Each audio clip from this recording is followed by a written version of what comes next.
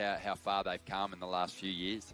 Yeah, and there's quite it's quite a challenge to seed the event, Ronnie, because a lot of unknown quantities. We don't know. We know Portugal's a great surfing nation. We don't know the absolute calibre of the surfer they've brought, but you know that everyone's going to put their best foot forward. We do know that for sure. Obviously, here in Australia, an incredibly strong board riding scene. It's been going for over 50 years. For some clubs, they're celebrating 60 years in existence now, and as a result, they know how to get the job done. They know how to win. They also know how to represent their local communities beautifully at this event. And they get plenty of support too. And a lot of people have made that pilgrimage up here to Snapper Rocks this year to get behind their clubs and to really bring them home in what is not just a fantastic event to take out for the honour of getting yourself that World Club Challenge title, but also some solid prize money up for grabs for these clubs too. Yeah, we've got a $60,000 prize money. And, Ronnie, it's I guess for me, it's like there will be a champion club that hoists a trophy. To me, it's actually much bigger than that. It's just this gathering that's starting to happen. It's a global gathering of grassroots surfing, and it's just really awesome to see it catching fire worldwide.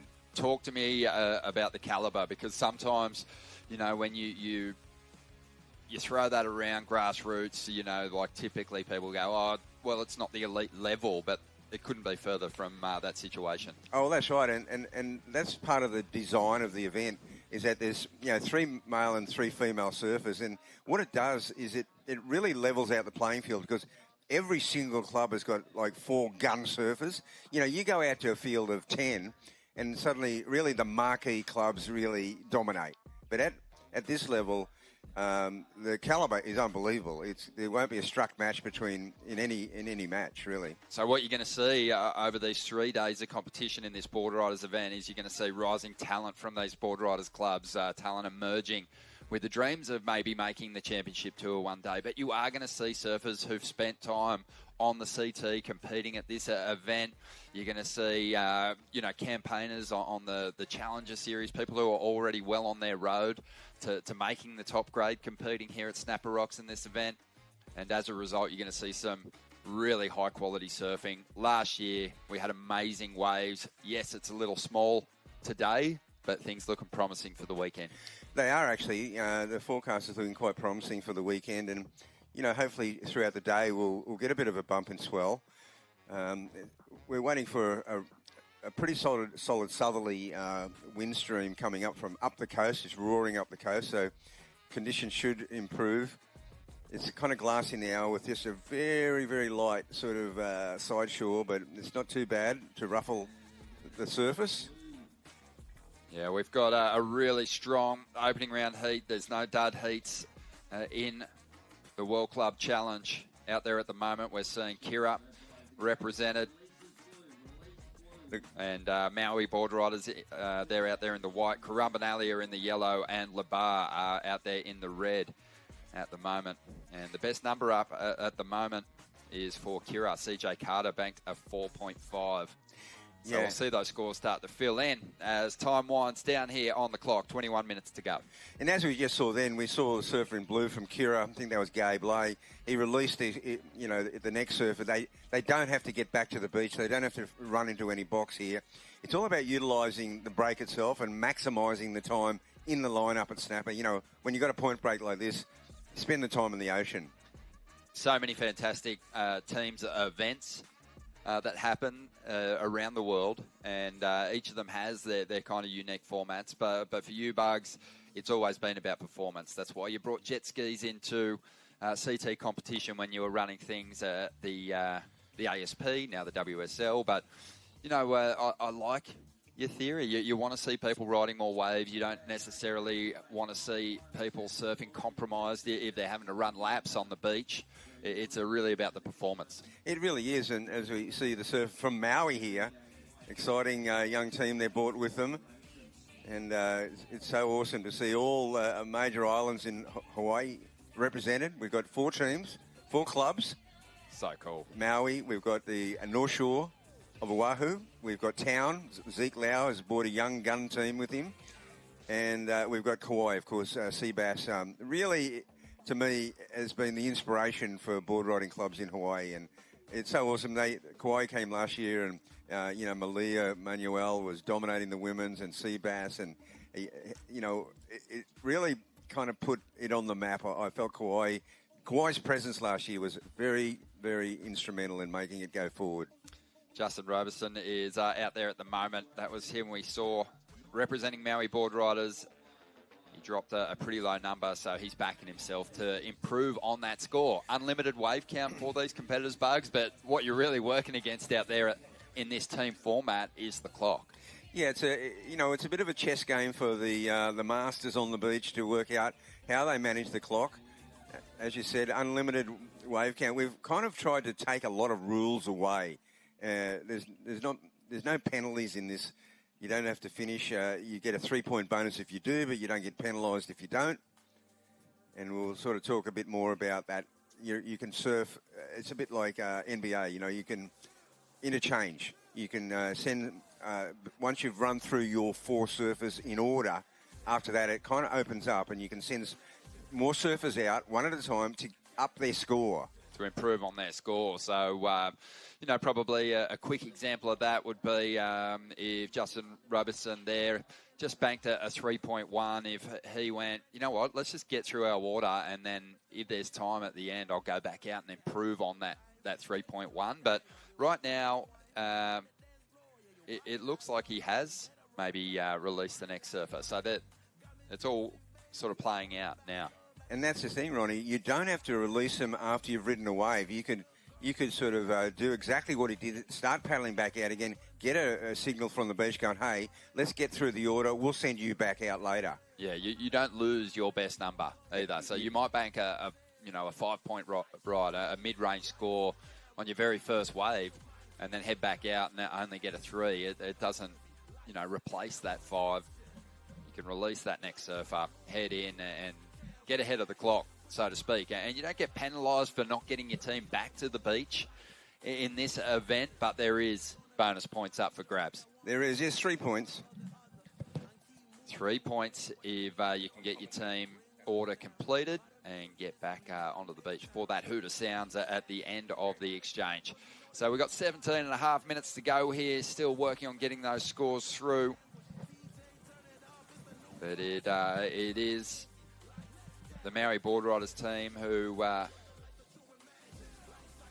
seems to be managing their time pretty well out there at the moment, along with Kira, who are at this stage in the number 1 position. Just love seeing the names pulled out of the woodwork for each of the clubs represented. As we see Kira back at it, Luke Summer on this one, having a look at it. He's going to release that next surfer. So they're really looking to provide some time for someone to get back out there and improve on their numbers toward the back end of this heat. Yeah, Ronnie, I want to give a big shout out to Maui because they have supported this event. This is their 3rd year here. And it's always amazed me with the Robersons and that, 1 minute you're watching them surfing like the 50-foot piahi and next minute they're out at 2 to 3 foot snapper, but they're here with a lot of spirit. They sure are. So this is a pretty decent ride here for Luke. Easy decision. Looks like he's on a fun little board there. Got a little bog down just off that little marley section. We'll see that. But the sand has started to fill in nicely here at Snapper Rocks. It's been a good place to come for a swim for most of the summer. There hasn't been a whole lot of surf. Well, we're very reliant on sand, and what happened was that we got a very late season storm swell that ripped the sand out of Snapper, Rainbow, all the point breaks, and then we went into a kind of a pretty dud spring with a lot of northerlies, and that stops the sand coming forward, so you don't get the sand coming along Froggies and around Snapper, and it's just starting now. I know we've got a incoming tide now, and we don't have a super established bank until the lower tide, but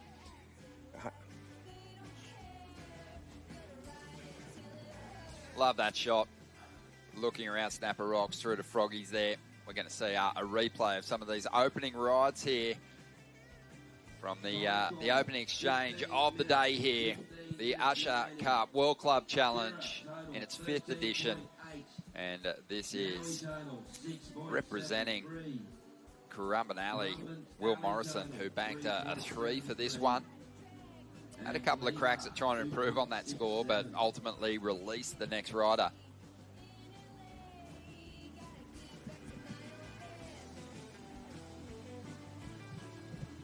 Just working on bringing those scores to the screen for you, but yeah, Will Morrison getting some work done early.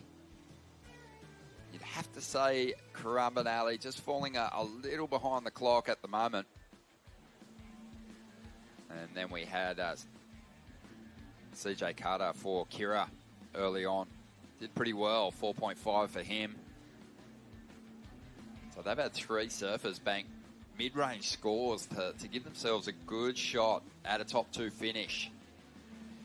And that's what all the clubs are after in this opening round. No losers, but the opportunity to get yourself straight to grand final day with a top 2 finish in this opening round. Yeah, well, you get through to Saturday. Actually, in this round, you'll surf again this afternoon. So the top 2 from this go straight into round 2. And so these guys, by the time they surf again in the afternoon with the outgoing tide, they'll have a pretty good handle on what it's looking like out here at Snapper. There you go. So last year and the 4 previous years of this event, Bugs, there's been an individual component to the World Club Challenge. But this year, just based on the excitement generated in watching the team's format play out, you made some changes. Yeah, it definitely made some changes. I mean, first of all, when Theo and I really got this event going, it was during COVID, and the whole deal was to reunite the club surfing, you know, starting locally, and then we invited some top interstate teams, clubs, and what happened was that the individual part was just to put some cash in the young Australian surfers to go to the QS events, you know, to get a bit of cash behind them, and we pay them in cash. And there was, I remember there was one of the first years, I think it was Mia Hupperton. She was about 15, and she made the quarterfinals, and she went up to get her prize money. That she heard, I get some money, and she got an envelope with $600 cash in it.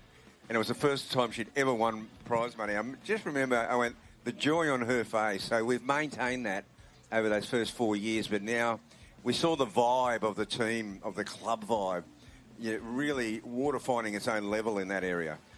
And it also has obviously allowed you to, extend the team competition, but also add to the field. 31 teams and some wild cards in the mix last year, but we said we were going to come back bigger and better this year, and man, there's the addition of a whole lot of clubs, another 16 clubs this season. So it's awesome to see, and some new names joining the mix too, as we see a nice looking wave here for Oscar Berry,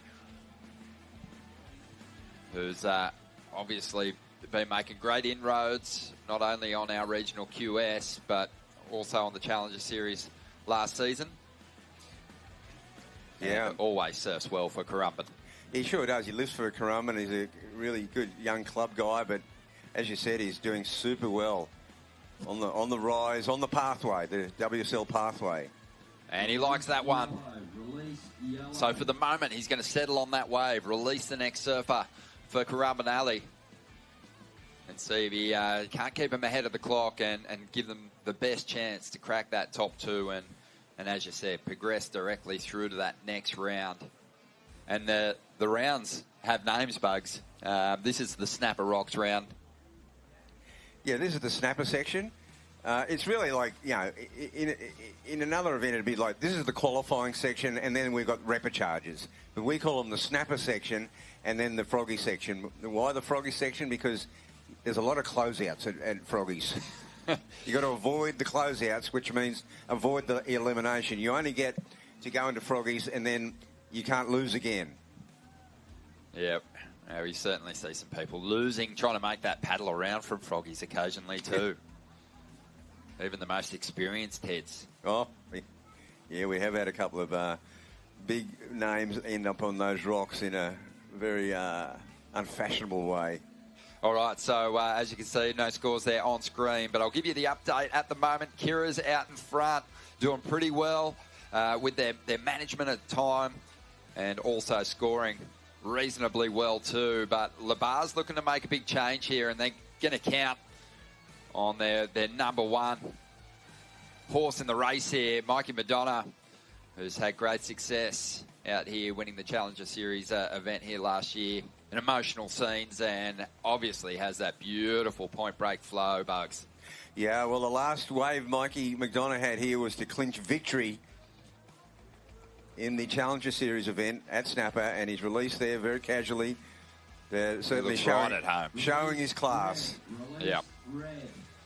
Yeah, so these guys are obviously, you know, probably a little short on just, you know, get some reps in on some longer waves, just because we have had a pretty average summer surf-wise. But it's in, Mikey. It's muscle memory at this point.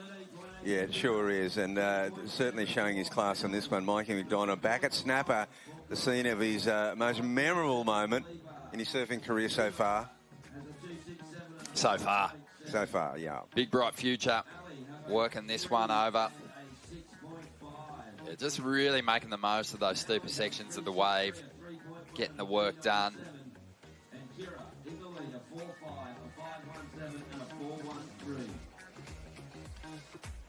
So Mikey, he is the second surfer for Labar. They got a score on the way.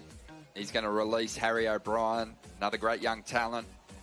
They got a solid squad too. So Jack Murray put up a 5.7. Mikey's score is going to help them get off the bottom of the table here.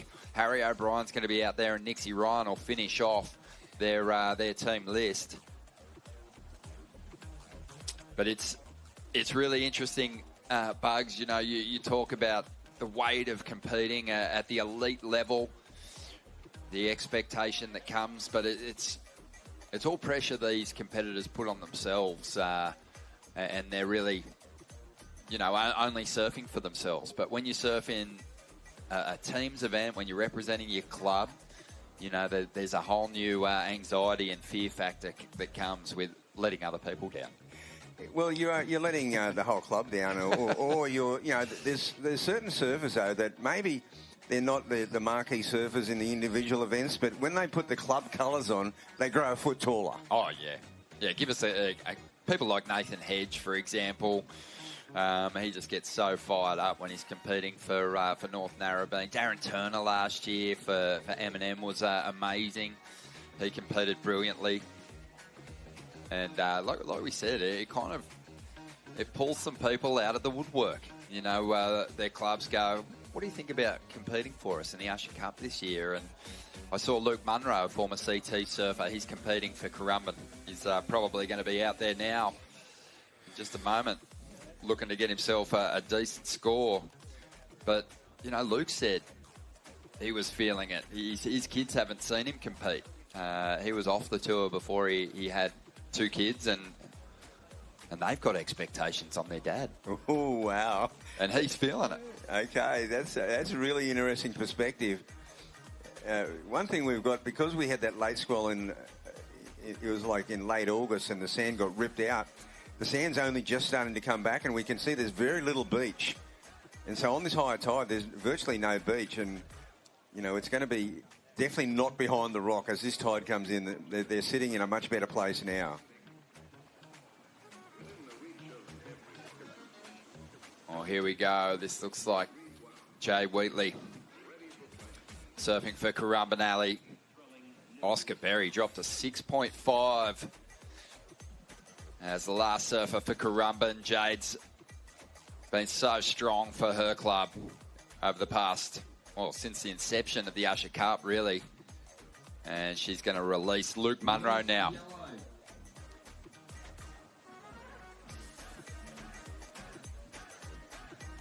So let's see if Luke's still got it. Wow.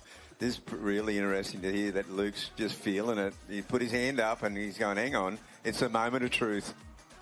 I remember seeing Luke winning through on the trials and beating Mick Fanning here in the CT event years and years ago. Decades ago now. I think it's decades ago. And great, it was, you know, Luke was just such a great young surfer from the Currumbin Alley. Yeah. Yeah.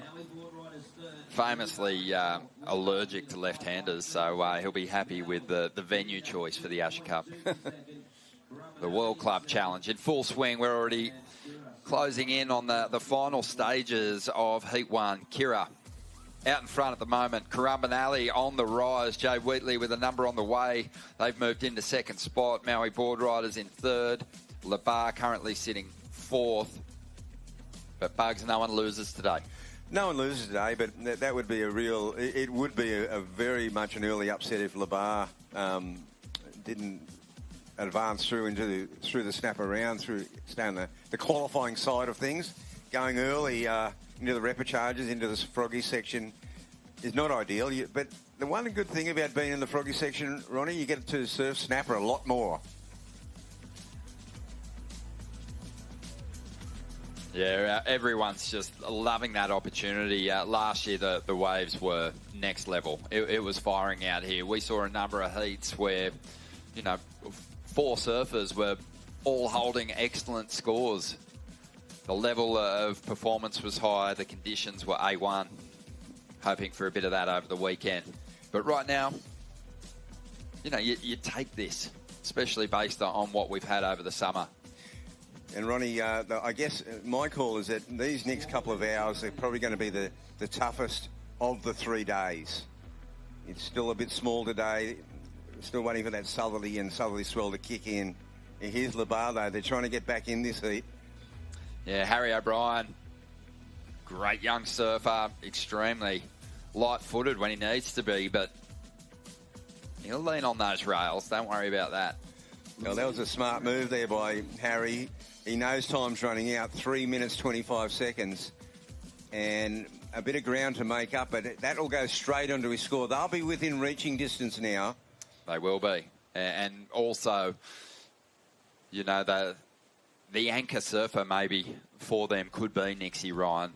We've seen it in the past, Nixie helping get the Labar team over the line and into some finals heats at the Usher Cup in the past.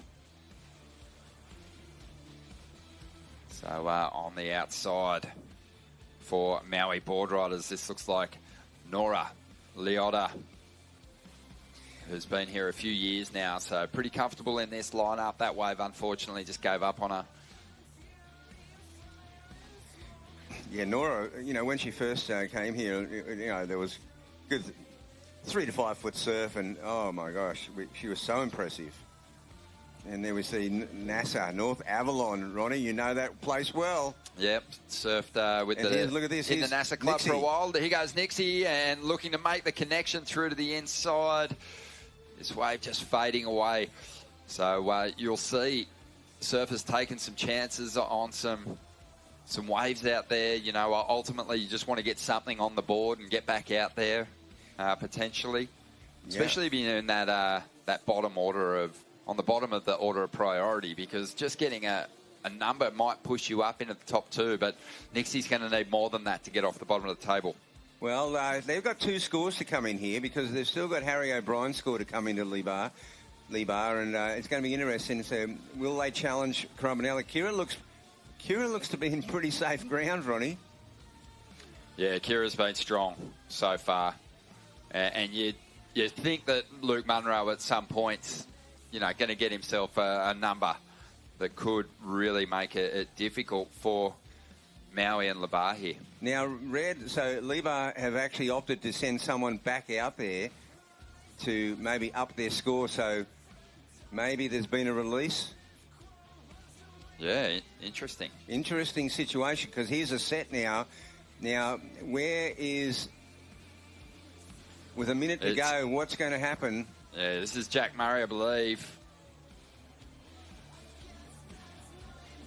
So he's got to improve on a 5.7, right? Yeah. Jack Murray is actually only looking to improve on a 2.67. Oh, see, that's the difference. That's what he's doing. That's what he's done. He's done that for sure. Yeah. Chipping away nicely at this one. Oh, that was a smart move by Libar to send Jack back out there. Yeah, he'll have to be very quick if he's going to make it to the beach for those bonus 3 points. Yeah, well, I think they're all in that situation. I'd be surprised if Is Luke Munro going to get a wave here? Now, this is going to be interesting to see here because there's 18 seconds remaining, but he's going to go into the keyhole. No, he's missed the keyhole. He's going to have to go to the beat. He's in rainbow. Wow. Surfed a long way down. He's going to have to do the rock hop. I don't think he's going to make it, Bugs. He's not going to make it. So we'll see if he's punished for that. But did Luke Munro do anything on the outside? That's the question, because they're looking to hang on to that second position, the Currumbinelli Club. Well, Labar has made the jump on the live ladder, has made the jump in the second spot. Yep. So really good management of time, smart move to get Jack Murray back out there. This is Nora from Maui Boardriders. We had a bit of a flurry towards the back end of that first heat. Might still be waiting on some numbers to roll through here. I'll update you on the situation, but things are well and truly underway now. So did Luke get a wave? Maybe not, but he might have opted for the 3 points. Oh, yes. That's the other option. It does seem to be a fight for second place here in that last heat. We'll see how it pans out. But Libar have got 3 scores to go in there for Libar. Well, Kira means business this year. You can see it in the numbers. Everyone's scoring reasonably well. Toward the end, they got a little desperate, but it feels as though they may have gotten themselves back for those bonus points. Still waiting to confirm that. Bear with us. 4 surfers out there, a lot of action. Surfers being released, Bugs. For the team captains, there's a fair bit to manage. There is a lot, and you know, judging from that first heat, you saw that they sat right behind the rock and took a fair while to get going in that heat, and now the tide's coming even further. So the behind the rock strategy is a real time consumer. So already, if you start to kind of consider where the numbers have fallen, you know, it's not excellent waves that are ridden at the moment. It's consistency across your team. If everyone in the team drops a mid-range score, then you're probably giving yourself a pretty good chance to progress. Exactly. See, this is why we have priority. In this situation here, without priority, it would just be an absolute bun fight around the corner. 3, 2, 1. And they are hustling and jostling for that inside positioning, but with that, the tide has taken behind the rock out of the equation. Wow, some big changes to the order toward the end of that first heat of the day. And we're going to confirm those, lock them down in just a moment as we see M&M there on the rocks. The cheer squad getting into position. And of course, M&M 2 years ago won the actual World Club Challenge section of the event. But back then it was a hybrid event. The winners were, as we see, NASA up and riding. Yeah, Letty Mortensen, great surfer. And Letty, he looks like he's opted for the volume out there, Bug. Something flat, something wide, something he can really get some speed on. Yeah, wise choice, and there's 2 wise decisions here. 1, the equipment, and 2, sitting in that position inside. I mean, not down around the second part of the rock, not behind the rock, just off to the left of it.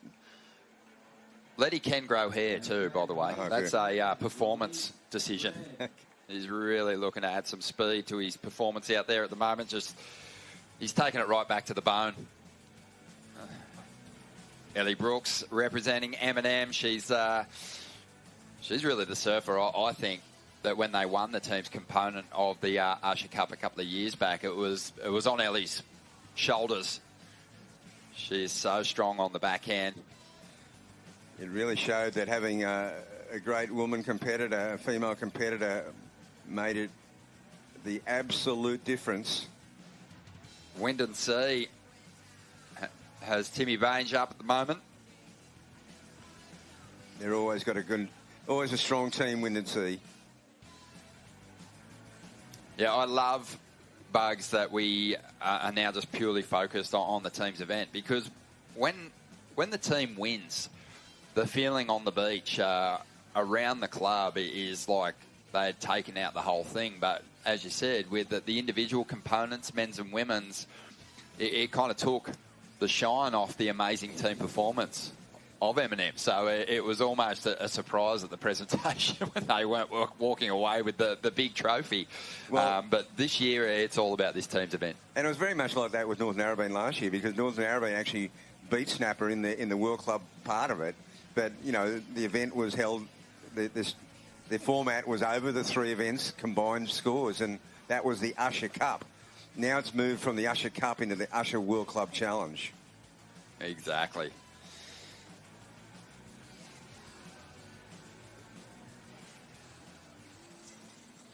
Yeah, this high tide and the swell hasn't quite kicked in, and this is the tough part of the day right now.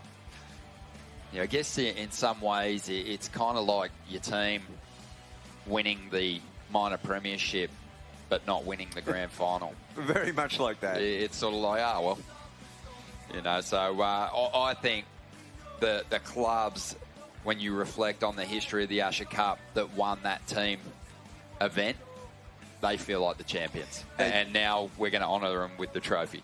Yeah, and the thing is that, you know, and I had this discussion with Theo, and I said, gosh, you know, we should acknowledge them. But he went, no, but from the word go, it was always known going in to win the Usher Cup, it was a combination of your male individual, your female individual, and the club component. And that's, so he said, no, the champions won it that way. But now there's one winner, and it's the World Club Challenge winner. So Letty did his job. As I said before, if everyone in your team gets themselves a 5-point ride and gets to the beach, 23 points, you're looking pretty good to get a top 2 finish. Wind and Sea, they've done pretty well too there. I believe that was Timmy Bainge bagging a 6.5, so a really positive start for them. But just to recap on the results of that first heat of the opening round, I'll give them to you now. It was a really late charge from Labar, who got off the bottom of the table and bagged themselves a heat total of 20.17 as a team. And it was Jack Murray going out there to improve on his score. He did that. He went from a 2.67 to a 4.67. Very strong. So Labar taking the win in the end. Kira held on to second position. Currumbin Ali, well, they're going to have to fight their way out of the Froggies round, that repetition round, if you like. And then it was Maui Boardriders in 4th position. Luke Munro didn't get the opportunity to show us if he still got it. Didn't get a wave, so... He gets another chance, though. He gets another chance of redemption, a redemption song.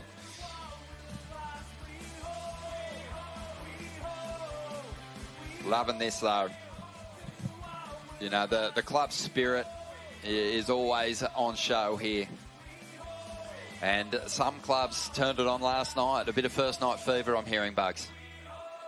You get to a bit of first night fever, you get to the Gold Coast, you're seeing old friends, and it's hard just to really reel it in.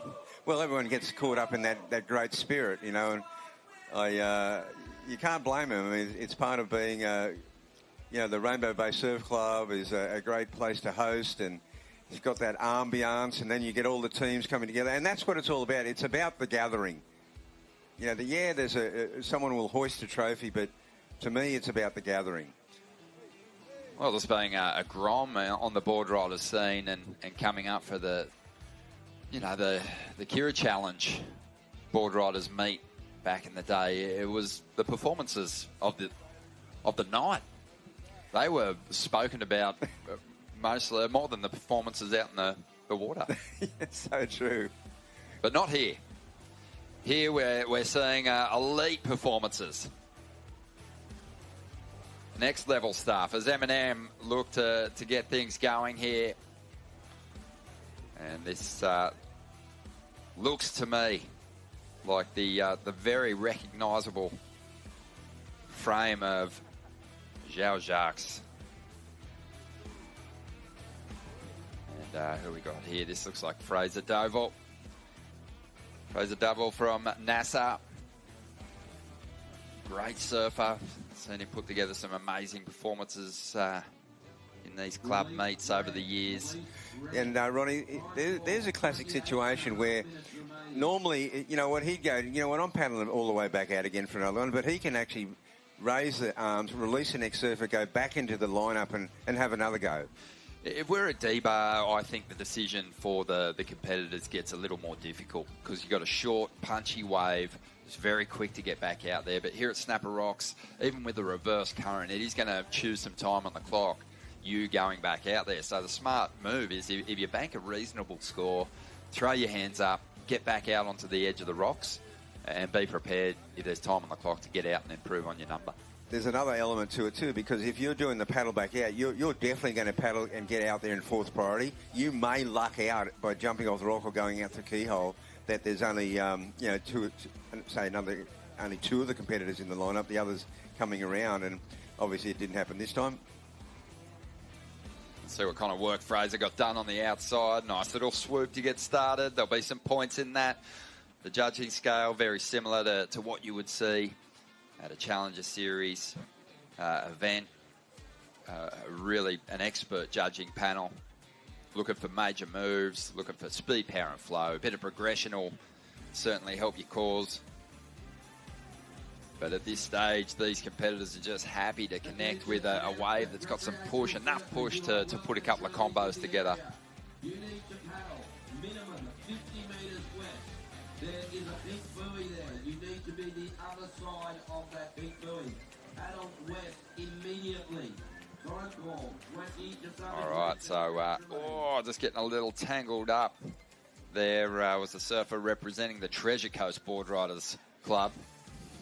That's 3 clubs from Florida here this year, Ronnie. I mean, Florida is basically on the opposite side of the world to Snapper Rocks. Absolutely the opposite.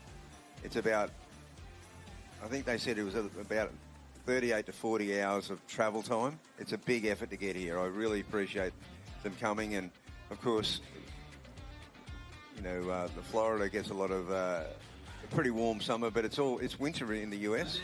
So they're coming here and they're in board shorts. Loving it. Yeah, great to have the Treasure Coast here. Relatively young club, started in 2021, really starting to gather some momentum. And you just sense it building internationally, this Boardriders club scene. It's awesome to see communities getting behind their young surfers, aspiring to get to the top end of the ranks. It's a great day out, the Boardriders club meets. Yeah, there's nothing like it. I mean, and clubs are doing a lot more community work now. Of course, we've got a big charity element to the Usher World Club Challenge. We always do every year. 10 local charities. Yeah, we'll be telling the story of those charity partners throughout the event, that's for sure. As we see M&M looking to bank a couple of good starting rides here. Masaki Seto is connected with a pretty nice little wall here. He'll look to gather some momentum for a solid finish. Just chipping away at this one. You can tell that it's pretty much a trend there. Once the wave gets down a little Maui, the sand's just a little deeper. The bank sort of drops off and the waves die out. So you want to get your work done at the start and through the mid portion of these sets. Wind and sea working well with the clock. Yeah, this is a pretty nice ride there. Well finished. He'll definitely be calling that one. Release yellow release. Bugs, it was a pretty weak release, that one. Yeah, you want to make it very apparent to the panel. He was unsure. He wasn't happy, but you know what? It's probably one of the best rides of the heat. Yeah, well, you do see a bit of stink nose from some of the riders when they finish their waves. Everyone wants that excellent score, but, you know, you in any team's event, you're really working against that clock. And what you don't want to do is put pressure on your teammates and not give them enough time to bank a number of their own, even if it is a small number that you get. You can send your whole team back out there if you got time. You can. And that is the beauty of the system. Obviously, working the clock and working for that 3-point bonus is all part of it. that we saw in the last heat. Libar actually did, you know, they utilised their whole team, went again, and it worked out for them. They languishing in fourth for quite a long period of that heat. So Fraser doing the job pretty nicely too. 4.27. It's not his best, but he's certainly like maintaining a good pace for the NASA club. And Wind and Sea looking strong too. They've actually got the 2 best numbers of the heat so far. They've got their 3rd surfer out there. Have a look at how well Timmy Baines moves across this wave. You know, where other people are kind of struggling to find speed, he really tapped into it, didn't he? He sure did. I mean, that wave there, just, he was thinking about it. It just lined up for him pretty well. Bugs, Snapper Rocks, big part of your life, the Boardriders Club. How long have you been with them now? Well, I've been with them 52 years. I actually started out in the Kira Club in 1968 and then came over to Snapper when it sort of... Big contract, obviously. They lured you over. Well, Kira was it was a wild time at Kira. There was, you know, Michael Peterson, Peter Town and myself were all in the same club, and there's quite a lot of rivalry going on. And... who invited you up? Well, I just sort of, you know, it was actually, I was a junior and Michael Peterson and Peter Town had the huge rivalry, and I just sort of wandered over. It often happens. It's even happened here at Snapper Rocks, you know. Members that you thought were basically going to be lifers kind of just went, you know what, like, we want to get something happen at our own beach. And the Duranbar Boardriders started up, and they've become a very strong club. It's sort of like this stretch had space for more clubs. Oh, definitely. It was like the dinosaur theory, you know, there wasn't room for 2 T-Rexes in the same club. Love that. But it's all about mateship. It's all about being with your mates. Yep. You go, you know, the club you're in is the club your mates are in. And sometimes, you know, just fleeing the ranks and getting involved with another club only adds to, you know, the inner club rivalry as opposed to, you know, the rivalries within your division at your very own Boardriders club. Here's a classic. You know, one thing as Theo and I welcomed and greeted the clubs as they arrived, we saw how many clubs had really young gun teams. So impressive. Yeah, check this squad out. It's basically the full Grom squad. This is the Coolum team gearing up for that next heat. But out there at the moment, it is Team NASA now who have actually jumped up into the lead. I think we've got a couple of scores to come through on screen, but those numbers starting to filter through. And Cedar Lee Jones was out there. She just had her ride. So Team NASA's had 3 surfers. They're onto their 4th now. And it's a strong club that always has a huge turnout. Some of the clubs that are the bigger clubs will run their open and their junior days separately now, but NASA, you know, has I think the benefit of a big beach that they can kind of spread double bank on, and they'll often run the micro grommets down the beach, double bank it, and yeah, it's always a huge day out. One of the boys, Tiger Robbins, he goes hunting and brings down a massive hunk of venison and puts it on the spit roast in the morning, and everyone hangs around for a bit of that. But you're also in that very far northern corner on that inside, that little reefy grommet wave. It's unbelievable. Yeah, I call it Bainey's Rocks. Oh, yeah, Bainey's, you know. Well, he's part of the rocks out there. Yep. And, no, they're a strong club, a building club. You know, they've been around for 50 years now, 50 years plus, but they're really starting to do some solid stuff in these club meets out in front at the moment.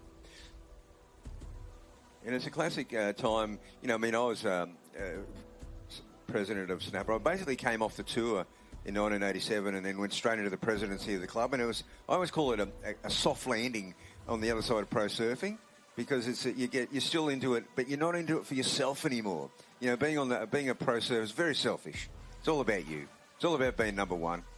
And in the club, it's all about winning for the team and being part of a team. Love that. Yeah, it's an amazing host club. Snapper does a great job down here, and you know, for some of the clubs that have kind of been struggling to fill a team, they're able to pick some wild cards from the Snapper ranks to represent their club. Well, we've made an arrangement, you know, knowing that for sure, you know, when you travel a long way and you've only bought, you know, travel costs are prohibitive to bring extras. So if you fall short a bit, Snapper will gladly just loan you a surfer for the occasion. And we've already utilised that. North Shore, Oahu, Coolum in the next heat. I think Geordie Halford surfing for them. So this is the Treasure Coast once again. Nice looking little wave here. And then we've got Dimity Stoyle actually surfing for Jacksonville because Karina Petroni actually injured herself yesterday morning, really unfortunately. Bummer. But she called Dimity, and now Dimity's in the North Shore Club on the North Shore, so it's an all-in, you know, everyone's wants... Wow. Because, you know, if you don't have one of your four, you're done. Yeah. Well, that's a huge bonus to the Jacksonville team. That's massive. Dimity has won the individual component of the Usher Cup here before, so she'll represent them well. Spends a lot of time in this lineup. Well, that was a really nice wave there for Marilyn Glob, who just banked a 3.67 to get Treasure Coast back on track. Time winding down, though. Reaching that midway point in this heat. And it is still NASA hanging on to that number one position. Well, let's see the replay here, Bucks, for Marilyn. Yeah, Marilyn needs to get her club back into the action, and she's on a forehand. She gets that inside connector, very importantly, maintains the speed, and she's just sort of zigging and zagging. As we see this high tide, it definitely takes a lot of power out of the wave. It's probably the most difficult couple of hours we'll face in the whole event, I think. It's just a beautiful morning here on the Gold Coast, though. Water visibility just right up there. And it's just stunning. Good way to kick things off on what's going to be a big celebration of grassroots surfing over these next 3 days. Usher Cup, the Usher group, I should say, just really putting so much into this event, so much behind it. The setup this year is just unbelievable. If you're in the zone, definitely get along, feel the buzz of this grassroots movement. Maybe you've got a team in the mix, or just an area that you can cheer on to success.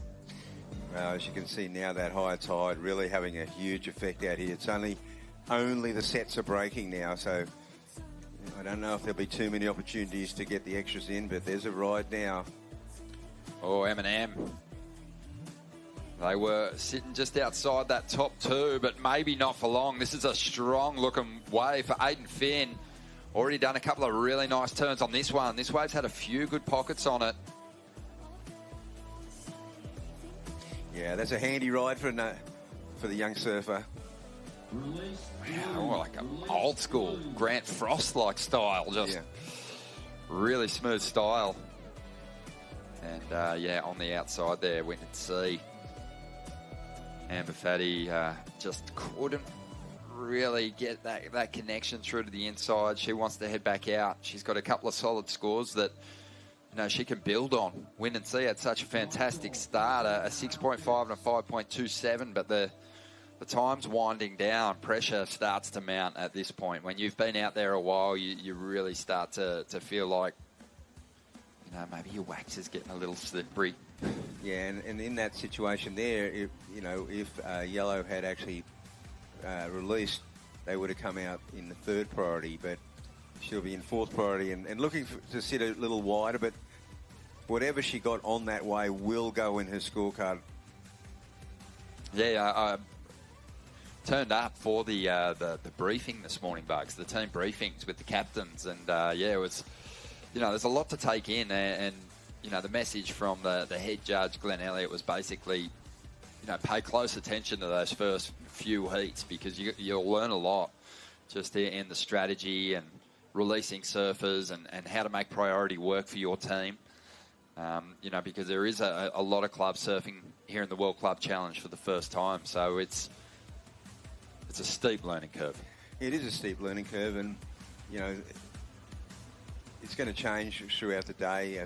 When the tide goes out in that second round in the afternoon, the conditions should improve.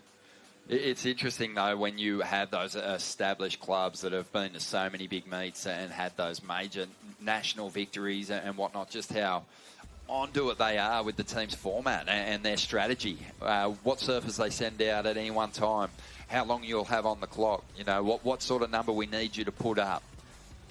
How long is too long?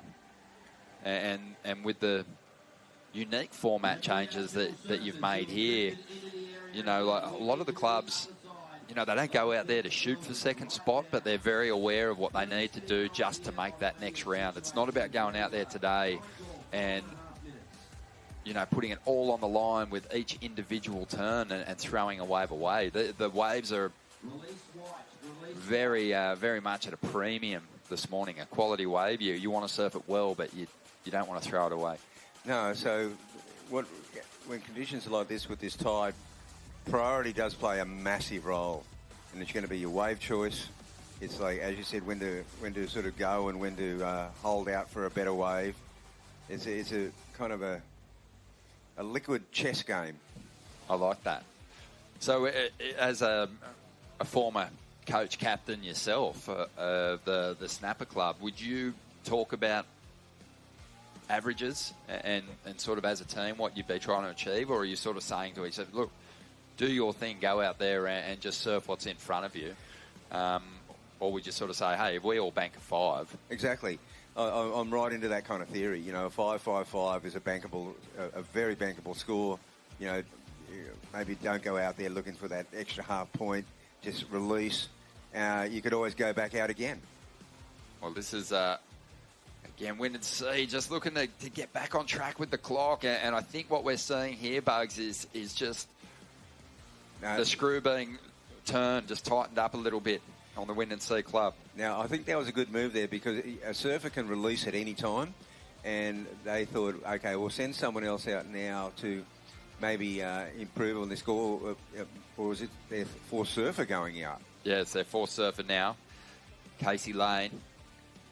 So Casey will get out there and attempt to bank a solid score to get Wind and Sea back maybe to the top of the table here. But I like that, what you said. Amber was well aware that she was likely not going to improve on her 2.27 with that last wave, and she went, you know what, like, this isn't working. I'm fourth in priority. I'm only getting the scraps at this stage. Exactly. I'll just pull the pin. And she looked on the beach and she got the word, and I think that was the right move. Oh, this is a nice-looking wave here for the NASA team. And Cedar Lee's been out there for some time too, trying to improve on a 2.73. You'd have to say she's already done that. Yep. And still chipping away at this one. Sticks with it. You can see sometimes the surfers want to push into this wave, and towards the end of the ride, the wave just stops pushing back. And if you overcommit, you can bog down on a rail. And if you're one little bogger, and if you're too far away from the pocket, you're going over the back of the wave. That was a nice wave for Cedar, though. Yep. Has she thrown her hands up? Yep. Released her surfer, so there you go. And that's going to release Lakana Cullen, Loki, who's just a super talent in the NASA ranks. And he's been on a tear in junior events around the country recently, but I think also won the Champ of Champs down there at NASA recently. And the thing is, he's a gun surfer, and this is the other thing. The challenge for coaches is: do you leave your gun surfer to be last? NASA's got a few of them, by the way. That he is a rising talent. Has he been left with enough time? All these sort of questions come into play. Yeah, he is amazing. You mentioned just how strong Loki is. He won A grade. He won the Champ of Champs. And he was the NASA Surfer of the Year in 2024. So pretty amazing at such a young age. Looking forward to seeing him get one. Yeah, really looking forward to seeing him. We saw him up here in the Oki Grom comp last year, and so impressive. His brother Barlin rips too. Yeah, you've got that, you know, they're really close, the brothers, but they've got that amazing rivalry too, so they're just pushing one another beautifully to some next level performances. Yeah, I'm really hoping that southerly starts kicking in soon. That got a little bit of westerly in that wind now, so get a few ribs in the face. Ribs in the face, and when the wave's lacking some push, it starts to get really hard to get some momentum for those bigger turns. Yeah. And that's tracking pretty nicely at the moment here, Bugs. Sitting in that number one position, onto their fourth surfer. 7.5 minutes to go here. Eminem's made that jump. They've got Ellie Brooks out in the lineup. Lethal backhand she possesses. And Wind and Sea not too far off the pace. Yeah, only 1/10 of a point. So very close here between all three clubs. This is a super tight heat. Yeah, Cedar Lee Jones putting up the best number for the NASA team so far, 5.33. Yeah, that is such a keeper right now. I don't think they'll be sending Cedar Lee back out there again.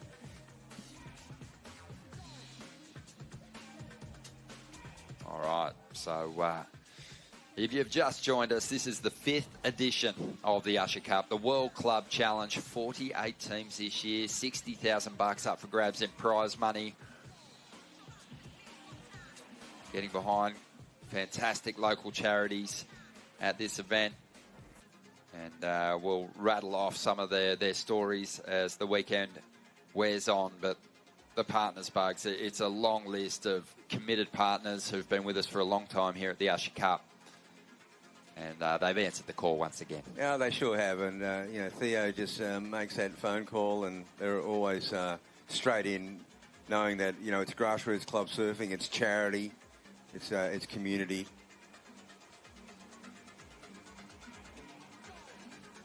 It's just the ultimate way to kick off the year too, the competitive surfing year, if you will, and it's shaping up beautifully. We've got the World Junior Championships unfolding in the Philippines at the moment. A number of Australians through to the round before the quarters. Yeah, that's awesome. And this is really a classic pre-season event. There's no doubt about it. It's the perfect entry for some of these surfers about to hit the qualifying series and look to crack those challenger events, but also for some of the veterans that we haven't seen with the jersey on for a while, it's a great excuse to get down here and catch up with some old mates. Well, it's great to see Damien Hobgood here. That's an incredible surfer who was such a feature, him and his brother. Places like Cloudbreak and Chopu. As we see Treasure Coast trying to get back into the mix here. Yeah, not a bad little wave there. Of course, Zeke Lau, of course, surfed in the Eddy a couple of, you know, just over a couple of weeks ago, and what an amazing experience. I mean, we've got a surfer that surfed in the Eddy. I mean, that is awesome. Yeah, what an Eddy it was too. Well, let's have a look at this wave on the replay. Treasure Coast. Strong ride and just what they needed with not a whole lot of time on the clock, 4.5 minutes to go. And that was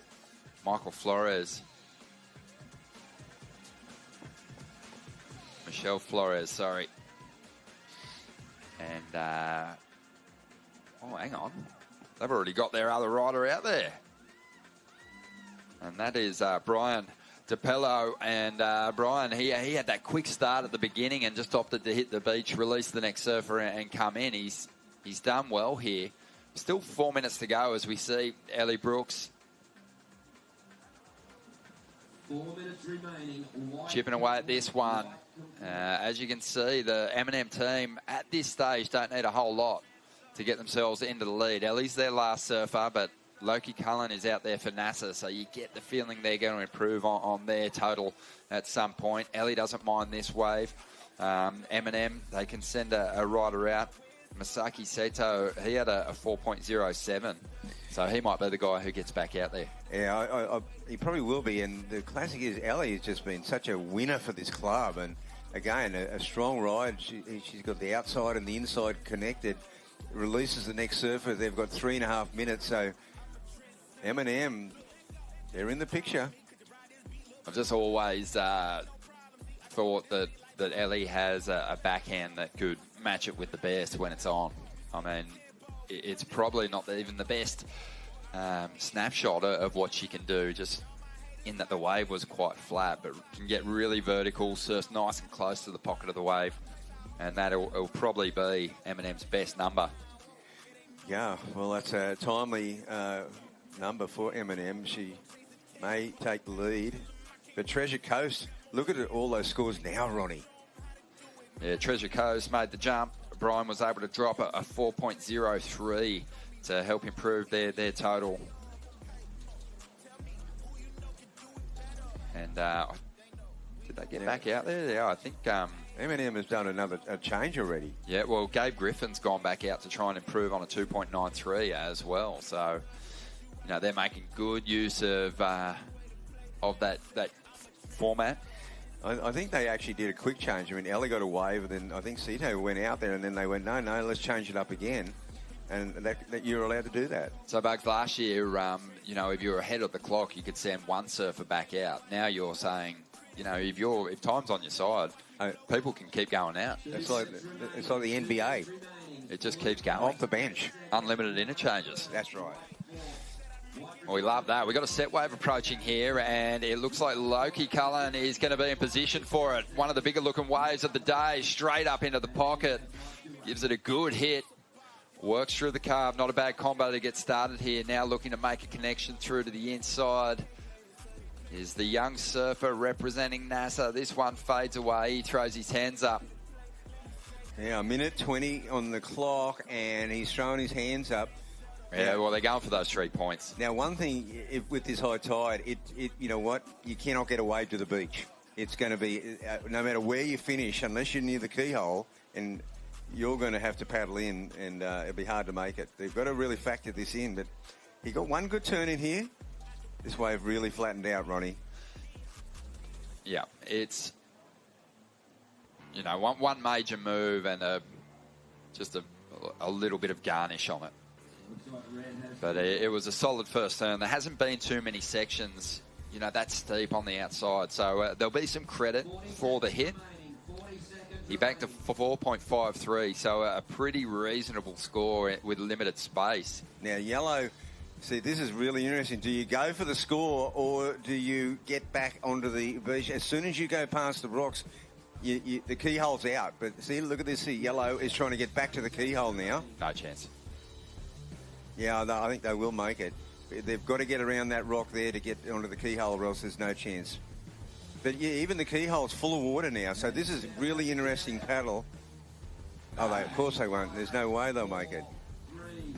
No. And it was a crucial... They went for that wave. It was crucial. The points were crucial.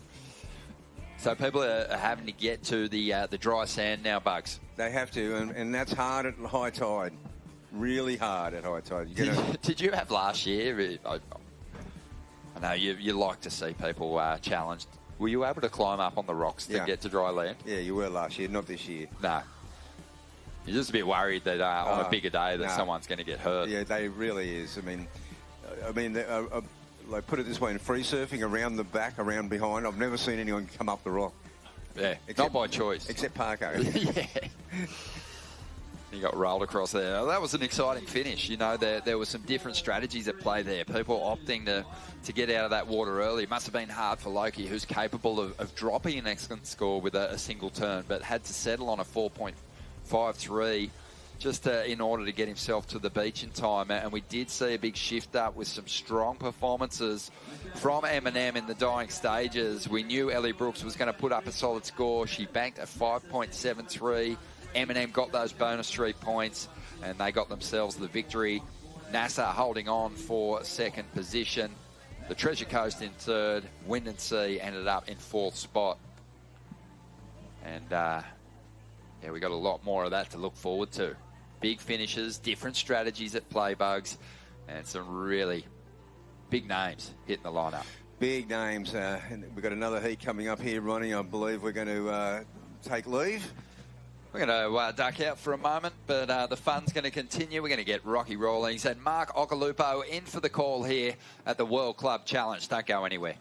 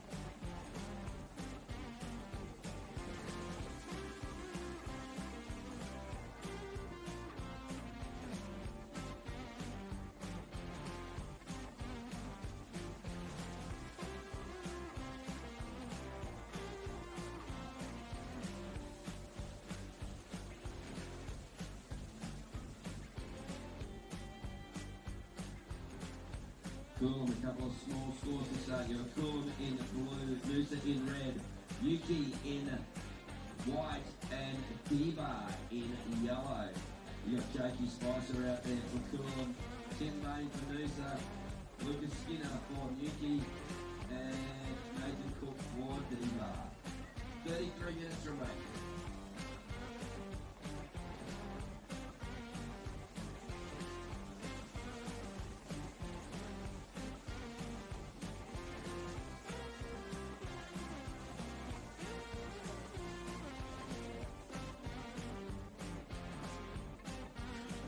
Well, this is Glenn Rocky Rawlings coming live at you from our beautiful little corner of the world, Snapper, which is kind of, you could say now, is pretty well known. It's a very spectacular place to be, to live, to grow up, but to have these events,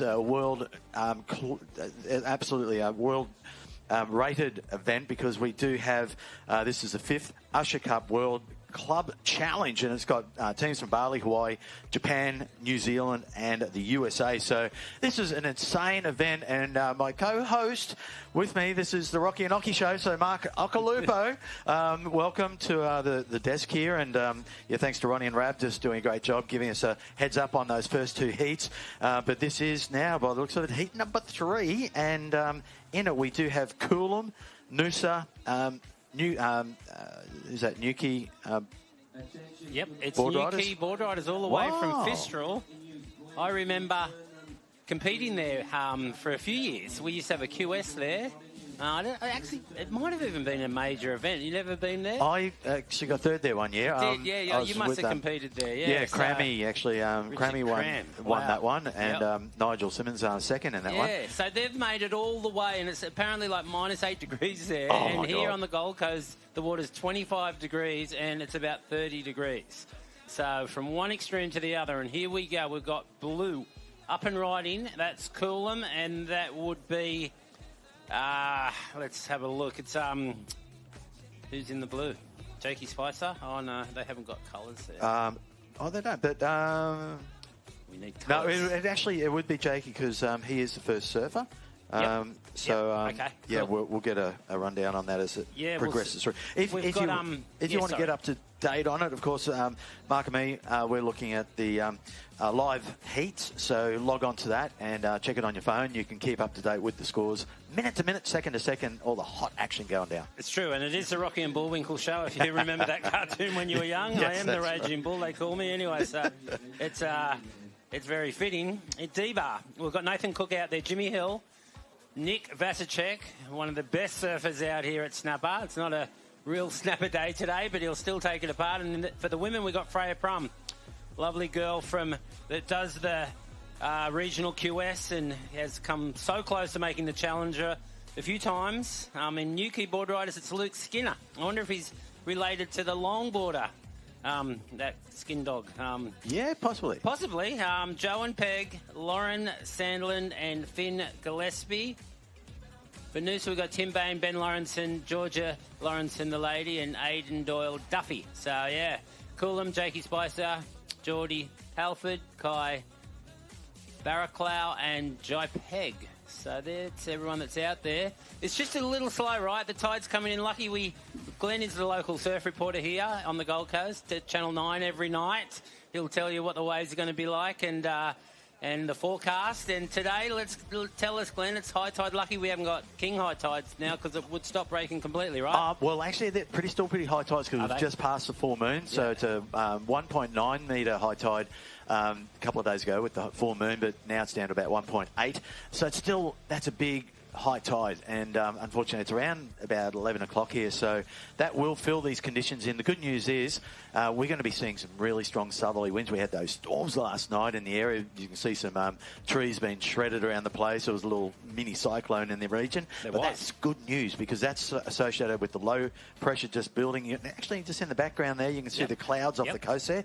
That's all tied in with a little low out there. But look at this, up and riding now, a bit of action for the surfer in from Noosa. That would, of course, be their first surfer, Tim Bain. That were two nice full turns there, really on rail, which for high tide, that's well done. A little three-stage cut back there. And tries to get it into Little Maui there. It's going to fill up, and he's going to claim that wave. So the next surfer will be released straight off the rock. This is how we do it here. Rab's designed a really cool format, upgraded it a bit this year so that you can get the surfers sent back out to better scores after all these surfers have surfed, which is a great idea. And it's just really exciting. You've got to get back to the beach, Glenn. Dry sand. You're not allowed to climb on the rocks. You've got to get back to the dry sand to get 3 points. And like last year, they let them climb on the rocks. This year, it's not allowed because it's too dangerous, especially with swell. They were talking about, has anyone come up the back rocks? And I have. Joel's done it. I've done it. Like we pedal off Froggy sometimes and it's really big and we get stuck and you get too scared and you bail back up on the rocks. Cut your feet. So it's not advised to do that. No, not at all. Small today, but hopefully we're going to get some swell over here in the next couple of days, Glenn. Well, going back to the forecast, that little low that's down south off the New South Wales coast, it'll move up over the next couple of days. So it looks beautiful now. It's light offshore winds, but I can tell you we're going to be looking at anything up to 40 to 40 kilometre hour southeasterly winds by Sunday. And Saturday around 40. So that means 2 days of southeasterly winds. That little low out there, the period will get longer. The swell, it's going to be fairly south-southeast, so a lot of it will go past, but we will see, especially with the sand here, it's not too bad. We will see some pretty good waves on those low tide marks, which will be early, super early, and super late. But look at this replay. Wow, this is looking Nathan awesome. Cook, I can tell that style anywhere. How good is he? He's so good. Opens up on those backhand hits. We know how good that feels at snapper. Both being goofy footers. That's right. He picked himself a good wave there. It's still got some wall too, and just kind of, it goes flat there. Like out the back, you kind of want your normal board, but on the inside, you'd probably want a little 20 or something fishy to keep going, and there's not much power at the end of these waves here at Snapper this morning on this high tide, but there will be, I reckon you're right, Glenn. There'll be some barrels behind the rock when the south swell fills in on the low tide. There is definitely sand back there. Yep. So it's exciting. It's going to be a great event. That wave just then, Nathan, he got an 8.17. So that's a great opening ride for Nathan Cook for D-Bar, opening their campaign now, which gives him a great an early start so he gets in quick. He can change over to Jimmy Hill by the looks of it. Who's going to be the next Jimmy Rips, hey? Jimmy Rips, yeah. So that'll be the second surfer. And that is important, you were saying before, getting those first surfers up and running, good scores, get them in quick, get them on the sand, get those extra 3 points right at the end, and that can make all the difference. Yeah, he's actually really good friends with my stepson, Sonny, and Sonny plays footy. Jimmy was playing footy too. I don't know if Jimmy's still playing rugby league, but he was a very good rugby league player. Moved up here from the Central Coast, I believe, a couple of years ago. Yep. Like, he was a big boy even when he was young. Like, he looked a few years older than he was, and he's got manpower turns, surfs really well, charges big waves. So he's got a big future. I didn't see him do many regionals actually last year, but we got to, they've got to get him. I think he rides for the Mad Huies, right? Got to get him on the on that regional tour, because I reckon he could go well. Yeah, I'm with you. He was a star performer last year, and Yep. you know, these sort of waves, you can't hide on these waves. You know, it's basically, it's a big, clean, or good, clean wall. Not always big, but it's a very workable wave, and it really helps you hone your skills and be able to tighten your surfing. So you're doing your turns in the pocket of the wave. It allows you to get in deep behind the rock on the barrels. As we said, Nick Vasicek, one of the best goofy footer surfers who actually pushes further than some natural footers back in behind the rock there. And I've seen him insane big barrels. We both have. He is unbelievable there behind that rock there, and definitely as good, if not better than the natural footers. It's not a problem for him. I mean, it's so hard, that takeoff behind that rock with the backwash coming back at you. And it's such a steep drop, and he just makes it look so easy. Here we go, up and right in. You'll have to tell me who that is. Okay, so that... no, it's Noosa. We know that. Yeah, it's Noosa, so that would be Ben Lawrenson. Oh, it is, yes. I know Ben. Sorry, Yeah. I should know that. Ben does a fair few events. And I actually reckon, you know, looking at Ben now, and as you know, on your backhand, you can really sort of keep staying up high and crack the even on full waves like this. He's going to claim this one, but forehand you can get caught up, and we've seen a few of those. It's an advantage for sure in conditions like this. Definitely on your backhand, there's always something there that you can hit. You're on your tippy toes, so you've still got your rail, and you know you're going to get push back, you know, from that whatever's there. If you find like a half a lip backhand, at least you can rebound off that, and on your forehand you can get sucked when it's high tide. So yeah, it's definitely a good point you make there. Nick Vasicek, we haven't seen him get a wave yet. He goes white, up and right in his new key. So we're not too familiar with these guys. Haven't been back to New Key in 20 years, or probably longer. But, wow, he's making some good... he's already claimed it. So I'm not too sure if you can release your surfer when you're going halfway down the wave. No, it really should be by the end, but that's all right. He's getting it out of the way. He's let him know that get ready, because you're out there after this wave. He's grovelling it. I mean, you know, he's going to go left and maybe get a little kind of backhand snap. That won't count. He lied down halfway through, but at least he's released his next surfer there, Rocky. Yes, so, well, that'll be interesting. So that's going to be Newkey's first wave. So welcome, Newkey, to the Gold Coast and to this event.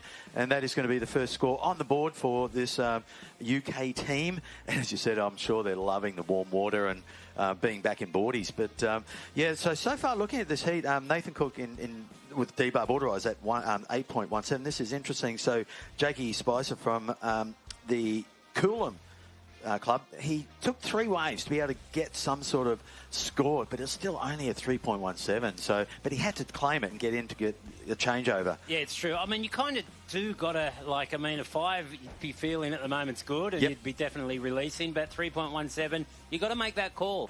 You really do, and 3 waves is a lot. You know, you'd probably want him to be making it happen on your first or at least your second wave. But anyway, he's did it, and let's see how we go. But well, that's Lucas Skinner from Newquay, and that last wave of his 4.07. So you're saying if you get something around that mid-score, you know, you want to get something high to start with, especially, you know, looking at the fact that there's an 8.17 already thrown down by Diva. But it's a team event, and, you know, it's about getting in time and then giving your other team members enough time to get stuck into it. Look at this way, Jimmy Hill. Yeah, nice. You can tell how good his style is. Like he's riding a little carbon kind of thing, and it looks fast and flashy.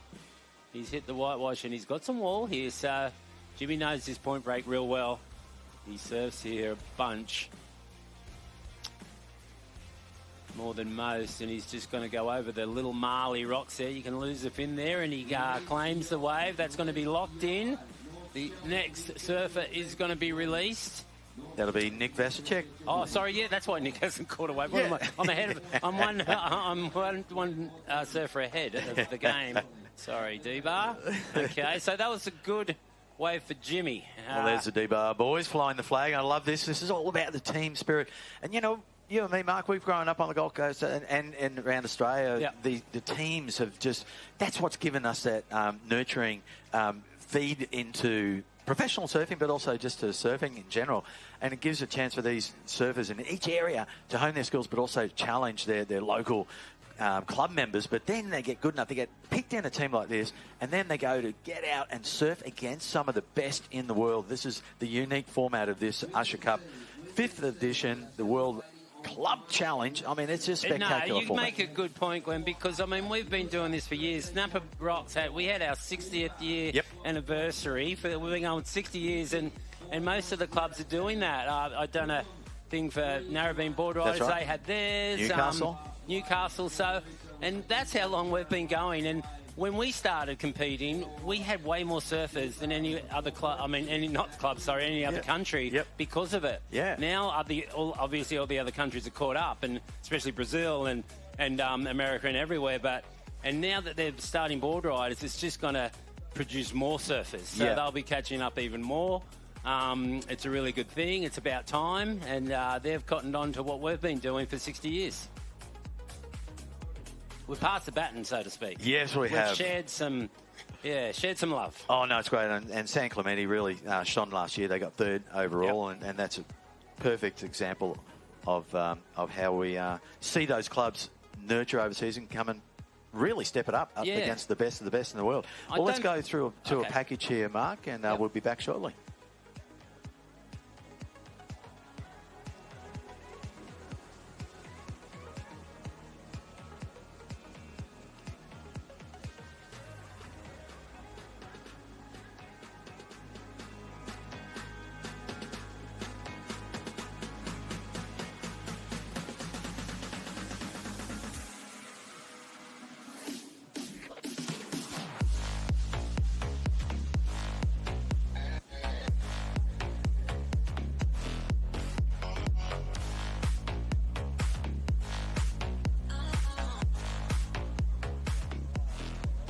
Well, welcome back, and up in the booth here with Mark Occhilupo. I'm Glenn Rocky Rawlings, and there they are. Is that the Torquay crew? No, that's NMSR team. Probably coming up. So what's going on? It's Noosa in the lead. So Jimmy Hill got that 4.6 for D-Bar's second ride. So Nathan's had an 8.17. Jimmy Hill's had a 4.6. That puts him in second for D-Bar. Noosa's actually in the lead, so it's exciting. No one actually loses today. It's a little bit like the CT kind of thing, even though it's teams and they'll get a second chance. So it's a good warm-up. A lot of these countries have come a long way. It's funny, I don't think Brazil... We were talking about teams, and here we go, Blue up and riding. It's Coolum. Coolum, yep. So that one... Yeah, so it's Coolum. We've already seen Jake Spicer, so this will be Geordie Halford. Geordie's just looking to get that reform, and the water's so crystal clear here at the moment and so warm. It's 25 degrees. I remember last year, Glenn, you're the surf reporter, it actually got up to 28 degrees. Yeah. I wonder if it's going to do that this year, because that's extra warm. Well, the call is that we're going to be going back into a La Nina, which means warm waters. At the moment, it's just been hovering around 25, not really even nudging 26. It's got to get up past 26 for the cyclones to start brewing. But right now, I'm happy with 25. 25. I'm in, but even I'm in boardies at 25, kind of just. A teeter in between short sleeve, springy and boardies at the moment. I'm going back and forth, but looking forward to that 28-degree water. Look at that first turn. Nice. Wow. Slides the tail there. And just does a nice little tight cut back into the wash. The swell is a little south. I mean, it's good because yesterday we had a real north swell after the storm we had. We had a leftover wind swell, and it was almost northeast, almost due north. There was lefts behind here at Lubbers going right up the beach. The waves were kind of going backwards here at Snapper, but I think we've got a fresh swell now. It's a fresh kind of new south swell. Look at that grovelling technique right there. Oh, my goodness. Wow. And remember doing that in the day? Oh, yes, a la Barton Lynch, right? Yeah, that's right. He was just amazing at connecting the dots. Matt when Keckley it was in Florida Matt days. Keckley from Florida, he was it was like 1 foot, and it was so shallow that he used to get off and use his board as a skateboard. The Keckle hop. The Keckle hop. If you could picture that, like 1 foot off the board and getting speed off the sand and then doing another Rio on the beach, he could do that. I remember sitting on talented, man. I was sitting with Barton and Simon Anderson, a few of the guys. We're like, what did he just do? we were in the... How did he get that speed on a half strangely at each other going, what the hell was that? Anyway, it was like 1 foot. Matt Keckley, it was half a foot. That's like 3 inches of a wave, and he got to do another turn on the inside. Yeah. Anyway. Good strategy. Here we go. What did he get? That should have been a pretty good score, and for Coolum right there. And, yeah, the tide's getting high, so we're going to keep an eye on this. I'm not too sure if we've got time to put it on hold or not, because we've got a lot of surfing to get through with these no loser round. And they're going to actually keep going through the event, I think. Every round, I think, if you don't get through, you might get another stab at it. I'm not too sure how it works, but I did hear that. I overheard that. Yep. So this is like a qualifying. There's going to be 8 seeded clubs. Yep. That'll be 4 Australian and 4 international. Then these guys coming through these earlier rounds will then come up against those 8. So, but there's a chance also all those who don't get through into the top 8, they will get to resurf as well, like a requalifying opportunity. So a chance to get back into the main event. So, it's a great concept. And Rabbit, I mean, he just keeps coming up with the goods. And, I think Ronnie mentioned one time where he must just lie in bed at the time and these things going through his head. What can I do next? And it's always reinventing the wheel. He's reinventing it. It's making it a new format, improving each year on that format. And it just, this is what we've got is a charity raising event. It's 10 for 10, which is 10 grand for each 10 of the charities. So a great concept that does well for the community, but also brings in, as we've seen, international teams. And I can run through some of those. Yeah. So, of course, we've got Bali, Japan being represented once again, Huntington Beach now, as Santa Cruz, New Zealand, Newport. California. Yeah, California, Newport, that is. San Diego. So a lot of clubs coming also from the US. California, I love that. Heaps. And, 3 from Hawaii, right? Yeah. Treasure Coast, Jacksonville, Portugal. Wow, this is ridiculous. Yeah, it's crazy. But from Hawaii, I was actually talking to your mate of mine. Got a team? I think Japan's got a team. Have. Yep. I was talking to your mate and my mate. Russell Lewis the other day, and Mumbles over there in Kauai, and he was saying the vibe and the kids, because he coaches a lot of the kids there up in Princeville. Yeah. And he just says the vibe is so solid. It's so incredible. So, seeing these clubs here, you don't realise how much has been organised to get these teams selected. But, the camaraderie and having their backup support people come in, flying in from all around the world and coming to this beautiful corner of the world. So, it's quite interesting, the whole machination of this event. But as I said, Rab coming up with a little spark in his mind, and this is it. And expense too. It's not cheap. We really appreciate these clubs gathering that all together and coming here to Snapper. Our clubs have been going a long time, so we've got a pretty kind of large kitty going. We have a lot of junior events every month, and a lot of charity goes into these clubs. So it's great to have all these international clubs here. So just a bit of a heads up, Mark, just looking at the scores, and this is really important again, as we're saying, up and riding in the blue, so this is going to be Coolum's.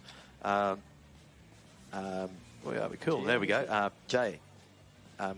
Gia? Peg. Yep.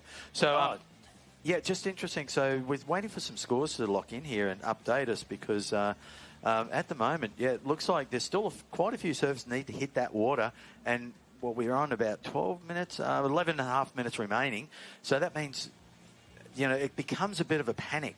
Then you've got to get your surfers out quick. At that point, it doesn't even matter if they get 2 or 3 points. Just get them in, get them out, and then they get that 3 points at the end for getting across the line. It's crucial too when when there's not a whole lot of big scores going down. You want those 3 points for sure. And we saw in the last heat, one of the clubs just did not make it back. And they were paddling through the keyhole, and usually that would be a dry part, but not at high tide. And they lost their 3 points. Well, there's the keyhole there. So it's really high tide. You can see it right up on the rocks right now, which is usually those rocks are 2 metres high. And here we go. Let's look at, is it Jai or... Sorry for probably not getting the name right there. We haven't got the names written in the right order, but she gets a nice little wave. It's a score. A couple points could make the difference. She's released the next surfer. Yeah, it doesn't look like we got her in position. So she, on our layup here, looks like she was going to be the last surfer, but it must be Kai who's in for Coolum next. See, that's what happened. And needs to be flipped. It needs to be flipped there, those names. Anyway, beautiful day here on the Gold Coast. Very hot on land and pretty warm in the water too, so not a whole lot of reprieve. Gets a thumbs up from a coach. Did what she could. You've been watching the backdoor shootout. It was a pretty crazy event. I was really glued to that, Rocky, and got some congratulations to Carl Rothman for taking it out. I think Team Japan won the teams, which is fantastic. They had a heat on that last day that was just magical. Two of the best barrels of the event. Those guys charged. So yeah, they charged. Even on the gnarly days, Japan, they really hook in, those guys. Yeah, I remember I used to surf, when I used to surf and compete there, it was Wakita, and he's got his own part of the reef named after him. And wow. And he's got a couple of kids that compete now too. And here we go, White, up and riding. It's Nuki, so they need to get going. This wave looks like it's got a bit of a double up, and can he get over that? No, he can't. But he's got it. That was the second surfer, so this is where the crucial points and experience comes in. You know, they're a new team, Nuki Boardriders from the UK, so that's Joe and Peg just finishing up. So there's still 2 more surfers that they've got to get in the water within 8.5 minutes. So they're really going to have to work against the time frame now. So Joe just got a 2.77, but he had to take it. He had to claim it and then move in. Yeah, I mean, if you get in rhythm, it's with this high tide, it's so important because that it's just a bunch of small scores. If you can get a 6 or an 8 or something, and it's just going to be one kind of chunky piece that comes next to the rock, and you got to go big. You really do, unless you can get one that wraps and it's got a nice wall. We've seen a couple of those. Nathan Cook got it right at the start of the heat. It's the only one that I can remember in this actual heat. So there is a priority system out there once they've all taken a first wave, and I noticed that Joan then from Nuki, he actually did claim or take a wave off one of the opponents. So obviously being priority, you get to pick any wave that comes through. So you really got to work with that priority system too, especially when there's days or moments like this when the tide's really high, very inconsistent sets, and you got to really take advantage of that one wave.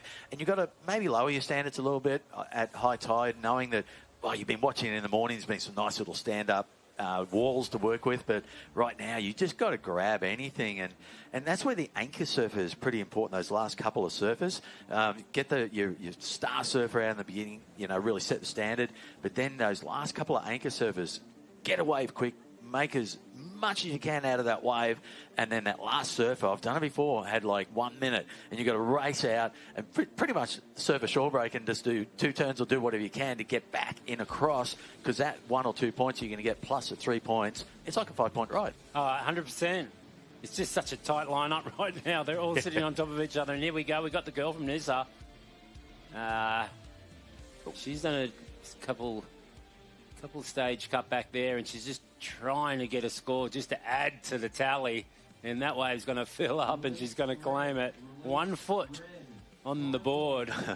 But that was crucial. That's Aidan Doyle Duffy, and crucial for her to do that because now she is the last surfer. She's going to come in and claim those 3 extra points. So even if she got 2 points there, overall that would then be a 5-point ride. Well worth it. Yeah, well, that's very good point you make. Still plenty of time though, 6.5 minutes. So interesting. But then obviously if she went back out, then she's got to lose that wave, and then she might be starved. Yeah, well, it's true. But the good thing that Rabbits change is you can better scores. So at least you can get through all your surfers, get some kind of tally in total, get as close. Yep. Well, you want to be in second. Yeah. But at least even if you're not, you're virtually close, you can better a score and get into that second position. So you definitely don't want to leave one surfer not getting a wave. And that's the scary thing at this point of time, because that can easily happen right now. This format is so exciting in any conditions, because right now there's nowhere to go. You can't sit down the line and think you're going to get one, because it's not breaking down there. It's only coming from that little edge of that rock right there. It's a little wedge. They're all sitting there, and it won't break anywhere else. But, in Australia we have pretty big tides. I mean, not as big as Europe, obviously, but it's enough to change our lineup dramatically, extremely. 2 metre high tides is max for us, right? Yep, that's right, it is, yep, that's right. And Yuki, obviously those guys are used to the big tide. In fact, that's one thing that killed me in the semi-finals over there. I was waiting for a wave, and and Nigel had moved right back in onto the shore, and I'm going, where'd the waves go? It's just, you got to work with the conditions. Well, this is not a bad little set here. Nick Vasicek. So Nick's got a wave that he got a couple turns in, claims it, didn't want to. I mean, he's just playing the game right here. Definitely not a Nick Vasicek special at Snapper by any means. But what it is about is playing the game, getting your team through. Yep. Better waves are coming. Getting in time. Is Freya didn't surf yet, or no, she hasn't. So she's going to go out for D-bar after that. Here we go. So the girl from Coolum used a priority there. She cut back and lost it. So she's going to go back down to the end of priority. She done a cut back, got stuck. She looks at a team saying, will I claim it? And they say yes. Just because the sheer time is like we're, into the last 5 minutes. They know they can better a score. That's not going to be much more than a 1, but or a 1.5 because she fell on her first turn. But they've made that strategy is like we can get out there and get a better score than that. That was Lauren Sandlin from Newquay. So Flynn Gillespie's going to be up next for the Newquay team. And, you're right. She had to claim that and get in time to get one more surfer out there. She didn't want to, but she looked at the team and got advised to. Here we go. Look at this. Nice sort of wave. That is a nice cut back. Yeah.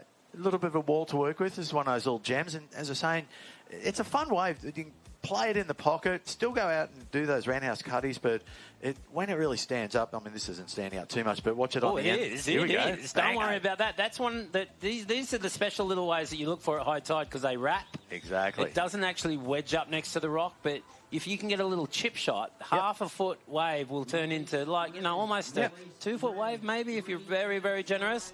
But he milked it and got a good score out of that. So it looks like Noosa is going to be solidly in the lead in this heat. And D-Bar in second. So we're going to have to see what transpires at the end. But these Coolum and Newquay, they've got to get busy. No, you're right. And that's an interesting point. Yeah, you and I surfing Snapper all the time. You do tend to, you remember when you paddle for a wave or you're looking for a set coming in, you're looking also the line. Definitely looking how down much of a the wall. line. And if that wave has got a bit of a wall, you'll go for it because you know it's going to be one that will be a grower and it'll extend down the line. But if it's just got a little peak on it, you said so many times, a big set will come through, but there's no wall on it. Everyone scrambles for it and you go, you guys can have that. Yes. I'm getting this next one that's got a wall on it. Yeah, it gets built into your surfing Snapper. Every time you see a wave, you glance all the way down the line of that swell and see what it's got down there because, it's all about picking the wave that sometimes could get the ride of your life and go all the way to Kira. It's been done before. Damon Harvey's got a wave all the way from Snapper through Big Roy and Kira. It's got to be a perfect day. Hasn't been like that lately. We've had slim pickings, Rocky. It has been.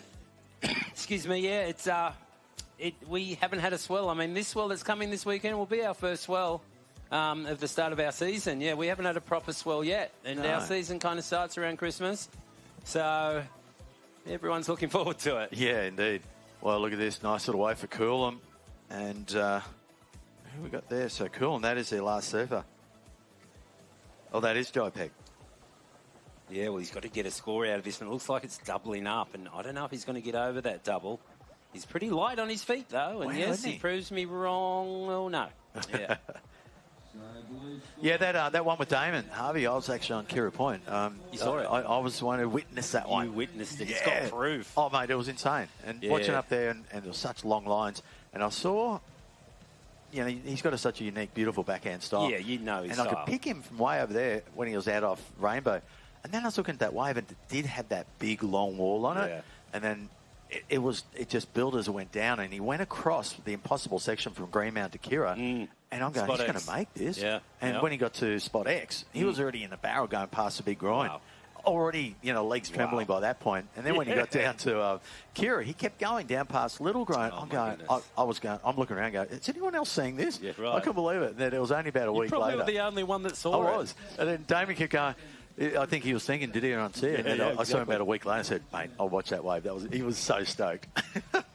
he couldn't believe. Someone actually witnessed it, and there was a story about it as well that Tim Baker had. I think you know, someone else might have done it, but we would have heard about it. But you got proof, and that is unbelievable. This bank can get so good. Yep. At the moment, you know, we've had a couple of big swells 6 months ago that actually has kind of, it's not as good as it gets at the moment, but it'll come back. It'll come back. We've got sand behind the rock, which is the main thing. There'll be barrels behind there when this swell comes up.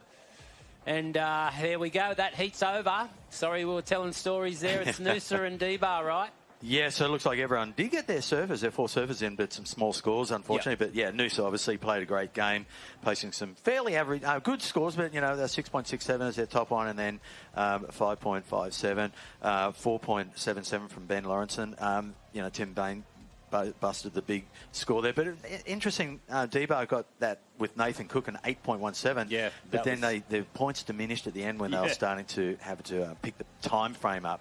So, yeah, well done to, so obviously Noosa taking the win there with total points of 2.98.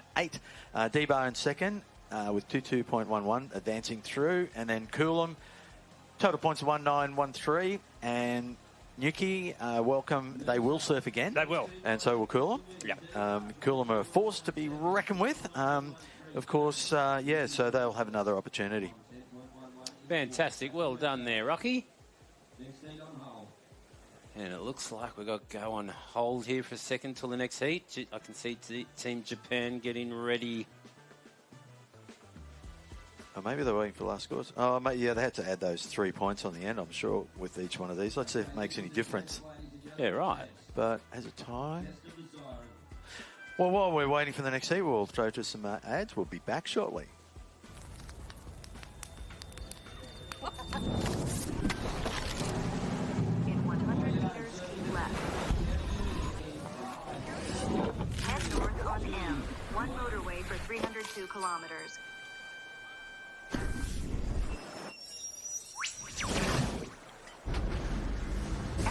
time of arrival, 3:08 p.m.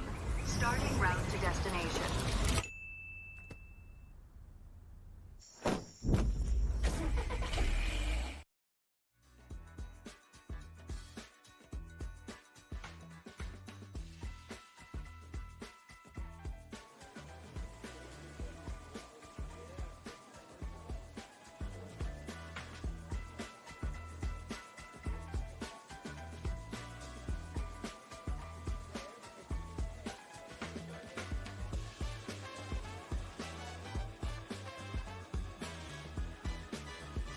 Okay, so welcome back to a beautiful day on the Gold Coast. Look at that. Unfortunately, not a lot of swell today, but just crystal clear water, sparkling skies, crystal white beaches. I mean, you walk on those the sand there and it squeaks under your feet. I had some Hawaii friends that come over, the Kleins, and when they walk on the beach, they just, what's that noise? It blows their mind, so they love it. But it's something we take for granted sometimes, but not all the time. You look at that and go, wow, yeah, pretty happy to be here. So welcome back, Mark. Thank you. Thank you, Glenn. It's true. You're right. Squeaky beaches for us in Hawaii. That's very grainy sand. The grains are so much bigger, and it's so hard to walk on and run on. But here, you know, our sand's quite hard and fine. Hard packed sand, which makes our point breaks really nice and hollow. You walk on the beach, it's quite hard unless it's high tide. It's a bit soft on the beach, but not like Hawaii at all. Fresh islands over there. Australia's very old. Everything's ground down. Yeah, it's beautiful. We love going over there every year, and yeah, especially love Kauai. I mean, absolutely gorgeous place. Yeah, this is of course heat number 4, and in this we'll see North Shelley. Omi won Boardriders. I don't know if you know the history behind that, but Omi won. I sure do. No, Omi won Kenobi because him and Rabbit used to hang out. With a guy from Hawaii called Tim Fritz. You remember Taz? Oh, and Taz, those three. Yeah. Wow, well, they were pretty radical when I was a kid. You're right. Yeah, some stories that I probably won't and shouldn't tell. But Rabbit, you know, if you get him in the right mood, might tell you them. But Omi's brought so the team from Japan. It's unreal. I love all it. time. And, you know, there's got such a presence in our surfing world these days, and there's such humble, respectful people that I just got to say, Ohio gozaimasu. Yeah, I love Omi.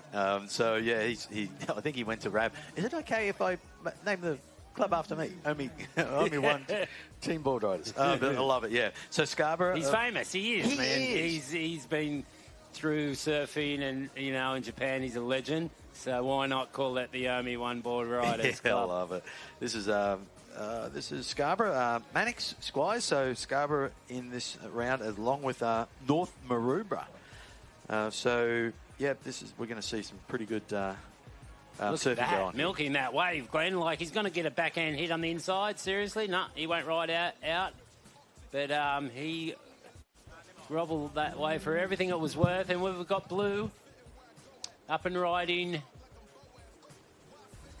Just claiming it. Yep. North Maroubra, I believe they were just working their team out yesterday afternoon, having a surf off for their team, I heard, through the grapevine. So picked their team at the last minute. And that was a pretty good ride. I mean, let's see that replay.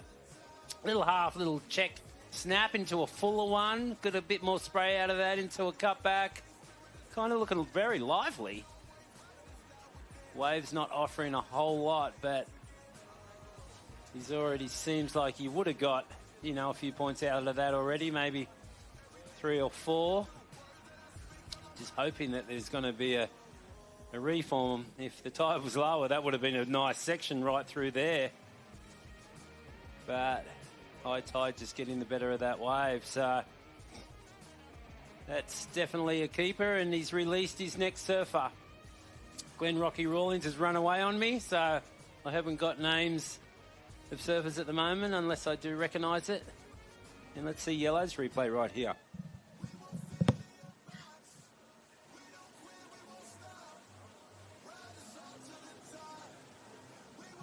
And that was a nice first turn right there, wasn't it? It really got a lot of spray out of that. And then just rode it through, but you'd think that's going to be the better score. So great start to the heat there.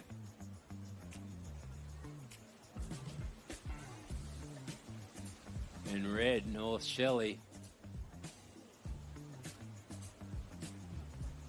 Just picking up the end of their wave. So kind of stranded here by myself in the commentary position. I don't really know what to say apart from welcome to Snapper Rocks if you just tuned in on the World Wide Web.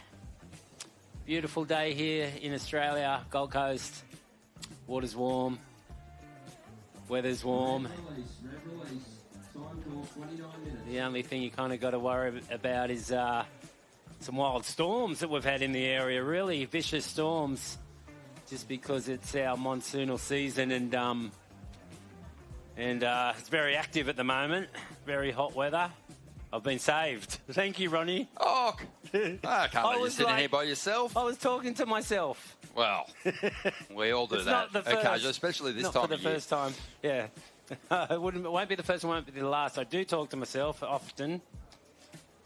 They say, you know, your own company sometimes is the best, right? Oh, for sure, for sure. But, mate, this has been such a good start to the day. Just, you know, taking in what we've seen already, it just feels like the ocean's just coming to life a little bit for us as we see a nice-looking wave here.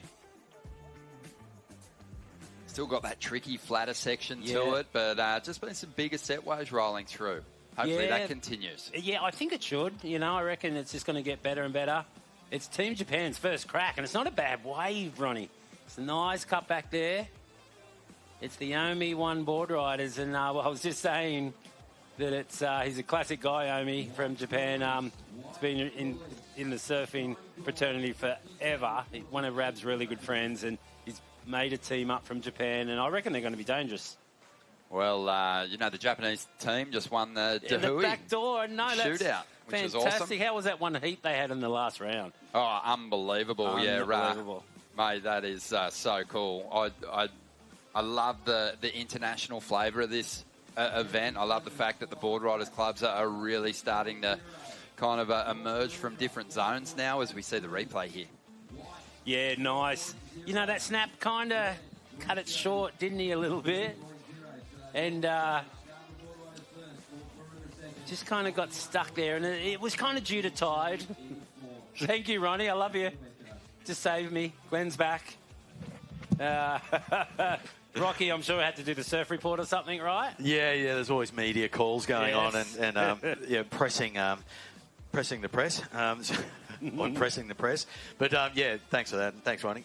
Just filling in for a second there. But, look, it just keeps astounding me how awesome this place can be. We're not seeing the best of it, but hang around, because each day we will see the swell build, and by Sunday we could be overhead and could be looking epic. So these guys right now in the water definitely want to get through. They want to do everything and anything.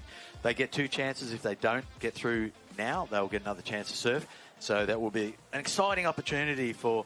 I can't wait for the finals. It's going to be going off. I can't wait either. I mean, we don't want to put the mocker on it, but it looks really good for barrels behind the rock, and that swell should kind of come around to the east, because there's also a low out there, I noticed too, further out to the east, Rocky, that I saw. I only look at the synoptic charts on the news. That's all I do. I've been doing that forever. Well done. You know, we used to be like, for example, at J-Bay, and they'd get the fax machine to go, and the synoptic chart would come out. You're just looking at that low, you know, it's down to 990 or something, or 950, and you're getting really excited. Yeah, how's that? There's our little dolphin friends. This is at that's a really lonely dolphin right there. Yeah, the rest of them must be around somewhere.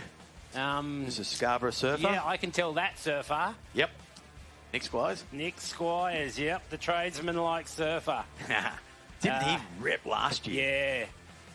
Him and Shane Holmes, hey, like for me, really strong natural footers that are just tradesman-like, and they, you know, they're brutes. They're brutes, yeah. You don't want to drop in on them, and you don't want to draw them in the heat, because they have got some powerful rail turns. Well, that was a claim straight up. So already Mannix for Scarborough opened up with that 6-point ride. So that'll be good opening score there for Nick, and getting in nice and early, confident in his ride, and able to then rotate and give plenty of time for his next 2 team surfers.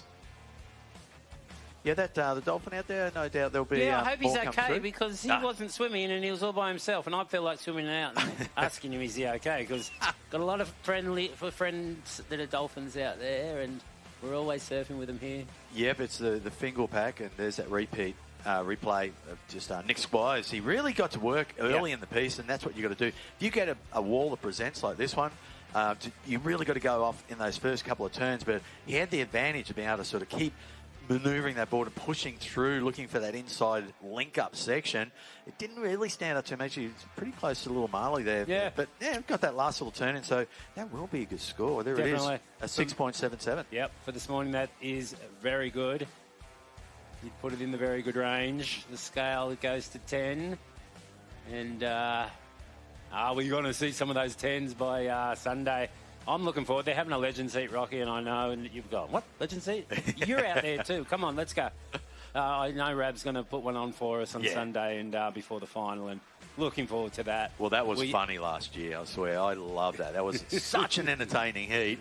And, you guys were just having so much fun. But it was standing up. There was a little bit of wind, in fact, I think, memory. But, but just, you know what I was noticing from the beach was those events, especially events like that, the Legends Heat, the crowds swell. Swells up. People know that you guys are here surfing, and it was just amazing watching the camaraderie, but also everyone, had that little bit of nous of going, hang on, I do want to win this. I'll have a bit of fun, but, I'm going to take this on. So crazy how that's inbuilt. I mean, we just had the Single Fin Festival, and like I never... take it seriously, but then once your ratchie's on and you're out there, it's just that inbuilt competitiveness that you have. Yep. And you start hassling and trying. Someone's paddling up your inside, and I'm love it. You can't give it up. Shits with them, and I'm like, can I just let it go already? Like seriously? No, you can't. I've seen you out here on Crowded Days, so you still got it inbuilt then too. It's like you got to get that wave. You got to get that wave. But it's all about position. Yeah. No, just going back to the weather pattern, and I'm glad you brought that up because that's all we had in the early days was the fax machines printing out from the Weather Bureau, the lows, and the late great Mike Perry taught me how to read those charts and made me understand the ocean and the development of swell and waves, and it's a lost art to be able to read those things. I don't look at those forecasts with the arrows and the thing because it doesn't make sense to me. so much more sense actually looking at the synoptic chart, seeing the lows, seeing the high, seeing how low they are. And we also get another trade wind swell right off the side of a high when we get those isobars that are tight. The fetching. And there's, and the fetch, sorry, not the isobars, the fetch. And we get a trade wind swell through that. And the other way we get swell is off the lows that, off the side of the low. And if there's one back behind that high, far back, it can suck that swell from a longer way I call away. it a ghost swell because none of the local charts are picking it up. They don't pick it up, but we've got the fetch and we can suck it in. Exactly, and you've got that window between the bottom of Vanuatu and the top of New Zealand, and those lows right out there, if they're intense enough and sit long enough and even push a bit this way, that's when you get those really long period swells. You can be here and nothing really going on, as in wind or weather-wise, but next second the swells start, and you go, where'd that come from? We know. We know. I mean, and if you study those charts, and it can come from so far, and like on the Gold Coast, we can have swells that can last for a month. Oh, yeah. Straight, when we get that scenario. Yep. No, we had a cyclone bowler many years ago, and we had 56 days straight of swell. 6 to 8 foot. It's crazy. Joe pass. Nowhere gets like that. Here we go. Yellow. Down the line. He found some lip. Look out. Yes. Is the tide going out already? No, unfortunately, not yet. Another hour to come but in. that's a set, though. Look, we've got, looks like the girl surfer from North Maroubra is on a wave right here. They've used their girl earlier, which is pretty good strategy. She's found a wave through the crowd. She puts her hands up in the air. We hear some screams from the beach. North Maroubra, Amarani, Barber. That's a great way to start her campaign for North Maroubra. And no doubt that'll be a good score. Max McGeehan, he posted a 4.83 for Maroubra, so she'll step it up a bit there as well and help both the time frame as well as the point scores. Yeah, looking at least a week, maybe 2 weeks ago, the weather charts were so bloody fickle. And I was with Rav a few times, we just couldn't pick it. And just going, it was looking like it's going to be on shore. Look at this replay. Open up with that nice little cutback, but look at this. Hacks off the top there, drives through. You can see the fullness of the wave. You've got to be careful of that, not to get too far out on the wall, but she's navigated that quite well. Staying back in on the whitewash, trying to rebound off the whitewash. She sees a little section down the end there. Pushing it as far as she can. That wall on low tide would have stood up and she would have had a chance to do a nice snap, but unfortunately a little bit full, but still kept it rolling all the way through. Yeah, nice ride. We saw Yuji Mori got the 4 from Team Japan. So that's not a bad start, not too bad, but it's Scarborough in the lead. And North Maroubra, the girl gets a 5.13, so that's a good score. That was a good score. Yeah. Consistency, kept the flow going. There wasn't anything major turns, but just kept a good flow and stayed in the pocket. So Joel Barry got the 3, and Macy is out there. She's at a 1.83. I doubt she used that. I don't think they've got Shane Holmes out there yet. So this is Scarborough. This is a ride replay, very quick replay of Scarborough's ride for... found the lip there. I just got the sneaky suspicion that when the tide goes out, it could be super fun out there. These guys should get on their, and girls, should get on their little boards. I know you're going to waste one big turn out the back if you've got your small groveler, but I don't know. There's many a turn to be had down there because there's going to be some really nice shape waves there when the tide goes out going down through Little Marley. Yeah, you got it. But it's like if you had a board that would just retract, just have your normal board on that first big turn and then just...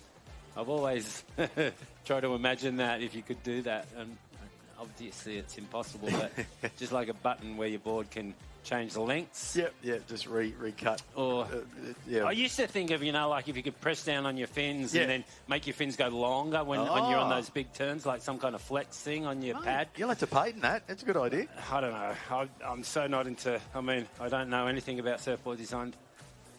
But thanks to JS for making my boards, and I got picked up 2 new boards yesterday. Oh, so, really? Okay. So how good is getting a new board? I'm ready to go. Yeah, and a couple more on the way. Well, Mark, we'll go to a break here for Menendez. So we'll be back shortly with all the awesome action here at the Usher Cup World Club Challenge.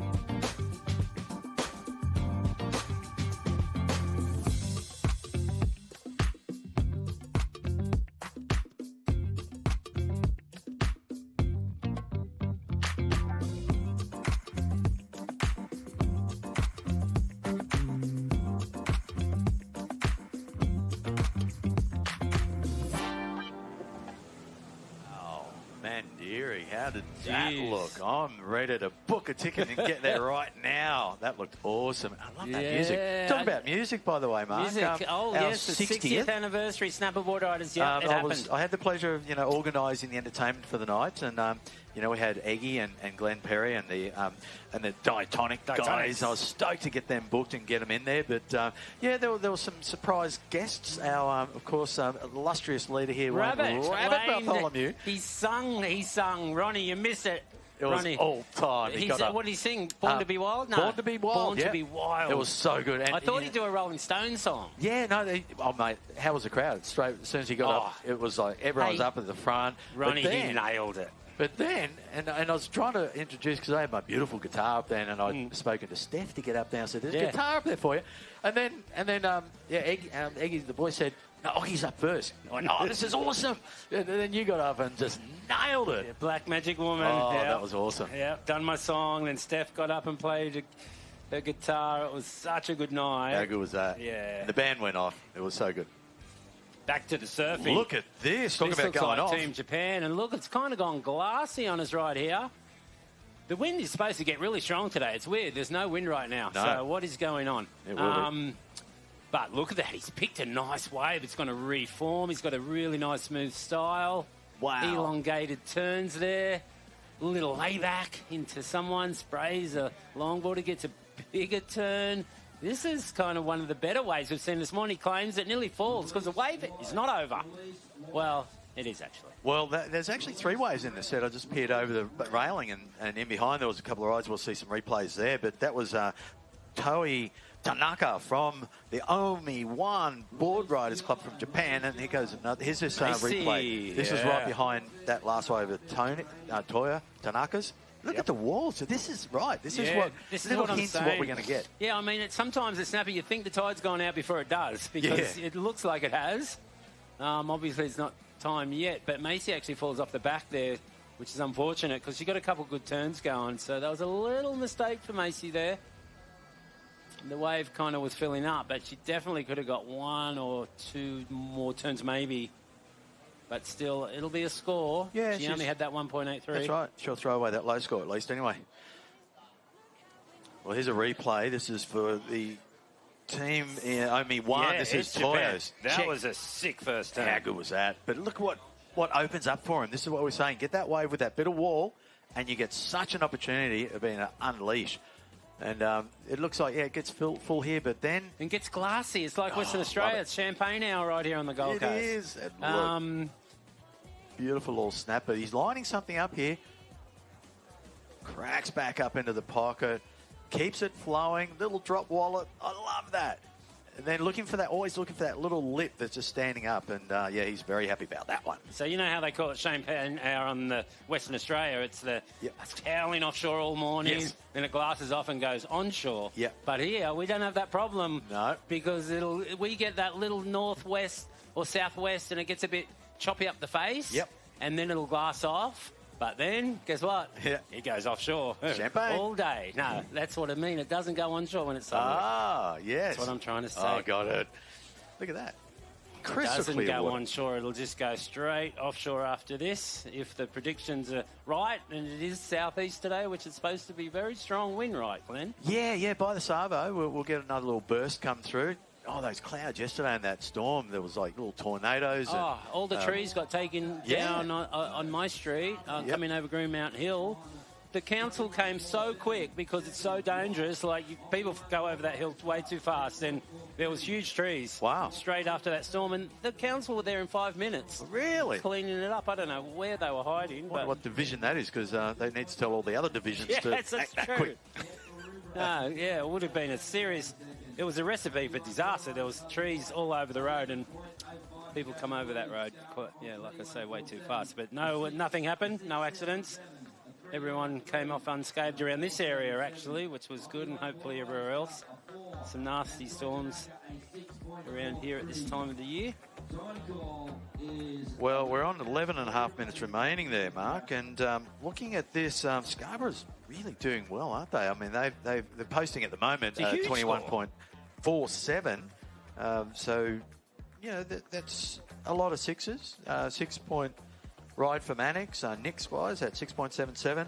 Joshua, 3.93, but then Shayla, that 4.77, sorry. So, yeah, good, solid, consistent scores backed up. Look at that. I mean, look, crystal clear water. What a beautiful view. Crystal from clear. our drones flying overhead, taking it all in. The sparkling waters of the Gold Coast. And, yeah, only one team. You know, they've posted Tony, I guess Toy Tanaka. Toy, it is. 6.43 on that last wave. So that was a cracking wave, one of the better ones we've seen through this heat, and hopefully see a lot more of those. But Yuji Mori posting a 4, so that's a really good, strong start for them. That'll be a huge confidence booster if Team Japan can get second in this heat and take down North Shelley and North Maroubra, two very strong clubs in Australia.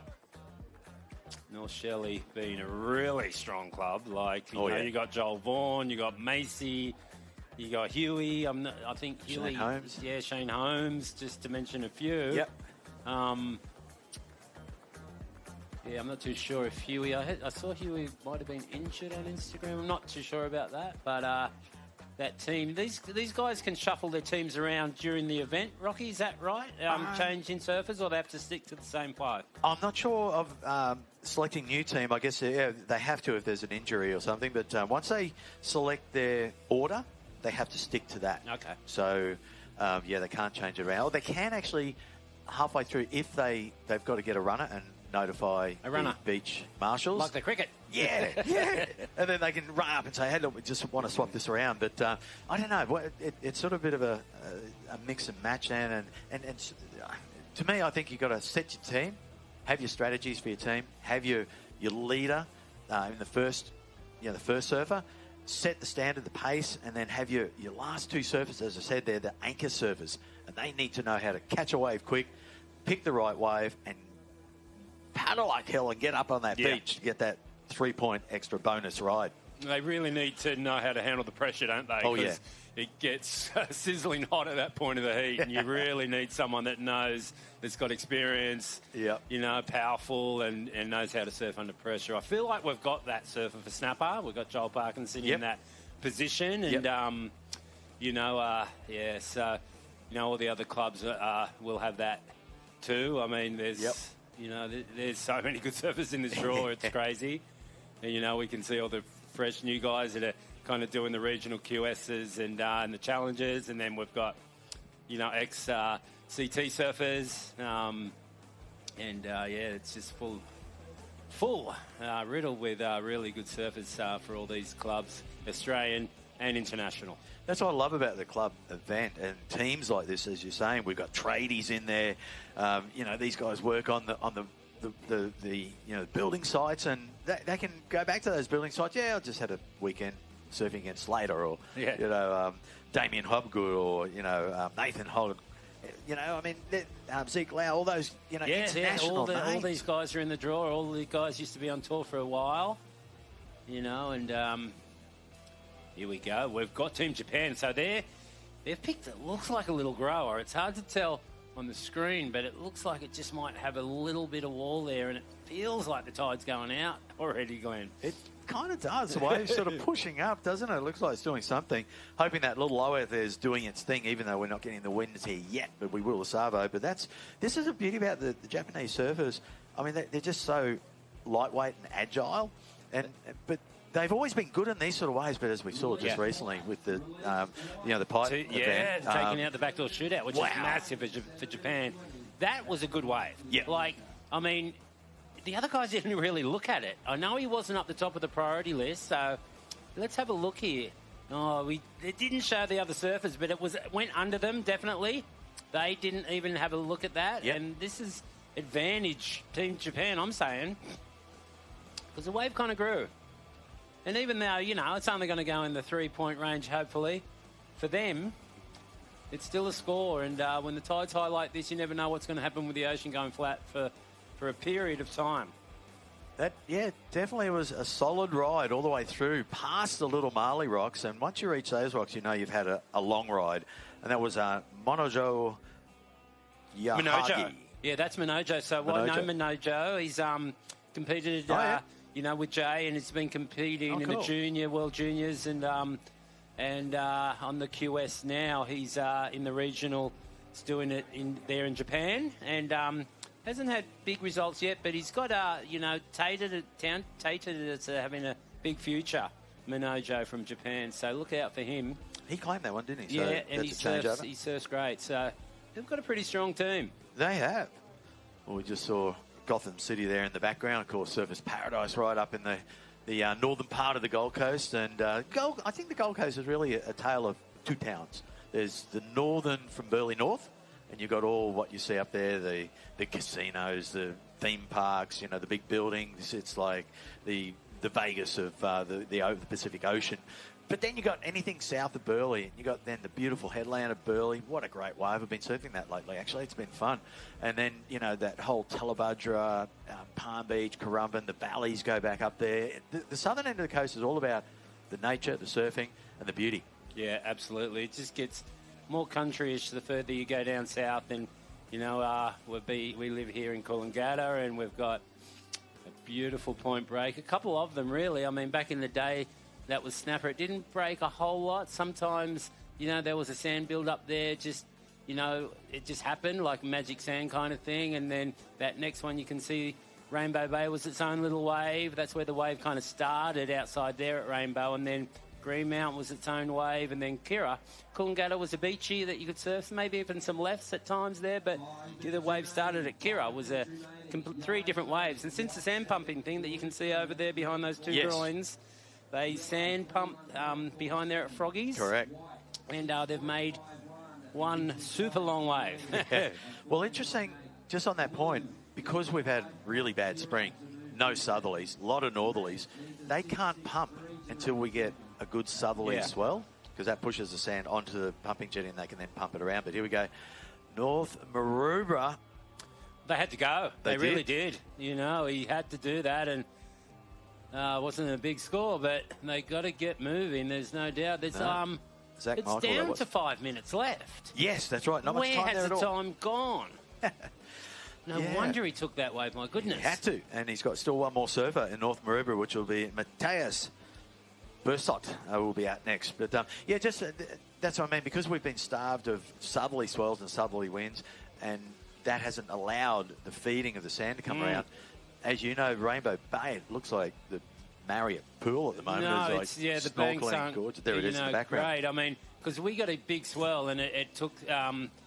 It's hard to explain in a short time of frame time, but it's only 5 minutes left. But what happened is we had that big swell, and it pushed all the sand sideways. Before that, they were remaking this. There was a perfect sandbank around there, and it wasn't connecting to Rainbow, and it was nearly connected.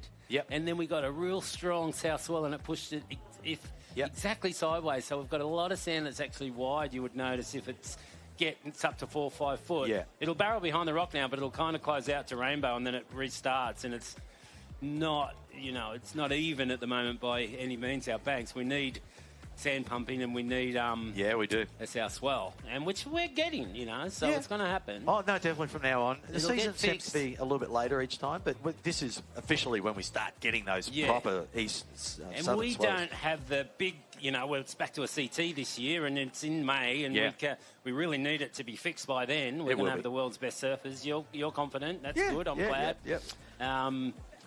But at the moment, there's a few holes in our bank. But at least we've got sand behind the rock for barrels at the moment. So. Yeah, indeed. Well, and there could be big air sections after that, or big one-turn sections. You might get a few, but it's not going to go perfectly all the way through to Kira as it usually does. But anyway. Well, just heat recap, and of course right now we're down to 2 minutes. We did see just then the surfers in yellow, that is the Scarborough team.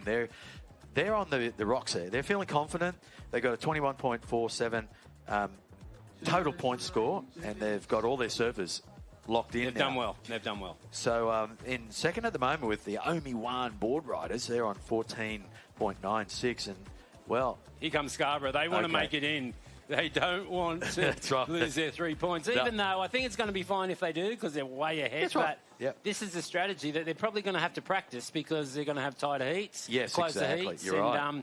You want to finish your program perfectly. You know, you don't want to lose points. You want to do it to a T, and it's great practice for the ongoing rounds.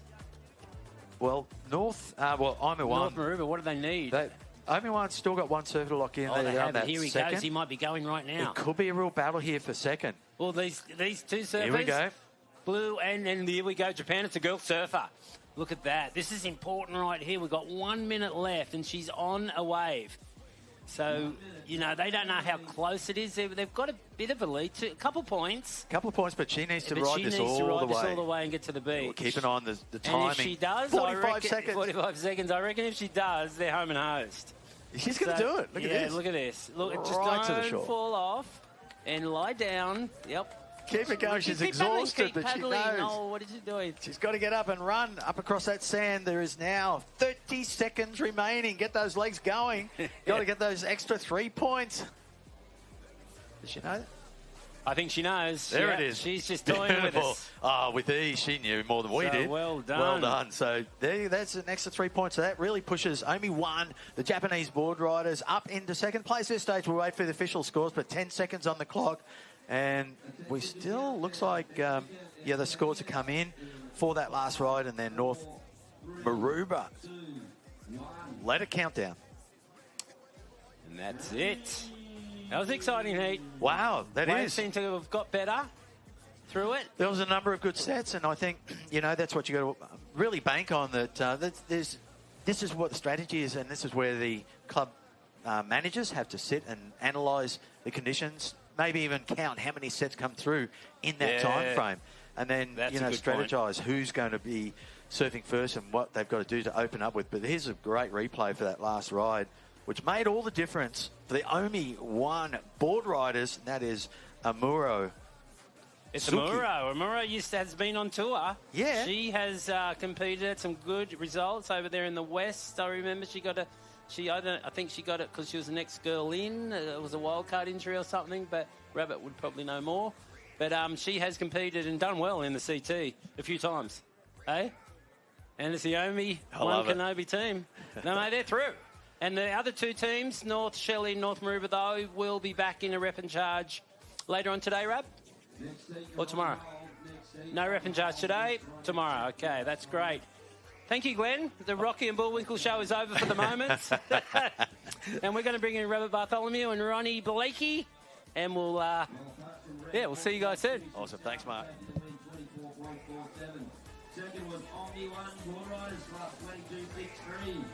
Third, North Maroubra. And fourth, North Shelley.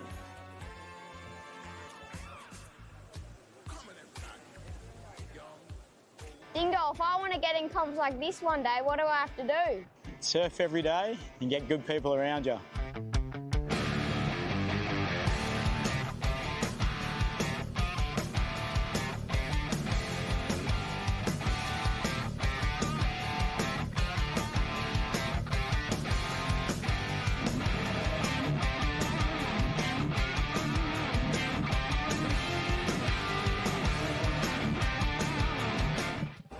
Welcome back to the show. This is day one of the 2025 Usher Cup World Club Challenge. Ronnie Blakey sitting alongside the creator, Wayne Rabbit Bartholomew. Bugs, it's always a big ramp up into this first big major surf event of the year on Australian shores, and it's got an international flavour as well.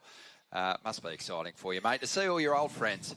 Well, that's true, Ronnie. I mean, there's a lot of great international surfers. I saw Jeff Deffinbar from Huntington Beach, goes back a long way. Two-time US Open champion Brett Simpson. Michelle the Spartan, Michelle Perez, who's won out here. He's won the Quicksilver Pro with CT at Snapper. I mean, we've got Ezekiel Lau, who just surfed in the eddy, 30 to 35 for Waimea. Wow, top that. Yeah. Don't think you'll be pulling the cord today on the old inflation vest, but great to see some of those familiar faces, and also fantastic to unearth some emerging talent as well. Another big lineup for you here. We've got Coffs Harbour out there, heavily stacked heat, and that one led by the captain, Lee Winkler, another surfer with some serious CT reps. Byron Bay Boardriders, who've proven to be, over the past couple of years, one of the strongest clubs in the country, winning a national title. Also, Kingscliff is in the mix, and Yarumba also out there in the lineup. But here we go, Kingscliff. Micah Margison up at the moment. Oh, tries to drift the tail, can't ride out of that one. Of course, Micah, son of Margot, and what a great surfing family. Most definitely.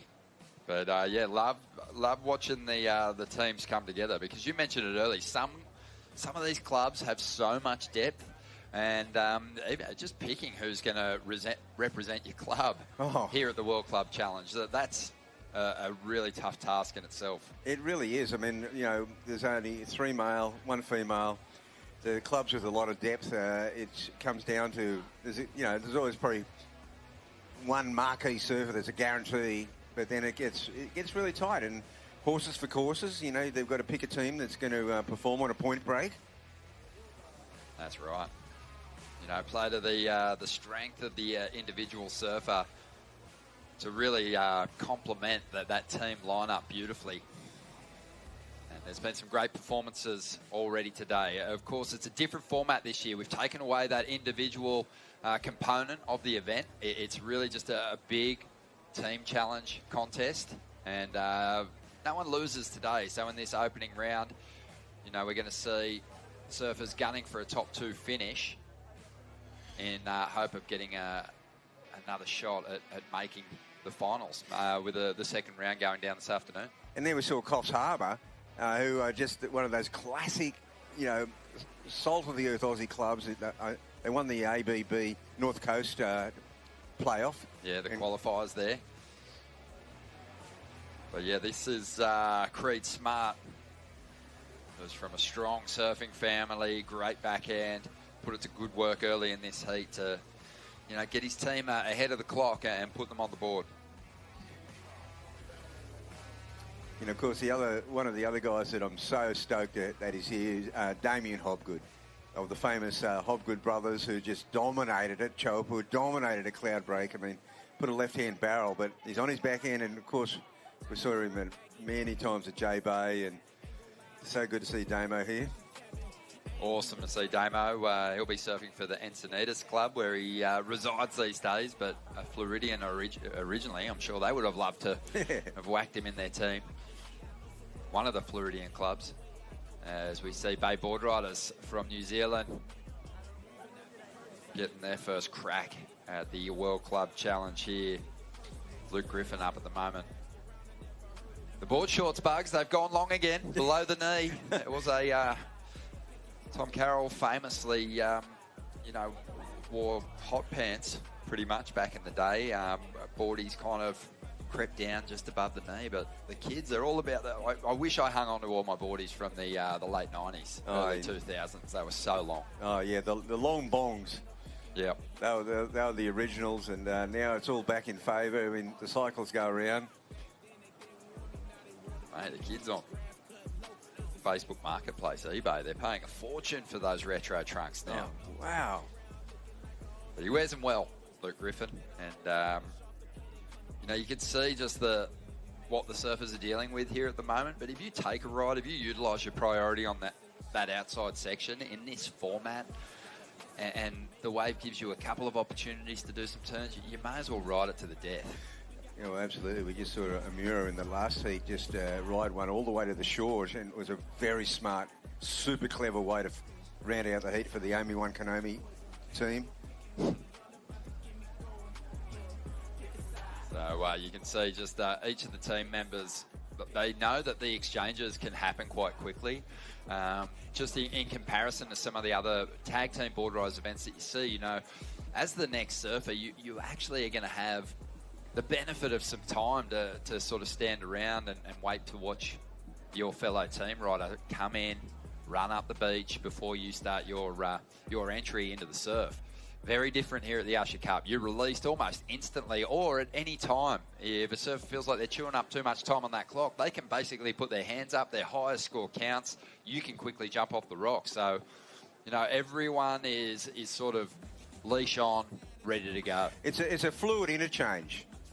Yeah, I love it. I love it. It's you know, it's to compare it to the cricket. You know, it's like a big bash version, what we have here. It moves fast. It's all fireworks and plenty of screaming. Yeah, good analogy, the big bash. That, you know, what we've seen through the high tide, I was a bit concerned about, Ronnie, but when the sets come, the last couple of heats, we've actually had the highest scoring rides of the day. Here goes Micah on a better look at wave. Oh, no, sorry, this might be their next rider up.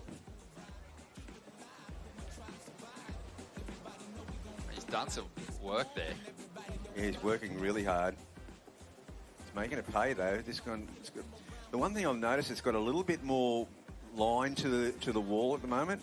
So hopefully that's a bit of swell starting to come in, and we'll see more of it. A rock hop, that was a rock hop. As the tide goes out, we're just approaching the high tide mark. Oh, yeah, Micah. Yeah, that was Micah. Yeah, he's. I like watching Micah surf. I used to love watching Margot surf, you know, being a lanky unit myself. I can really appreciate just what you got to throw around, especially after a good Christmas campaign, Bugs, we'll call it. I was going to say a good summer of. Yeah. It's been a pretty ordinary summer. It's been a great summer for sport, though. Yeah. You know, it's one of my favourite times of year. Yeah. You know, like, yes, we've got the off season for the main championship tour, but God, as an Australian, you're just ramming your eyeballs full of just sport, cricket. The NFL starts to really fire up over in the States. Love watching that. I don't miss it. I absolutely am massive. I mean, I've been watching NFL since, you know, Terry Bradshaw and Roger Starbuck roamed the earth. Love it. And you can go see fossils of those players these days in the sporting museum over there in the States. But no, it's a great time of year. But for us, this is really the beginning. I know we've got the World Junior Championships unfolding in the Philippines, but this is the beginning of the Australian surfing sporting calendar for 2025. And it's a great way to kick it off. Really good spirit to this contest. But again, just reminding our international mates who don't have established board riders scenes back home, just how beneficial the Board Rider Club scene can be to your community, how much it can foster local talent and also help support local talent hitting the road to chase that dream of becoming a professional surfer. That's right, and it is part of the pathway, and certainly club surfing offers that nurturing in their development. I love the opportunity to sit next to your Bugs and just pick your brain about this local area. You've really watched, you know, surfing just basically evolve, been a big part of that evolution yourself, but you would have witnessed some amazing club moments out here at Snapper Rocks over the years as we see a replay of Micah's wave. Yeah, Micah, he's really put his foot to the pedal on this one. He's got the good flow going through the sections, Ronnie. And even though the high tide is still holding its line as he approaches the Maui rocks. Yeah, good to see Micah picking up a new sponsor recently. Awesome. Which is fantastic. Source. It's a family business run by his mum and his uncle Heath Walker, who was a QS journeyman of note. Nutty. He was like the grommet at the front of the bus, Nutty, and he never grew. Oh. He never got any taller. He just... What a character. Got wider. Still rips. Love your nut. As we see now, Bay Boardriders. So, Bay Boardriders had Luke Griffin out there. He didn't like his 2.83. He opted to stay out there in the lineup and try and improve on it. Yeah, well, his time's a factor, but he's trying to milk this one as far as he can. If you get one more little tweak out of it. The rare snapper left. Yeah. Us. And he is going to release his fellow team member. Alex Dive will head out to the lineup now. But yeah, Bugs, just getting back to it. You know, key moments that sort of stand out for you, competitive surfing, more so in the board riders scene that you've witnessed out here. Well, I mean, as we see another replay here, yeah, there's been some great, you know, kind of Boardriders club, I mean, obviously the snapper clubs had a lot of club rounds out here, some epic ones, really epic ones. You usually find a little bit of luck and pick a good weekend. And, I mean, it's pretty hard to clear the lineup for a club round. No. It's just ultimate priority if you've got a jersey on. No, you just got to coexist. So you're in a heat with about 300 people. Rough head count. Yeah, it's a special zone, though. It's a beautiful area. The waves themselves are obviously world class, but there is something for everyone. Long beaches, you can find a bank to yourself. Yes, everyone wants to get the dream set wave out here at Snapper, but down in a big swell, I just used to love the drift. That's right. Just praying that someone would fall off. Exactly. Or just do a cutback even. Yeah. That'll do. Yeah, just... yeah, I always... And there's good beaches all the way along. You can find a bank. You can find a bank. But yeah, the big unruly sort of cyclone swells we used to venture up the coast from northern New South Wales for quite often, and it was so fun to be a part of it. They were, basically, when you reflected on the year, it was you referred to the cyclone swells, the quality of the cyclone swells, and there was plenty over the years. They were wreaking havoc all over the state, and just surfers were just prospering. It's amazing that you can just, you just name a cyclone's name and it all comes back here. Oh, I remember that one. Cyclone Abigail, yeah, that was a great one at Cura. Love that. What was your favourite? Well, Cyclone Roger Rabbit. Here we go. Bay Boardriders. I think this is Alex Dive now, second surfer for the Bay Boardriders. Chipping away. Hoping for a connection here to the inside. He really put all his chips in on that wave. Gaining some momentum down the line, but it doesn't feel like that tide's quite low enough for that surge down the line at the moment. No, well, we're pretty much right on the high tide. We've been fortunate. The one thing I was saying to Theo in the last couple of days, I was just concerned about the Friday high tide, but in those last couple of heats, we've seen some 6.5 point rides. Yeah, we're going to see plenty more. We're going to see big numbers drop as we move through today and into the weekend. It's inevitable. When the tide drops here, this wave, it just gives you the opportunity for combinations, which is really the key to the biggest numbers you can get these days. I'm reflecting on what we witnessed last year performance-wise. It was unbelievable. Speaking of unbelievable... Whoa. Chelsea Hedges surfing for Kingscliff. Former world champion in the mix here at the World Club Challenge. And that style, I miss it. I love it when I get the opportunity to see Chelsea surf. Of course, originally from the NASA Boardriders Club, where she used to win multiple divisions in a weekend meet before graduating to the championship tour and dominating. Yeah, she picks this one up well, and it's got a nice little wall to it. Chase here, this section here just really wraps it around, and then there's a bit more vertical standing up for her there.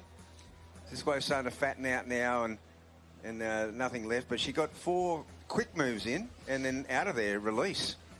You think about Chelsea, where there's some of the original trailblazers with amazing styles like Pam Burridge, Jodie Cooper, but when of Chelsea's generation, style-wise, it was Steph Gilmore on the forehand and Chelsea as a goofy, just so amazing to watch, and charged as well. Oh, absolutely charged.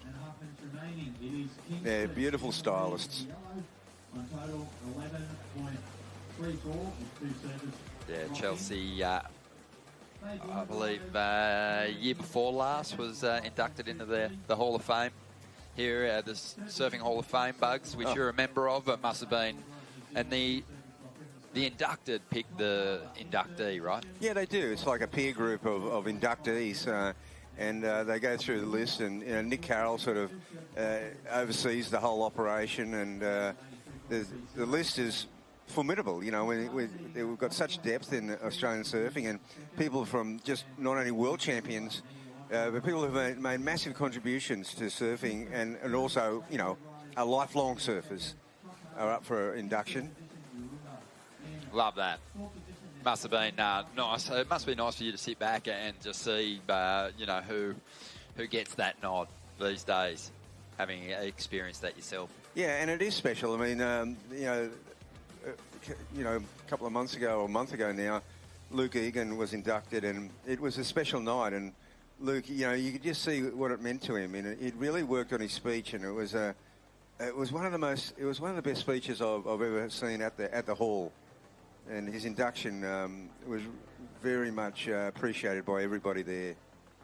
And down at the High Performance Centre down there at Casuarina, which is the office for Surfing Australia, who put on the Hall of Fame each year,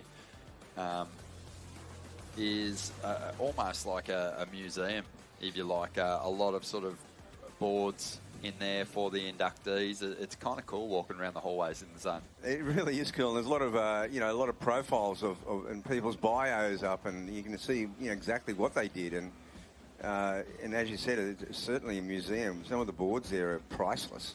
Love that. And another big Hall of Fame nod, not to the Surfing Hall of Fame here in Australia, but to the Australian Sporting Hall of Fame.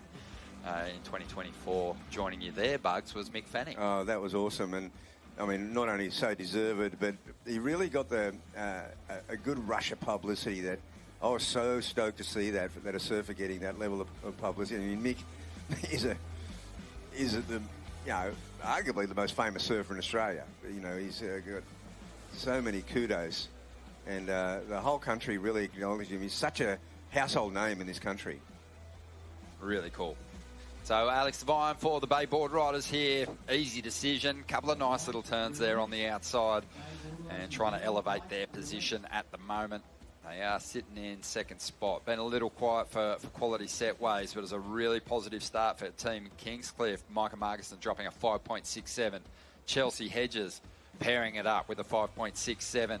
Wayan Necker Jr. is now out there for Kingscliff. And we're seeing the replay of Alex's ride here, which is dropping now. It's a 3.87. Nice turn. Just chips away down the line. Flowing nicely on this one after sort of struggling really on his opening ride to get any kind of momentum happening. So Bay Boardriders sitting on a couple of mid-range threes at the moment. And it's not really an issue because none of the other teams below them have put too much on the board. I know this guy's surfing. This is Jake Sharp from Coffs Harbour. Red release, Coffs Harbour. Great surfer, sick surfer. And Jake doesn't get a whole lot out of this one. Let's see what he did on the outside. Had a fantastic junior career, competing on the Australasian junior circuit.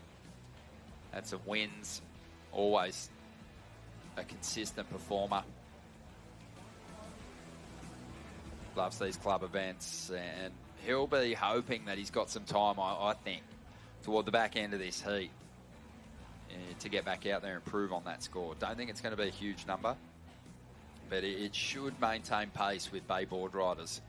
And at this point in the competition, until someone drops a decent number from Bay Boardriders, from Coffs Harbour or Yurumba, it really is the battle for second spot. Jake Sharp drops a 4.83, jumps the Coffs Harbour team up in a second position, and releases Lee Winkler to hit the lineup. Two scores now locked in for each club. Kingscliff. Wink eyeing this one off on the inside, but it is going to be Yurumba's Giselle Sinclair. Nice little carve there from Giselle. And she's found a really nice looking set wave here. So using her priority wisely on the outside to get herself into this one. throws her hands up. Easy decision. And that'll set Isaac Markwell onto the lineup. It'll get him off the leash, and let's see what he can throw at us. Yarumba will get off the bottom of the table, you'd think, with that ride from Giselle.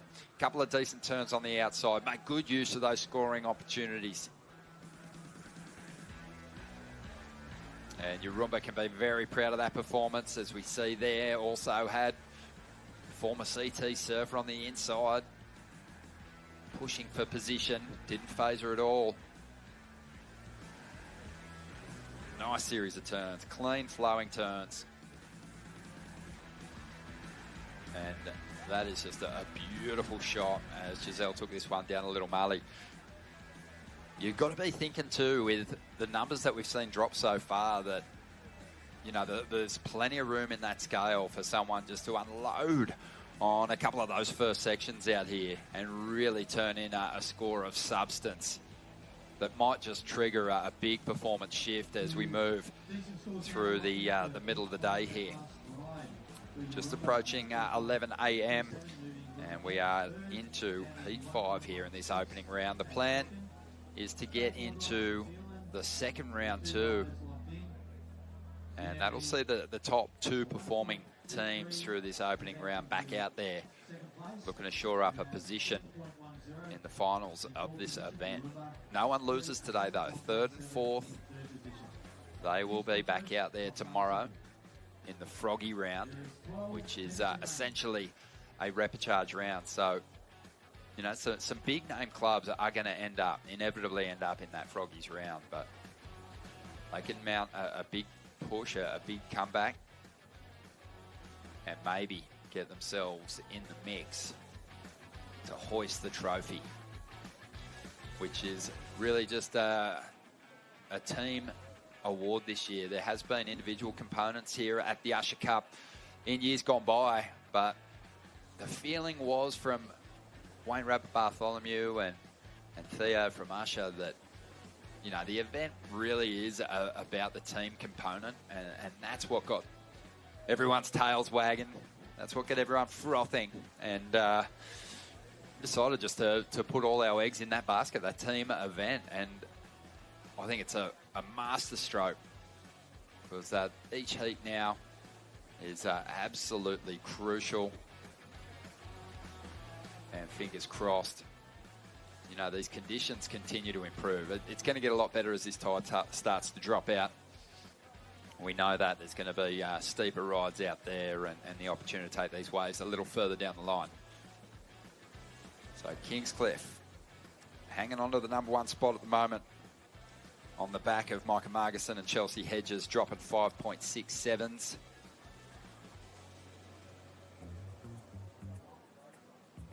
Coffs Harbour currently in second spot. We've got some amazing partners here at the Usher Cup. They've been backing this event since its inception, and one of them is FCS.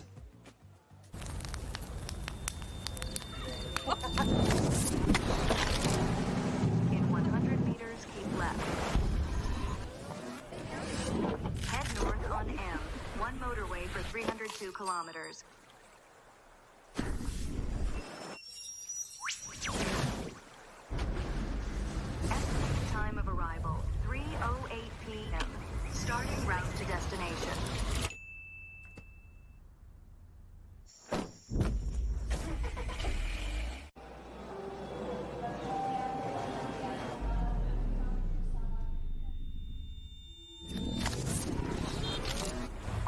Hey mate, it's Ryan. Give me a ring when you get this. The travel agent keeps calling me. We need to finalise the deposit for the boat trip today.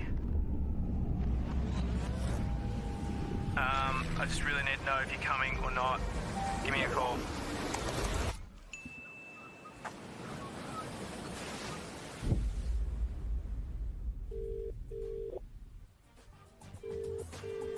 Loving that work. The new campaign from FCS is out of this world. Letty Mortensen featuring there, and he's obviously surfing for the NASA team in this event. They're already through to that second round after a solid performance this morning.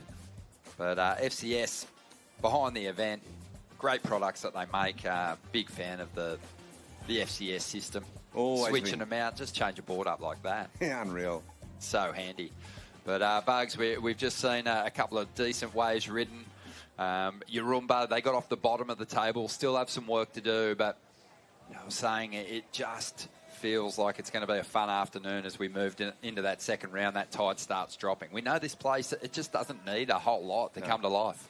Particularly on the lower tide, it'll definitely lift up on the bank, and it will certainly come alive this afternoon, that's for sure. So it's been a little tough through the high tide, but, we've had some heats where good scores have come in.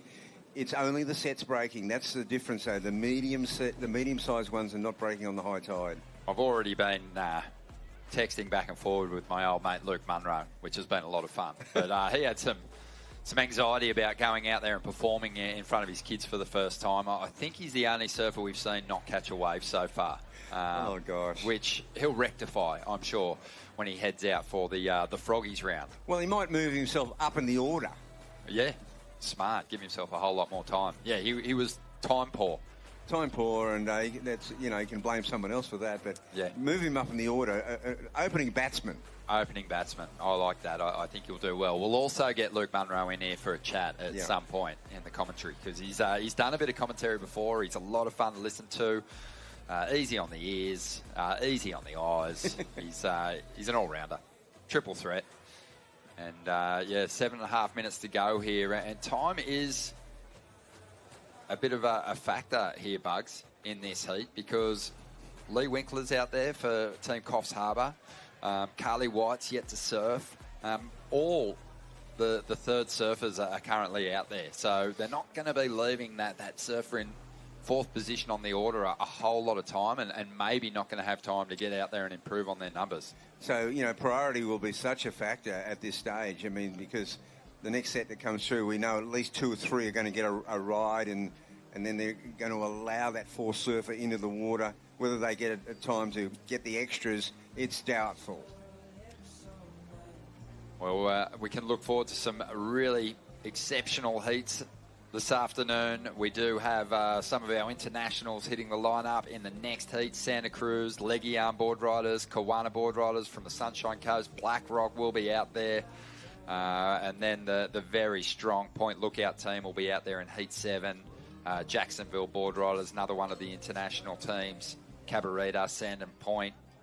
I mean, 48 teams. It's just there's not a whole lot of Australian teams left out of the mix. Well, look, this may be the last all-in event, Ronnie. We might be moving, if we move towards a World Club Championship, for example, it'll be a tighter field.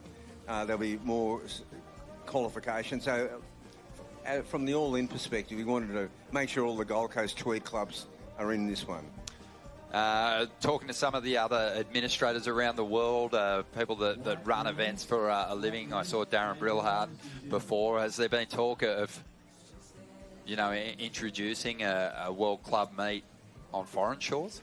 Yeah, sure has. Yeah, Darren's here. We're working together. Theo and I, Darren and his crew, Chris Marino from Huntington and that West Coast crew. Yeah, we've got, of course, Darren's the commissioner. We've got the commish here. The commish. And we're working together to really create something special. I love that. Working with US Boardriders clubs, and it's so impressive to see what they have got going over there in the US. It's just growing all the time now. I believe there's interest from places like Trinidad and Puerto Rico. Of course, we've got 4 major clubs from Hawaii here. That's just so amazing. The Kawana crew on standby.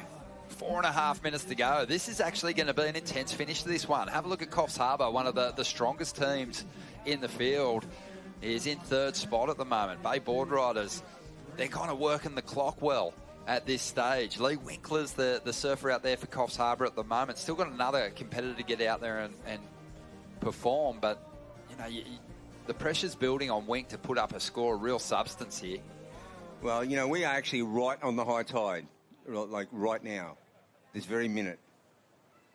It just sort of seems to slow things down, doesn't it? Well, only the sets are breaking. See, those mid-range ones, you can't pick them off. They're not lifting on the bank.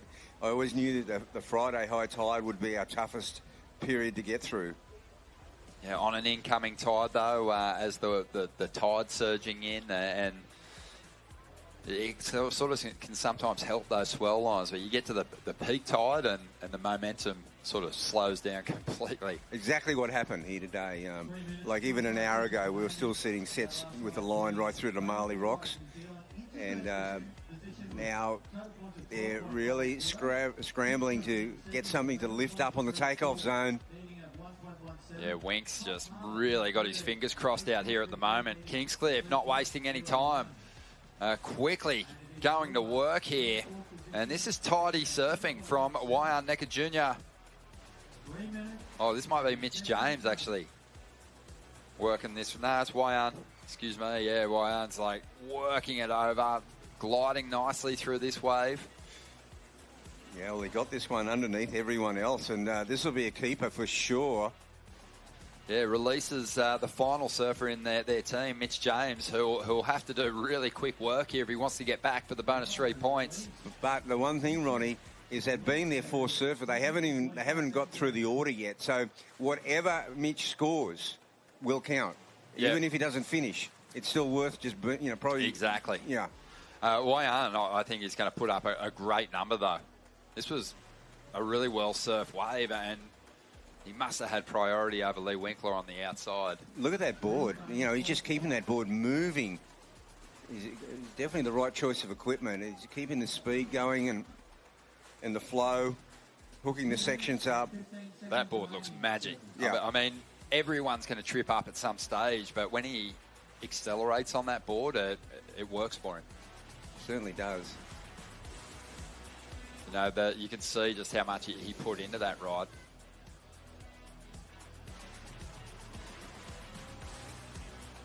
All right, so waiting on the numbers to come through, expecting Kingscliff to drop a good score, maybe even enough to see them up into the lead.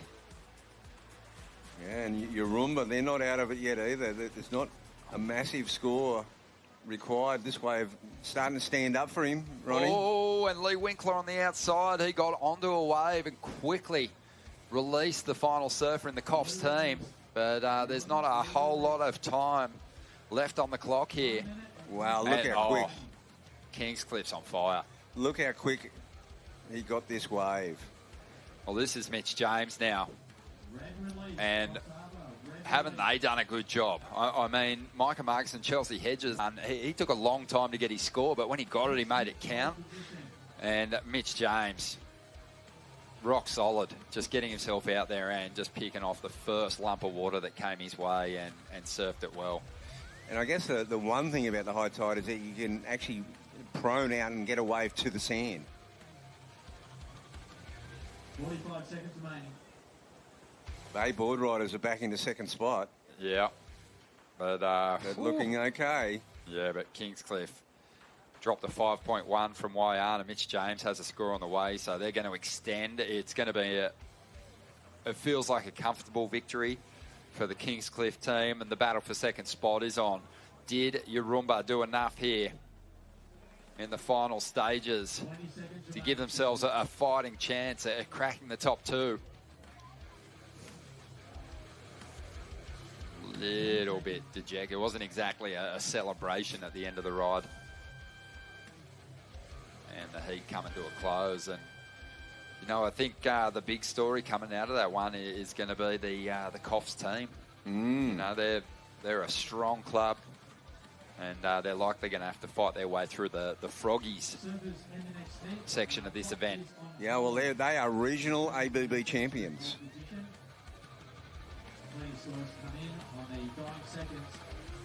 Here's the replay of Mitch James.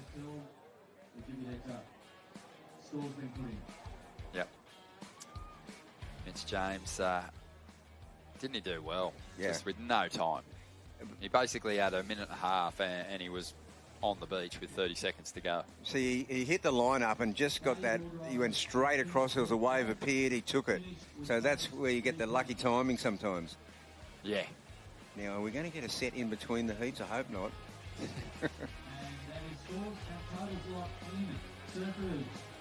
All right, we're still waiting on the numbers to come through from that final exchange. We'll update you on the outcome of that heat in just a moment. But right now, let's learn a little bit more about youth. Dingo, if I want to get in comps like this one day, what do I have to do? Surf every day and get good people around you. Break down my walls, but I will rise again. 'Cause I stand tall in my environment. How could I ever close my eyes as they silence sins? They try to take me down with their violence.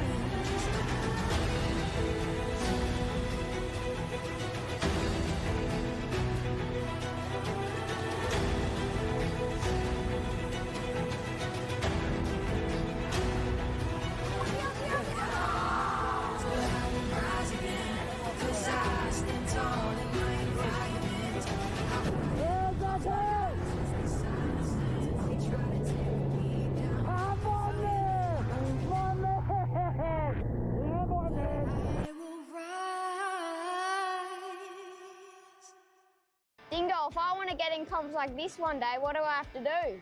Surf every day and get good people around you.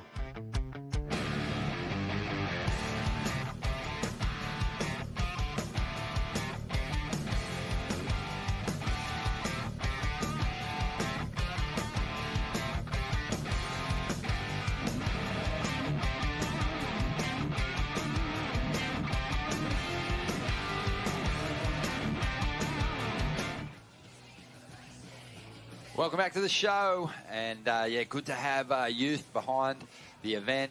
Good of Dean Morrison and Theo getting behind local Groms the world over, you'd have to say.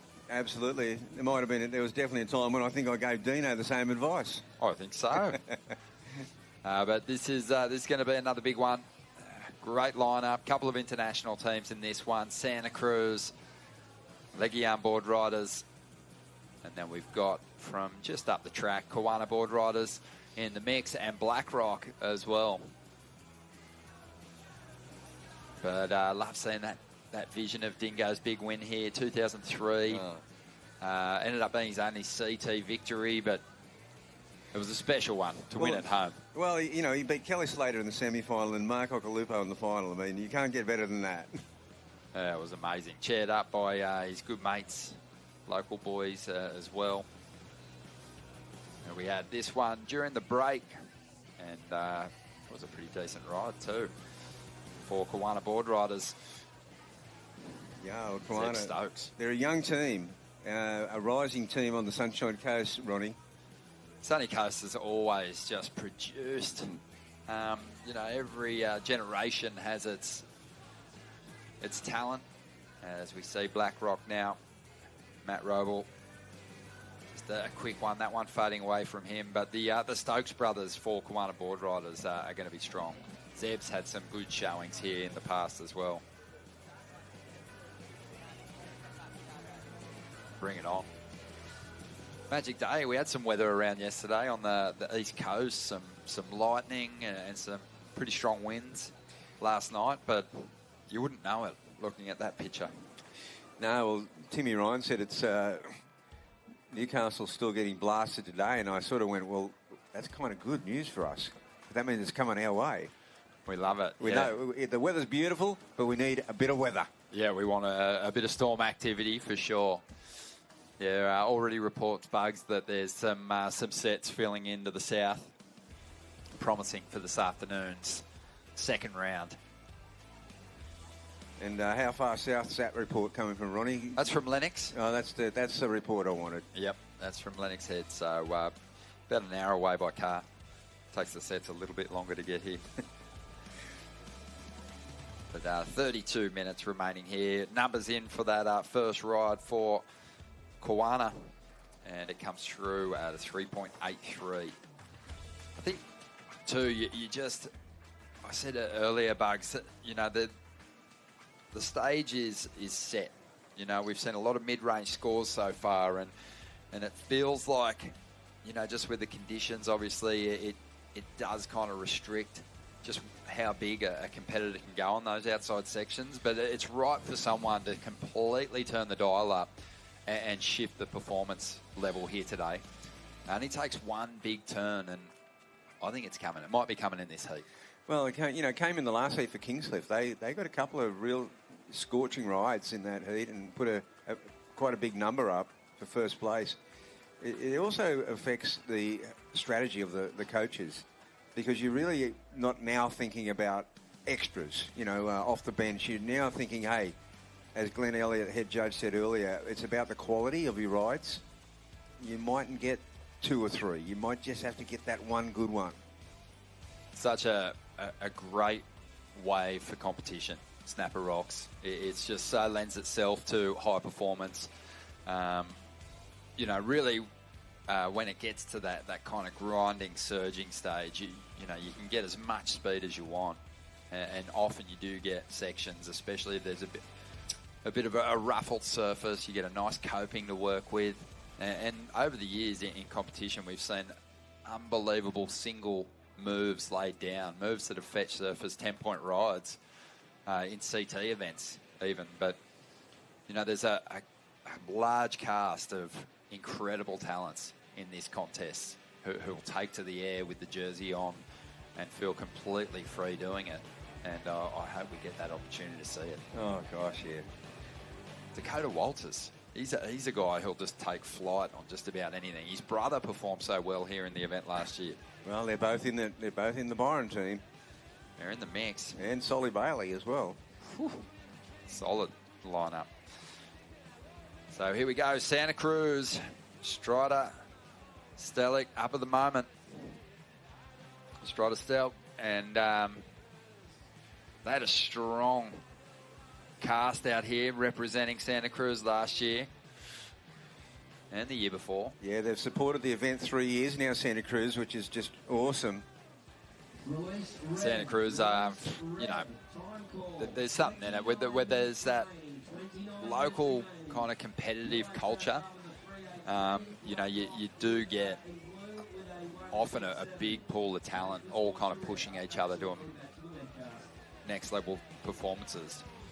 Santa Cruz has always had great rivalries within the town, east side, west side, and pushing each other in big waves at Mavericks, and they've had an unbelievable big wave season so far. My old mate Pete Mel, my old commentary sparring partner, has been back at it.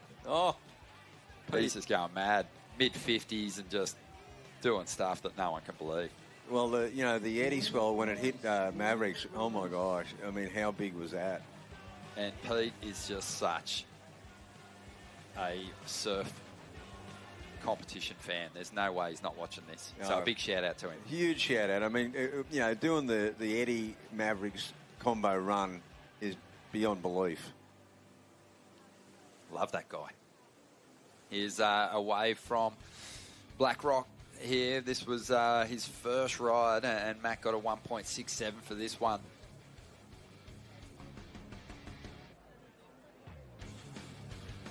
Yeah, at one stage, my good mate Richard Schmidt was going to come from Santa Cruz. He couldn't make it, but I was bummed because Richard and we go back a long way. He's an incredible surfer, amazing big wave surfer from the 80s and 90s.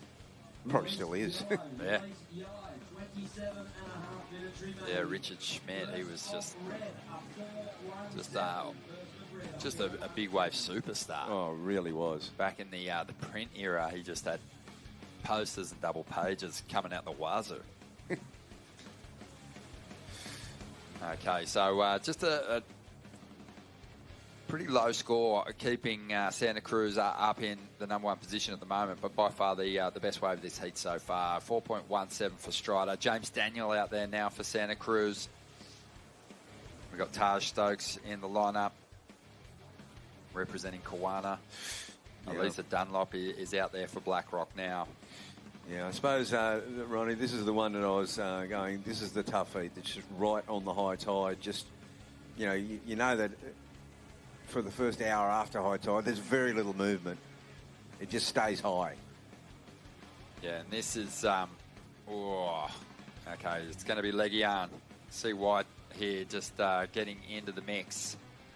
Starting her campaign, had to wait quite a while for this first ride, and that's going to have to do it. She's going to release Made Mahendra, who'll quickly get out there and hopefully get ahead of the clock again.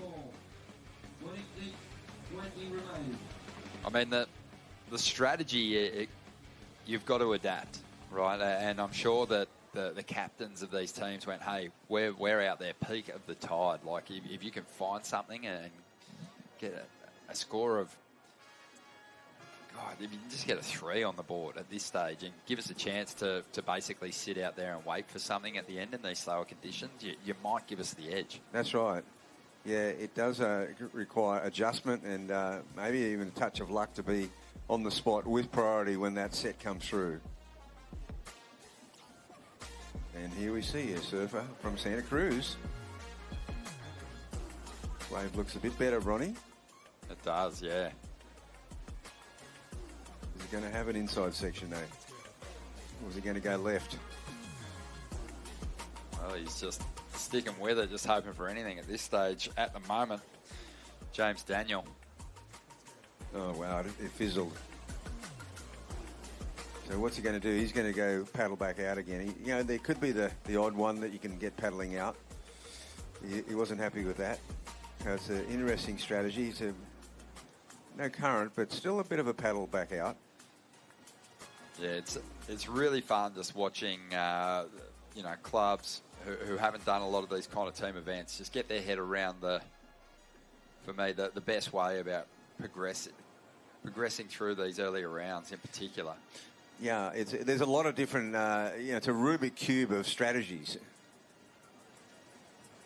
It's half the battle at the moment. You're trying to, obviously just find opportunities out there. That's the big quest. And when the conditions slow down, the clock speeds up, it feels like. Yeah, it seems like to me the big challenge right now is to get through your order.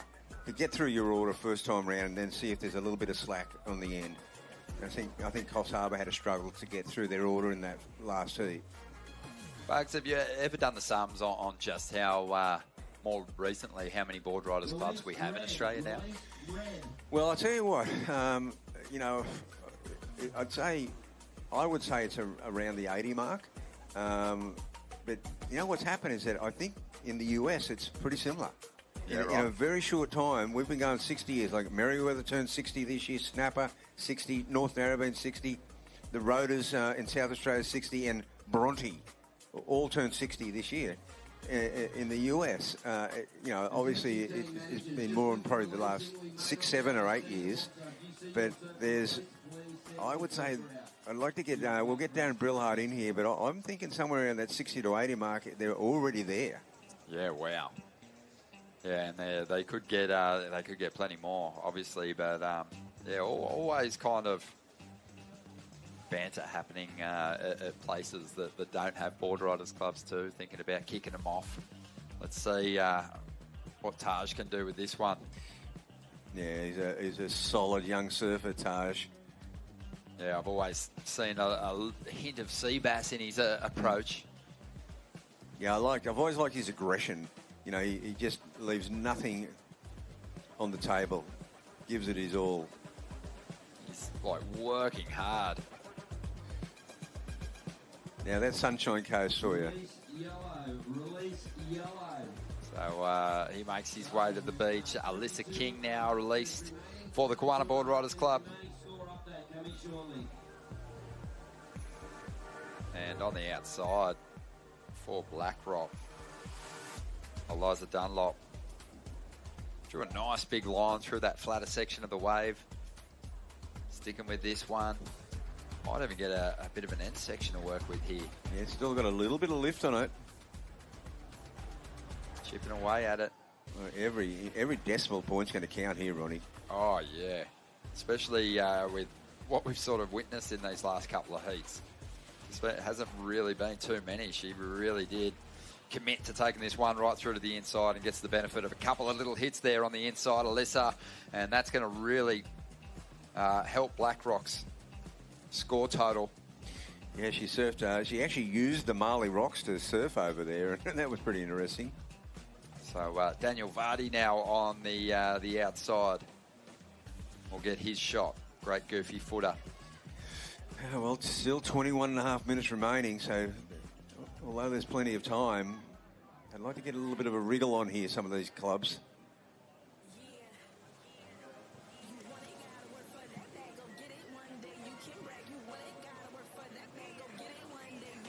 So, just again, when you consider what the wave's serving up, I think the performance there from Eliza was pretty solid. Now, Legion, this is a pretty small, flat day on Legion beach breaks, but keeping that board alive, they need to get into the heat, really, get into the match. Yeah, Made did pretty well there. And he lets Raja Sena out onto the lineup. And they've got Made Joy, Satrawan, waiting as their final surfer, who's a real talent. Looking forward to seeing what he can throw at us. Just on 20 minutes to go, so the clock not really killing anyone at the moment. But we'll see what happens here. Bugs, what are you looking forward to this year, mate? We know you're looking forward to the weekend. There's going to be a lot of great performances going down, no doubt. But surfing-wise, it's shaping up to be a fantastic year. Yeah, it is. I mean, I think the WSL, the Championship Tour, is amazing this year. I mean, I think it's such a winner. There's some amazing venues. J-Bay's back on the cards, Snapper Rocks, and then finishing in Cloudbreak is just awesome. Yeah, well, I was kind of driving towards that. The Snapper Rocks being upgraded back to CT status. You've always felt it's kind of been missing from the CT schedule. Oh, we all have around here. I mean, it was amazing having the Challenger Series and all those rising stars coming to town. But having the big dogs back, having just the top serves, having John here. I mean, it's it's a shame that maybe Gabrielle's not going to be here, but it's a cast of thousands. I mean, we've got the local Ethan Ewing and Jack Robinson waving the flag. There's such talented surfers in it this year, and it's amazing. Obviously, Stephanie Gilmore will be at home. Oh, mate. Yeah, it's always interesting to me too, the wild card story at Snapper. Because, this is a wave that, I feel like for a rookie, it's a real challenge being thrown out into the pipeline up. And while Snapper seems like a venue that anyone can prosper, some local knowledge here when Snapper's really doing its thing, or some reps can really work in a surfer's favour. So that'll be interesting too, because wildcards have often done damage in this comp. They really have. I mean, it's a sort of wave that it brings out the best in everyone surfing, and it's nice that it returns here. It's a happy, friendly venue, and everyone, as I said, it just brings out the best in everybody. But wildcards certainly have challenged. There's no doubt about it. And, we've seen some amazing performances, even last year at Trestles for the finals. It was incredible. But Fiji this year, that's going to bring up a whole different story, narrative, and probably a couple of different world title favourites into the mix.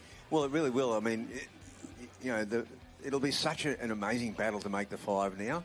I mean, it always is. But, for the ones, the contenders, the true contenders in Cloudbreak, there'll be quite a lot of pressure on them. They don't care where in the five they are, but as long as they're in there. Well, some movement on the outside here, but the surfer representing Santa Cruz there. Now, they don't lose priority. She couldn't get it. Yeah, didn't lose priority. You only lose priority once you're on the wave, right? That's right. Here we don't take priority. You can paddle for a wave and miss it. The only thing we don't have is we don't accept blocking. Yeah. No blocking.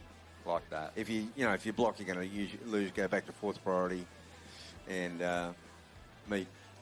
It's almost to an adjustment the individual surfer has to make, because quite often competitive surfers will do heat drills in surfing where if you paddle for a wave, you lose your priority. Yeah. It's a lot of fun. But, Bugs, I wanted to get to it. One of the big the big stories at the Usher Cup World Club Challenge each year is the charities that you shine a light on, that you support. And there's a lot of great charities up here on the Gold Coast doing fantastic work. We'll get back to that in a moment as we see Daniel Vardy for BlackRock looking to get things going here. And Vardy, another one of those surfers who, came through the junior scene here in Australia and then kind of faded away into the to work life, if you will. So loving the opportunity to see him out here with the jersey on once again. But some great charities. The Village School is one of them. Yeah, and it's really cool. I mean, I've always been admired some of the education set up in places like Finland and Norway and in Northern Europe where there's a lot of playtime. In Australia, when you have a lot of playtime, we used to get the cane for having playtime in Australia. So, and I like to see, the system in Australia is so rigid, like you've got to go to school for 12 years, 6 hours a day in classrooms. The village school's taken on this more, playtime's important, I really believe in that. And also, Crumb and Wildlife Hospital with the wounded animals from all the amount of people driving on our roads. They do a wonderful job. Healthy Minds, so that's a really cool group. And Friends with Dignity, obviously another one that serving our people. That's like a free Woolworths. It's a free. It's to help families out who are doing it tough, and you can go there and get food, get your week's groceries. The Gold Coast Hospital Foundation, fantastic job up there. That means a lot to me right now. And, just so many of them, Ronnie. Love that, mate.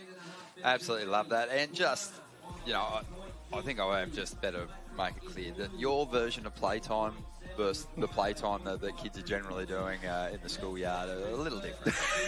A little different. Yeah, I'm definitely not the principal. Love that.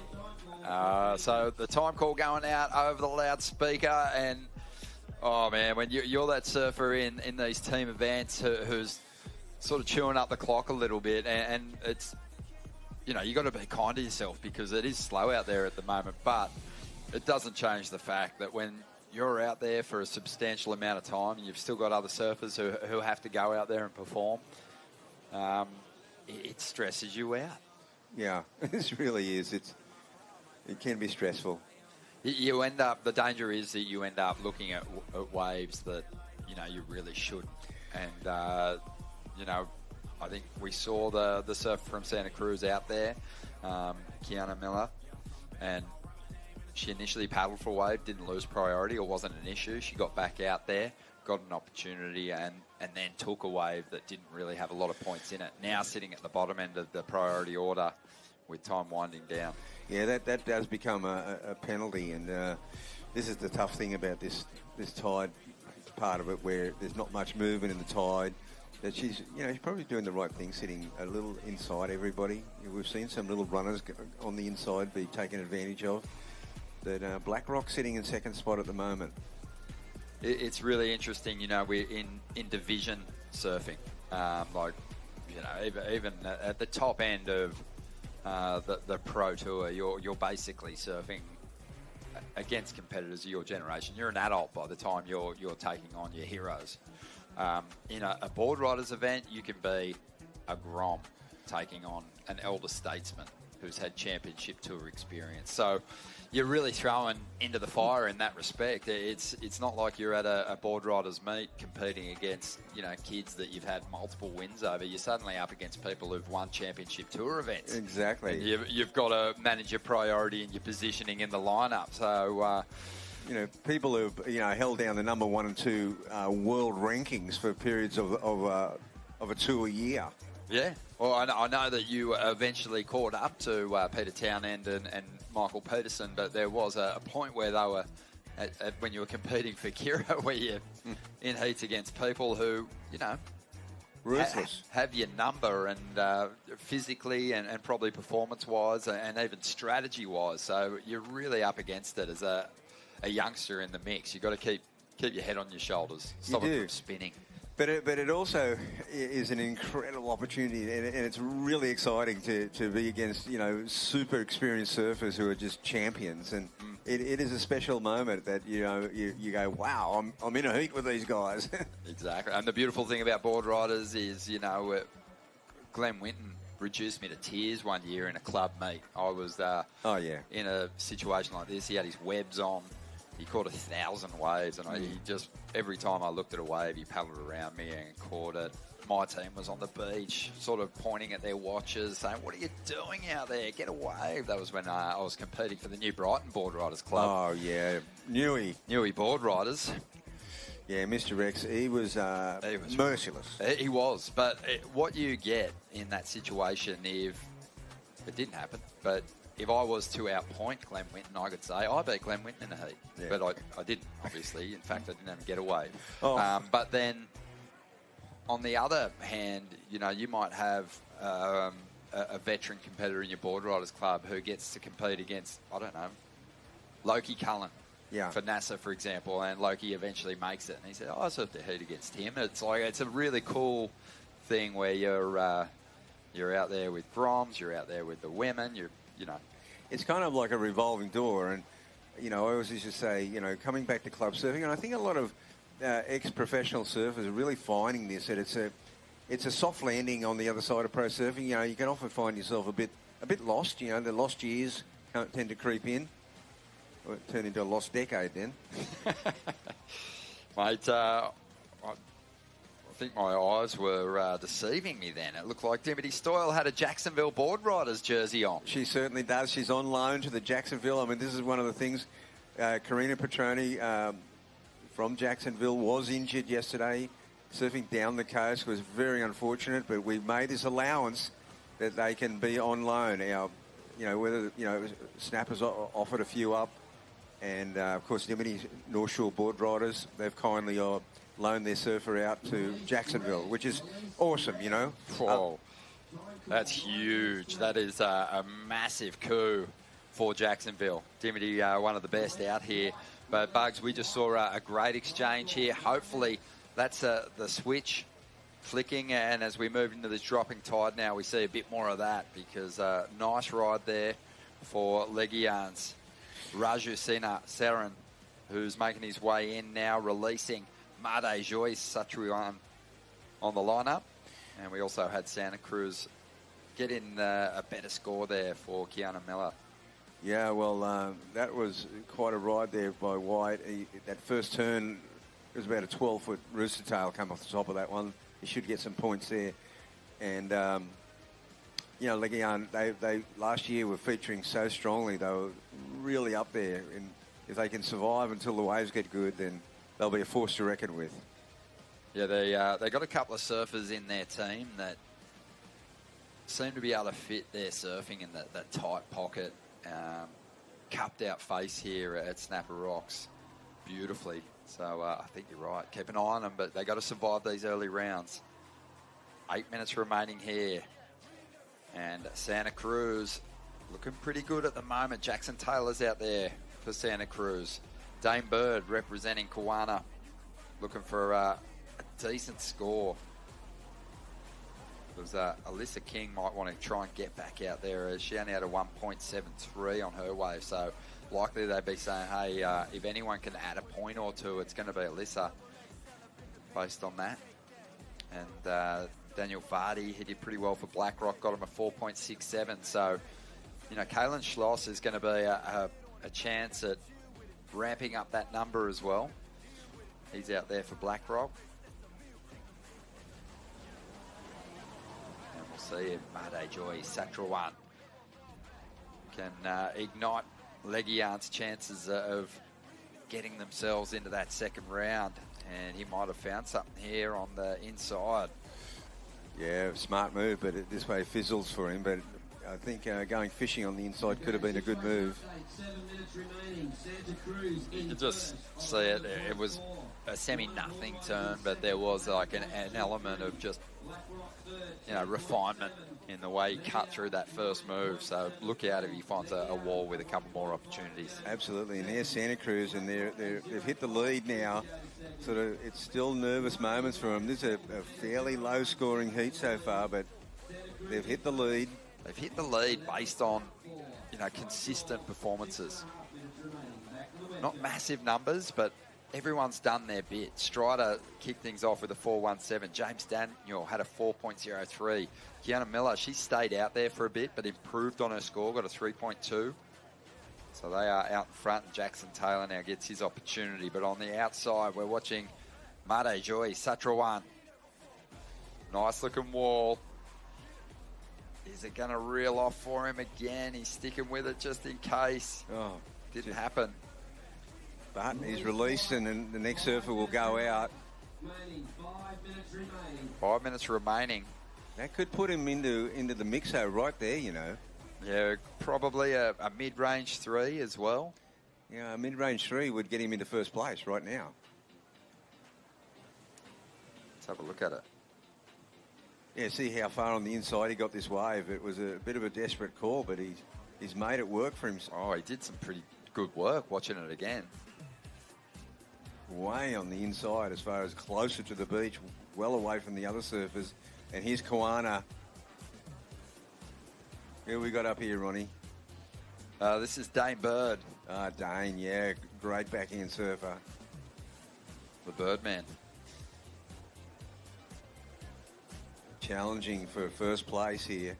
So there's a release. Okay, I'll be interested to see who they send back out, because they've got, I think, a few surfers that are capable of really improving on their scores. Zeb Stokes is certainly a chance of improving on 3.83, but it is Alyssa King hanging on to the lowest number at the moment, that 1.73.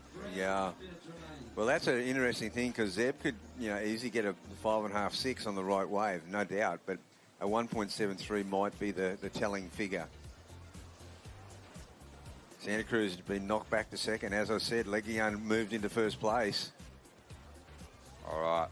Well, Leguian's really starting to build now. Here's Santa Cruz. There's an important ride. He's looked behind him. If there's anything behind there, he's not going to need much, but backhand. Does this wave fizzle out? Does he get a bit more out of it? Hasn't Santa Cruz, like we were talking about, just, that they're always producing talent over there. But goofy footers, they've had so many strong goofs. Santa Cruz. Oh, haven't they? Chris Gallagher, yeah. Nat Young. Yeah, amazing goofy footers. Now, with 3 minutes 48, he hasn't done a release. There is 2.5 minutes remaining. Waiting for scores. Yellow first, white second. I mean, you may as well just throw your hands up, right, for the release, because if you... See, they just dropped back to third place. Doesn't require much for them to move into second spot, though. Leguian out there with their girl. That was a classic shot of Lake Rainbow Bay. Lake Rainbow. It'll come on. It'll come on. Have faith. So C. White, she went out there to try and improve on a number. She didn't. She got a 1.43, but she really wants to get those 3 points. Yeah, it's going to mean a lot. The 3 points, and I guess Santa Cruz are also going to lock in their 3 points. And you'd think Santa Cruz might leapfrog here.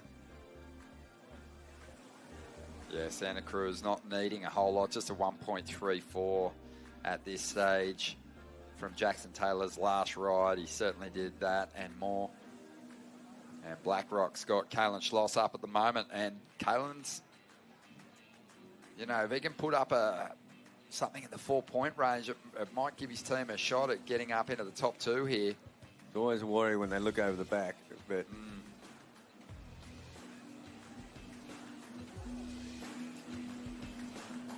On the outside, Bugs, did he get a hit off? Well, you've got to think about Santa Cruz versus BlackRock here, because Santa Cruz has moved into second place. Now, that's without the 3 points, though. Kalen, head down, just wants to make sure that he gets his team that that 3-point bonus. Santa Cruz just shot into first place. Yeah, they did. On the back of Jackson's ride, which was a 3.13, plus they already have their 3 points allotted. Yeah. Added to the mix. Yeah, I think they're going to be safely through. Second spot is up for grabs, but Kawana probably looking pretty safe at this stage. Yeah, it's going to be interesting. 10 seconds, attention to countdown. Okay, Kalen's waves in 2.7. So the 3 points has been awarded now, and it came so close. But Kawana jumped up into first position. 18.33. Santa Cruz in second spot, 17.53. Whoa. BlackRock in third position, and Legion Boardriders in fourth spot. So Kawana and Santa Cruz progressing through to that second round.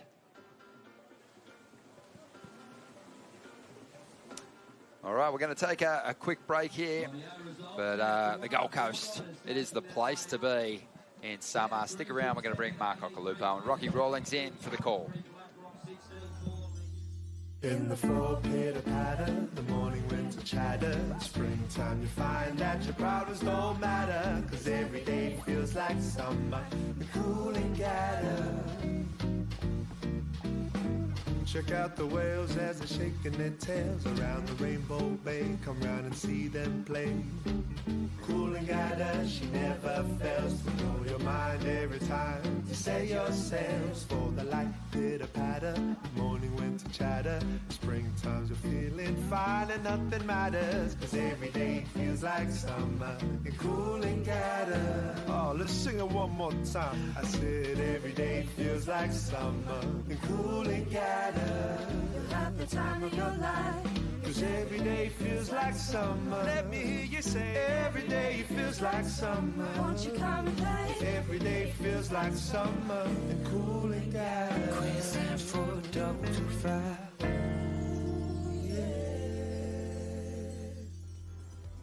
Well, welcome back to the Usher Cup. Fifth round or fifth event and on the World Club Challenge, and what an opening few moments we've had so far here with Mark Occhilupo. And Mark, wow, what a spectacular start. Hello, Rocky, and yes, good morning, everyone here from the Gold Coast. This was a good wave. We saw this. He took off right on the hooter and got 3 really nice snaps in, climbed the foam, and just... Sammy Lowe, you kidding me? Michael Lowe, very good friends with his father. I thought I recognised that style. I'm like, oh, that looked so familiar. He's growing up so quick, Sammy. And look at the finish to that. That's got to be a huge score. That was epic, Sammy just won the Australian titles, I think. So, yeah, he's going great guns. And Michael Lowe will be happy with that. I wonder if he's up here. I haven't heard from him. I'm sure maybe he's watching back down there in the south coast of New South Wales. I can't talk. South coast of New South Wales, and g'day to Lowe, and I hope you're doing well. But it's beautiful, Glenn. What did you do on your break? What I did was I jumped in the shore break with my son. He was pulling in, and I was pulling into shore break barrels, high tide. So magic in front of my place at Rainbow Bay. It's what we always do, and you'll probably find me pulling in at shore break barrels when my kid's not even there. That is a bit weird, but it's just perfectly glassy, crystal clear barrels, and they're 2 foot, and they're sensational. No, I'm with you. I was actually, unfortunately, I wasn't able to jump in the water. I was down covering for Tapper, who's doing the beach commentary, so I had a heat of commentating down there, but what a vantage point. And one thing that really jumped out was the crystal clear clarity of the water. I mean, and as we said, it's 25 degrees. So thinking, we're telecasting out to the world, and as we know, the Northern Hemisphere's had all those massive storms, big swells, the eddy ran. We're talking jaws at 80 foot possibly. Wow. I saw that. When the eddy was on, I saw that footage. Timber Nathan was there, and he captured it, and it was the biggest barrels I've ever seen. I mean, insane. It was unbelievable. Look, there's B. Durbridge. I can tell that style anywhere. Look, he's got a little groveler, and Bede has been coaching, and he's still surfing really well. Point Lookout are going to be a very hard club to beat. So I know that team is red hot. So look at Bede. He's just trying to finish this wave off. It looks like he's on a kind of a epoxy, kind of a carbon-looking board. Kind of reminiscent of what Taj used to ride. Remember back in the day? Yeah, the Firewire parabolic rail. It looked like that. It does look a bit like that. Talking about Lowy too. He won that event here. You know, the Lowy Pro. You walk up those stairs, the famous stairs of fame, walking up to Snapper Rainbow Bay Surf Club and see his name up there. He was the only goofy footer to have that for a long time until I think Medina, was got on the stairs. But That's right. Michael Lowe has won this event. And here's a replay of course, North Stradbroke, the man of the moment, B. Durbidge, of course. He leads by example over there. You know, it's such great a surfing community on the North Australia. We can almost see it up on the horizon from here. But a great little place for the world. Some spectacular waves, awesome people. And, of course, Bede, being on the world tour, you were with him on the tour. Yes, I was. And Bede, I saw him as a grommet, when I was commentating a lot of the Queensland events. And as he came up through the ranks going, this guy's he's going to be something. Yeah, Bede, he was such a hard guy to draw in heats. He was so consistent. Yep. It was crazy. And here we go, Cabarita up and riding. You can tell me who this is, Rocky. But, sorry, I know he didn't win this actual event, but he won it as a CT, which it is. As a CT. Which it is a CT again. It's been a Challenger event for the last couple of years, so it's back to a CT. This is a great prelude to it because we've got a lot of ex-CT surfers in this event. The only other comp that's here, Rocky, is the Occy Grom comp. There's 3 events at Snapper, and that's all that's allowed. And one is obviously the CT, and the other is the Usher Cup World Club Challenge, and the other one's the Occy Grom comp. And I'm proud to have my event here. Been running for, a long time now. Third year at Snapper it'll be. It used to be at D-Bar, but we got the upgrade to Snapper. Well, look at this, Thanks a replay once again from Gail and no, exactly. They did a great job. Rainbow Bay Surf Club had a lot to do with it too. Yeah. We have Gavin up there, the manager and the publican of our Rainbow Bay Surf Club. Great friends, and it's my second home up there. That was Kayan Falvey it was Kayan Falvey. So Kayan has been doing the regional QS. Yep. He competed over there in the Philippines and Nias and Taiwan, as well as my son Jay. There's a fair few crew that are in this event that do that tour. Yeah. Well, from Cabarita, of course, around the corner.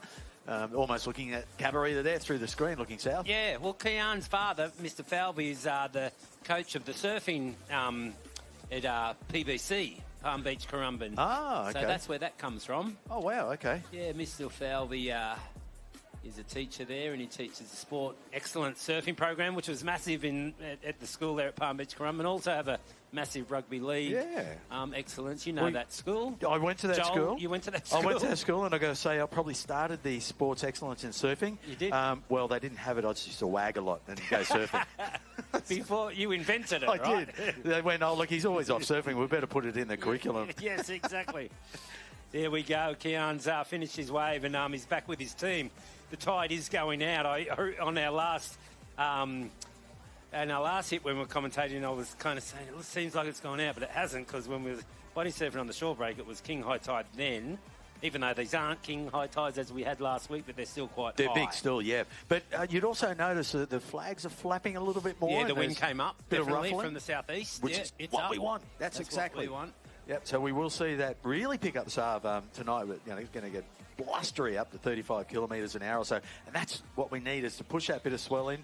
We've seen the odd set here and there, and we'll see a whole lot more of that. But as you said, top of the tide, so from here on in, it will start settling down on the bank, hitting the bank, and even those mid-size sets and the in-between waves will start breaking. Yeah, we'll get a lot more surfing done. And a lot more action. It's just a lot of these waves are hidden in the tide.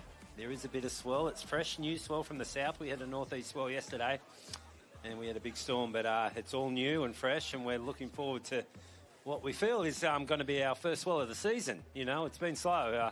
Our season pretty much, starts in around Christmas and all the way through winter. We get about a 6-month run of swell here, usually on the Gold Coast. It's been a bit slow lately, so we're excited.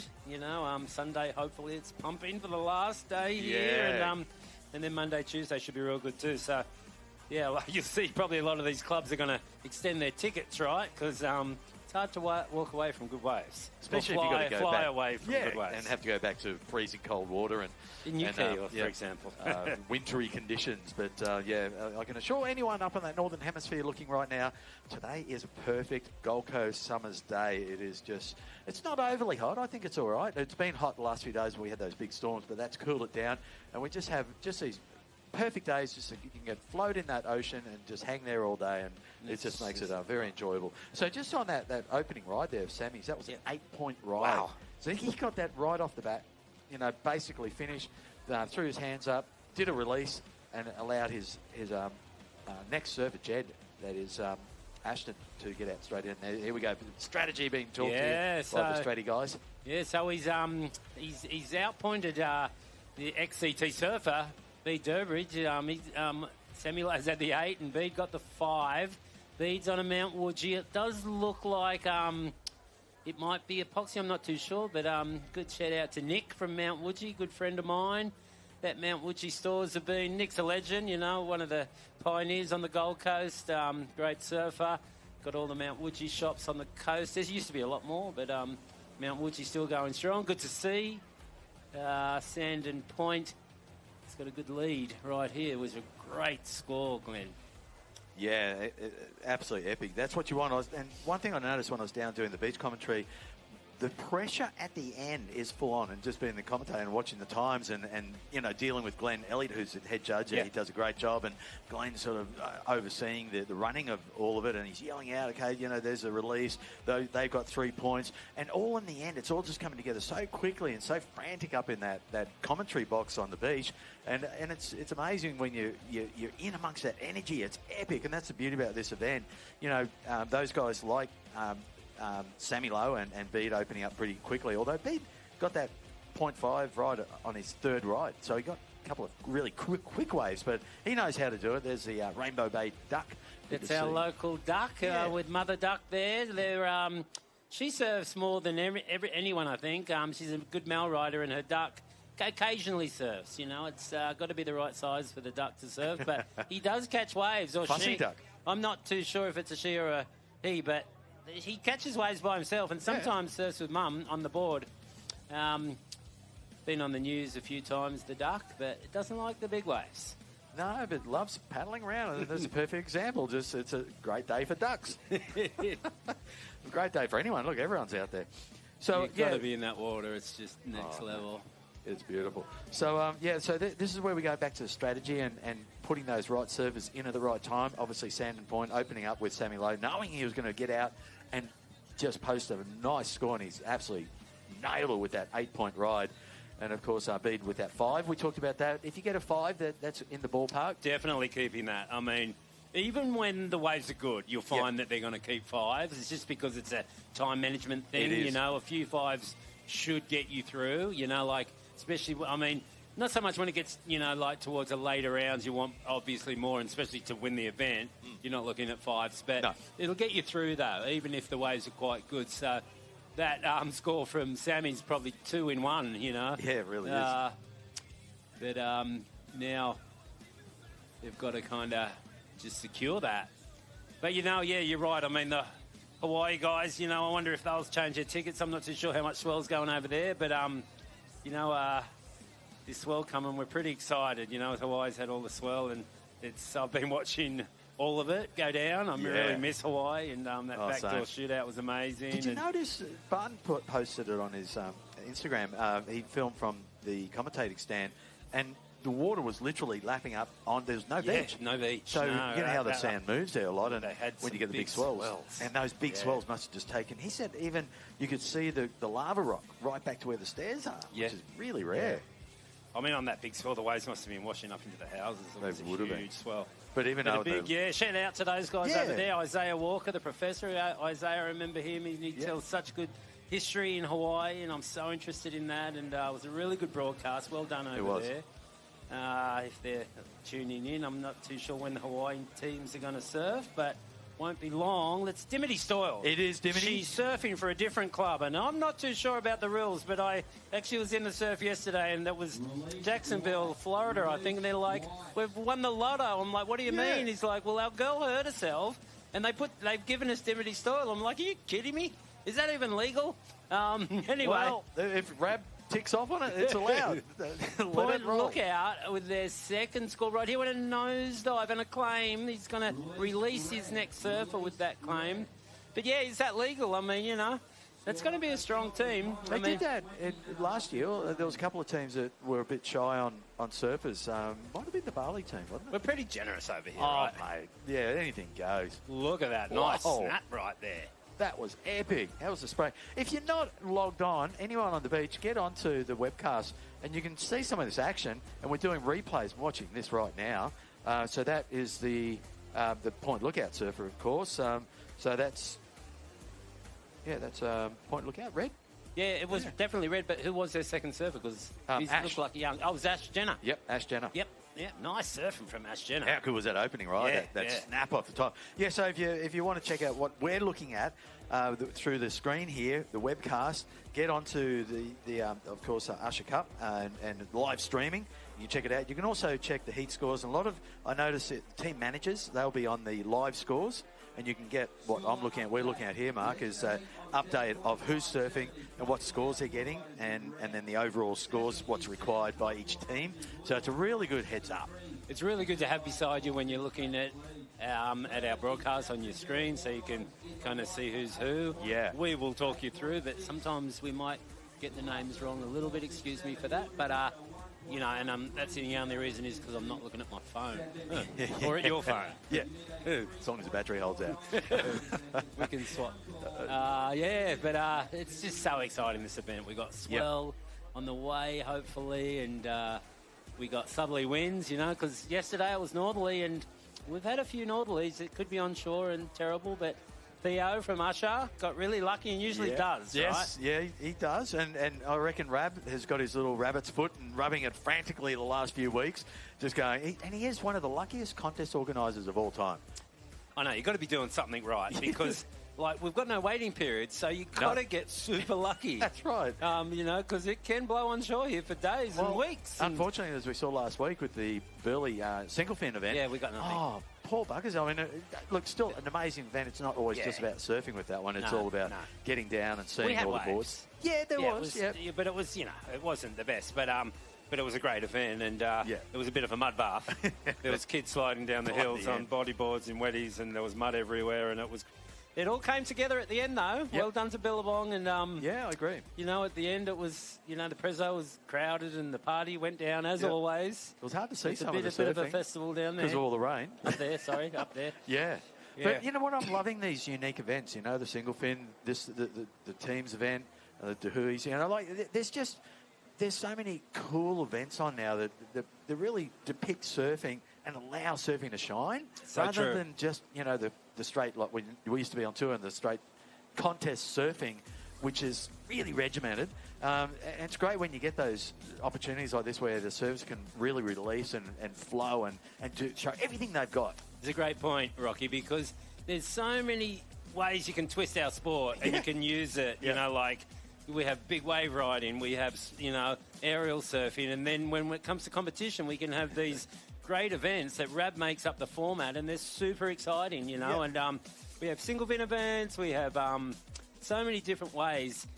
It's got to be more than any other sport that we can twist our sport into sporting events and the way we ride waves. It's just, you know, we've been doing it for a long time now. Obviously, you know, there's a backdoor shootout. It was the Duke that came out to Australia and showed surfing at Freshwater Beach way back.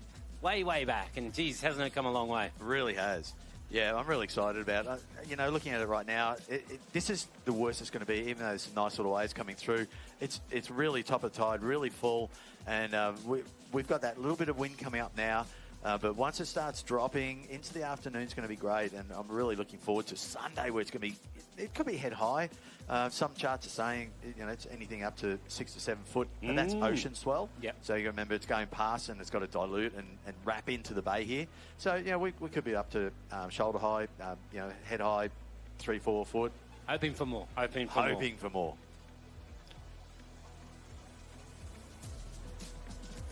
Well, Point Lookout got their backup score there, their second ride, so they're up to 10.57. Sandon Point's just behind them with an 9, and Jacksonville. Yeah, so Dimity seemed like... What did Dimity get for her score? Dimmy got a 4.67. Okay, so that's, around par. Yeah. That's good average scoring. And he's a little wave approaching. Anyone going to take it? Doesn't look like it's got a whole lot of wall from where I am. Oh, hang on. Anyway, we've got Point Lookout up and riding. It's the girl surfer. I remember this girl from last year. Yeah. Stacey Holt. That's right, Stacey. Her wave fades out on her, though. I didn't think that wave had a lot to offer. So we got Sand Point right behind her. And that would be then Eddie. Those waves, they were really soft and they didn't really come into the bay at all. It's going to be a mixture of kind of a little bit of wind swell with this southeaster coming up, and when the tide goes out, it could kind of go a bit flat here and there. But you just got to be really selective, see which one the growers are, see which ones aren't, which these were not. A good opening turn, though. Still able to get that snap off the top, release the fins. And just waiting for scores to come in for that one, I think. So, but claimed it and was enough to, obviously come in and release do the surfer changeover. Yeah.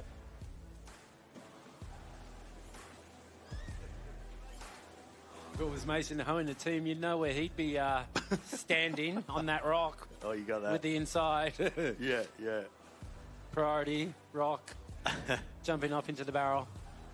I had a heat in spectacular. Brazil one time, and when it was like this, obviously small waves, and it's crucial. And I was up against Wes Lane. Oh, you were. Floridian I remember surfer. Wes. Yeah. Wes, and he's most insane aggressive. Oh, he was nice guy, but aggressive.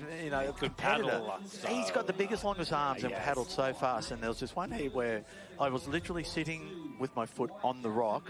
And to have the inside. Yeah, to totally have the inside. I thought, I've got him. I've got this. Next second, I felt a board nudge up between me and the rock, and his Wes wedging in between me and the rock and nudging me. I'm going, are you right there? It was amazing. You reminded me of something that happened in the teams event too. We had one in Western Australia at Triggs Beach, and it was a huge, club. And this was way before its time because it was an international club thing. I forget what it was called, but it was using priority. I remember the waves were so small at Triggs. Yep. And the guy that had priority was on the beach chasing the guy, following him, because as soon as he stood up, the guy was going to run out and catch the same wave to nullify. It used to nullify a score if you paddled for the same wave and took off. Oh, that's how wow. priority used to work. So that was his blocking tactics on the beach. Really using the priority system. To its extreme. I would think that's when they stopped that rule. But I remember it did happen, and someone will probably message in saying it did happen because it was a long time ago. But it's interesting how many times there'll be new rules coming, but you get those absolute strategists, and they come in. Okay, I'll use this new rule. I'll change it. I'll tweak it. I'll use it to my advantage. Yeah, exactly. And then next week, it's gone. We're taking that rule out. Here we go. A little set approaching, maybe. White's having a look. We can't really tell who's got priority. It would be good if we could, because it's pretty important at this point in time. There's the Jacksonville flag. I was thinking, what kind of flag is that? Well, they got 12 minutes remaining. Here we go. No good. So it is Point Lookout holding the lead with that 13.40. Here we go. Still they've got to post. Curtis Ewing's going to be their last surfer. So Curtis, Ethan we're talking Ewing's about brother. Good anchorman, and Curtis will no doubt be that. I love his surfing. Oh, great goofy footer. Really, really good. God, main beach up at Straight, he just absolute dominates. Seen him get the biggest, longest barrels and then come out and hook into the biggest, crankiest turns. But, look, he's a great surfer. Not far behind his brother. I mean, oh, no. They all have their day. Really, really competent surfer. And, you had a surf with Ethan, actually, just towards the end of last year. And at D-Bar, it was pretty solid. It's a pretty solid day, actually. And there was only just me and him out there. Got lucky, kind of a low-tide, windy afternoon. And he's looking so good for this year, I reckon. Yeah. Really unfortunate that Gabriel Medina's out for the year. I mean, he was my kind of pick to win, being at Cloudbreak. And it's going to be a big hole left in the tour. It's Gabriel, I have to say, is my favourite surfer, and it was a crying shame when I heard that wow. happen. It's going to feel that gap won't be filled, but geez, there's got to be a lot of guys that are going to go, this is my chance to win a title. I mean, I really believe that Ethan's got a better chance at winning a world title there than Trestles. I know it seems weird, but you know, it's just been tough against like Felipe, and if it's Gabriel or a Tullo out at Trestles, it's tough. Yeah, with their air games, you know. But I mean, that air game's going to probably not be used, you know, at Fiji.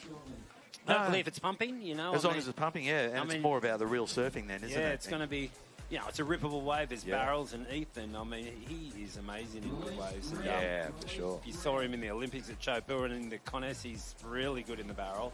He's got a great backhand snap, and you'd be thinking he's going to make the 5. I mean,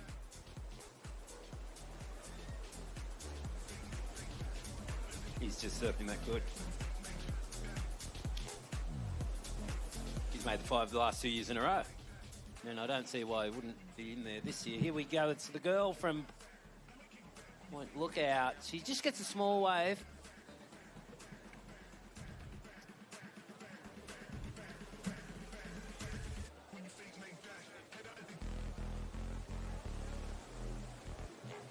So, yeah, while Glenn catches up with his surf report, I'll be bringing you... I'm looking at Ronnie just going, can you come over here, please? No, I just waiting for this tide to go out. It's still pretty high as you see those rocks get immersed in water there. It's very high still. It seems like we all know that, you know, the tide gets high, it stays high for an hour until it ebbs out. So we must be kind of in that hour still, because the ocean's, you know, it's been slow all morning, but it's pretty slow right now. And it seems to usually slow up when the tide's peaking out and it's high tide. And even when it goes out, it might be sucking these waves away. I don't want to get negative. Thank you, Shagger.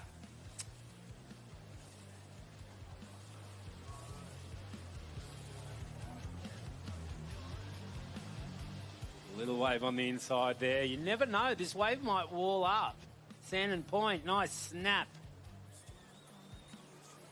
And the boys whistle. Probably going to be an important wave just for this heat because it's been so slow. He claims it. Releases his next surfer. Time call. 8 minutes remaining. 8 minutes remaining. Slim pickings out here right now, guys. Point Lookout, 13.4. Sand Point, 13.17. Jacksonville, 8.6. Cabarita, 6.24. Looks like the woman surfer for Sand Point's been released. She's paddling out the keyhole. Looks like Yellow's having a look at this wave. You've got to be careful with taking off on that little corner there too.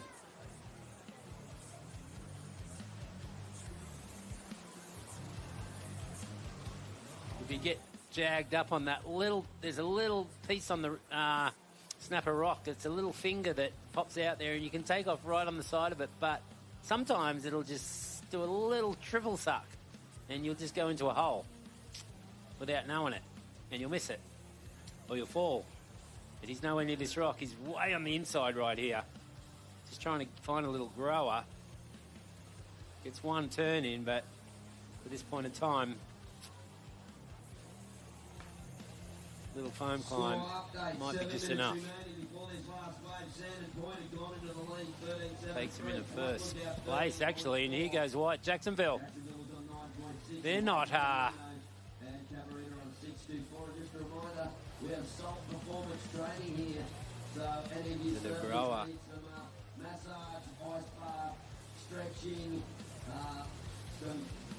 anything to do with injuries. They're not unfamiliar with small waves, being from Jacksonville, and he surfs that as good as he could and claims it and releases the next surf. After that shortly.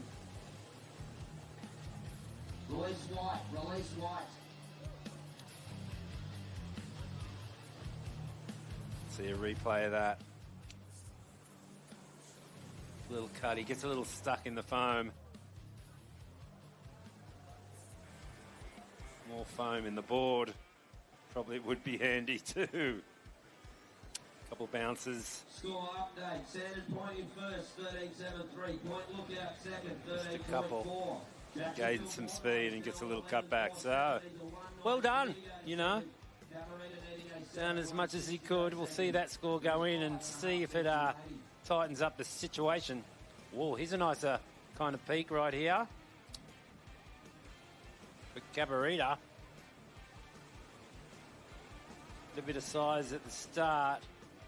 Probably won't have a whole lot of wall on it though. Prove me wrong. Find a good section there. Hits it vertically. And behind him, looks like Point Lookout. So, that was a bit of a set. Kind of filled up the area, and Curtis Ewing gets the next wave. And I think I've got Rocky back here. He's done his surf report. That was quick. Yeah, just my Channel 9 Gold Coast News commitment. Had to send through all the data and information so they can broadcast it on the news tonight. But thanks for filling in there for a second. I did also get a correction on that flag we saw before. That was a Floridian state flag. Okay, yes, nice. And Curtis got a pretty good wave there, Glenn. And, you know, some people will call it double dipping, but... Double dipping. We'll let you off. Medium mogul, mate. That's what I am. Yeah, no, you got to sort of push the limits. got to. You know, I saw Billy Slater in the surf the other day, and he said something really funny to me. Yeah, I was telling him that I was going to be commentating, and he's like, "We all got to bullshit our way through this life sometimes." Yeah, he's pretty blunt. And I was there. He knows how it works. He knows how it works. I mean, he's unbelievable. He was at the Melbourne Cup Carnival. He was on the horse interviewing the winners of the race. I was like, what can't he do? Seriously. He's great. Best football player ever, and then he's such a horseman. And, he's got a little place up here, you know, on the coast. And he was out there with his kids surfing. Oh, really? Okay. At D-Bar. Yeah. It was good to see. Good to see. Wow, he was one of the best and still is, but yeah, I mean... Oh, and he commentates surfing. Does it all. And rides horses. Rides horses. Well, what are we up to here? We've got 3 minutes on the clock. Our timing might be just off slightly, so don't listen to us exactly, but because of the delay in the webcast. But at the standing here, it is Point Lookout once again, looking strong with... Beard posting their 5, and then Ash Jenner with a 5.57. And then we had Curtis with that 6.13. And now, you know, 2.5 minutes on the clock, they're pretty much just get those 3 points and they're done and dusted. So their nearest opponents is Sand and Point with 13.73. So it's still a big score needed there. Wow. So second and third, does it matter which they place? They'll both go to a rep and charge. Will they be seated higher than the other club? But they will both stay in the event, right? Second and third. Correct, that's right. If Jacksonville Boardriders and Cabarita get second and third here, they will go into the repechage. Yep. And the first two then will go up against the seeded surfers, which the seeded teams, that is. And here's the girl surfer for Sand and Point. You'll have to let me know who this is. So that is Pearl Peters, by the looks of it. Yeah. Pearl. It's a nice name, and she's got a bit of wind to contend with here. The wind seems like it's whipping up from the south. She claims it, releases the next surfer. I think she's the last surfer, so she's just got to come and get the 3 points. So that means 1 point. Oh, well, 1.43 seconds. So she's got it. Oh, sorry, 1 minute and 34 seconds. But yeah, you can really see that wind now. This is the bugger when that tide gets really full and you're trying to stay down on the wave, but it's pushing you back up, and that wind wraps up around Rainbow Bay there and pushes up through, as you can see, offshore. But makes it pretty difficult to stay on the wave. But that's going to work in our favour later when it's low tide, because it's going to lift the wall, hold it up, and make it a lot more steep. And that's where we're going to see some of those big blasts coming in off the top. Well, here's a replay for Pearl. Yeah, you can see that wind really blowing offshore, making it hard to stay in the pocket. Her ratio is almost like a kite. And she's going backwards. Wow, Wow. Yeah, low tide, that particular wave that we're looking at that she's riding on screen here will be a much more steeper, hollower wave on low tide. So I can't wait for the afternoon session. It's going to be epic. Well, it looks like we're just clocking down to the final seconds in this heat. And Point Lookout look very solid there. Sand and Point at this stage, pretty convincing in second. And we'll just let those last scores drop in and obviously see who gets up there, gets those 3 points extra, can make the difference. Here we go. There's a replay. Jacksonville. Got a nice little takeoff right there. Kind of a snap and waiting for this wave to wall up. It's Dane Jeffries. It's Dane Jeffries. Thank you, Rocky. And nice wall. Nice wall.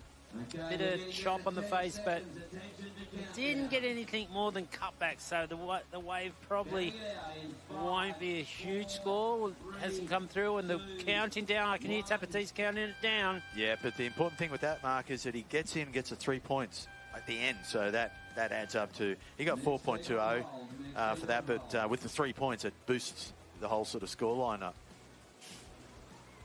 It does, yeah. So you don't really know till the end, do you? Like, we got to kind of wait and see actually what happened. Did they all make the dry sand? We know Sammy Lowe really set up Sand and Point with that 8-point ride at the start of the heat. Yeah, and really it looks like it will be Point Lookout and Sand and Point, but if anything else changes, we'll let you know. We'll head off to an ad break. And come back and join you soon. Yeah, it's great, Mark. Yeah, off to the Mandiri ad break and check some of this action in this ad. Makes you just want to book a ticket right away.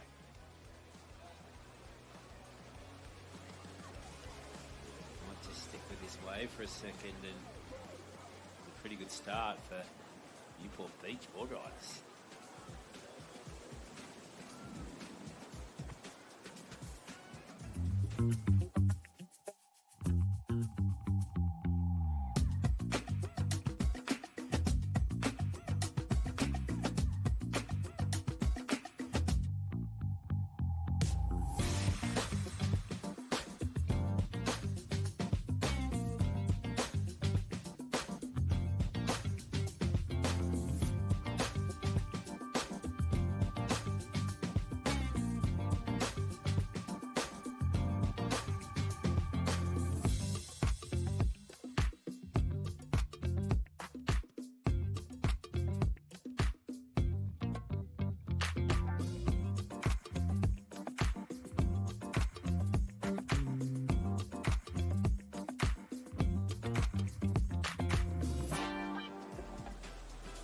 Well, welcome back to the 5th year of the Usher Cup, the World Club Challenge, and some big money up for grabs, but also raising some good money amazing money for the, of course, for the local charities.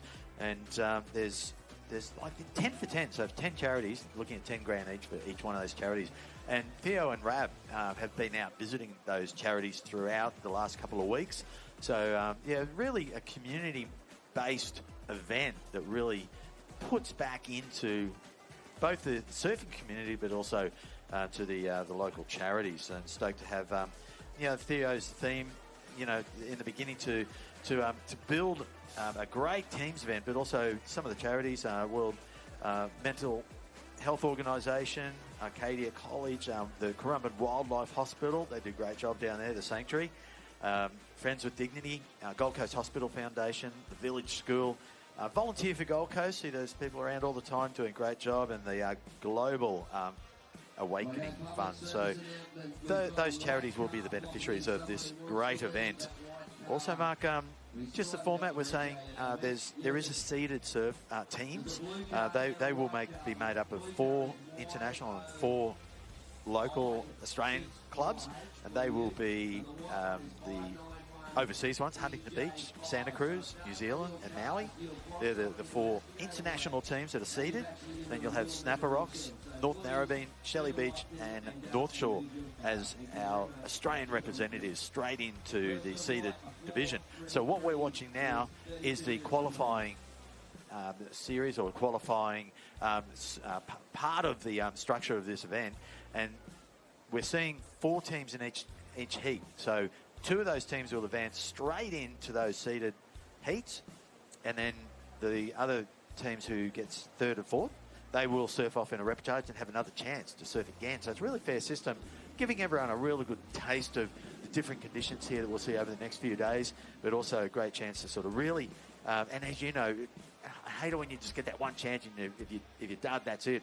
But when you get a chance and you maybe not had that good heat in the beginning, you know you're just punching yourself up and just going, right, I'm going to absolutely step up, and you come back in stronger and whatnot. So some of those teams who maybe didn't perform as well in the beginning, be careful. They're going to come back with venom in there.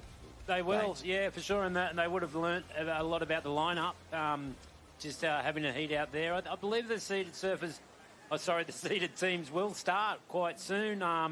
They'll be on this afternoon. So straight after this round, we will go into the seeded round. And we've had one score so far. It was Dylan Horde from Newport Beach, California, with a 4.33. Only wave caught yet so far, and the other 3 seem like they're sitting awfully tight to that rock, trying to get that inside. Tight little line up there, Glenn.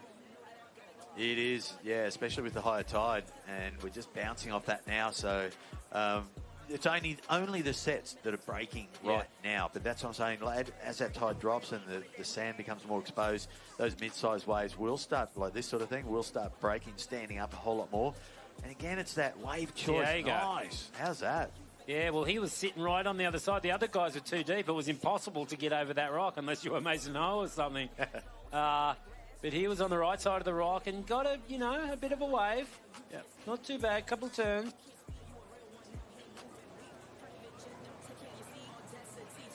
Yeah, it's important when it's like this, and snapper indicative is this, where as that wave peaks up, you've really got to get those opening turns in quick. Stay right up in the pocket, bust that tail out, put in 2, maybe 3 classic tight. Here we go on a replay. That first opening turn, was quick, did exactly that. Yeah, he was quick, really nice and quick. I believe Diego, he's lived on the coast for a while. Brazilian, I think, originated from there. He's been in Australia a long time though, and does surf for this club and has done for a while. And he even competes in some of the regional contests I've noticed in, I think he was in the Philippines maybe. Yeah, so yeah, he gets around. Okay. We've got Torquay, and they've got a strong team. I was just looking at that. At their team, and it's Tully Wiley, Xavier Huxtable, Willis Droomer, and Bella Wilson. That's a strong team, and they'll be a threat in this event, no doubt. Yet to open their account, though. There we go. Diago gets a 5 for that. Yeah, so, okay. Good opening ride. Yeah, good opening ride. Not sure, did he come in or might have stayed back out? This is the beauty about the concept of this. If you think that's a mid-score and you've got it early and got a bit of time up your sleeve, then why not go back out and don't waste time, but maybe get that one opportunity of improving that score. If not, you just make sure you get in. Because if you think about 35 minutes, 4 surfers, yeah, so each surf around 15 minutes or so. It's a good point, right. Glenn. It's a good point you make because, at high tide, it'll be harder to do that. But when it gets lower, like especially the way the bank is at the moment with a bit more swell, it's pretty wide, the bank. So there's 2 kind of waves. You can get your wave behind the rock, get a barrel maybe, a couple turns, and then there's a piece of wide sand, and you could catch another one there and then claim, and then you're going to be in. So I feel like when it gets a bit bigger and the tide goes out, that might be a strategy. You get one next to the rock, you get a wide one, whichever's better, you can use it. You release your next surfer, and in a perfect world, that might be the strategy later on through this event, because there are good wider waves. Well, there has been. I was saying we haven't had a whole lot of swell, but when we've had a bit. You're definitely a wider bank there and 2 different takeoff areas. Yeah, we saw that over the last few years when we had some of those bigger swells, and when Eminem won the event, and there was some great surfing going on. Even though we had a little flutter of a sort of the devil wind, that northwesterly wind. Did, yeah. But the guts were there, and the beauty about the contest is, if there was a bigger wave, and it was shutting down a little bit here and there, but remember there were some wide ones, there were some good, big, solid wide ones, and it gave that chance. I mean, you do a lot of work. I think I worked it out to about 11 minutes per surfer. Yeah. So if you get a good wave straight up and then you're down the point, to get back up, that's a good 5-minute paddle. Yeah, yeah. I mean, and it's true. I mean, when our bank's true, like, it's just one wave going from behind the rock the whole way. Yeah. Like, you know, if you're not there and you don't get a wave and you get swept down, like, good luck catching one, because there'll be a guy on every single wave and they're not falling off around here usually. But at the moment, it's pretty split. You know, there's a few different takeoff areas, which will be handy for an event like this and the format like this. And here we go, up and right, and it's Palm Beach. Nice little snap off the top there. No, look at beautiful turn there. Into a third. Wow. This is actually, I think, the best surfing that I've seen since I've been commentating in my heats. Well, you know who his dad is, but this is Zane Sylvester. It's Dane Sylvester. No way. It's Dad Chook. Yep. Has been working on the WSL ASP days. Great camera guy. Great camera guy, and he's working on this event. Yes. He's out there shooting water. So this is his son. I surf with Dane a lot at D-Bar. He's always out there when I'm out there, and impressive. This is some of the best surfing I've seen him done. Look at his turn. His dad will be so wrapped. Oh, as will the team, because, like I say, I think that was the best wave. Well, definitely one of them that I've seen. And that's going to be a big young score. one. Yep, well done. And he's got it pretty quick, so he's got a chance of coming in and keeping the flow going, keeping the time frame going. But wow, Zane, he's a good kid. I actually I employed him within the retail world there for a little while. Oh, cool. And just great attitude, and just one of those kids just living life and loving life. Oh, it's Zane. Yeah, Zane. I've been calling him Dane for years. He answers to that, so just one letter wrong. Anyway, here we go. Yeah, so right behind him we had White. Yeah. In White, so that's from Newport Beach. Yeah. And Newport is Jared Cassidy. Okay. So, nice style. I like his style. Have you surfed They're over in Newport? second at the moment. Oh, yeah. 54th Street. Yep. Yeah, right. Yeah, there's river jetties. Yep. Yeah, like I used to do a lot of surfing up there, when I used to compete there at Huntington. All little river jetties and really good wedges. Yeah. And, of course, then you've got the wedge. Yep. And there's also, I've actually surfed Newport Point, which is, I think, not the same as the wedge, because I can't remember surfing the wedge, but I've surfed Newport Point. Yep. And it was smoking left barrels, too. Wow. Yep. When they get a big swell. And I often, my son loves watching the wedge and what the skimboarders do there. Yeah. Super cool. Oh, it's amazing. Yeah, I did surf watches on YouTube. In the early days, because they obviously close it off. It's blackball, so it's blackball swimming usually. And Newport's got great waves. Yeah. Really does. Newport Beach. 4.3. And I miss it over there. I haven't been back to the States for a while. I'm sure it won't be long until I get back there, but a lot of good friends. Yeah, it's again a nice surfing community. It's got a California feel. So what is it? It's something about California's got a great feel. I love it. Surfing. It's just it's got a real nice culture. And I used to stay with the Billies over there, and they were the San Juan Capistrano area and Dana Point area, and surfed a lot at Salt Creek, of course, and Flame, unfortunately, passed recently, but he was he was the best photographer. Yeah, well, he made those waves look like pumping South Radial's D-Bar, where it's a closeout mostly.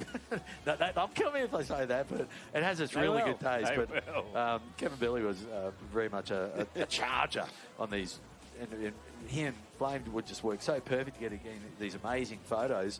And always wanted to surf it. Photos. How good is this place? But a lot of those shots did shut down after the photo was taken. Yeah.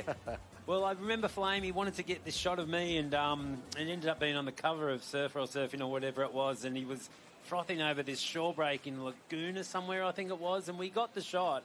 Really nice backdrop of Laguna and cliffs and that. And it was like a Rio, and I was in a pink wetsuit, I think, and pink sleeves at least, and yellow gussets. But I remember that shot, and Hugh Flame was a great photographer to work with. And, God bless him. And here we go. It's North End. Surveying conditions. Torquay has not started yet. And, it's been a while. Oh, here we go, though. It could change. He looks at this wave. He goes over. There's no wall. He doesn't want it. No. Probably Crucial. a good choice. And there might be another one, though. Hang on. Yeah, here we go. He's got to go. He doesn't want it.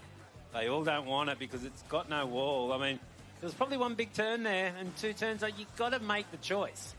I mean, no wall, get up, do a huge layback or something. I mean, it's got to be 5 points right there anyway. I mean, you know what I mean? Compared to doing 5 turns down a little Maui, Yeah, you're you're going right. to pretty much get the same score. So these clubs have got to be thinking about that. Yeah, and as I said, you do have to, unfortunately, lower your standards a little bit when the tides are high, it's full, and there's not as many good waves. And these guys, Torquay, they're used to big, powerful pumping waves at Bells and Winky, and it'd be hard to sort of dial it down a little bit and come to this sort of softer surf. But if they get through this, they're the guys who'll shine when it comes good. Well, I don't know how much swell they've had down there lately, but what I do know, I'd like to really pass my condolences on to the Green family. We lost Alan Green, and he's such a good man. Started Quicksilver, just a really nice guy, and done so much for surfing, and he's such a huge figurehead down in Torquay, and my heart goes out to everyone down there. Really sad news. Yeah, well said. To the family, Yeah, he was. Yeah, just still too Greeny young. loved his horses. Yeah, still too young. Loved his horses. Yep. He was one of the part owners of Winks. Yeah. Quicksilver, they started him, and Greeny was the man, really. Yeah, he was. Yeah. Well, this is a nice little wall. Again, picking off those ones that have that long wall. You're saying, get those big turns, they're going to give you the big scores. But if you can get one that is a runner, and you can get the little inside section, I don't know if this one's going to do it. No, running out of puff a little bit there over the little Marley over rocks. the little Marley rocks. You got to watch your fins there. I reckon. But it was a score. It was North End. They hadn't had much, so they needed to get going. And there goes the girl, and there's Torquay up and right in. Oh, is it Tully Wiley? It looks like it is. Yep. And he waited a long time for this wave. What did he get done out the back? Because, wow. We'll soon see on the replay, but again, just trying to milk that inside section. It's just trying to get those. The two things you want to do here is get the extra score further down the line, and hopefully it stands up. Release wow. Release red. I can't work out what's going on with the weather because, look, now the wind's gone back west. And it's supposed to be howling southerly. What is going on? You can tell me. It's just so hard to pick. I saw Nick Vasicek just before and thought, how hard has it been to read the weather and what's happening? And it's been so unstable. Yeah, it really has. As I was saying, it's changed about 10 times over the last couple of weeks what we were going to get. Yeah, exactly. I mean, when last week there was someone told me it was going to be 4.5 metres at 20 seconds or something. Yeah. I'm like, you just cannot look at that. I mean, it's all generated modules, right, that are probably not going to happen. I mean, it's just it's a bit of a tease. That's why I don't look at it. I'll just look at that synoptic chart once a day on the news, and there we go. That was a pretty good score. Like, he found a way that was all, but he didn't ride out of that last turn. That was the Newport team, right? Was that Jared Cassidy? If that's so, waiting for the last scores to come in, but it's hard to say. The scores hasn't come up on his name yet for Jared, but we'll see what pans out there. I know, because what I think sometimes is they swap their surfers on us. I know, they're not supposed to, and they're supposed to rearrange it on what we're looking at here. So there you go. That was that last wave. It was Jared Cassidy. Yes, that's right. It was a 5.73. Yes, there we go. And blue Palm Beach Boardriders there having a look at this. It could be a grower. You never know. He's seen something that we can't see on screen. Let's see what happens. Well, it doesn't look like there's a whole lot. He's going left. Ooh. And against this wind, he's not going far. No, I think that's a throwaway. Possibly that one. Is he going to claim it? But this is where they start looking at time. And Chris Zappis, I can tell that style anywhere. Chris Zappers, he's trying to look. This guy knows a wave. Yeah. And he knows what he's looking for. He's actually doing a reverse chop hop. And not much happened there either. Look as he ends up on the rock. It could have been like, that almost looks like the rock Freddie Patashia slammed his board into that heat that he wasn't happy with. Remember that heat? Yes, I do. That was that rock. That's that main one rock that sticks out, and he just slammed straight into it. Yeah, it was dry on the sand, and he finished his wave, and he just went. Was not happy. Not happy. And I dare say Chris Zappers and the North End team won't be that happy with this wave either. So Ocean's just going really still on us. High tide, it seems like the wind's kind of gone west, northwest. Southerly's not here, like predicted. But anyway, we'll carry on. Looks like Xavier Huxtable up and riding right here, Glenn.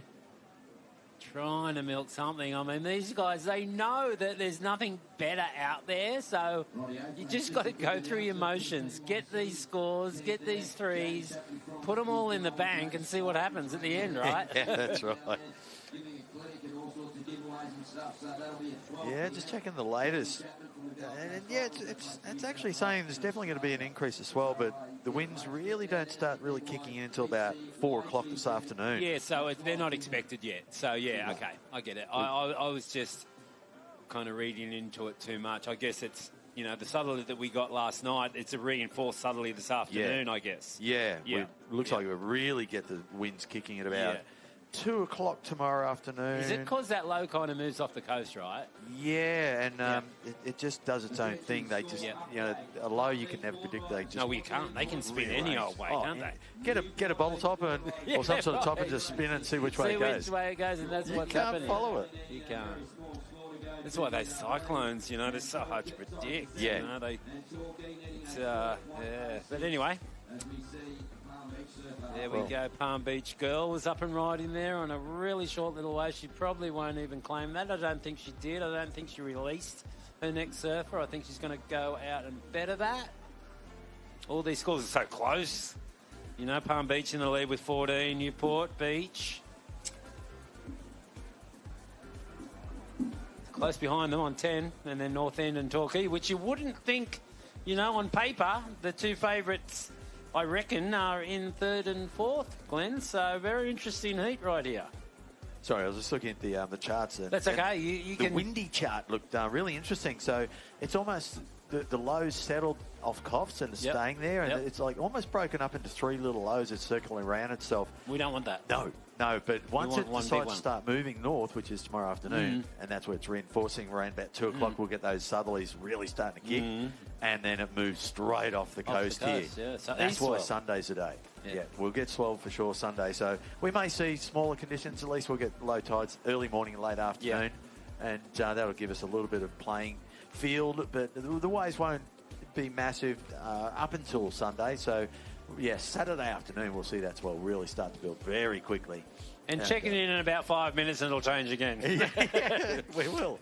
Yeah. But that's what's going on right now. Yeah, surf forecasting, impossible. Surf forecasting always has a disclaimer. Do not believe anything he says. I mean, what do they say about death and taxes? But I mean, with the swells, you just cannot, unless the low's already done its thing. Like Hawaii's probably easier, right? I mean, you get a low off the Illusions or Japan. It's done its thing. It's gone 950.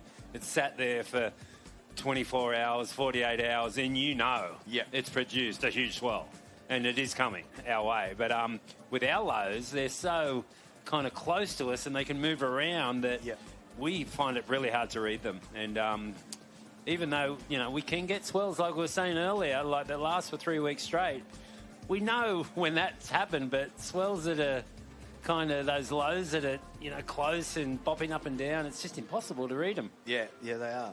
And also you do get some of those cyclones out off Vanuatu and you go, it's going to be on. But then you'll get nothing. You get nothing. And then other ones won't be as strong, But what they do, and again, the late great, awesome Mike Perry, who's the weather forecast guru, he always said if you put a stick in the water and you spin it and then you move it one way, although in front of that stick is where the waves are going. Yeah. So if that lows out of Vanuatu and starts moving away to the east, it's going to take the swell with it. But if it's sitting at Vanuatu and starts pushing this way, even for 24 hours, it'll just be pushing the swell away. So it's the movement of that low, which direction, not always just so much how intense it is, but it's where it's heading to. And that's what's going to give us the swell. But at this stage, that little bloody low out there is just playing games, and it will give us something once it moves up our way, which will be in the next 48 hours. But in the meantime, we've got to enjoy these conditions as they are. Fingers crossed. Don't want to scare it away. Nope. No. And how much time we got? It looks like about 11 minutes. Getting down there. These clubs are really the two favourites, North End and Torquay, are sitting in third and fourth. So very interesting right now. Palm Beach has reached 15 points, and that's almost, a score that will keep you in second, Glenn. Yeah, well, Palm Beach, they're holding the number one spot. It looks like Grace Knight's out there, just a .90. So Grace will be wanting to, no doubt, stay and find another good wave. In fact, that's a lot of time for that Here one we go. surfer. 10.5 minutes in the blue singlet, but in the white here. Check this Newport. out. Yeah. Who is it? He's got a bumpy old wave there. This westerly wind's really put some ribs on the face. Chase Merrill. So he's used his priority, it seems like. It was a pretty sizey wave from the takeoff for today's standards, and he didn't get a whole lot done on it, though, but he claims it, releases his next surfer. Yeah, and that's what we're saying. Each surfer has around about a 10-minute slot. So with 10 minutes on the clock, it's a wise move for Chase there to release their next surfer, which is Mee Collins. Little whitewash takeoff. Oh, wow. Yeah. He actually, I think the girl in yellow might have had priority because he took off on the whitewash. Saw him put his hands up a little bit, saying, "Are you going?" And if she did, she would have probably got him on interference, I reckon. Oh, okay. I just reckon that's what went down there. But she didn't go, so no harm. And I guess it wasn't a great wave either. But look, as she got priority, she's looking for this wave. She must. She's in yellow. She's from North End, and she's going.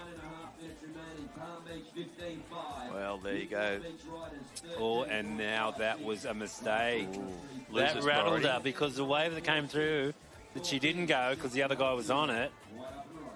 Yeah, very interesting. And here we go from Newport Beach, her girl surfer. Who is this? Yeah, so that's Mia. It's Mia Collins. I know her dad, Richie Collins. Richie, of course, yeah. So used to surf with him. Richie Collins won bells. Yep. From his hospital bed. He did. Oh. Well, he ended up on, there's a rock called the Richie Collins Memorial Rock because he landed on the rock. The final was at Rincon. And, who was he against? And this is his daughter, Mia. She had been doing the QSs for a while. I haven't seen her name pop up lately. But hello to Richie if you're back home there in the States. Richie will be able to tell us what happened. I forget who he was against, but Richie already had his 2 scores, and then he landed on his back on the rock. Oh. Richie had a bad back for a long time, and this mustn't have helped because the ambulance came and took him to hospital, and he won bells. And I promise you, he did. And that's amazing. Can't remember who it was against, but I know the final was at Rincon, and it did happen. It's a true story. I'm rolling with it. I love it, Richie mate. was the guy that used to wear webs, the gloves, Yes, that's right. like Glenn Winton wore them things too. For extra remember him. paddle power. Big surfer was at Sunset. Natural always a good footer, surfer at Richie, Sunset. natural footer, good surfer. Yeah. Really good surfer. Nice style. Had a big swoop on him. Here we go. Torquay, important wave. Yeah, it's very crucial now because they're coming down to those final minutes. Well, 7 minutes and 40 seconds remaining. It looks like, we've got, of course, Mia just at that 2.93. Still, she's the last surfer, so plenty of time. But check this out for the Torquay surfer. That is Willis Drummer. Oh, it is Willis Drummer. Yeah, I like the way Willis surfs. He looks like he's riding a little fish, and I think it's smart because the waves are small, and you need it for extra speed. And first one I've seen since I've commentated someone riding a little fishy board, and he is. I love it. Remember, was that in the exhibition session when Kelly brought pulled out a little twin fin. And that was in the inspection session. He did. Of He this did. event last year. Yep. And he ripped on it in semi-standard sort of conditions, and he just was, Look how fast he's going. I love it. Flying. Why don't more surfers do this? I love little fish boards in these conditions, and it gives you all the advantages across those flat spots. He's flowing and flying and able to link up. Look, here we go. This inside section. Little tail slide off the top, rebound, and continuing all the way through. I love that. What you talking about, Willis? It's Ronnie's favourite saying from the show. What was the show called, Ronnie? It's a sitcom, American sitcom, wasn't it? Yeah. What you talking about, Willis? Yeah, we were saying it last year, weren't we? Because Willis Drimmer was ripping, and we kept on talking about him. And Ronnie, Family Ties? Family Ties, maybe. Maybe it was one of those shows. Anyway, here we go. Here we go. A set coming. They Looks are like out there. North End is going to take this wave. Will it have wall? And who is Joshy it? Douthwaite? Oh, Wow. is that still... That's still... It has to be Joshy. Yeah, it looks like it.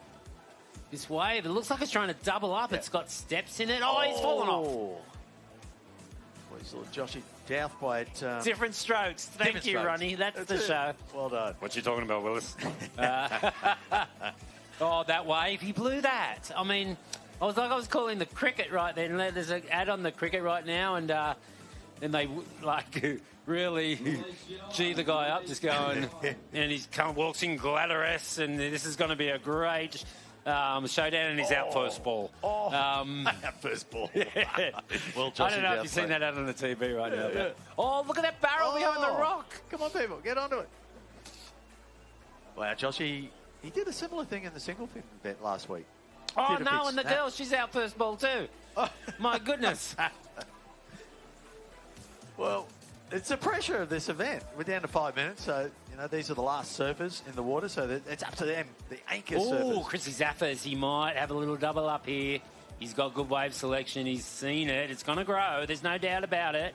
He knows a good wave out here. And he gets a nice snap done there. And extends a nice round now, slides the tail, uses a bit of power too, and uses a layback. I knew this wave was going to grow. Usually the third wave of the set, bit of whitewash on it, big wall down the end, pick the eyes out of it, does a little bunny chop hop, and big score for North End. They need it too. Well, yeah, Chris had that earlier score, so obviously able to get back out and try and get the bonus. They sent him back out there. Yeah. So they've sent him back out there to better a score. They used all their surfers. Yep. Smart. Yep. With under 5 minutes. Well, he had the 4.13. less. Is it going to be enough? And he needs to still get in to get the 3 points. Well, he's going to do that because there's 4 minutes left. Yeah. And that, I reckon, is going to be at least a 7-point ride. Let's look at the replay. Actually, let's see the girls' replay first. She had the first one, and this has got a nice little wall on it too. We saw her paddling in. So it looks like they're done. That's Bella Wilson. She wanted to get rid of a 1.8. So it's Torquay and North End are coming back on these clubs. They were sitting in third and fourth, and it might change, Glenn. It really might change at the end, the back end of this heat. Yeah, it can do when it's this close. I mean, this is probably one of the heats that is pretty tight. Yeah, it is There's tight been a now. runaway victory with a couple of clubs in those previous heats, almost comboing in some situations, but this one's only a few points between them. And yeah, you can call this wave. He took off in the wash and knowing there was going to be a nice wall down there, call that. Yeah, so again, just biding his time, looking for it. There it is, it's walled up, and he's got that lump and bump, but it's got a bit of air under the board, so look at it, drives off the top, beautiful. Snap, back into the pocket, drop wallet there, putting a bit of variety of manoeuvres in. Chris Zaffers, a seasoned campaigner, so he knows what to do and what the judges want. And a little chop hop. I mean, you could feel that wind, that offshore wind under there, coming up through Rainbow Bay, and was able to lift the board up and get that extra little point or so. Well, there's the score. I think it made a difference. It's going to make a difference. I mean, that score is going to be massive, and they're sitting in fourth place right now. Can we see what they need? But I think whatever he needs is getting, really, with that wave. But the layback, the snap, it's got to be 7. It was a 5.57, actually. Well, you're kidding me. Well, they've gone to first place. Yeah. They're on 17 points, so... It was enough to bump him up, so strategy worked. Yeah, and it wasn't... Yeah, maybe I got a bit excited. There was no moves at the top of the section. It was all done down late, so the judges kind of... And here is Mia. Yep. Newport sitting in second at the moment, so she'd really like to better that first wave she had. Gee, she's gotten tall. She was always going to. Her dad's really tall. And she really has grown up into a tall girl. That'll get rid of a 2.93. And nice little floater at the end. And she'll get in time for the 3 points as well. And she'll get in. Good point. And here we go. It's Torquay. They need something. And it looks like it's Tully Wiley who's been sent back out. He's going left, which is quite illegal at snapper, but he's doing it. We'll take a left where we can, Mark. Well, here we go in the blue. So this will be the last roll of the dice. 1 minute on the clock. So Palm Beach having a little bit of a last-second opportunity to try and jump back out of third position. Yeah, well, it's ended up in a frantic way, really. Like, they're all got to reach the beach, which seems like they're all doing. Red's back on dry sand. Blue now back on dry sand. It seems like it was trying to release a surfer with 40 seconds left, which would be very dangerous. Yeah, You're releasing a surfer now. They've got to get a wave and get back to the dry sand. It's a recipe for disaster because it's physically impossible. Yeah. So all the surfers, all the teams seem like they're on the beach. I can see white, I can see blue, I can see yellow. And we'll have a quick replay of Mia's ride. Seems like it definitely might better her previous, which she needed to do to secure that second place. And tight heat, exciting heat. Yeah, this is what I'm saying. When it comes down to the end, down to the crunch, there's so many scenarios that are thrown at them.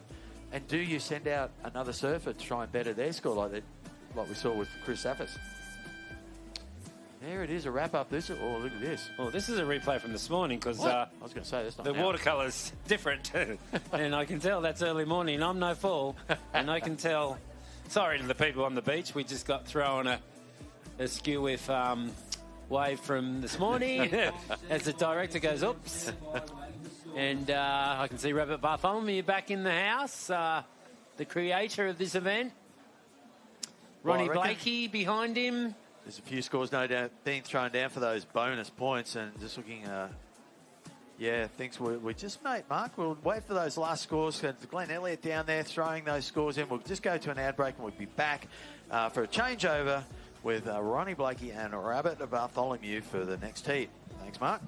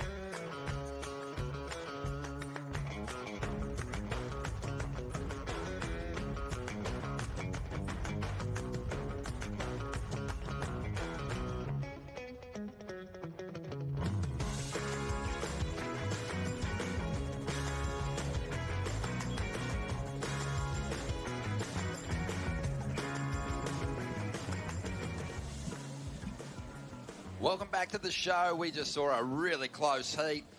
Close between first and fourth even, but it was a tight one.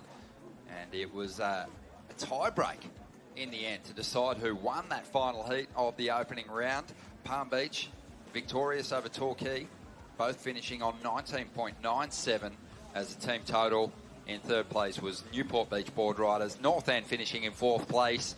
Those two teams will end up in the Froggies round, which will get underway tomorrow. But right now we're moving into the second round, where we're seeing the top 8 surf teams from last year already seated there, and some great heats, some fantastic matchups.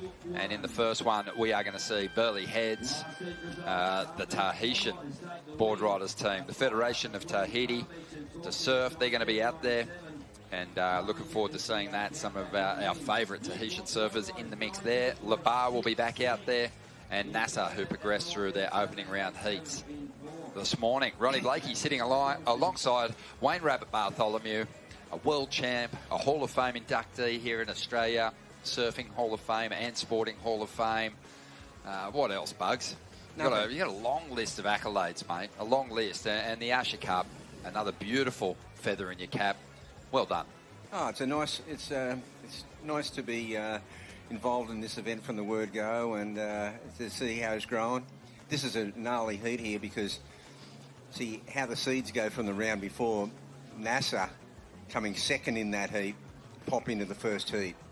They were the number 1 seed in that last round, but that's what happened. I mentioned that last night. If the seeds come second, they go into much harder places. It's really funny. I saw Andy Owens from the NASA team before, and he went, sheesh, no easy heats moving forward. No. I mean, the first round was difficult, and here he finds himself, helping his team try and progress through to some real, a shot at a final.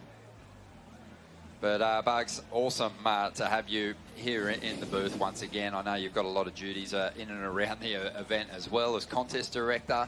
And you've been keeping a really close eye on the conditions. It's been tricky for the last couple of hours, but we're expecting things to improve. But let's hark back to some quality conditions.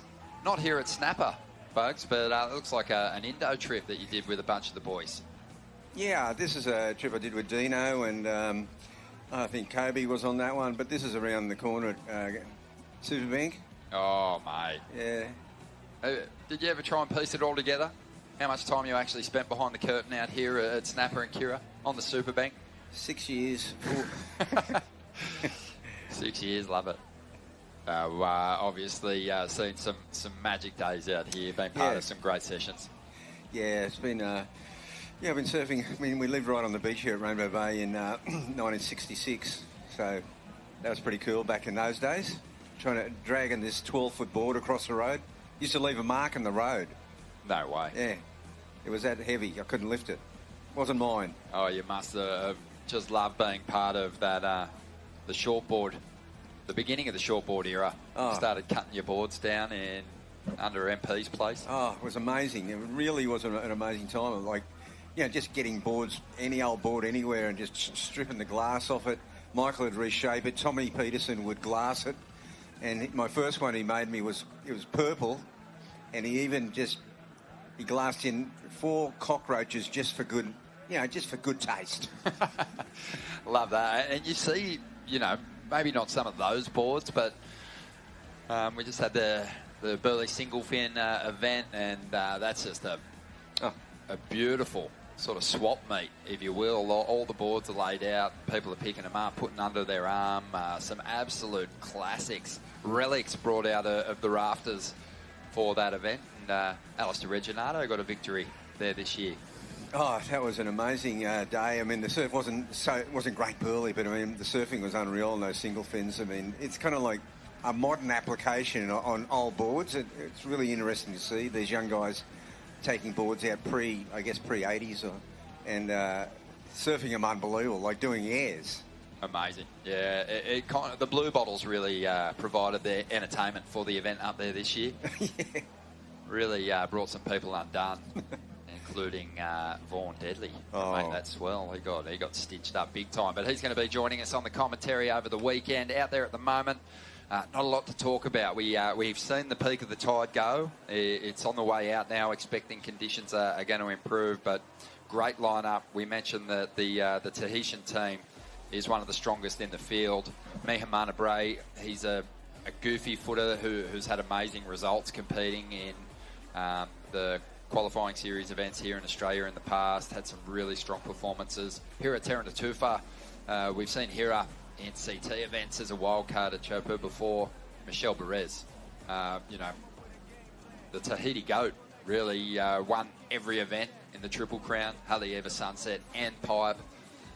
Just a really strong powerhouse. And he's tasted victory out here as well.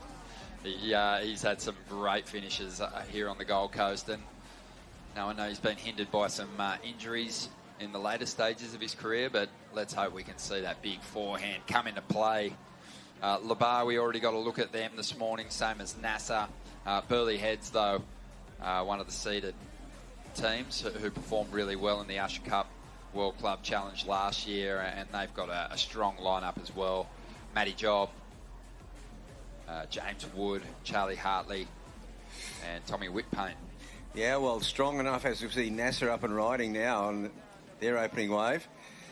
And, of course, Burleigh, strong enough to be the Australian Boardriders Battle Australian National Champions, reigning champions. Yeah, it's a really lovely compliment, this international Boardriders meet, to the big international Australian Boardriders Battle that we have here in Oz, which is always a great spectacle. Team NASA, they survived that opening round, Bugs, to get their place here in the seeded round, and they're capable of much bigger performances. Here's a nice tall wall here. Looks like Matty Job. Yeah, Matty's a star performer for Burleigh, and he's got himself a decent wave. He comes down to snapper and just often gets a 10-point ride. That's what he did last year. Yeah, great surfer. I believe he's had a victory in the single fin event up there at Burleigh in the past too. Yeah. So, definitely a talent, and we'll see how he fares. But I think Letty's going to drop a pretty solid score here to kick things off in this second round. Scores updated shortly. As those numbers start to roll through now.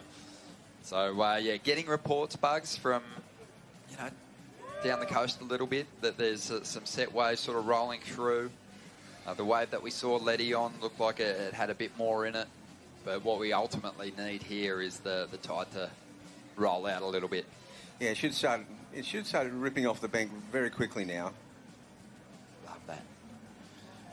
Mate, it's just such a great stage for a surf event. A club challenge, a Boardriders meet, CT competition, Challenger series in the past. It's going to be fun to watch it back on the CT this year, that's for sure. Oh, it sure is. And, you just know that all the competitors are just absolutely rubbing their hands together at the prospect of getting back out here. Yeah, it was a popular decision, and, it used to be... obviously back in the day it was the event that started the World Tour, and it was always just a nice friendly start in board shorts, fun surfing. Now it's along the line a little bit, but it's probably like the first real fun event of the tour.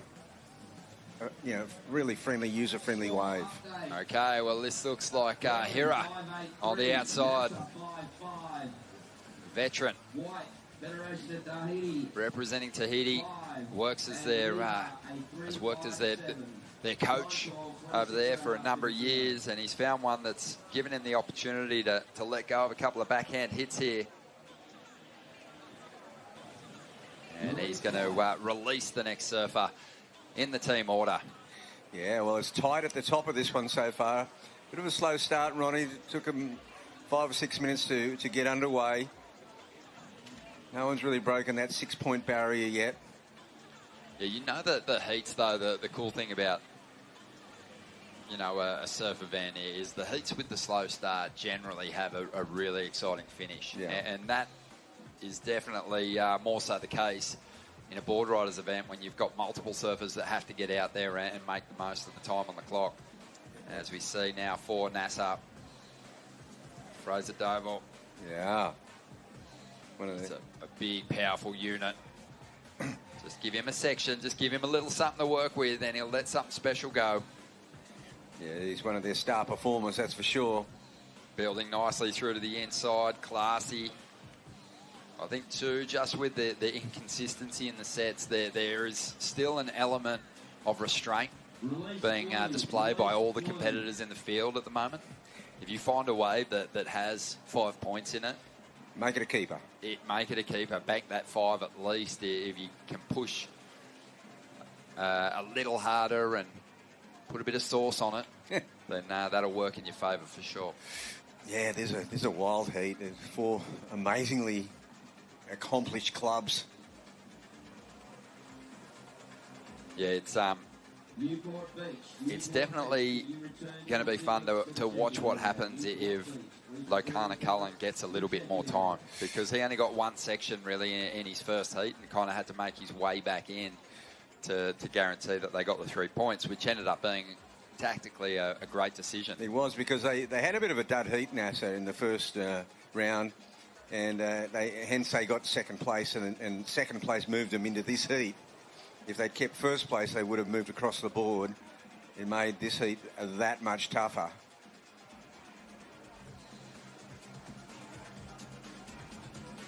But yeah, he's just a grommet, and he took out the open division of the NASA Boardriders club this year, and then won the club champs, which is basically, if you made a final throughout the season and Boardriders, then you're in the champ of champs. Oh, awesome. And he took that out as well, and that's, with a long list of great talent in there that he overcame. Chris Salisbury, Shane Carroll, Andy Owens.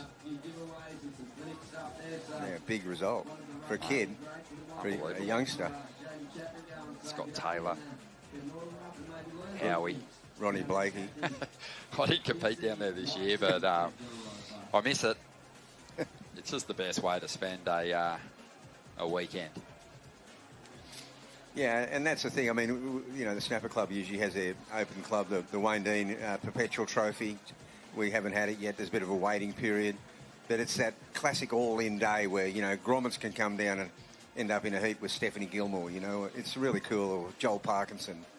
Yeah, and that's it's kind of what we were getting quizzed about by the international teams last year. They were saying, so how does the monthly meet actually work, the monthly Boardriders event? And because I think they're kind of still getting their head around the permit thing in their local areas, being able to kind of close the beach off, a section of the beach at least, to run heats.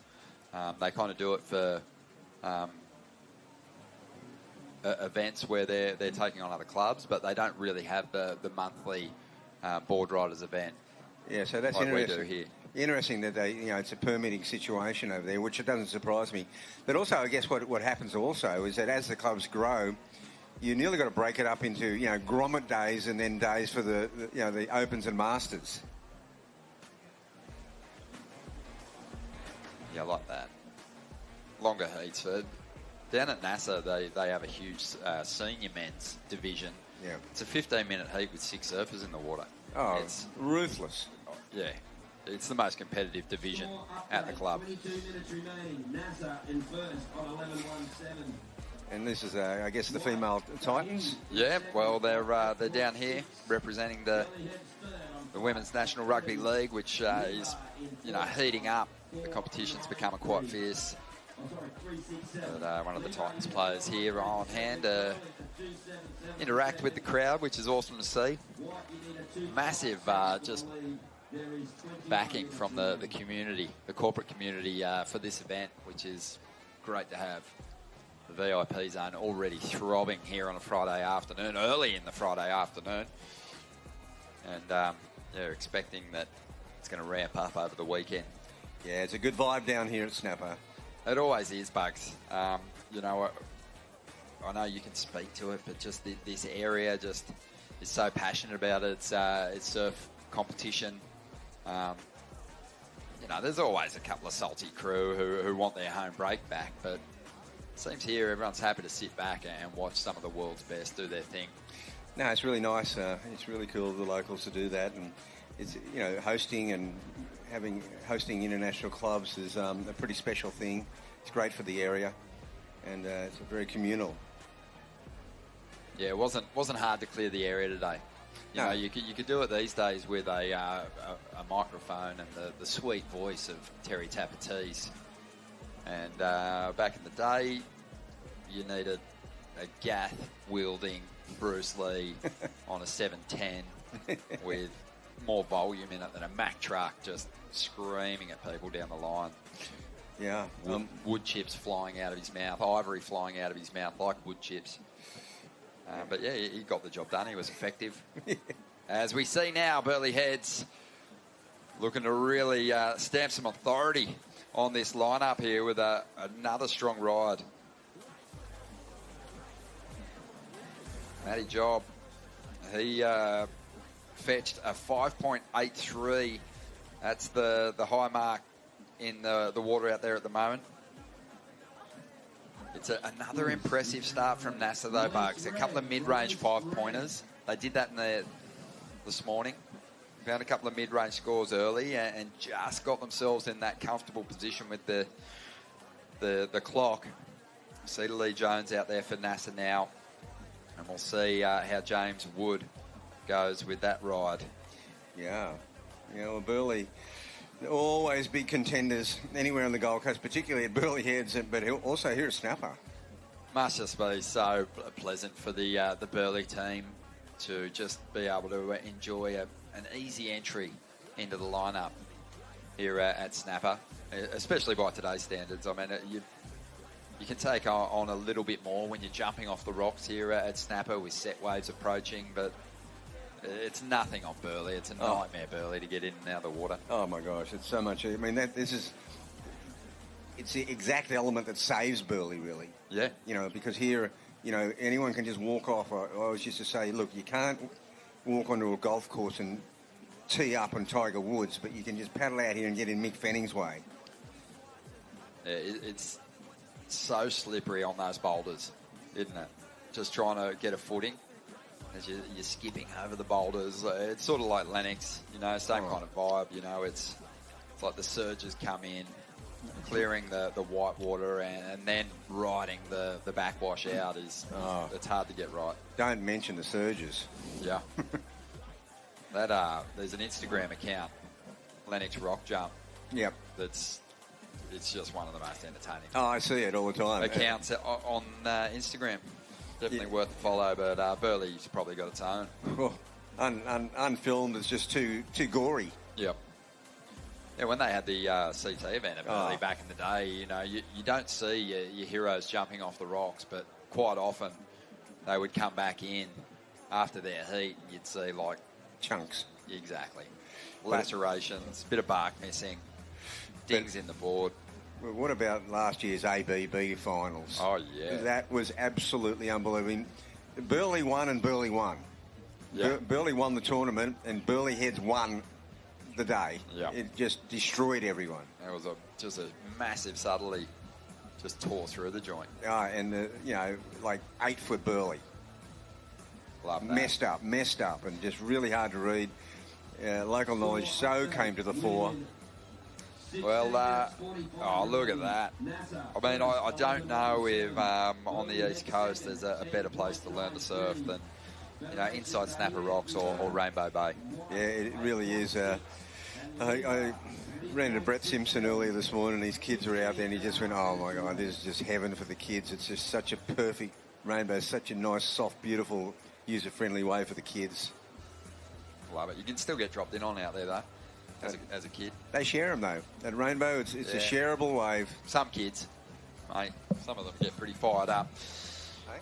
But looking at the numbers here at the moment, we've got Team NASA sitting strong in number 1 position. Liam Mortensen, Fraser Doval. And we've got Burleigh Heads in second spot. They've also got a couple of 5-point rides as they're of their own. So they're looking strong too. The Tahitian team, they got some ground to make up. Just a couple of points behind at this stage. And their female athlete is out there at the moment. and she's actually the sister of the gold medalist, Kauli Vast, Eileen, and looking forward to seeing her surf. And then Michelle Perez is really holding it down. The Spartan will be their prize horse in the race. But we've got a special guest in here in the booth, all the way from Newport Beach. Who we got? Grant Collins. Grant. President. Yeah, nice. Yeah. Nice to meet the El Presidente here from Newport Beach. Mate, thanks for joining us. What's it like being out here for the World Club Challenge? Phenomenal. It's surreal to be here, right? Just, we've all grown up watching this. It's probably one of the most legendary surf spots in the nation, I would say, Snapper. So, we're excited to be here. Mate, we're loving having you here. Might just get you to lift that mic up for us. Beautiful. Right. So who we got in the Newport team? On our team, we've got Dylan Horde, Mia Collins, Jared Cassidy, and Chase Merrill. Nice. Little Grom coming up in our little 54th Street area. Love that. And Mia, obviously, the daughter of Richie Collins. Richie Collins, yeah. Oh, we love Richie Collins. We tried to get him Skeletor. Loved a former winner at Bells Beach, and obviously had amazing sections in Billabong's movies back in the day. As we see out there at the moment, Labar's Mikey Madonna's just found a gem here, Bugs. He sure has, and Mikey carrying on his championship snapper form from last year. He won the Challenger Series here, and has returned to a happy hunting ground for Mikey McDonough.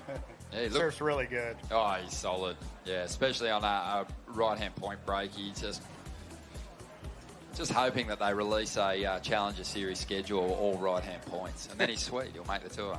Easy.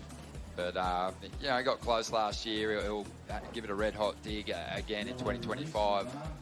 But, mate, like you said, world-class venue. I know it's not doing its best stuff out there today, but still a buzz for the team to come out here and compete. Yeah, we're hyped. Not to mention, it looks like there's a little swell around Lennox heading our way, so that's gonna make everybody really happy. Oh, we love that. Well, you guys had a really red-hot go on that last heat. It was tight right to the end. I mean, it was right there. You were sitting in second for a good part of it, and just got pipped at the end. Yeah, so 3 points getting to the beach, right? We were calculating we're out front, and that's how all these things are, right? Yeah. It comes down to the 0.5s even. So, hopefully the rapid charge will take another swing at it. Oh, yeah. The Froggies round, mate. The Froggies round. Froggies round. We love that. Yeah, so Newport Beach, tell us a little bit more about the club. How long you guys been around? How often are you getting together to battle it out? Yeah, so around 2016 is when we popped up next to HB. Actually, the boys called us out. It was funny, like Wheat, Casey, Marino, Webb. They just said, hey, we're starting a board club. You guys ready to battle? Within 24 hours, we had 130 members waiting to rally. Wow. Yeah, we said, we're ready to go. Seal Beach and Huntington already had an exhibition, and then we came into it, and then, and it's amazing. Like, in our backyard, our community involvement is so insane. We love that. And then down south, there's some clubs kind of really taking shape as well. Yeah, some really good clubs, right? Obviously, you got the San Clemente's, Encinitas, Oceanside, La Jolla. I mean, we have them all up and down our coast now. It's amazing. That's awesome. And we were saying that quite often over there in the States, it's about your clubs battling other clubs. Yes. Are you meeting regularly to have just in-house events? Yeah, so we do what's called like an inter-club comp for our members, right? That's where you earn your spot, like first or second, to be seeded for the West Coast Boardriders. And then we have third and fourth wild cards that we can pick. Then we battle to get to lowers for the U.S. Championships.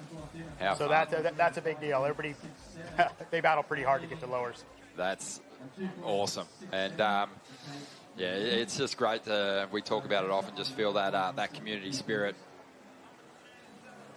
Well, here we go. This is one of the rising stars from Tahiti, Eileen Vast.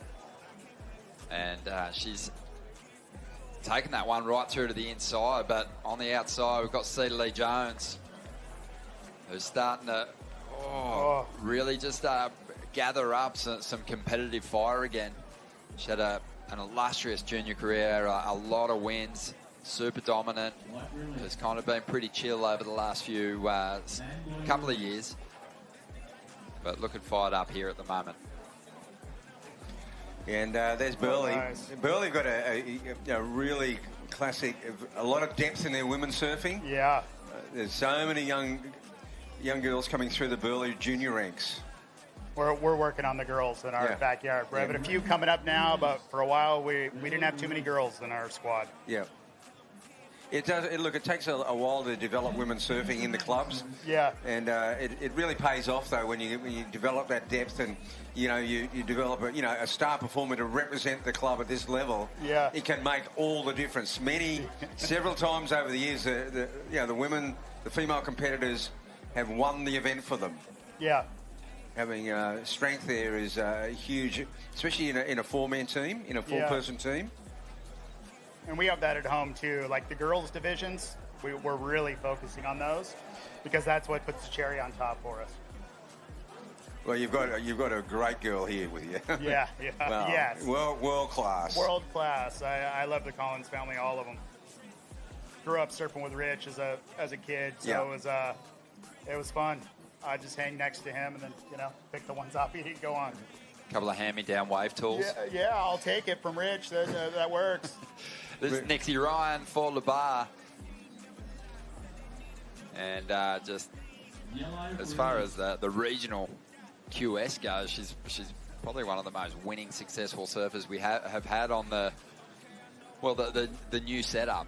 New sort of three-tiered setup where you've got your regional qualifying series, your challenger series, and then the CT. She's had a number of qualifying series victories, looking for the big breakthrough in the challengers, Bugs. Yeah, that's all she's got to do, is step up to that next level. Nixie's been really solid for several years now, and she's got the repertoire, that's for sure. All right, so a bit of movement in the ranks here. Looking at the scoreline, Charlie Haley dropped a 6.5, which is the highest number out there at the moment, to get Burley Heads up in a first position. NASA, they're still hanging in there. They're sitting in second spot. Cedar Lee had a 5.5. And Lakana Cullen's out there now. And Nixie Ryan's still got a number on the way that could see them up into that second spot. She doesn't need a whole lot. Just saw her chipping away, so that score's still to come. Probably going to see a situation change here in a moment.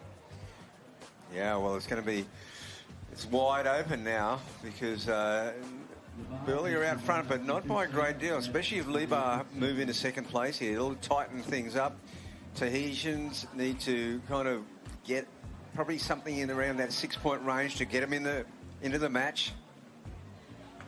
Grant, mate, we were touching on it earlier on. It's such a unique thing, the Boardriders event, because you're not just surfing against your typical rivals in your division, but you get the opportunity as an up-and-comer to maybe surf against someone with some CT experience. Oh, it's amazing. It's a different kind of pressure, though, isn't it? It is. It's crazy. A quick little story about the Boardriders movement for us. So when I was younger, I roped quick.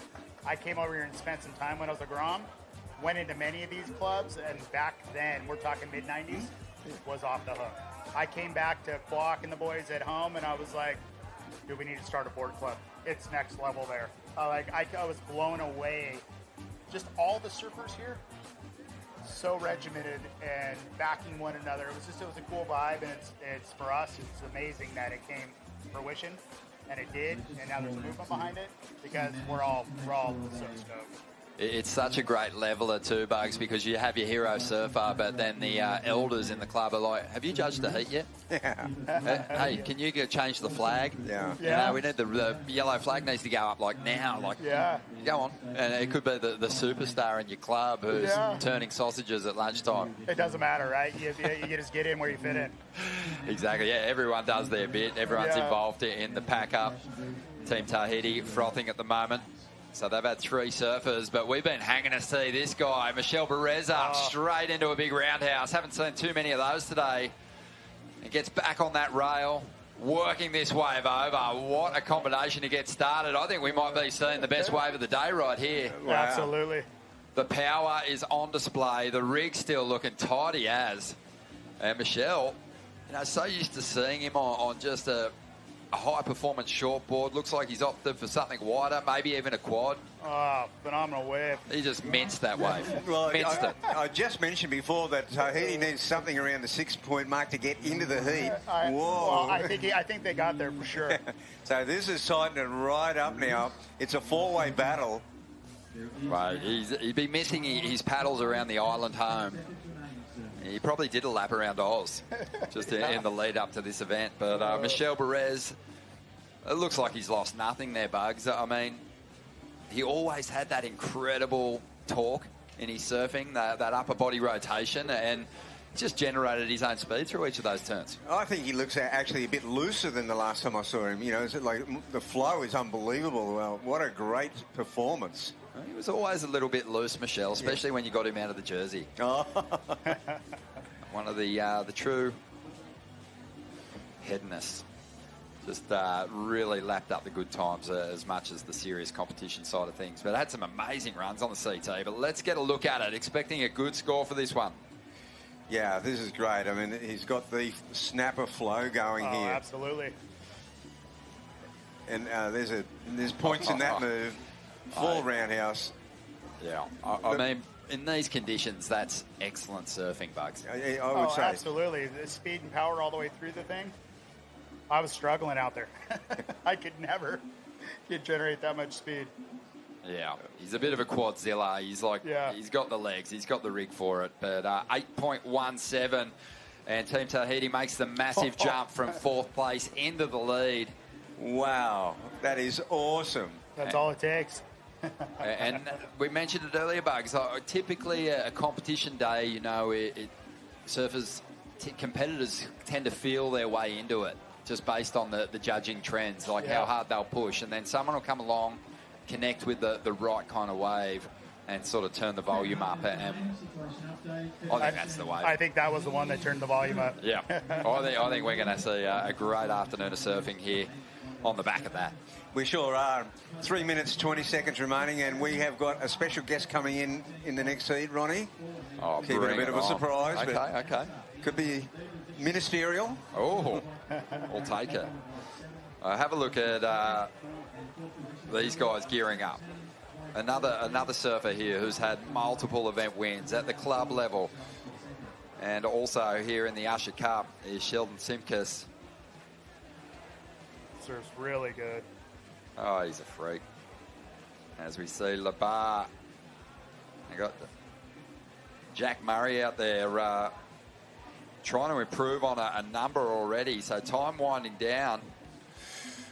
Yeah, he's just going to come back. Labar are going to, let's say, declare their innings, so to speak, on that one and hit the beach, get that 3-point bonus. Yeah, it's on here, the battle for second position. And Loki Cullen is out there, and the pressure's really on him. He's got a 2.17. All his other teammates have got into that mid 5-point range. But it's the Tahitian team who were relying on Michel Perez for something special, and he delivered. Jack Murray's also up the ante for Team Labar, pushing the requirement higher for NASA and for Burley Heads. He just dropped the 4.9 for this one. Yeah, well. Looks like it's drained out a little bit, right? It's carrying through the inside now, which is beautiful. Yeah, the tide will rip out really quickly now. It'll be dry sand in not too distant future. Here's NASA. This will be their final effort now to get back into second place. Oh, Loki. Loki. Yeah, well, he's chipping away on that wave and just begging for it to stand up on the inside because he will take flight. He's got a really... Don't know if we saw the start of that one, though. Impressive strike rate with his airs, but yeah, just kind of forced to chip away at the bowl on this one. Yeah. And not much of a bowl on it. Yeah, there's, the wave's not offering a lot of variety in his manoeuvres, but still racking up a few points. Yeah, I mean... He needed to badly stay on that one, probably. Loki's, just such a little bull. He charges and he does his best work in thick, chunky sections. He's so committed. Seen some amazing highlights of him just attacking just death sections and often riding out. So Team Tahiti, they're cruising on in. Well, Neomana Bray. He's got to get in. Is he? He's got 40 seconds to get there. He's cruising. He's a showman. Just adding to the drama. But you got to get on dry sand, right? Yeah, that 3 points means a lot. They might not know that. They're hugging it out. He's got to get to that dry sand. Someone give him the heads up. Oh, no. Miamana Bray's feet are in the water. The cameraman's got to tell him he's got 15. Oh, God. there he goes. Yeah. Yeah, it could have been a crucial error. Oh, I think the cameraman's giving him the hot tip here. But, yeah. Right, that's the heat. Mate, a really impressive heat. And the Tahitian team just absolutely turned it around on just the absolute swollen back, the broad shoulders of Michelle Perez. Oh, wow. That is so awesome. I'll let you guys jump into this next scene, but I appreciate you guys having me. Grant, absolute pleasure. Good luck with the team. All right. Thanks, Love and life. Great to have you here. Wow.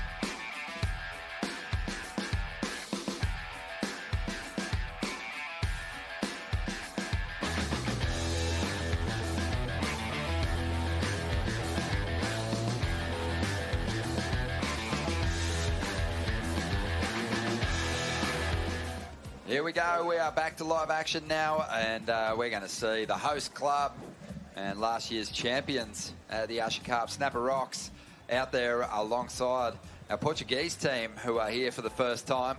M&M are out there in the yellow, and Kira are going to be surfing in the blue. But Portugal getting off to a really, really quick start here. Impressive work there from Martin Paulino. Ronnie Blakey joined by Wayne Rabba Bartholomew, and Bugs, you've brought a special guest in. Yes, we certainly have. It is a great pleasure that we've got a Minister for Currumbin, MP for Currumbin, Laura Gerber. And Laura, congratulations on a fantastic election victory. And, you've served this area so well, and now Queensland. Thanks, Rabs. Thank you. And now Queensland. But, Currumbin's my passion, and I love our grassroots surfing. I'm so pleased to be here and so pleased to see how successful the Usher Cup is for this region and for our local surfers. To have the European nations come on board, to have Japan back, to see Portugal here, it is fantastic. It's awesome. And the ultimate way to really kick off the competitive surfing season here in Australia. Grassroots, international teams, and we're starting to see some of those surfers with that CT experience step up. Michelle Perez dropping an 8.17. Great performance in that last heat. Mate, that was amazing. Particularly, she can surf anything, but in these conditions, mate, it was epic. It was so good. It was so good. But I'm particularly impressed with our local clubs, right? So the turnout that's had, the rallying that they've done to try to make sure that they can fill the spots that they need to fill, just in case they didn't have, some of them didn't have enough girls competing. Yep. They're on the phones and they're collaborating with other clubs to make sure that they've been able to get there and fill the spots, which is just that's what surfing's all about, mate. It's mateship. It's beautiful to see. The Gold Coast Surf Mafia just working together, trying to take the title away. There's a big push from the internationals, Bugs. They're hungry for the win. Oh, they certainly are. The Floridians are here, the West Coast Boardriders clubs, and they've come to win. The Tahiti just showed in the lap. They got a little bit casual at the end there, Laura. They did, and I was secretly going, get out of the water, bud, even though I know he's an international. Yeah, it was kind of one of the big change-ups, Bugs, to the format this year. Last year, you were like, I don't want to punish people too much. If you basically got yourself, to the shore break and you were standing there in the wet sand, you were kind of all right last year. You could even climb up on the rocks. Yeah, I know. But it's a big change. We're a little bit loose last year, but we're expecting some bigger surf on Sunday, Laura. So we said, look, the rocks are out this year. You've got to be on the dry sand. I I think it's a good call, and it's always good to have those little nuanced competitive edges, right? Because it makes for an interesting comp. It makes for great viewing, and I reckon everyone was on the edge of their seat just then, and that was pretty exciting. Yeah, and most heats end like that. You know, edge of your seat stuff. I mean, this format is sort of, you know, it is an exciting format. You don't know until the end, and those bonus points, 3 points at the end, can make all the difference. Okay. Yeah. All right. Well, I didn't know that, Rab. So thank you. So who have we got coming up next? We've got Kira. Go, Kira. Snapper. Yeah. Snapper Rocks, Eminem, Mermaid, Miami. I think I can see Joel Nobbies. Parkinson standing out in the end there. Oh, yeah. In the red. Oh, yeah, that's unmissable. That's Parko. Yeah. Yeah. It's an easy silhouette to pick. The honker kind of just does the work for you. But, yeah, Parko is going to be a threat. There might be Sheldon, though, limbering up on the outside. But I think so, you know, actually. Snappers, again, assembled a team that probably has many clubs in the field kind of shaking in their board shorts. Well, Portugal's come out of the blocks with a 6.67. That's a decent score. We don't know. They're a bit of an unknown quantity, Portugal. We haven't seen a lot of their surfing.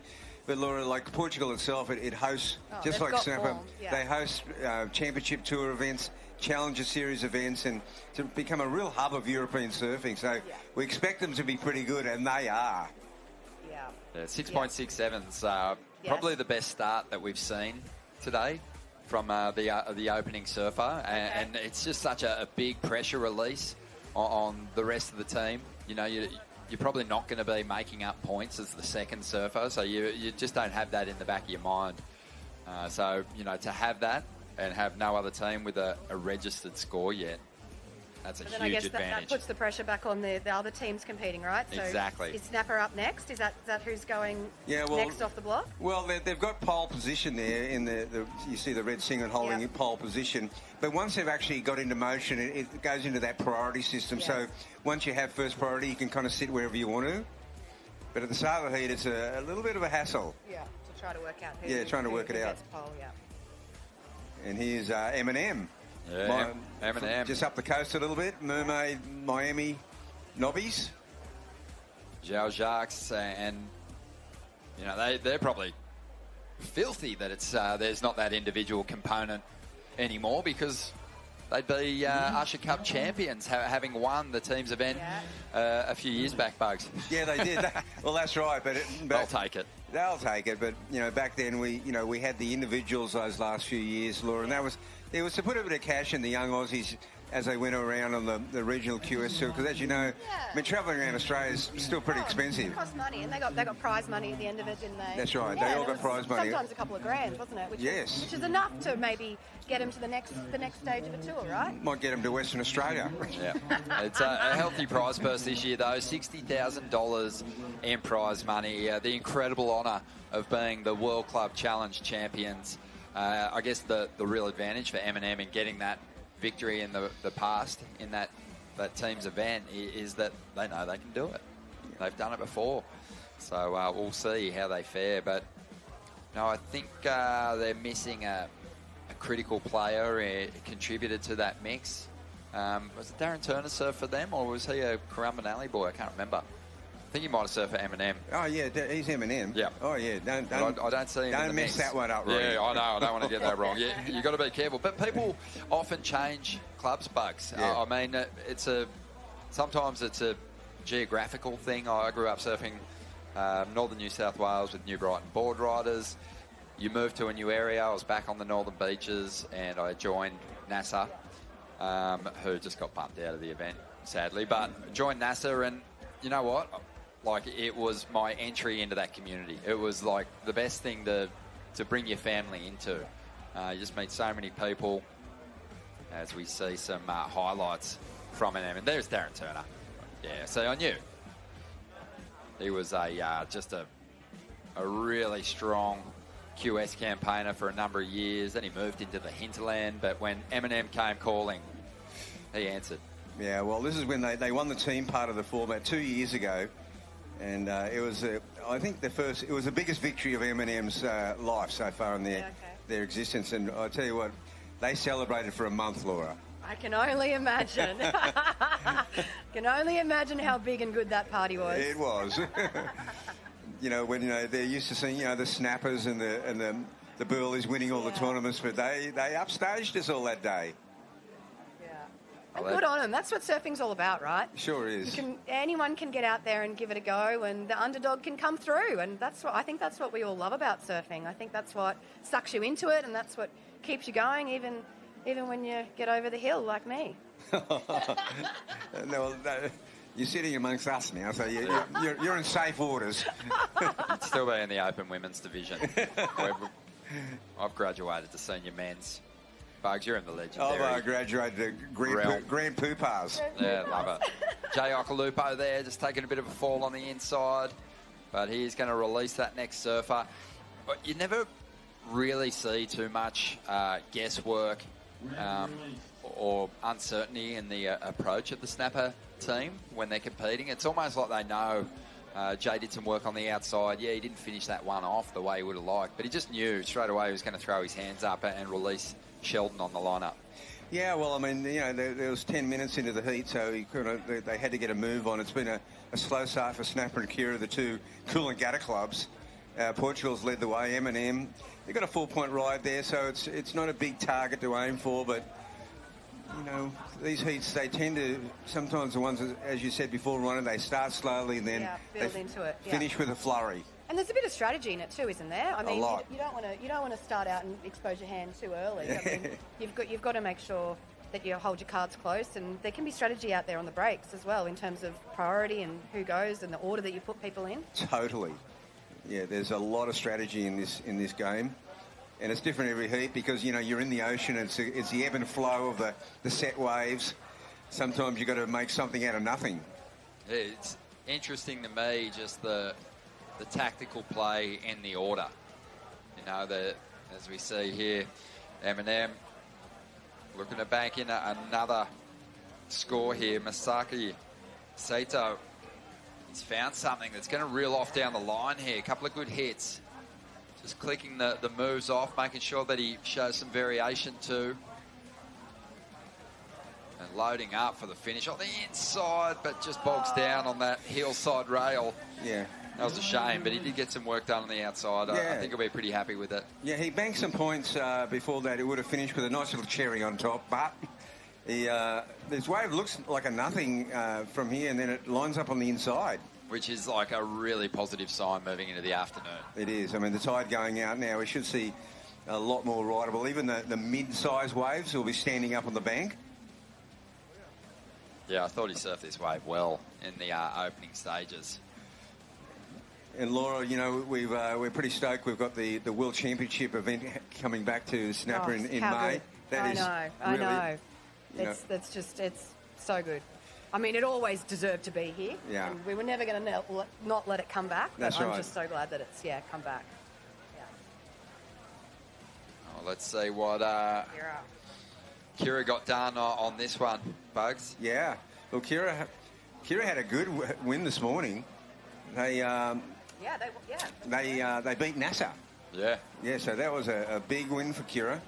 They're looking a little frustrated at the moment. CJ Carter only managed a 1.83 there, and they're well behind the clock. Yeah, well, M&M have just they did get some good points on that one because they only had a 4-point ride, and then they got like a 7.33. Yeah, that's even right. with the fall. So that's a massive score.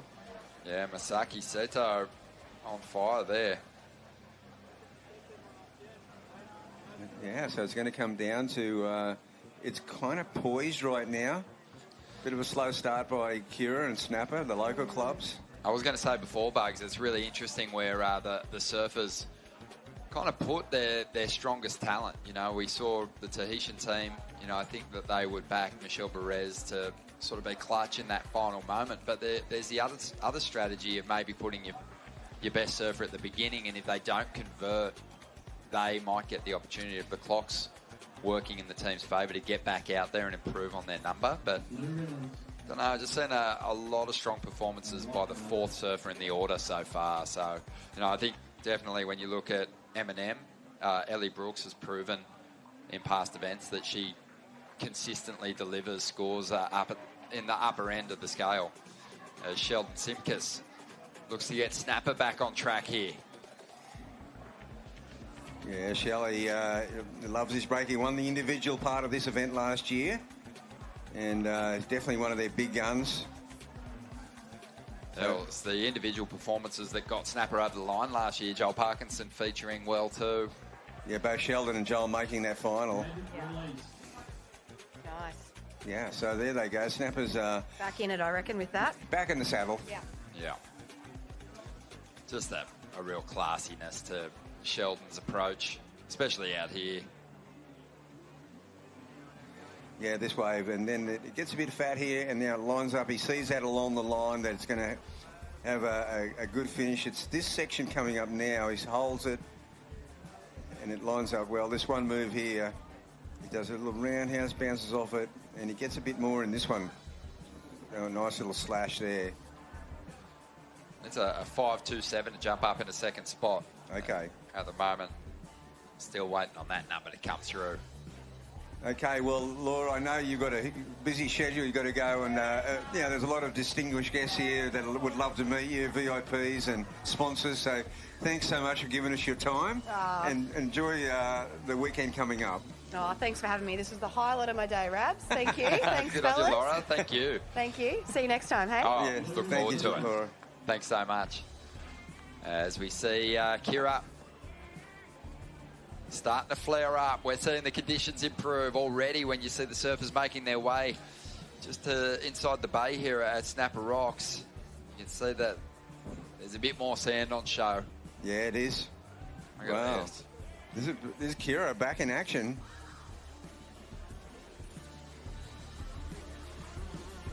Yeah, Kira's back in a big way. Bang. Because they were kind of languishing in fourth place. Big time, Bugs. You were right. They were just dropping the ball big time. CJ Carter, I feel like in that opening exchange, if you're the fourth surfer out of the opening riders to get the wave and you don't convert, your team's up against the clock. That's right. You know, something's happened in the positioning for you to end up in that position where you're fourth rider up in the opening exchange, and typically it works against you because suddenly you've got the second surfers sharking around you out there, for want of a better word. They're just hassling you, trying to get position and just getting in your face, basically. So the pressure, the application of pressure is felt straight away from that surfer. That is so true, and that's exactly how it pans out on many occasions. So there we see Joel Parkinson out there. He might have to do with Michelle Perez here. And yeah, well, Sheldon banked a 5.17. Jay Okalupo only had a 3.4. So, you start working things out in your head. We've seen teams before, I think, in the previous round, the previous heat, the Tahitian team, they were hanging on to a mid-range 3 in their scoreline, but Michelle Perez, surpassed that and added extra points to the mix. So Joel can really ramp things up here, but Jay will be at the ready, Yeah, and of course they've got Kobe Enright to go out there as well. So this is very poised this heat. Eminem out there in front, but look at the next 3. Portugal, they started out, they've got that 6.67. That's a good high point in this heat. Their next surfer only got a 2, so they'd be looking to send him back out there again. I love looking at who gets the repeat performance, the call up again after a season. Corbin Hutchins, surfer Snapper Rocks here last year, surfed really well. But obviously they kind of based it on what they're seeing in the free surfing sessions, how you're performing in the Boardriders meets. Yeah. And Jay Okalupo gets his chance. Yeah, Jay gets his chance today, and he's represented the club before, but there is that kind of depth in the club, as you were talking about before. I mean, Sheldon and Joel sort of no-brainers, and Jay's having a good crack out there. He'd like to be able to get out there and have another go. Kira's got himself in the mix there with that 8.33, so. Wow. Yeah, solid score there from Gabe Lee. 6.5, but we're seeing some highlights of Snapper Rocks and their performance here in the Usher Cup last year. Kobe Enright was strong as she got them some crucial numbers, squeaked by some really tough teams to help solidify a solid team result. Oh, man, what a highlight reel. Yeah, Shelley was on one last year, wasn't he? Yeah, he was on so well. Really on fire. That was actually the individual section. Look at this, though. This was beautiful to watch. A vintage Joel Parkinson on show, and hadn't really seen too much of Joel in the jersey since his CT retirement. But he went to the Maldives. He won a specialty event over there, and then put the jersey on here at the Usher Cup and blew our minds. Reminded us of just how smooth and stylish he is. And there's Snapper President Jay Phillips, just overseeing the action and making the calls. You've done well with Jay. Bugs, you've groomed him beautifully, mate, to take on that role. It was such a unit as a young up-and-comer. Yeah, he's really matured into be a great president for the club. He was. Always good fun to hang out with, and now he's putting together fantastic club meets and helping guide this established club to some pretty amazing results. He was super proud last year, and he's proud to be the host of this event as we see M&M just continue to flare up here. Yeah, M&M, they're on a flyer. They got through this morning well.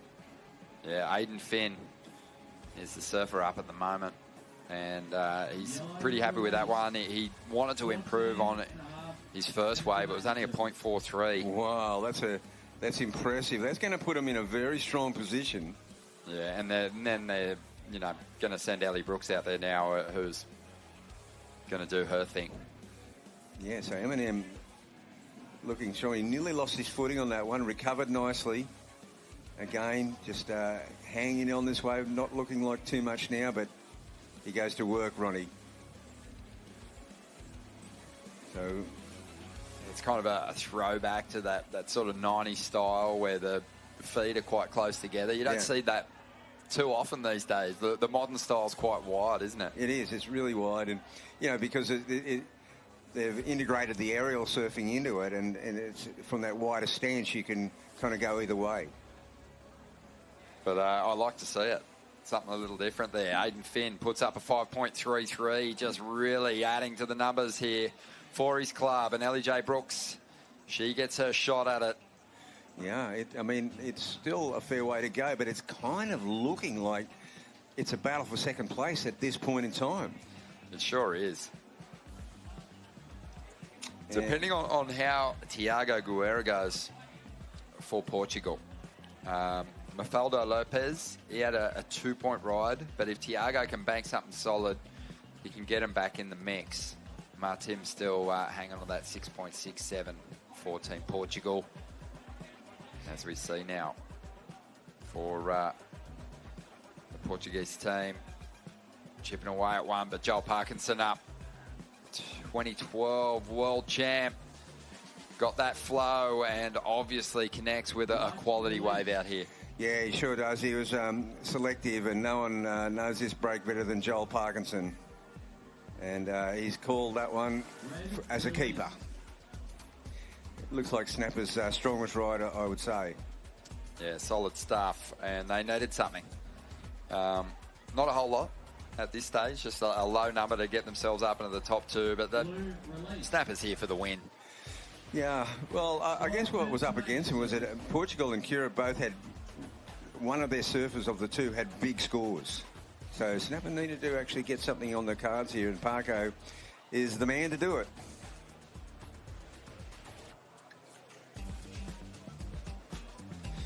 Nice bit of action here, two surfers in motion. You can see that tide going out. It's starting to rip off the bank now, Ronnie. It's taking its time. Yeah, it's really lining up beautifully at the moment, though. Scores coming through for Joel. Looking impressive at this stage. And even though Snapper Rocks has had a slow start here, they might have an exciting finish. And Kobe Enright will try and get her work done quickly to potentially send Jay Okalupo out there. But here goes Ellie Brooks. who had a son down here this morning. Ellie's a new mum, loving life,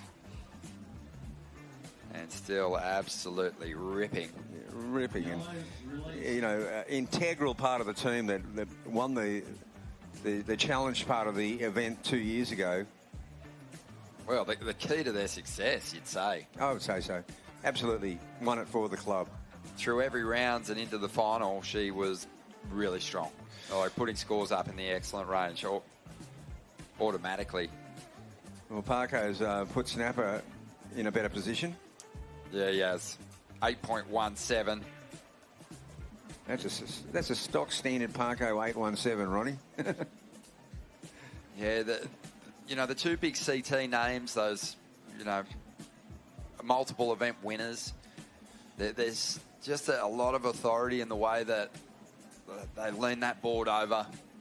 A lot of commitment to each turn, and like you said, it almost feels stock. You know that there's so many more gears and exciting moves that they can bring to the stage out here, but you can't deny it. Just based on what you've seen throughout the day, they're excellent rides. Yeah, they are. Well, Portugal's fallen back in. They started out so wonderfully with that 667. Now they've kind of fallen back into fourth place, but here we go. There's a bit of a movement in the camp. Yeah, this is pretty flashy stuff from the surfer representing Portugal out here. Guilherme Ribeiro already got the hands up and he's still surfing. So what he's hoping to do is just provide a bit of time for Mafaldo Lopez to go back out there and improve on the two. This should be a pretty decent wave. Yeah, this is going to really tighten things up for Portugal here to challenge for at least second spot. Yeah, job done for Ribeiro. That was pretty impressive stuff, and he did his work quickly. Just under 9 minutes remaining, surfers. Yeah, that was a quick turnaround for Portugal. They were languishing in fourth place. They're not going to be there for long. So, again, just a reminder that if you have time on the clock, you can release someone to go out and improve on their number. If that surfer improves on their score and they're back on the beach, you can, well, not back on the beach, but they can throw their hands up and release someone else. So, with the time remaining, Team Portugal might get a couple of shots at improving on their scores. Still 8 minutes.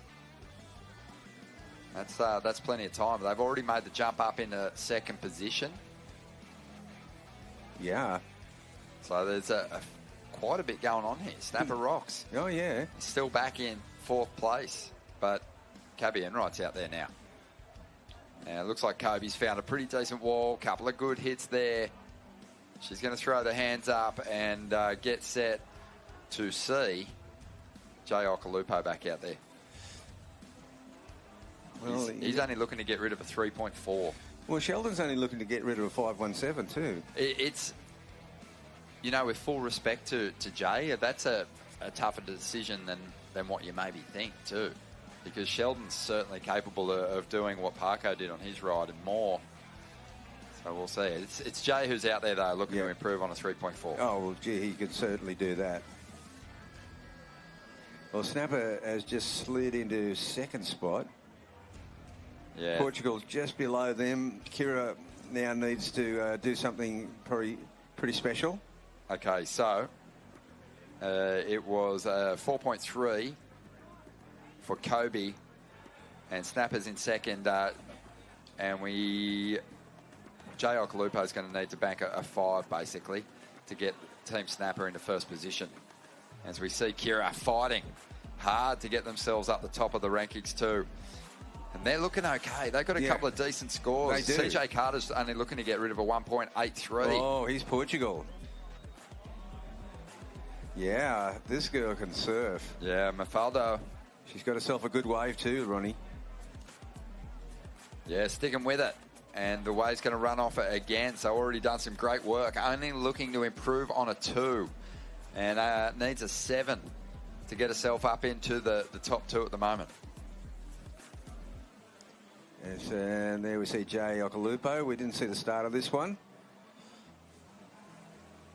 So we know Jay is. He might be able to put Sheldon back out there. Yeah, I think so. Let's see. What kind of work did he get done on the outside? He hasn't released Sheldon. No, he's paddling back out again.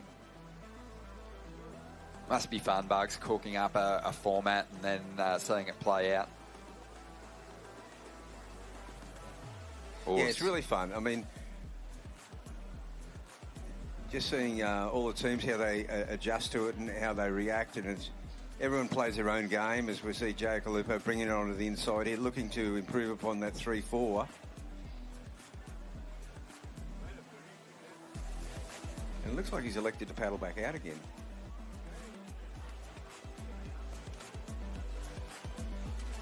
Yeah, well, early on in the heat, I said there's never any uncertainty in the snapper team.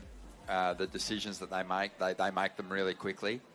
And Jay, even though on his first effort he didn't turn in a huge number, it was a 3.4. He threw his hands up. He just knew that they needed to get through the order, and this was going to be his opportunity to maybe turn it around. But on that occasion, he was like, that's probably better than my first wave, but I'm going to just look out and see what the team wants to do here. Well, I think I see Red paddling out through the keyhole here, so I think there has been a change. ASCC Portugal, 1887. Kira Surf Riders. Yeah, you'd always. Yeah, it looks like Sheldon's heading back out now. You'd put Shelley back in there. Well, let's have a look and see what Jay was able to do. So he added half a point to the team tally. Okay. 3.9 is what he turned in, and now they're giving Shelley a chance with fresh legs to get back out there and have a crack at improving on a 5.17. 4 minutes to go. Well, make sure you check out the merch store online, ushercup.com/shop. The T-shirts in there. Plenty of stuff that you can jump into. Some beautiful keepsakes. Okay, now we're down to under 4 minutes, 3 minutes 45. This is well poised. Eminem could just put it away. Portugal well within striking distance. Kira a little bit further off the pace. Portugal is in the lead. So they got that score. Yeah, Portugal's building nicely. They did have a couple of mid-range 6-point rides in the team total. It was Mafalda's 2-point ride that was kind of holding them back, but she ditched that with ease. Look at this battle right now. 22.7, 21.54, 21.26. Oh, this is a tight pretty seed. intense. Snappers up against it here too. Yeah. They have Eminem breathing down their neck. There's really not too much separating the teams. Kira's got a little bit more work to do. With 3 minutes to go, they're making their move at the moment. CJ Carter's out there trying to improve on a 3.33. And he doesn't need a whole lot to get up in a second. No. He likes that one. So that'll likely be it for Team Kira. Will they get the score that they need? And here's Eminem. And Eminem, they got Joe Jarks out there to try and lift his number. He was trying to improve on a 4. Well, we didn't see the start of that one. No, we didn't. So Sheldon's out there. The 3 points could be crucial. Oh, yeah. And Sheldon might even need to score, improve on the 5.17 as well. So Snappers, the host club, has some work to do. Yeah, here we see the two combatants, blue and yellow, looking to try to secure first and second spot here.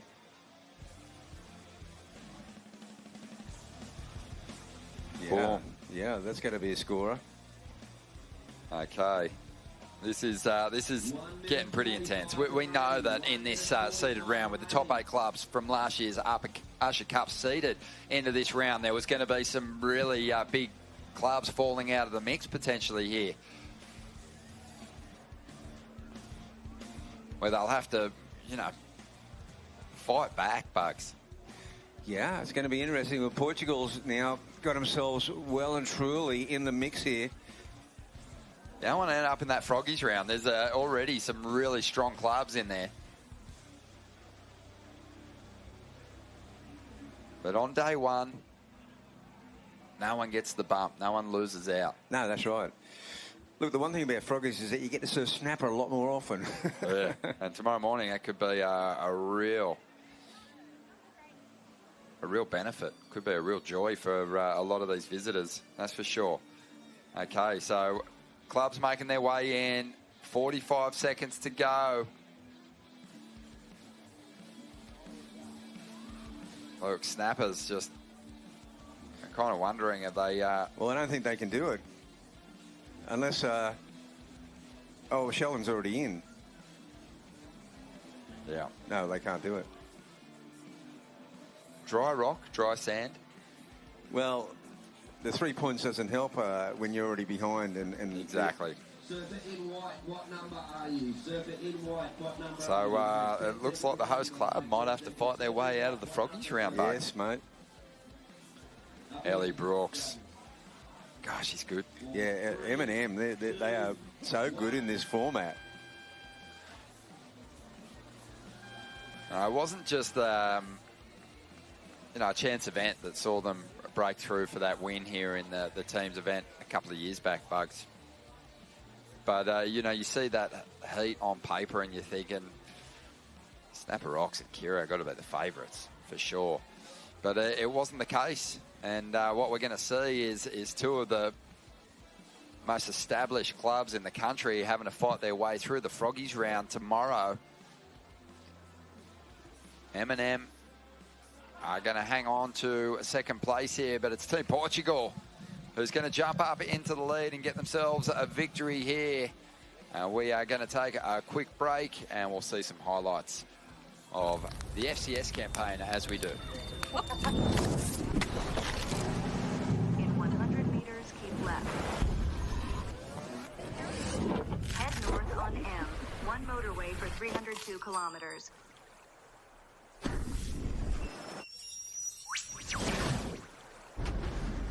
Estimated time of arrival, 3:08 p.m. Starting route to destination.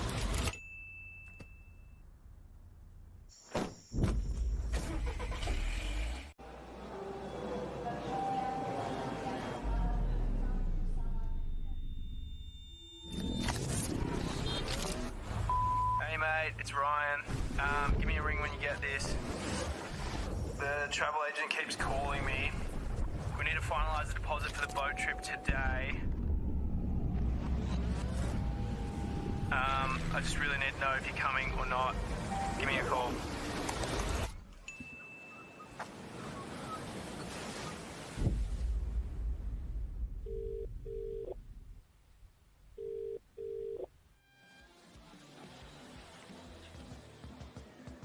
Well, welcome back to the 5th Usher Cup World Club Challenge. And wow, thanks, Ronnie and Rab.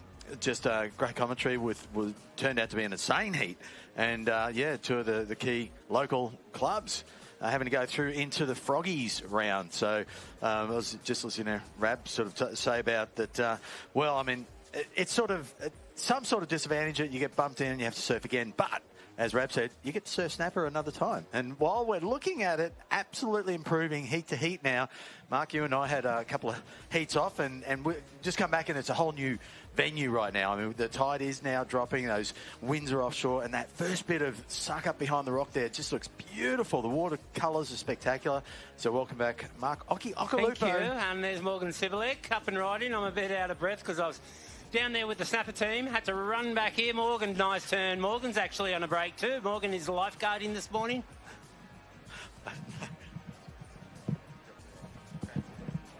What? Oh, sorry. Excuse me. Yep, sorry, I just got past some information that was well needed. Morgan Sibilek running down the line here. Boom! Good last turn, and then boom, another one. So, yeah, so I think that's I'm not too sure if that's Morgan, but yes, people are trying to confuse me here. Just, what's the saying? There's a saying for it, Rabbit would know it. Anyway. Discretion. Discretion, yes. We're not too sure if that's Morgan. There's an in-house kind of joke. It's not a joke, it's serious. I don't know. Anyway, let's move on from something else. And we see the first surfer from Merriweather, right?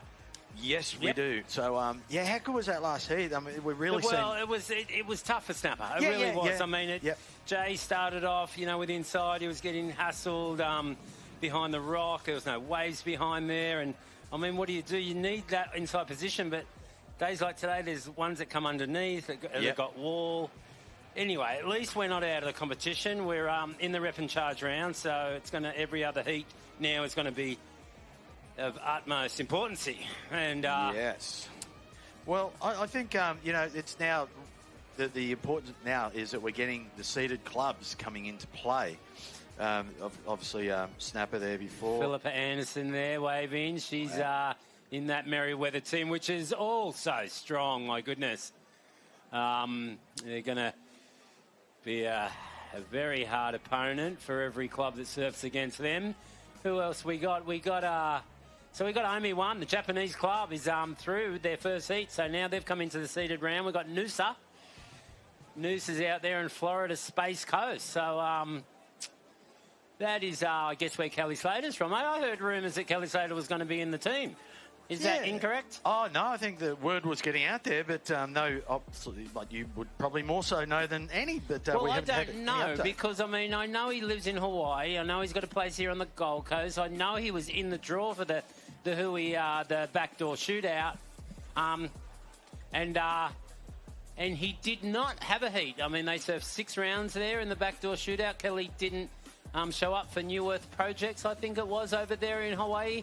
So who knows where Kelly is? I mean, we're at Florida Space Coast. Kelly could be in space with Richard Branson as we speak, right? Could be up on the space station right now, watching us live. G'day, Kelly, up there in space. Hey, how about the score just popped in there, Mark, for Mikey Clayton Brown? A 9.33. Oh, my goodness. I know. How incredible is that? That was the opening ride for the surfer in the red, of course, the Merriweather surfer. I get it. I get where we're going with this. Yeah, you're liking that. So straight away, the seeded teams, they're just straight into action. But it's like the competition, man, with the likes of, the weight of the amount of surfers in these heats. I mean, look at the names coming up. I love it. It's just... It's watching the best of the best in the world, not just in our region, but in the world, right here at an improving snapper. You're right, Glenn. There's a bit of draw coming off these swells now behind the rocks, so that means the swell's filling in. We'd like to think so. There's some very nice waves coming down the point. The only problem is we've still got a fair bit of westerly in the wind, which is super strange for this time of the day. And even this time of the year. We've had some pretty strange weather here on the Gold Coast, but still got a bit of wind up the face. If it was big and hollow, that would not be a problem. It'd be barreling really nicely right now. But we're waiting for that. Hopefully that happens on Sunday. Yeah, I think going back to that scenario where there's that little low just sitting off Coffs Harbour, and what it does, it draws the wind clockwise around it. Correct. So we're north of that, and so it's pulling it back down into this wind, back down into that low. That hence, it is unusual to have these offshore winds at this time, but that's what's happening. It's a good call, and that is what's happening because we do get that a lot of times where we've got a pretty big swell and that low is close and the winds will go northwest on us, and that's when I like to surf my secret spot out there. Yes, we won't tell them about that, will we, Mark? But, I know. Yep. There's certainly still on the Gold Coast a very over-surfed place. There is still those little magic spots every now and then, and you and I are very aware of one that favours the goofy footers. Oh, yes. We can say to the left. Yes, we can. Left. Here we go. Oh, it looked like Jackson Baker going looking for lobsters. The water's clear. Not too many lobsters around here at Snapper, but there are plenty of fish. We've got dartfish, we've got whiting, we've got brim, we've got dolphins, and in the wintertime, we have so many whales. When the whale population got down to 4,000 whales, right? And now, guess how many there are? There's 40,000 whales that come down from there and go up to Harvey Bay and have babies. That is awesome. It multiplies. And, since whaling got banned also many years ago. There's so many whales, and you're on the Gold Coast, they just come so close. Like Jackson Baker right there in the red could almost touch a whale. That's how close they come. Yeah, you're right. It's a case of that we're also aware of work that Andy Mack does here, a local long-time surf reporter with the World Surfing Reserve, and he gave me a few sort of tips on what's going on. But look, does a great job in the World Surfing Reserve around the world. Is saving places like this. But nice snap from Jackson Baker right there. He picks a small one. These waves, when I was down there with the Snapper Club, there are a lot of little waves that kind of go underneath, and the guys aren't seeing them, and girls. And this is kind of one similar to that. No one looked at this wave. He didn't have priority because we saw him fall, and he got a score. And he got out of there. So smart surfing from Jackson Baker. We know he's very experienced. He's been on the tour before. He's trying to get back there on the Challenger Series. What dare say? He might have to do regionals this year. I'm not too sure. Sorry, Jackson. It might be wrong there. Maybe not. Maybe he's on the Challenger. He might have stayed in the top 20. I'm not too sure of that Challenger Series, but if you do, you are back on there. So we'll see that score. Got that wave with no one looking at it at all. He's released his next server. There's a replay. Nice snap. Beautiful snap. And just working these sort of walls, as we said, these little ones probably on that high tide weren't even breaking. But now with the lower tide, it's standing up, really peeling it through that long inside section. And again, when you look at that wave and line it up and see that there's going to be a bit of a wall to it, you really almost preempt what you're going to be surfing, and that you can semi-half plan what you're going to do. One thing that I think snapper surfers, talking any surfer who's learned to grow up on a point, J-Bay, any of those fast down the line sort of points, you learn to look down the line. You do. You do your manoeuvres, hit it in the pocket, but if you're concentrating on that one manoeuvre, the wave's already gone. So you've got to constantly keep looking down the line, keep your flow going, read that lip line and see where it's going to stand up and where the pace you've got to keep with it down the line. I can't read what I'm going to do, but I'm definitely looking down there. I don't want it to race off without me. That's right. My main priority. Correct. I do not want that wave to race off, so I'm always looking down there. I'm kind of more spontaneous on what I do every move as it comes to me. But you're right, you really are. And you're right also with that wave that Jackson got. It wouldn't have broken at high tide. No, it wouldn't have. Not That at was all. too small. And it was quite a nice little score. What did he get? Let's see it. Well, they've got two waves now because the unknown first surfer, let's say, got a... I need my glasses, sorry. You left it okay, sorry. So they've got a 9.33 and a 7-point ride for the two opening ride. In fact, me? Jackson's going to surf now. I've got it here on the lineup that Jackson's still to serve. No, that was definitely Jackson Baker. Yeah. There's no doubt about that. They might have flipped it on us. They're not allowed to flip it on us because... No, the managers I know these surfers, so I know who it was. You knew who it was. And that first surfer... I knew who it was, but it's not, right? So anyone looking at it on the heats, the live heats, just don't always go exactly by that who's surfing. So we should be able to help you out. Anyway, so they're the only club with waves, and they're flying out with a 9 and a 6 and a 9 or a 7 and a 9? 7 and a 9.33. Oh my goodness! So they could virtually.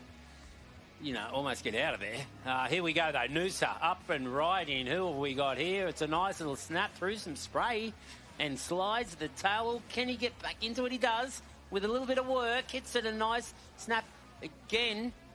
Tim Bain, that is. Tim Bain, it is. Yep. Surfing great.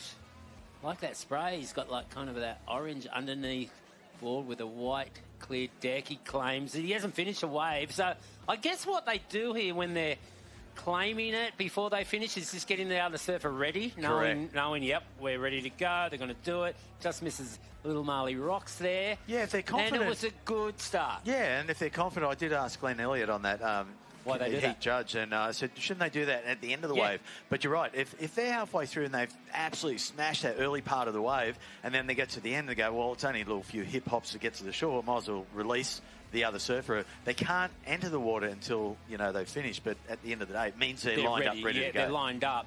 But good question is, after they put their arms up, are they still going to score them after that?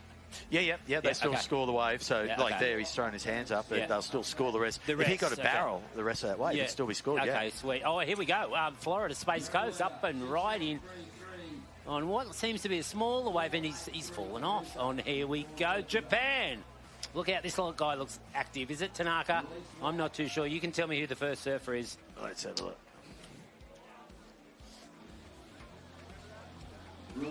He's put his arms up. He's still going. His next surfer is going to be released. That's Yuji Mori. Oh, it's Yuji Mori. Sorry about that. I thought it was Tanaka, but it's Yuji Mori with a pretty good wave for Japan. Well, he's stoked. He gets in, get that score locked on the board very quickly. Quick turnaround. Ichiban. Yeah, it's pretty good. Wow. It's a nice turn. Yeah, we're watching the replay here on the screen. If you're not on the screen, get yourself in front of the screen. You can watch the replays like we are. And, it's some great surfing. Oh, that was beautiful. Hack back in, extended, cut back into the pocket. Slips a little bit there. Yeah, just lost it a little bit there, didn't he? But he made up with a nice roundhouse. Yeah. And kept really busy that wave, Rocky. And I reckon it's going to go probably into the sevens. Look at this last turn right here. Are you kidding me? I think He's you're got right. sore legs. Yeah. His legs were hurting, and Japan has come to the party right there with their opening ride. And let's see if it does go in that, excellent range. It's pretty close. Here we go. We got the girl, Florida Space Coast. Yep. So that is going to be Daya. So Florida, yep. So that's Daya McCart. Of course, how incredible is this? These people flying halfway around the world to be here. I mean, it's a long trip to get to Florida, or from them to get to here. Exactly on the other side of the world. It really is. I mean, I've been there for a fair few times, and it is a long trip. 14 hours, LA, 6 hours, or whatever. Oh, here we go. Across Japan. the country. Here we go once again. Is that Tanaka? No, Tanaka's not in this one. Okay. They've swapped. No, it is. Sorry, it's Toya Tanaka. Yeah, so I thought so. And look at him. He does a nice little snap, and he's going to get around it, but he doesn't get around that last bit. But it was still pretty good. He likes it. You can tell he likes it by his kind of groovy style there. Puts his hands up. That's one hand. You've got to put two. Yeah, that's two, but not two at the same time. Well, that just that earlier ride for Omi-1 Boardriders was it was a 7.07, so you're right on the money. Yep. Pretty close to excellent. Not quite. But they've, the good thing about it is they've backed it up really quick. Yeah, really quick. So that alleviates a lot of pressure for the next two surfers. So the next one for them will be the Monojo Yahagi? Yahagi. Okay. Oh, Monojo. Yes, it's Monojo. Yeah. Well, while we're talking about the Omi-1 Boardriders, let's go into a Japanese Boardriders package. That's it. Well, this showcased some of the star surfing that goes on from Japan, and wow, the Japanese surfers. I'm loving the quickness, the lightness, the sharpness of their surfing, and this is showing exactly what they're all about. So well rounded, though. You know what I mean? Like they've always been such good small wave riders, but big waves too, right? I mean, they've got that samurai kind of, like that ninja warrior, like, they are warriors. And, like they took it out the back door shootout recently, and in small waves, which they get a lot of in Japan. They're just dangerous, and a dangerous team in this event. Yeah, all round they're dangerous now. And you're right, on the bigger waves, that was just gnarly, some of that bigger surf, the pipe, obviously macking out. And they just charge, no fear. They have no fear. No. They really don't. I think it's inbuilt in them since, way back in those samurai days. Yeah. It's inbuilt. It's bred in them. Yep. There's no doubt about it. Let's see what happens. Look how clear that water is here on the Gold Coast. It's 25 degrees. I'm not too sure how much in Celsius it is for the Americans, but it's very warm. Big 75, 80, wouldn't it? I'd say something like that. And it's only going to get warmer. It got up to 28 degrees earlier, or in our peak of our season last year. Yep. And I'm no doubt it's going to get that warm again. And that's when we kind of look at getting cyclones and all our big swells.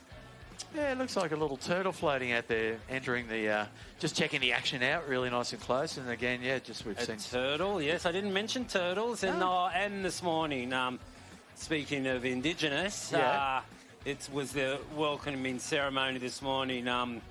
Was epic. It was so beautiful. The dances on the sand and the welcome to country was just magic. So thank you to the crew that done that for us. Once and always will be Australian Aboriginal land. Sorry, not Australian land. Yeah, I mean, you don't want to get into that. You know, it's too much, but, you know, once and always Aboriginal land.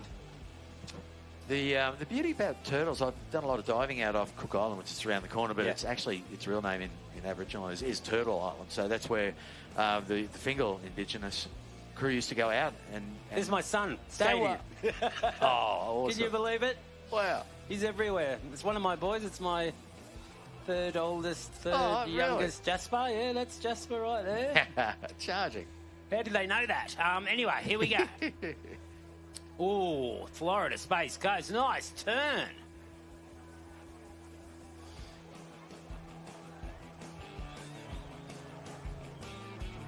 Nice. Now we can hear the crew there. Oh, we can hear the screams from down on the beach. They're just loving being here. Look at this backhand surfing attack. This is the Noosa team, Ben Lawrenson. Benny Lawrenson really trying to pump there against this wind. There's a big piece of wind that's going against him, so he's fighting it. He wants to find an end section, but he won't. The wave just has no power. Couldn't get it.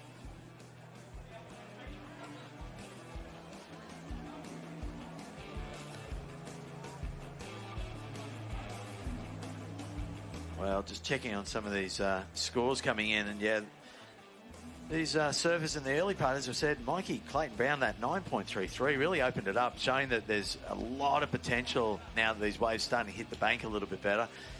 Really just can't wait. I'm just going, come on, take us to Sunday so we can see these waves head high at least and seeing some epic surfing going on. We'll see, no doubt, barrels behind the rock, that wave reeling down the line. That's when you just get some insane action. I mean, you can put in any maneuver you want. Well, you could, and look, the sand is there. It's all set up for it. I'm just a bit worried about you talking about it so much. I might go, what? But look, it's all set for it. There's a big bunch of sand there. We haven't had that. Well, we've had it for the last couple of weeks, but we didn't have it for a while. No. And it got repumped about 4 months ago, and it was just about, because we lost it on a big swell, and it was just about to connect to Rainbow, and just before it did, we got a huge south swell, took all the sand sideways, we lost it again, and hence we've got a very wide bank at the moment, but we've regrown the snapper bank, so there will be barrels if we get swell, and here we go, we've got an air. Doesn't get into the air, though, with that offshore wind.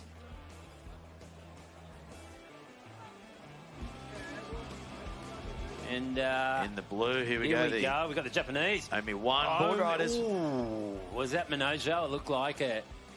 Minojo going for a big air right there and not landing it. It was going to be a good score. We haven't seen any of that today, Glenn. Well, it's hard when you get the offshores, isn't it? Yeah, we saw a little chop hop earlier, but that's about all you can do when you're running into the wind. Yeah, well, it's a chop up or it's a big flat rotation into the flats. Yeah, you know, and they've got to go right against the wind. Yeah, and it's very possible.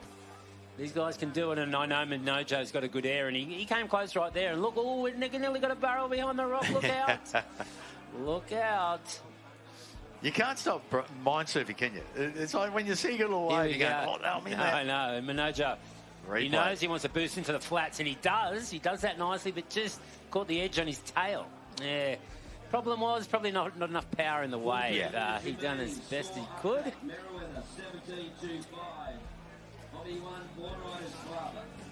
The flags are rushing out of the southwest. The only thing I think that's good for is that low's there sucking that air in, you know, and that's the best thing I think we've got with the wind, because it is kind of chopping up the waves and making them weaker than they really are. yeah. Really would have expected the wind to come back around to the southeast, more sort of cross behind the wave.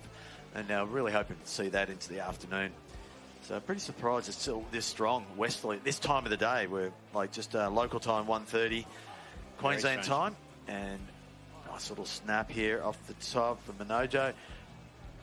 Looking for an extended wall down the inside section, staying lightweight on his feet and flowing through to the inside, looking for that inside link up. You can see him looking down the line, looking at that lip line, and found just that little bit of rebound option, just enough to just extract a little bit of extra scoring potential out at the end.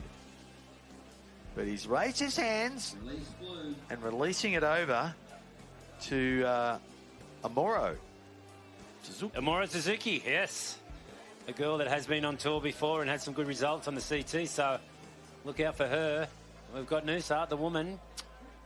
That's Aiden Doyle Duffy? No, Georgia? Georgia Lawrenson, sorry.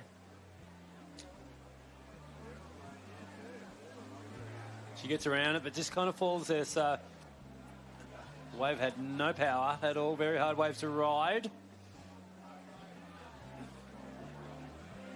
Release yellow, release yellow.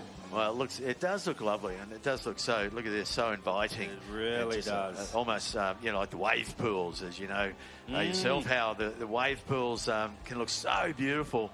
To get that next level is to get the power in the wave. I mean, you go out there and try and do some of the things these folks do, and it's hard to stay light and stay on top of the wave. Oh, it is. You want a twin or something. I mean, on a day like today, it'd almost be on the Mal, right? Walking the board. The 8-foot softboard, one of Jimmy Dean's finless softboards. Oh, yeah, I don't do that, but isn't he good on that thing? Yeah, unbelievable. I love watching him surf. Of course, son of the late, great Wayne Dean. Yeah, we miss Wayne. Yeah. What a legend of our sport and in this area. Big wave rider. Went to Hawaii, surfed some huge waves. Yes, surfed out there at my favourite spot out there. He used to be the only guy out there when it was huge. Surfing way out to sea out there. Beautiful waves. Yeah, of course, there is the Wayne Dean Memorial Cup, which are still pending at the moment for last year. We've been waiting for some good waves. Snapper Boardriders. Yes, we haven't had our we haven't had that yet. No. We're waiting for the waves to be really good, and we can't have it this weekend because the Usher Cup's on. That's the right. World Club Challenge. So wait for the next one. one. We're gonna make way for that. But we will have it. And pumping waves, there's no doubt about it. Yeah. No, it's a Here we go. Red up and right in Merriweather. Mikey Clayton Brown, maybe? Yeah, I think so. I'm just going off the top of my head, but is it? Oh, no, they've mixed these names up. So, because we still have to have Merriweather Philippa surf. Yes, no, we haven't seen Philippa yet, and that was definitely not Philippa. Nope. But that was, I mean, yeah, that's who I thought it was. But how's this little Baromi? How cute. And that's what it's all about. This is what the clubs nurture. Stoke. Absolute stoke. I remember you as a grommet like that, Mark. Just a ball of energy, and you haven't stopped. It's just, having the Mont and Lorraine, as we know, who are the junior development champions here, they put together these great junior events. They sure do. And the ranks, I mean, there's like 100 kids. It's ridiculous. So many kids in it now. Almost have to have a weekend. Yeah, the whole weekend, yeah, just not one day.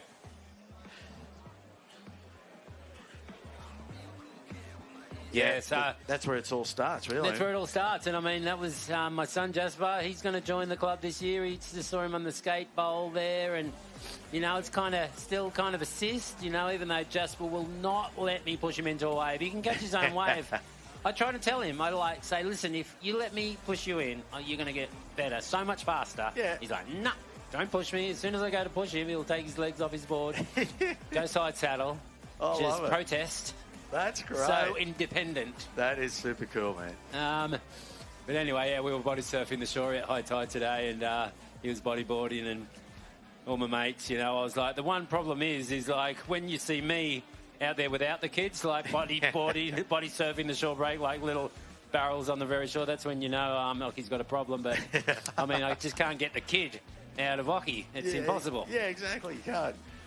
Oh, mate, no, it's epic. And I've had the pleasure of being around surfing for a long time, so I've seen a lot of the kids coming through. I went to J-Bay when you first were introduced, so I was surfing on the tour, then you came in as a young 16-year-old. I've got some vision. I was looking the other day. You're like a little wind-up toy. You're just so fast, snaps all off the top, down the line. But and I've seen, the likes of Mick and Joel, the Coolangatta kids, seeing those guys come through, and Dino as grommets, and you just know when you see some kids that just got all those elements. Not everyone makes it, but it's true. I mean, it's a lot harder now. I mean, when I grew up, there was I don't know, like maybe 100 surfers around the world that were real good. Yep. Now, probably 1,000. Every place there's 100 in each corner of the world. And you make a good point, because I came from Sydney and I moved up here when I was in my teens. But Gordon Merchant, the founder of Billabong, got me up here because I was pretty fast and erratic. And with all of us, Joel came down from. Sunshine Coast, and Mick, has moved up as a real young kid too. Yep.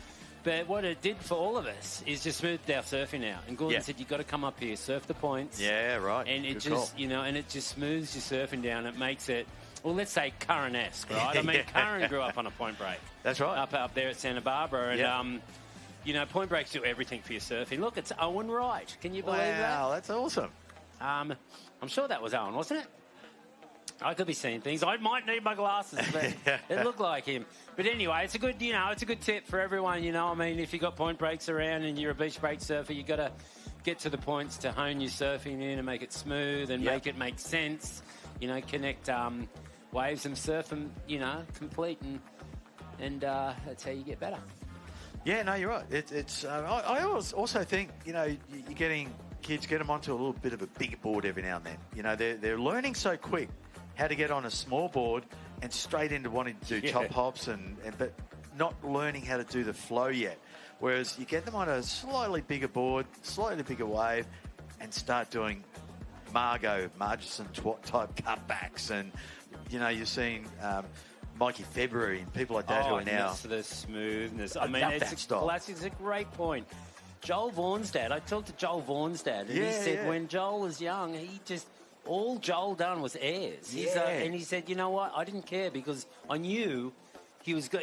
The rest of it will come later. Yeah, that's right. Joel Vaughan's got the most unbelievable airs. Correct. And he just went and done airs every single way.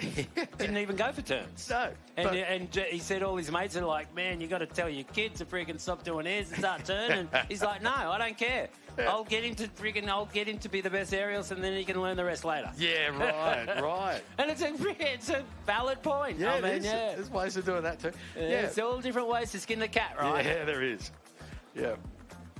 And so we got Merriweather in the lead. 21 points is a healthy lead. Japan's in second. Wow, this is classic.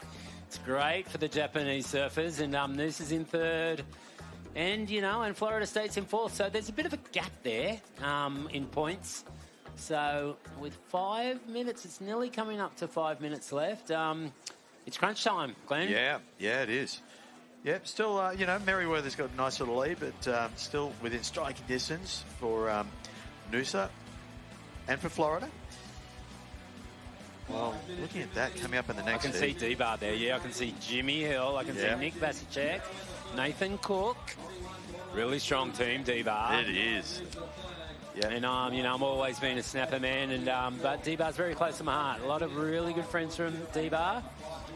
Almost got convinced to leave snapper, but I would have never, ever done it. Highly illegal. But obviously, that's our beach. That's where we surf. Yeah. 90% of the time, really. Oh, yeah, it is, yeah. Well, the most consistent wave in the world. Well, pretty much, yeah. Crucial wave there for Florida. Now down to 4 minutes, so having to get in very quickly. Yeah, that was a grom from Florida, so... Yeah. Chauncey. Yeah. Robinson. So he's the fourth surfer. So will they have enough time to send anyone else out, try and better their scores? I was asking Rav how all this format works. Yep. And you can just keep sending your surfers out. Once you've surfed your 4 surfers, you can keep sending out surfers to better their own wave. You can. Here's Amuro. Yeah, she's a Japanese girl. She's got some speed. She does a nice cutty. Into another one. And another one. So, yeah, this is good going for Amuro and the Japanese team. Well, she's the It's last going to be surfer now. complete. Yeah, it's going to be complete. She'll get into the beach without no time. And with a 7:07 for Yuji, Tanaka got the 4:87 and Minojo got a 5:73. Amuro, I reckon, is going to be around that 5. There's Zeke Lau on screen with a Ben Iper model. Nice. Yeah, I think Japan could be safe. I don't want to speak too early. Yeah. But very interesting. Could be the first team. I think the first. I might have missed one when I was commentating, but I'm thinking, is this the first Hawaiian team set to go? I know it's. Has there been another team? No, this is it. The town club Boardriders. Yeah, the town. Oh, so this is the town. The town guys. Not in the North Shore. No, the town crew. Waikiki. Beach Boys, let's say. Yeah, that's right.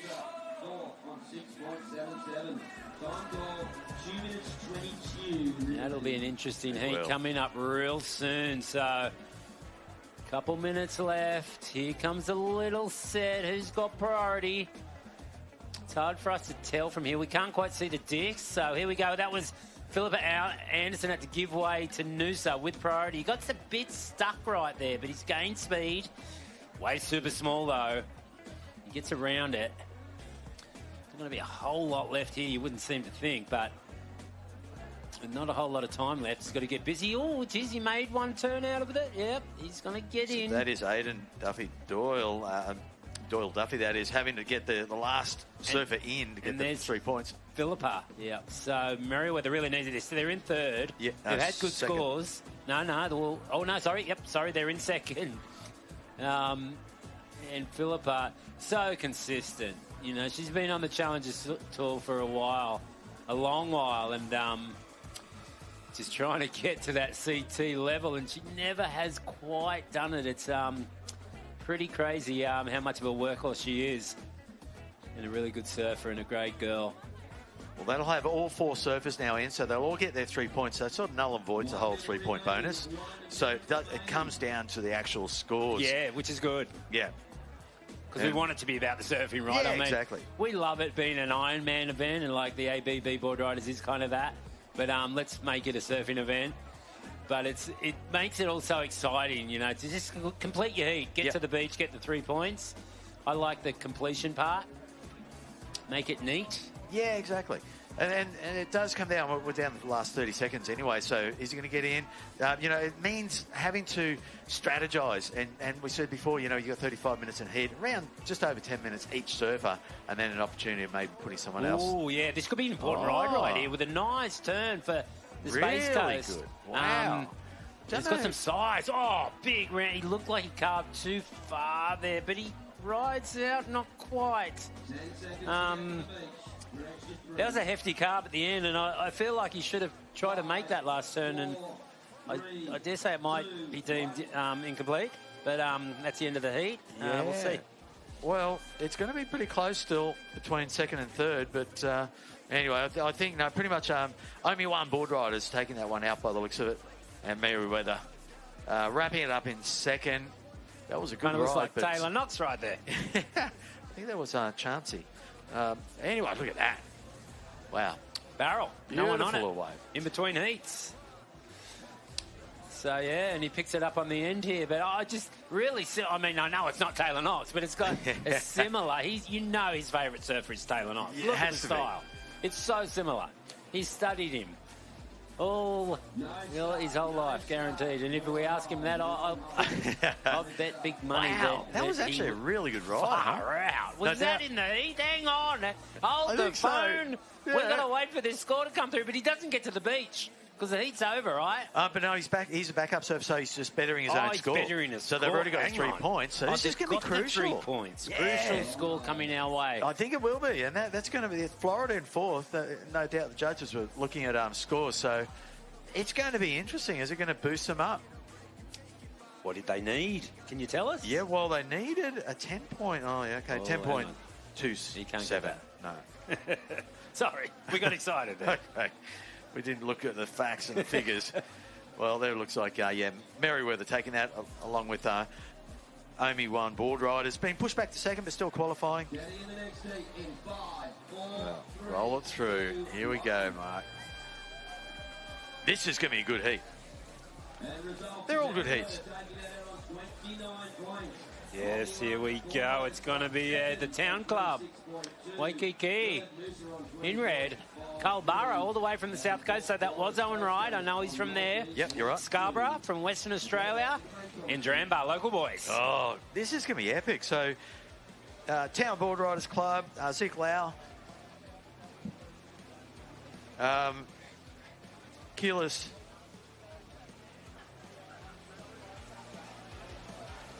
So it looks like, so just the names here, obviously Hawaiian names, yes, loving it. Yes, give me the phone. I'll be able to help you out there. Ezekiel Lau, it's Keyless Keliopa and Kawanola NG and Kian Martin, or Kia. Kai, sorry, I remember Kai Martin, yeah. Okay. Kai Martin, yeah, he's a little goofy footer. I remember him at the Billabong House. Obviously, we all know Ezekiel Lau, yep. Khalees Keliopa. I've heard of that name. Khalees is the girl surfer, right?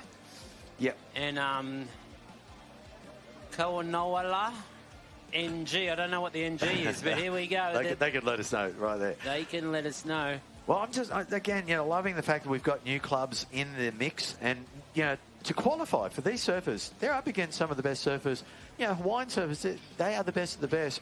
And to even be the 4 surfers selected to represent their area, I mean, what an honour and what a process to get there. They've had a lot of local contests and this is the beauty about this teams event. It's allowing a lot of clubs, inter-Hawaiian clubs, competing against each other. I think that's what... Whoa, big snap, wow. Nathan Cook. Diva, he done this in his first heat. He Sorry did. to cut you off there, Glenn. No, mate. Go for it. That was a feisty snap, and he done exactly that in his first heat. I remember they were in yellow. Yep. And he got an 8-point ride, and he's going to start off very similar. His wave selection has been perfect. I was talking to Nick Vasicek, and he was saying how important that start was, and it is. It is super important. We didn't get that kind of start snapper. We started behind the 8 ball, and we kind of brought it back, but then kind of lost at the end. And due to the start, I feel it's just so hard. I mean, it's such a tight lineup, and to get that inside without getting pushed too far on the inside, it looks like he got this kind of wide, and yeah, it was a great wave. Wow, well, that's a great... He picked that up in the first minute and a half of the heat. So being in the right place, has the right knowledge, and he knows what to do on the wave, and he saw that little lip step up and just cracked up under it. Well, what happened, I reckon for sure, was there was the other... Because we saw White a little further out, but the other two were guaranteed fighting behind the rock. Yep. Because he got that off the edge. Yep. And he let the other two hassle for the inside, and then he just picked up the gem. They couldn't get it. They were too deep. Because it's not big enough to sit back there. You can't make it around the rock. No, that's right. So then you get that stuck. rebound. Yeah. Well, he got a 6.67 there for Nathan Cook. Great opening wave. Got in early, and he's got Jimmy Hill coming out next. So they've got a really strong team. They're going to be definitely a contender. I wouldn't want to come up against them as another club. But anyway, they're flying their flag strong now, and they're showing that, hey, this is what we're up for, and that's a great opening ride there for D-Bar. Boardriders just around the corner here. Some of the best peaks and best beach break, the most consistent beach break in the world, and I'll challenge any other place for that. Well, we do have South Australia that'll challenge it, but it doesn't, our wind, it doesn't handle a southerly wind, which D-Bar does, so we've got it up on them there. No, the really good beach break up the coast that you got to paddle over, or you need a boat or a ski, but I'd paddle over there. Yeah, done a few paddles there. Done a lot of paddles over there, and broken boards, and you don't want to know about that. You don't think what's under you when you're paddling back with half when you're a board. swimming back with half a board. Yeah, no, don't. Just don't think, just legs. go, bolt, get over there. Yeah. So it's D-Bar, with that only wave. The other boys, I'm sure it was, I'd like to say, I don't know who the first surfer is for the other clubs. I'm trying to guess who was hassling behind the rock, and I'm thinking it could have been Zeke Lau and and Owen Wright. No, it was Zeke Lau and, let's say, Ty Watson, if they haven't swapped surfers, that would have been contesting for that deep one behind the rock. I remember Zeke Lau getting a perfect 10 in the CT behind the rock, remember, one year? Yep. I'm sure it was a CT then or a Challenger, I'm not too sure, but I remember the 10. Challengers, I think. I remember the 10 that Zeke got. It was an amazing wave. Zeke has competed here a lot. Zeke was over there competing at the Eddie. I don't really think Zeke is chasing the Challenger anymore. I haven't seen his name there for a while. But he's had a great career. Hawaiian heritage. He has some Hawaiian in him. I know his dad's a football coach. Zeke could have been an NFL player, but decided to surf. Wow. Went to, I could almost say what school he went to, but that just slipped off the top of my head. But yeah, Zeke, it's very, there's not many pure Hawaiians left out there. I know Zeke has some Hawaiian in him, which is, awesome. Yep. I just love, the way the Hawaiian culture, and I've met a couple pure Hawaiians, and they are very special people. I know they mix their race a lot, back in the day, and not like our Indigenous people who don't mix their race very much at all. No. It's quite rare, but it does happen. But yeah, I remember Titus Kahinimaka was there. He's a good friend of mine, and pure Hawaiian. And what a man, what a guitarist, what a surfer. I was actually I was in Kauai when he was in the Eddie Aikau, and he broke his leg. Oh, wow. He broke his leg, and this was a long time ago. Yep. And the waves were huge, and it was a crazy story that I've got there. But let's move into this heat. Yeah. It's Scarborough. Could have been Mannix Squires. Oh, the brothers are out there, Mannix and Nick Squires. And here we go, Hawaii. Looks like Zeke. I recognise that style anyway. Beautiful snap. It looks really quick and fresh on that black board right there. Oh, my goodness, are you kidding me? Full carbon board, isn't it? It's got to be It's got to be carbon, but he is ripping. Wow. My goodness. Gleaming the cube, I would say. Wow, he looks fresh. And why isn't he not chasing that Challenger? Because I can't, I do. I miss Zeke surfing. I've got to say I do on that, on the CT. And by the way, he's surfing, he could be back there. Where's he been and what's he been doing? I'm sure he hasn't been taking it easy because he looks as fresh as he ever did. That was great. For a middle-sized wave, he definitely released that fin a few times down the line. I think the 10s, wasn't he surfing in an individual here last year and got those 10s in the individual?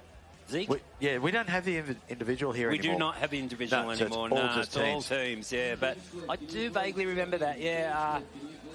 Here we go. Let's see the replay. Wow, bang. Spicy. Nearly caught the nose there, but look at that little wrap. Love it. Really quick and perfect board for these size waves right here. You can tell he's got a lot of projection, speed at will, generated out of that board. So we're looking at a big score here, Glenn. Yeah, that is. And again, a testament to the wave now starting to hit that bank a lot more. Standing up, giving plenty of opportunity, little lips to launch off, and putting in a variety of manoeuvres, keeping that speed, and again, looking down the line, and keeping that flow, but still keeping active in the pocket of the wave. And Zeke, wow, doing that really well. Come back to me, Kamehameha. He went to that school, really, in town, yes. Oh, wow, cool. Very, well, you have to have Hawaiian in there to go to that of school, course. Yeah, right. Yeah, so,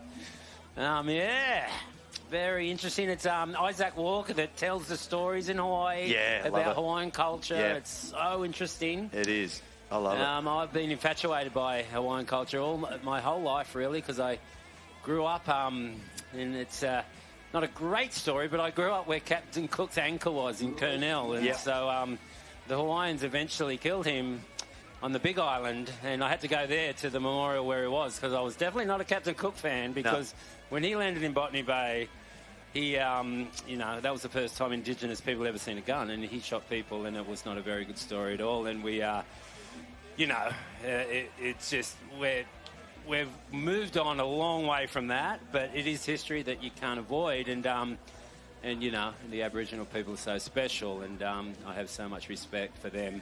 Yeah. And the Hawaiian culture, and being a surfer, you have to learn about this because it's where it's at, right? Culture, surfing. Yep.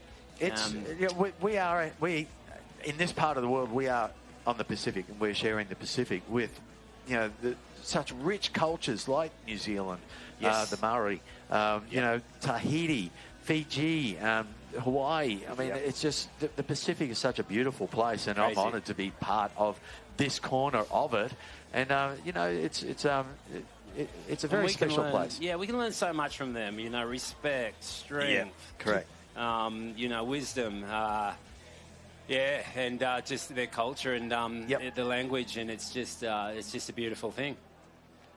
So let's move on, and what do we got now? I believe we've got another package there, Glenn? Yeah, just a little bit of a D-bar Boardriders package. Let's run into that.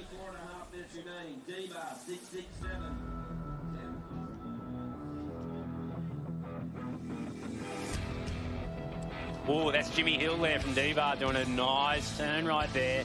Jimmy was on fire last year. This kid, he's not old. I mean, he was last year, I reckon he would have been 15, 16 maybe. There's Nick Vasicek coming out of a barrel. As he does. Well, this is vision also from the last few years here at Snapper. This is what we're going to see a bit more of this action. This is their girl surfer, and she's real strong. It's all about having a real strong female in these events. Correct. To get you all the way to that podium and the win, and they have that. Natty Dawes right there. Nathan Cook. So, that team is strong. And they had a good showing last year. There's Nathan. You can't miss that style. So, nice little package there. So we can see over D-Bar. That's the beach. That's Tweed Heads. That's right on the border of Queensland and New South Wales. So that's the New South Wales side. Right there where the time changes an hour. So just to confuse you, my kids go to kindy New South Wales and big school in Queensland, and I get confused. Oh, that's got to be a mess, really. Yeah, I'm always there an hour early or an hour late. Never on time. No. Here we go. Well, couldn't quite get around that section, but... That was Khalees. That was Khalees, correct. Yes. Yep. Because Khalees is a longboarder, right? She does really good on the longboard tour. I recognise that name anywhere. And she's riding her shortboard, and she's doing it right here. So she's riding like a little kind of fishy board right there. Just didn't get enough speed to get around it, but she'll try again.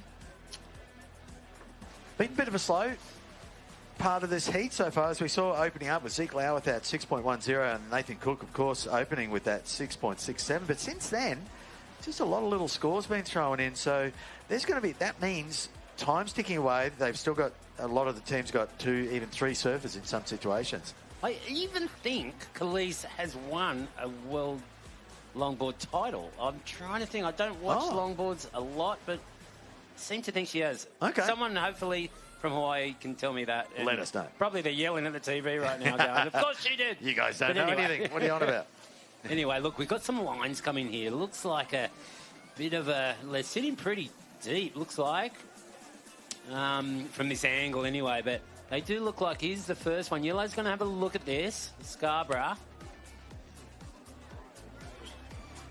So, yeah, that would be Nick Squires. That is definitely not Nick Squires. No, I was going to say, hang on, they've got the names around the right. Oh, that's still Mannix, sorry. It's Mannix, yeah. Yeah, so he's still trying to up his ante. Yeah, he's only got that 1.93, so he stayed out there to try and improve on that score. Not sure if he will. Yeah, well, 1.8, not really, he didn't. So he's going to stay out a little bit longer. So this is where the pressure comes on. Time starts ticking. So the first ride of Zeke was... That was a 8.77. No? Oh, Zeke, Zeke was a 6.10.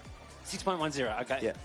Oh, and Khalees got the small score, right? Yeah. So Khalees is back out there trying to better her score. So she needs to kind of just get a quick one, I reckon, and get down the line, get a score in. I mean, the time kind of flies. Yeah, and this is part of the strategy, and this is where Rab came up with the opportunity of once everyone's had their first go at it, they can then, once all 4 surfers have surfed, then the team manager can nominate who needs to improve on a score. And there's a bit of strategy in there because you might have someone who's got, say, a 4, and then someone else might have a 6. You know that person who's got the 6 can improve their score, but the person who's got the 4 might not be able to improve, even though it's a low score.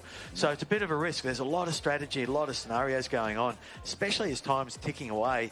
It just comes down to crunch point. Just like you're saying, get those first waves out of the way, get your other surfers in the water, and then you got another bite at it if you need to. Yeah, I reckon it's the go. And we tried to do that with Snapper, and, you know, we didn't have a great start, but we did get back to the lead some point, and then we sent Jay, my son, back out. He bettered a score, and then there was still 5 minutes, so we sent Jay out. Sent Sheldon out, sorry. There's Khalees, up and riding that smooth style right there from longboarding, and she got a little turn off the line. Actually, that board actually is working. Well, it looks like a knock-kneed style she's got. You can tell she's a longboarder. Yeah. And that was a pretty good... There's Jimmy Hill from D-Bar. It's a pretty good little score. Did you see that board Khalees is riding? A really wide nose, very flat bottom curve. So it almost... Oh, how was that? Almost just fitted in there. Oh, look at Jimmy. Getting really busy. And he looks like he's on maybe a carbon board like Zeke too. It's definitely grey. It's not black, but... And he's a big boy, so he's really pushing it around, going through little Marley rocks, puts his hands up, releases the next surfer. So that's Khalees and D-Bar have had their 2 surfers, right? 2 good scores. So they've kind of run out to some kind of lead in first and second there, putting the pressure on Culbara and Scarborough. You're right. Yeah, there's only small scores. Culbara, Ty Watson with a 3.90 and Owen with only that 1.93. So really, it's indicative of the flatter sort of moment we've had. But look at this board. It's almost like a mini mount. So she's surfing it with beautiful style. And obviously the boards work for her. She's used to that wider nose and flatter board and flow. Yeah, I guess. And, you know, I'm sure she could ride a shortboard really good, but in these conditions, that would be my board of choice too. Yeah, I agree, fully. Well, she posted a 4.23 on that last wave, and how's that last ride there? That was nice. A 4.23 is almost a par score for this, what we're wanting today. So she's done a job. She's out of there. Moving on to the next surfer. Well, look at this. Kai Martin. We saw Jimmy there, Mark, and, the scores come in for that. It's an 8.33. It's a massive score. How good was that? So That's huge. Well, he was critical surfing, right in the pocket, and he just absolutely wailed down the line, just a number of solid turns. So I didn't quite see the 8. I was a bit under. Okay. I was a bit under there, but anyway, we're not judges. We're just commentating. The judges are nowhere near us. They're actually down the other end of the street. They can't reach us. We've blocked off the road here at Snapper. It's lovely to come down here. It's kid-friendly because there's no cars on the road. You can bring your kids. There's skateboard ramps. There's discos. There's basketball hoops. I said skateboards. and refreshments and refreshments. Yes, Rainbow Bay Surf Club. Plenty of beer. Wonder if there'll be entertainment Brett again. Simpson. Tiffany last year, she was there's DJs, spinning the discs. That's what I said. There's a disco at the end there. She'll be doing that. Great. Next heat's getting ready. I think, we're down to around the halfway mark, about 16 minutes. D-Bar's gone to the lead. Town Club. I want to change that name. I don't know about Town Club. I don't know. This town, townies. What do you say? I'm not too sure. I guess it was Town and Country, the famous brand, and it was a famous brand in Hawaii. It was because there was Waikiki and there was North Shore, right? That's right, the town and the country. So they're the town part of it. It's yin and yang. And definitely yin and yang. And Vassar? Oh, there's Vassar on it. Smallest wave I think I've ever seen him ride at Snapper. You would not see that if it wasn't a contest. No, any other Nick time. Vasicek, he is a waiter. He will wait when the waves are perfect and it's like 100 people out there. He will wait 2 hours, 3 hours sometimes for the wave of the day, and he will get it. And no one gets in his way when he gets it. No one gets in his way. So he nods, he's taking it, go for it. Mate, you don't want to be anywhere around the wave that he's taking. He'll snap you in half. He will. And, he takes off deeper than most natural footers, I reckon. He just packs himself into the gnarliest, heaviest gurgling behind the rock pits. It's amazing. Love the surfing. Really solid back foot. Bit like your surfing with the back foot. Very solid. Thank you.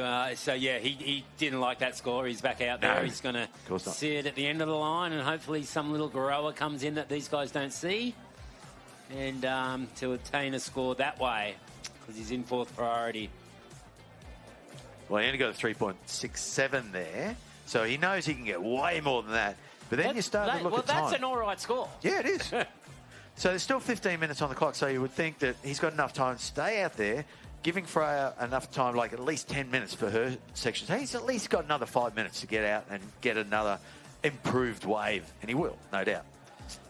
I wonder if my stepson Sonny's watching. He's probably watching his mate Jimmy. I wonder if he's down here. I haven't seen Sonny today, but he's in pre-season training with the Titans, so getting absolutely flogged. Oh, really? Oh my goodness, yeah. Now they've got to do the army thing coming up soon, where they stay overnight and they wake them up at any point of time and splash water, dunk them in water. Yeah, it's cruel, man. Wow, it's cruel. that is heavy. Oh, here we go. Nick Vasicek. He found a better wave. He's doing wiggles. What's he going to do for him? What else do you do on a wave that size? Oh. He claims it. He's out of there. Quite embarrassedly claimed it. Yeah. But I'll get out of here. I'm out. Yeah, so all the boys, even Dean, which is we've got so many footballers in the family. Grace is my stepdaughter, Grace, Dean Mariner. The Broncos have been in training. Yep. And they're doing their army thing at the moment. And, it's all about this year. The coaches seem to want to get these football players so damn fit for this season that the training is just, excruciating. Wow. I don't even know how they can handle it. But anyway, it's going to make on the flip side there, though, I've had a few footy players and lent them boards and had them out surfing. Same, yeah. Half an hour, they're like, they're done. They can't lift their arms, and they're coming and going, I can't believe you guys surf for hours after hours. Well, it's so weird. They could be the fittest humans in the world. Yeah. It's just different muscles. It is completely different. Here we go, Scarborough needing this wave. This westerly wind is still creating havoc, would you believe, at this time of the day. That's crazy, isn't it? Very strange here on the Gold Coast, but... Well, what's it down to 13 minutes remaining, so really the teams like Culburra and Scarborough have to really up the ante here. Well, they do. They've got to just stay in touch, Glenn, if they want to get to that second place, and that's what I think. That's why he took that wave. He had to. He's only posted a 1.93. Well, there it is. That last wave of 3.87. Mannix is still the first surfer for Scarborough. So they've only got 10 minutes to put 3 surfers. Nick Squires will be up next, Joshua Pepper and Shayla Short. So that's really going to put the pressure on each one of those surfers. They're going to have to get in and get out real quick. Hopefully, as soon as they hit the water, there's a wave waiting for them. And that's the cruelty of surfing sometimes, or the beauty of surfing. Sometimes you're just on it, and sometimes you're going, where is it? Yeah, totally.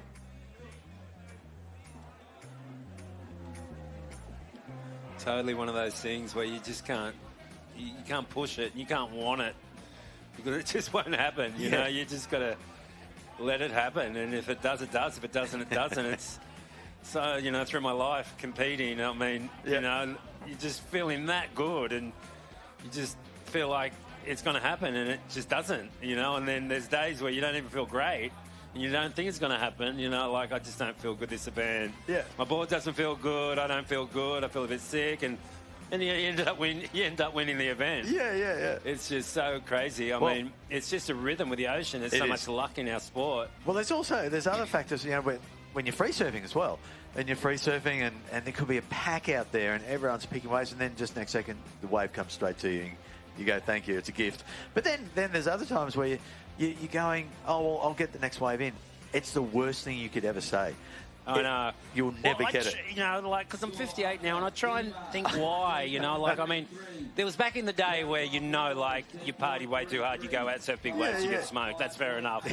You deserve it. Right? That's right. You haven't been good. But, when you're normal and, you're not, you're just living life and you go out and then you don't get waves and you're like, what did I do wrong? Yeah. And you try and think, what have I done wrong? And then I don't know if there's any method to that madness, And on the other day, the wave of the day will come, or the wave of the swell.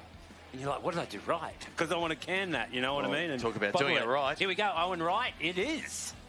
It is, wow, this guy's got some rhythm and flow. My goodness. He won out here, beat his mate Matty Wilkinson in the final. He knows how it is to win big events. He's claimed his wave. He waited a long time for that. He really did, but wow, what a great surfer. And we know how good he is in Chopu and, oh my goodness. and you know, big pumping left-handers. But, you know, right then, watch the replay. Here it is. I was watching this set. I could see him paddling out. So he's able to get and straight up into the pocket and backs it up with another beautiful snap, crisp crack up into the pocket.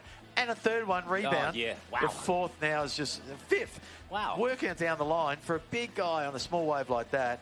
You know, he's just got so much rhythm and flow and style, and that's what it all. Yeah, congratulations, well done. That's he a beautiful could have done surf. that with his eyes closed, I reckon. Yeah. I mean, just that board placement and the rhythm, top to bottom, is just inbuilt in him.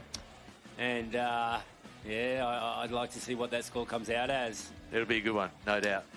Yeah, with him and Matty Wilco, what a great heat, huh? That was, you know, when they surfed it off. Well, Owen had just come back from his head injury, and you know, he wasn't in great shape then. I bet you that's what I was just talking about. I bet you he entered that event thinking, no way am I going to win. I'm just happy to be back in the water. Yeah, exactly. And he ended up winning. I mean, that's what I was just talking about. Yeah, but let's see that score. It's actually shot them up into second place. So, we've got the Town boys and girls, police, gone down to third. So, interested to see what they need. It's 8 minutes, 40 seconds left. The heat is tightening up here, Rocky. Yeah, well, it was a small wave, but he posted a 6.97.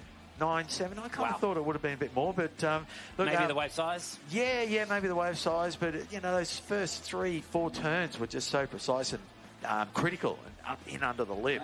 But anyway, that's what it is, and that puts him into second. It's, as I said, it's a really it's a luck of the draw now who gets that set wave, because there's not a lot between them, is there? I mean, well, D-Bar's kind of a runaway victory at the moment, but it's Calbara in second with total 10.87, and then you got Town Club Boardriders with 10.33. So really close between those two. Super close. Only 0.54 between them. And of course, super close, and I guess it's Kai Martin will be out there now, I guess. Really good little goofy footer, this kid. I've known him since he's been super young. He was actually in the Billabong house at the same time as my son when they were super little. They were doing a junior development program there, and the Billabong have done for a long time. He's Freya Prum. Kai's going to be the fourth surfer. Oh, so Kai's going to be the last surfer. So who's out there now for so it's Kanaloa. Oh, Kawanola. Yeah, Kanoa. Now you've got me saying it wrong. Yeah, so we just got a little frozen screen there as Freya. That's a replay, I guess, of Freya, or she took off on a second wave. But this is getting exciting. I think Scarborough's kind of out of it. Here we go, Culburra. Important wave right here, Rocky. It really will be, yes. Really close, as we said, between Culburra in second at the moment and Town Club Boardriders from Hawaii in third position. Only really like a 0.54 between them. So here we super go. critical. Oh, nice. Wow, that's... Oh, that was good. I love that little board. Look at that thing. A little fishy thing too. Yeah. You men Khalees are riding the fishy ones, but it works. I've been saying that all day. Why aren't these guys riding their little fishy fun boards? Because the waves have got no power. And that's a good wave for Town. The Town Club right there should take them back up, maybe. We didn't see all quite easy. It's only 0.54 between but them and Culburra. Culburra got a wave too, yeah, right? Not as good. Definitely not as good. I think, that one right there is for Town, Canola. Is that right? He definitely absolutely shredded on that. We'll see the replay. But, I love that little fish board in these smaller conditions. It just gives a bit of... Look, there it is. There's a plan shape to it there. It looks beautiful.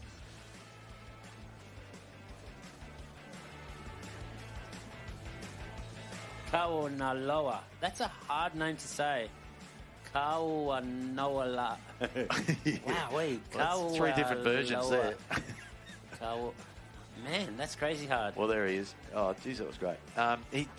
Those little wide-nosed flat boards, they just work so well in these sort of conditions. It's almost futile taking a little performance board out there because you're not getting across those flat spots. And you see surfers hopping and bouncing. How was it? Kaunaloa. Okay. Thank you. Awesome. Calvaro, third, 15.27. Scarborough, fourth, 3.87. And we are down now to 5 minutes. 5 minutes remaining. He's got to have a nickname. Maybe the Hawaii boys can tell us what it is.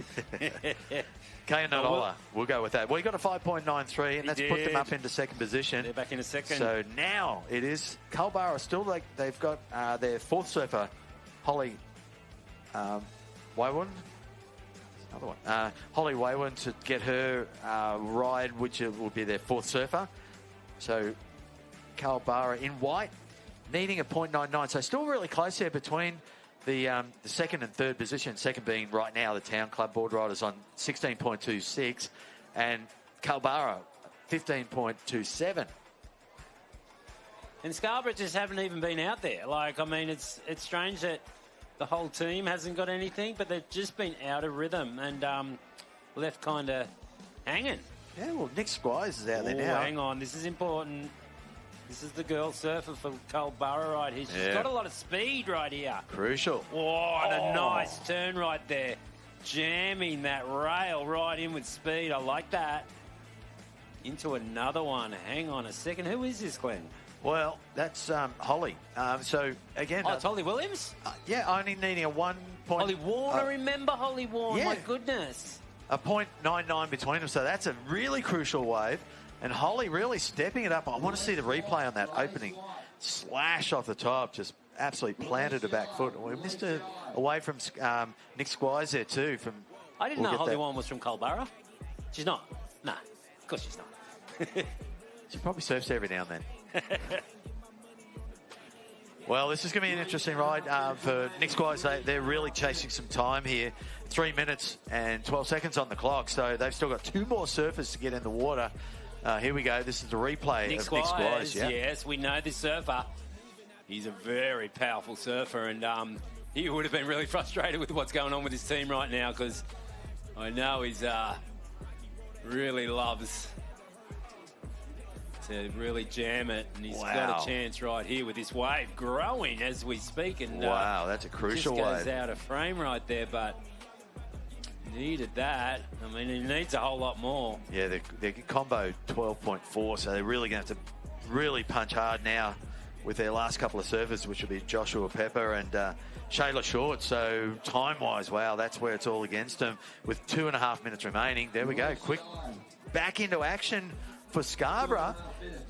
So that's Josh. Yeah, well, we didn't get all of that wave, but it doesn't look like he's going to hold. He's still in the keyhole, so can't have gone that far. No. We'll get the replay on all those, but there's some crucial waves going down in the dying minutes. 2 minutes, yeah. I guess he just needed to release because, yeah, he might have done 2 big turns. You never know. If we have that replay for you, we'll get it to you. Well, that means if they get Shayla out and back in, Shayla could get the 3 points. Even she just got a 1 point ride and then came back in and got the 3 points. That's going to be crucial. You know what is really crucial is there's Kai Martin out there with the Town boys needing a score, and it mustn't be a very big one because Culburra's gone to the lead. Oh, that was with Holly. She got a huge score. There it is, 7.5. In second. Yeah, Holly jagging that 7.5, pushing Culburra to the lead. D-Bar in second, which means now Town Boardriders. Wow, they need a big score. This is a replay of Holly Warren. There she is. She wow, made the difference. She did, and there's that turn. Oh, absolutely smashed it.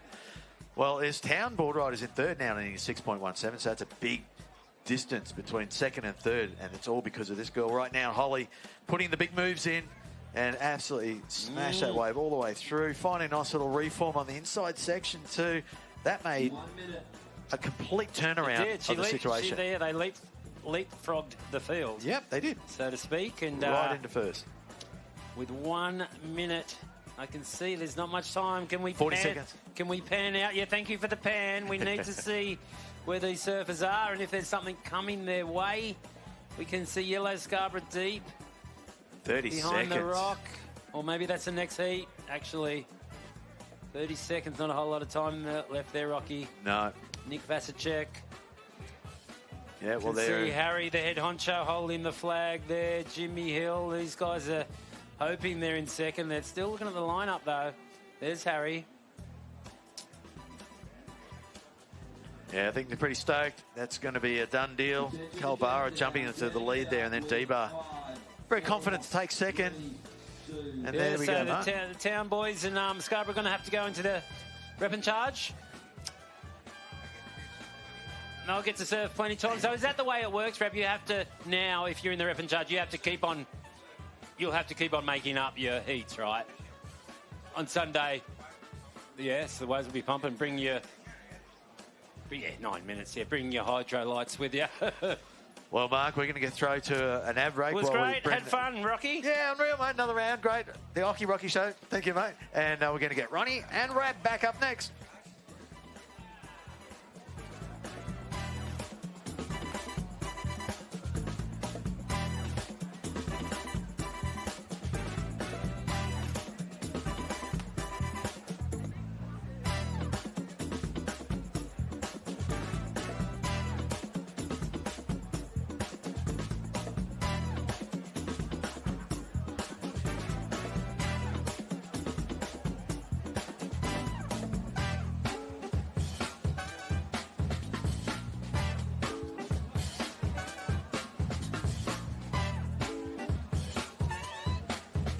Yeah, counting down the next heat in 5, 4, 3, 2, 1.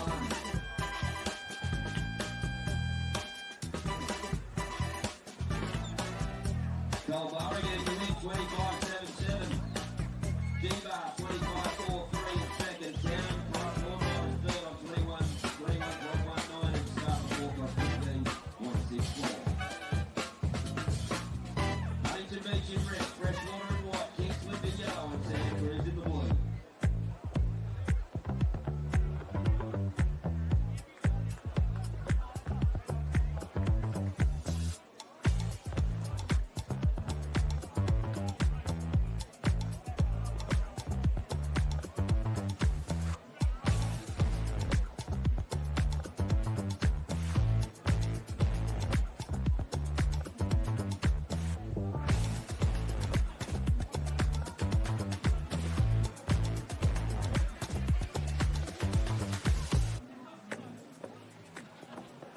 Welcome back to a glorious afternoon here at Snapper Rocks for the 5th edition of the Usher Cup, the World Club Challenge, 48 Boardriders clubs.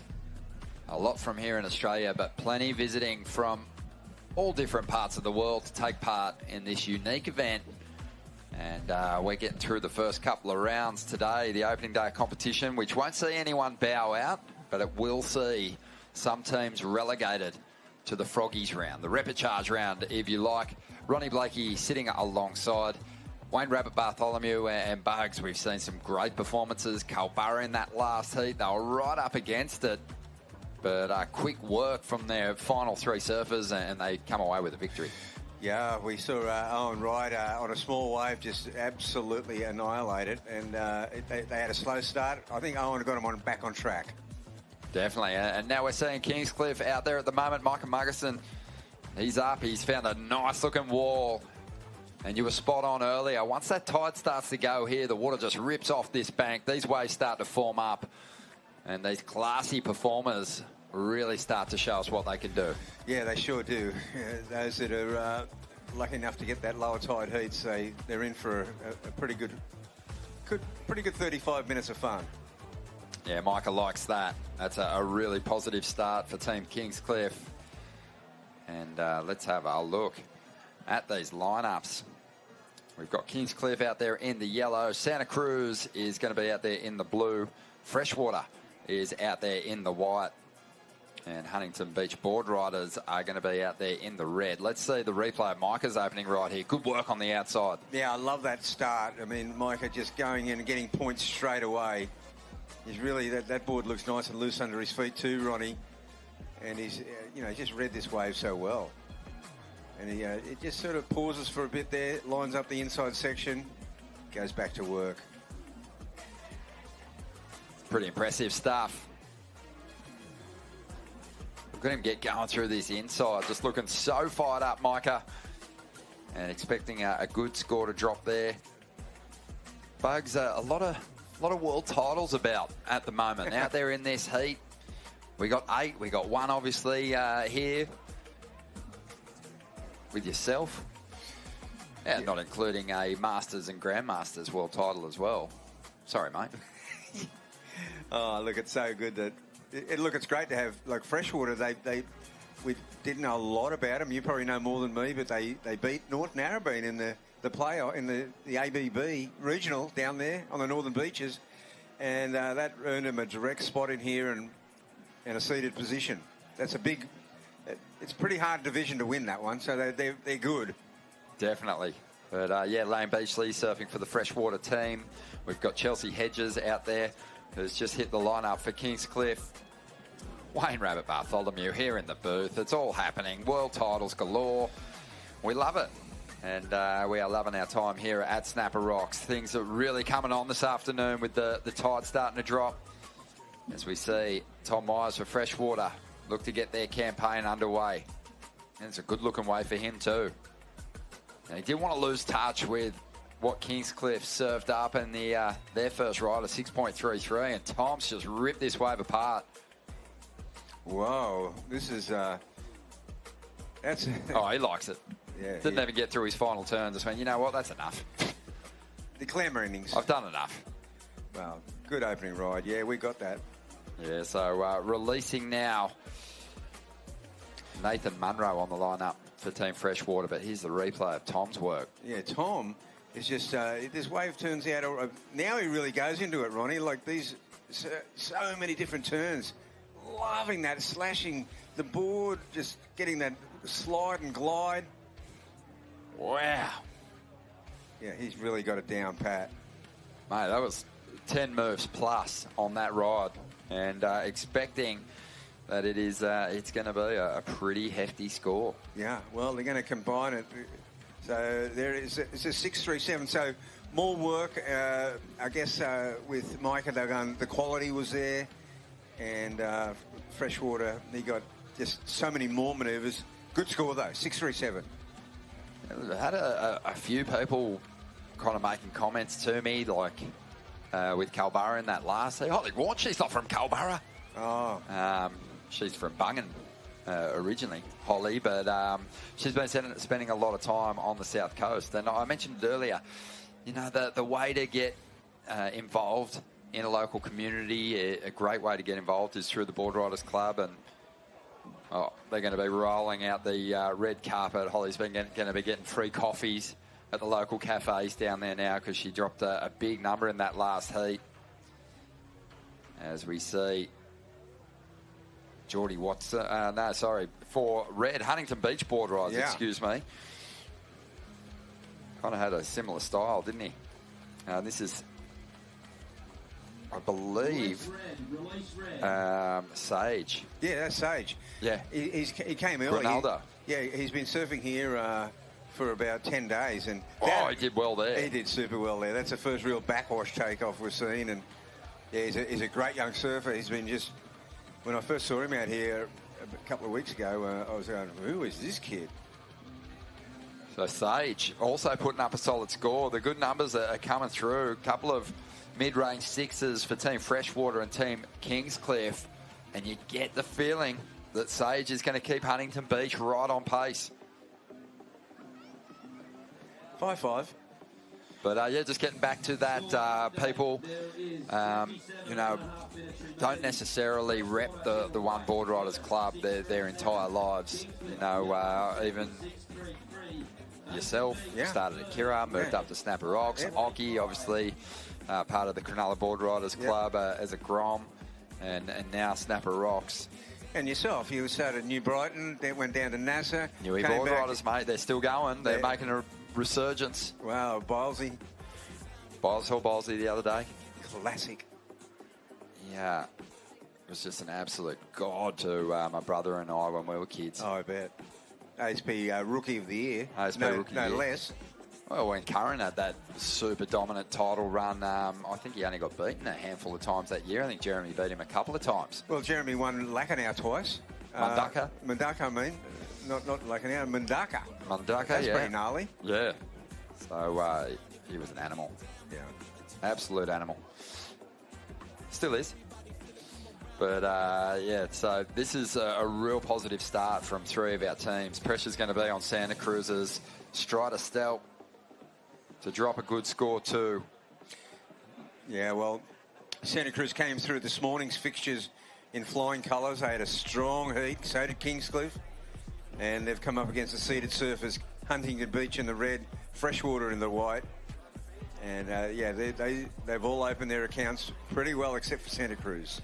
Lane Beachley, another one who probably would have come through the ranks at either North Stain or Queenscliff, and then she's ducked around the corner to Freshwater Beach. Yeah. Chelsea Hedges started out at NASA, where she absolutely dominated the ranks there.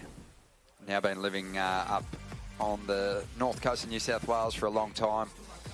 But let's have a look at this little highlights package here.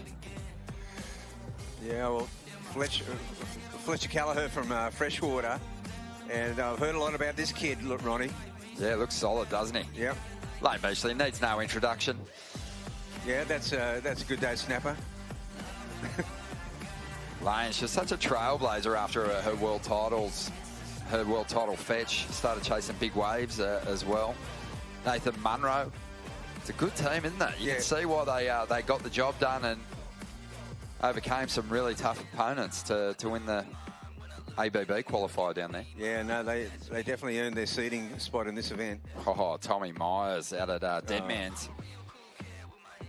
Impressive. And, yeah, both members of the Freshie team putting up solid scores to start. We're yet to see Nathan Munro drop his first effort here. But digging the format bugs, the incentive to get through your order and potentially go out there and keep building on your scores. It's fun. Yeah, it is fun. I mean, we had a bit of trouble with it this morning. Not trouble with the format, but with the tide to be able to do that. Oh, here's a likely scenario. Yeah, Brett Simpson. Well, Brett's no stranger to snapper. He surfed at the CT level out here on several occasions. I was coaching him actually when I think he got fifth in that year. Yeah, so he's had results here. He's had some good runs for sure. But his biggest victories were at home. Oh, huge victories. You know, like arguably like the biggest event in the world as far as spectators live on the beach. The US Open, a massive event, a monster event. He won it back to back. Huge. Of course, his dad played for the LA Rams, NFL. How cool is that? Really cool. Sporting family. And he brought his kids with him and they surfed Rainbow this morning and he was absolutely over the moon because they were so stoked. Yeah, a few of our internationals have that CT experience too, which just brings such a huge advantage to their clubs in this battle. Brett was part of, I think, the highest scoring 4-man heat that we've ever seen in the Usher Cup last year in pumping conditions. That was an amazing heat. Yeah. I don't think he even progressed. No, I don't think he did. And it was, as you said, it was the highest scoring heat of the whole tournament. They all deserved to get through. All right, here goes Simpo again on the inside. Just trying to get out in front of this one, trying to chase it down. And he eventually gets there. Great style, really clean, and knows how to launch an air on that forehand as well. Yeah. But doesn't get too much out of that one. No, I think he's thinking the clock, doing the right thing by the team, getting a score under the belt, and then perhaps looking to get sent out again. He knows the game. He's coached at the highest level. He helped coach Carissa Moore to gold at the surfing's first Olympic year. That's right. He was a US coach, and what an awesome privilege that is. Yeah, massive. He's a right sort of. He's a classic guy to be a coach because he's got such a great nature. He's always on the up. He keeps it moving and keeps it fun. But just really sporty, really competitive. Yeah. Oh, this has been awesome, Bugs. Yeah, it's been a great opening day. You know, we had you had to battle through that high tide. And we also saw some surprises, didn't we? I mean... Oh, yeah. With the field as stacked as it is, it's inevitable that you're going to see some teams potentially kind of trip up. But Snapper was a massive surprise. Oh, massive surprise! But this is a format where the M&Ms, the clubs that maybe not the marquee clubs are just so capable on the day of putting it together and knocking out the favourites. Yeah. So it's a relegation, but that's the beautiful thing about a repechage round, a froggies round. I've surfed in a field. I didn't mind being in that round because you get that momentum. You start winning. You get that momentum going forward. Well, I think that you'd have to say that Snapper is, with the results that they've had over the years, are a champion team, not just a team of champions, but it just some of the results today tell you that, a team of champions can be beaten by a champion team. That's right. That's right. Absolutely. It is such a team effort, and you've got to, it's all got to link together and flow, and you've got to look after your teammate. And who were you tasked with, on team trips, looking after back in the day that just proved to be a huge handful? Oh, let's see. I'd have to say, Mitch Parker had his moments. There you go. Some of those big Boardriders mates down in Sydney. Oh, it was easy. always The bright lights of the city, Bugs. Always a lot of fun, though. I mean, super fun days, fun trips away. We've had a lot of characters in the club, that's for sure. Just looking forward to that repechage round, the Froggies round, tomorrow morning, and just sort of seeing who some of those really ultra successful clubs are going to come up against is very interesting. Yeah, Snapper Rocks and Burleigh Heads are going to be up against the Maui Boardriders and the Treasure Coast Boardriders. So that's an interesting one. Well, that's a gnarly heat. Yeah, huge. And there's plenty more where that came from. We'll go through some of those matchups later on today. But right now we're enjoying the live action, and we are seeing Santa Cruz try and just put the defib on their campaign in this heat. It's sort of gone... there's a pulse missing from their team at the moment. And Strider's just trying to bring them back to life there.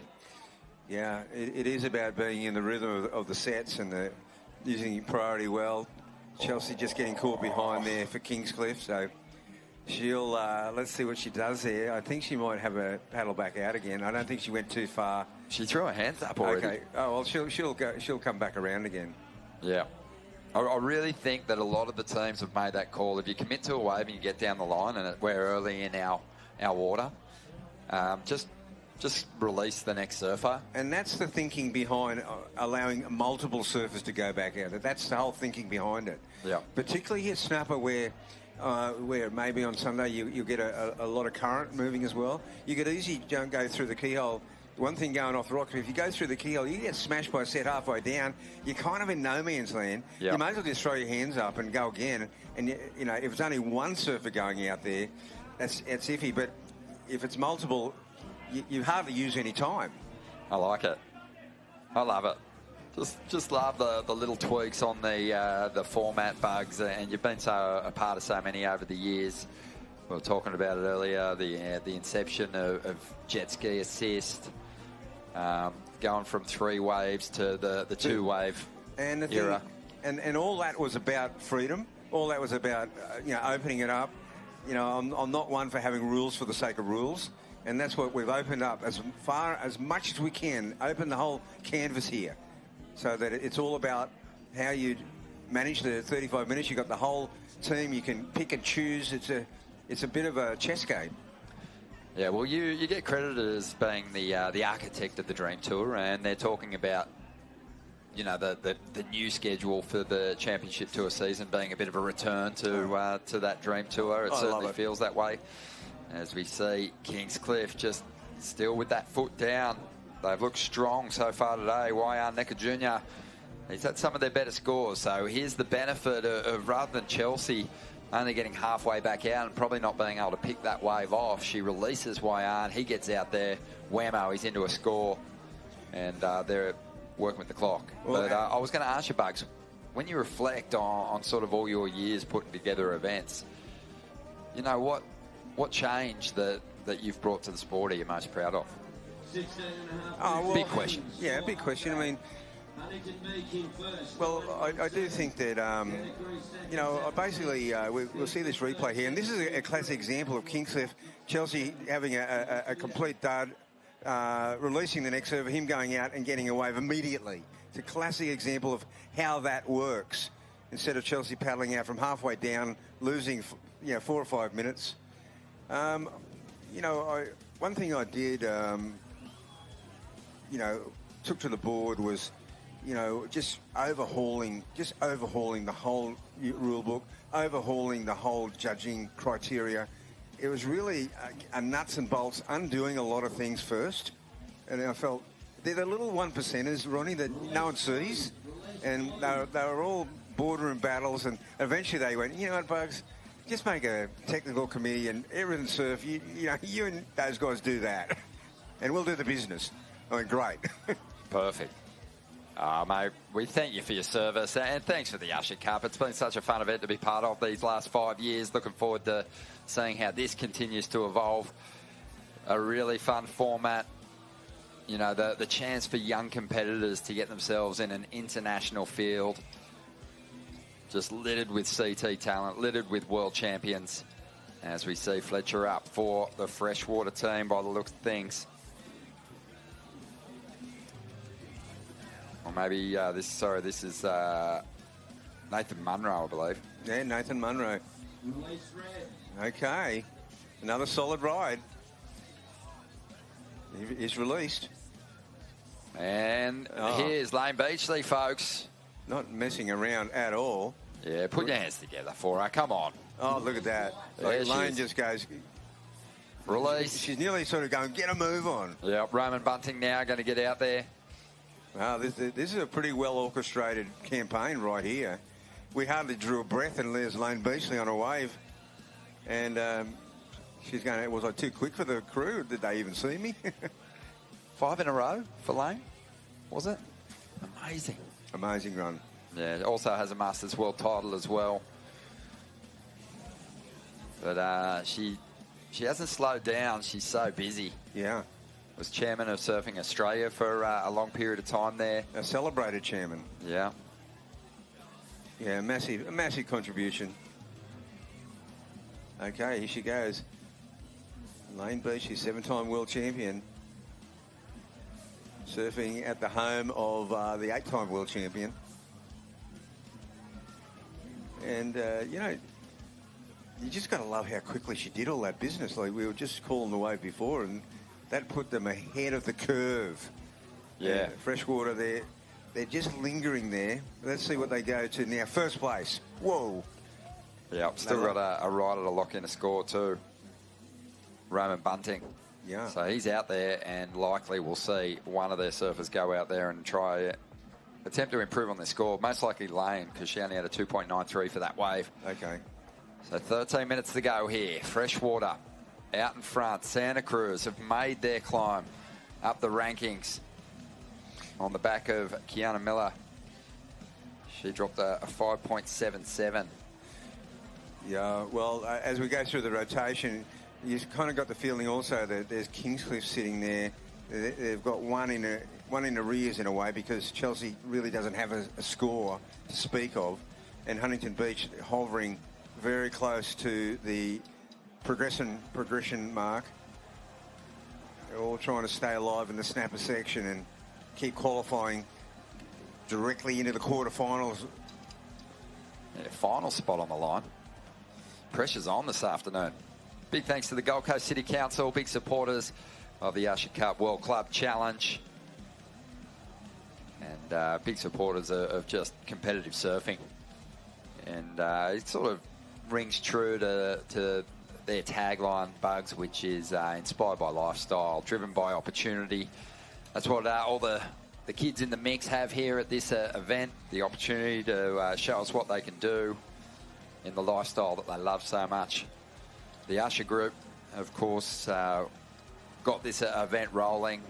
They drive this event, one of the largest commercial painting and associated service companies in the country. A huge team with over 500 full-time employees. 501. There's a part-timer. Oh, yeah. 502. 3 days a year. Hutchinson Builders, building structures in which Australians live, work, study, shop, play since 1912. Got some old tradies in there, don't worry about that. Diamond sponsors for the event, Wattle. Of course, just bring decorative paints, special purpose and protective coatings throughout Australia and New Zealand. And yeah, we appreciate their support. Get Directed. Established in 2009, proudly Australian owned and operated corporation, incorporated of 3 separate companies: traffic control, vac truck services and labour hire. And we also have to mention Radcliffe Lawyers, who are one of the platinum partners of the Usher Cup. Mad Panda, Uniform Print Lab. It's an exceptional list, Bugs. It sure is. It's a great list and growing. But there's been some great sponsors from the word go. This is our 5th edition of it. And, you know, like Hutchinson's, they've been with us all the way. A lot of those sponsors have been behind us all the way. So cool. All right, you can see now that the surfers are, you know, just about able to walk around Snapper now to enter the lineup. It's getting nice and shallow, and we knew that the numbers would start coming up when that tide started to drop. That's been the case for sure. Oh yeah, it's definitely a turning point where, you know, surfers, most of them can get 6-point plus rides. It's just that tide is everything here. It just lifts the bank, you get that draw off the bottom, and then you get the line, and it connects down the line. And you've got to be a little fortunate to be in one of those heats that has the good tide, that's for sure. When it gets bigger, it doesn't count so much. You can surf right through the tides. Here we go, Huntington Boardriders up and at it. Again, just they've got some work to do here. They don't need a whole lot, but you know, you want to make every ride count. This is Dylan Sloan. He's probably done enough already to get the team into a top 2 position. I would think so. That was a pretty nifty ride. He got a lot of work done. But Bugs, it's always, you know, there's those teams that you just see being there in contention on finals day. But when you saw the actual competitors lined up for each of the clubs, yeah, who did you think was going to be a major threat in the contest this year? Well, I thought Merriweather, when I saw their lineup, I thought Merriweather were going to be a real contender. I think kind of not a sleeper, but another club that I think is a pretty dangerous club is Byron. They've got this young team that, you know, they've got the Walter brothers, Dakota and Harley and Solly Bailey, as well as a young girl. She's a brilliant young surfer.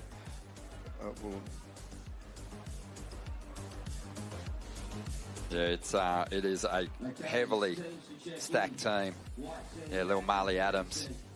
She's going to be really strong for them. Yeah, it's a young team, and you know, I think look, when Theo and I were doing the meet and greet the other day, we saw how many of these clubs were just bringing these young teams, these young guns, and I thought that was really exciting with a mix of not veterans, but you know, experience. I mean, you know, you've got the Damien Hobgood, you've got Ezekiel Lau, Brett Simpson. I mean, they're the anchormen, you know, for the teams, and Michelle Perez. It's awesome. Yeah, those big names, they can sort of single-handedly change the fortunes of their team if they get the canvas to do the kind of surfing that they're really capable of. We saw that from Michelle, 8.17. Took the Tahitian team from 4th position into the lead, got them a victory. Yeah, it was an incredibly, just such a great ride, and just so pleasing to the eye to see Michelle Perez back out here at snapper, looking just as good as ever. Sharp as. Yeah, they powered through their second round heat too. Yeah. And then look, there's some unknown quantities as well. I mean, we really didn't know much about Portugal. We know that the Floridian sides. We had Space Coast here last year. Jacksonville, obviously, that injury to Karina Petroni put him behind the 8 ball. But Dimity Stoyle, man, you're not missing out on anything there. No, I had a chat to Karina before. Poor thing. Yeah. Just also had a trip down the Tassie booked, and it's still going to go, but a hiking trip. Oh, wow. So she's a little bit disappointed about that, but I got the feeling she's going to heal up. She's like Wolverine. Oh, yeah. It's just, it's great to have, Karina, like, one little story was when they were about 12 or 13 years of age, Karina and Stephanie Gilmore used to be surfing at Rainbow, and I saw them out there every day together, surfing, and then they look like they're having mock heats. And then Karina said to me, yeah, I'm Lisa Anderson and Stephen, and I'm Lane Beachley. How good. Yeah, when they were about 12. It was really cool. And I went, yep, you will be. Oh, man. Now they're just out here dominating. So Kingscliff, that was their fourth rider, I believe. Trying to up the ante a little bit, Mitch James. Should be able to do it with that one. He'll release someone else on the lineup here. Just under 5 minutes to go. 5 minutes remaining. As Huntington get back out there, or Brett Simpson gets back out there, I should say. He's trying to improve on a 3.67. And he's going to do it with this wave. Nice looking wall for Simpo. Clean, flowing moves down the line. Great variation on show. And looking for the finish down the line. Loves to swing that board into a reverse. Oh, wow. Oh, but he doesn't need to on this one. Just very tidy work. Easily going to flick the 3.67 out of his scoreline and replace it with something pretty hefty. So that's their first interchange surfer. Now they'll use another one with 4 minutes remain. They've got time for someone else to go back out there. And that's we knew Simpo was going to go again when he came in early with that shorter ride earlier. This is just a classic Brett Simpson special. Look how effortlessly he just rips it off the top, but he's still just sanding it. Interesting to see what they do. I love that one. That was just a great wave. All the way. You can tell that he's done, done some events out here in the past, had some reps because, he didn't rush the first turn. He knew he's going to have time down the line to pack the moves in, and he did it well. Santa Cruz's Jackson Taylor up now. Yeah, Santa Cruz, they were sitting in second for a while there. Now they're knocked back to fourth. This will be a helper. Yeah, he didn't need a lot, but the scores are constantly changing here. We've still got Brett Simpson's number coming through, and it has dropped at a 7.17. That's going to put them in a good position. Huntington Beach jumps up into the first position. As we see Freshie now just trying to hang on to this second spot. Santa Cruz is chasing them for that position at the moment. Still got a score on the way. But this has been a pretty solid ride for Roman Bunting. Yeah, well, Santa Cruz took second spot there momentarily, but Freshwater not far behind. You'd think they are going to go into second place, at least second place. Okay, well, Santa Cruz jumped up into second. Freshwater needed 2.37, which they're easily going to get for that ride out of Roman. And the decision, with just under 2 minutes to go is going to be pretty hard whether Lane Beachley's going to head back out there. They might just opt for the 3 points. They might too, but this is Santa Cruz again, right? This is the replay of that last wave. Ah, wow. Yeah, so it's not going to be enough to hold off the opponent, so I think Freshwater are going to go into second. They're standing by for the score. Let's have a look at it. Yeah. It was a nice little wave. It stuck to the bank beautifully. And it was a bit of a grower down the line as well. So, look, only needing a 2-point ride. You know he's got that. Small wave, but ripped up. And he gets this little bonus here. This is a section that runs down towards Maui Rocks now. He definitely got the 2. Chipped away at it. Chelsea Hedges for Kingscliff. Got some work to do. Now, she had basically no points, though, so she's going to replace like virtually a 0, isn't she? Yeah, well, Kingscliff only needs a 3, but they're likely going to have to get back to the beach as well. So Chelsea's going to have to fire up the outboard and start motoring to the dry sand. Puts her hands up there. Well, dry sand's very reachable now with this lower tide, though. Now, look at this effort here. There's a minute to go. I'm thinking, oh, hang on, he's got the Maui Rocks in front of him. Oh, Kingscliff, have they released another surfer, or is that someone in the next heat? No. Well, Mitch James is up. So they're going to be up against it, but Mitch trying to improve the heat score total. He's trying to improve on a 2. He would have done it. Now he's got 35 seconds to get to shore. Got to be careful not to go too far. You want to get this side of Marley, little Marley, to make that dry sand. Looks like he's on his way. He's got 20 seconds. Wow, what a finish. Santa Cruz, Freshwater, Kingscliff. Wow.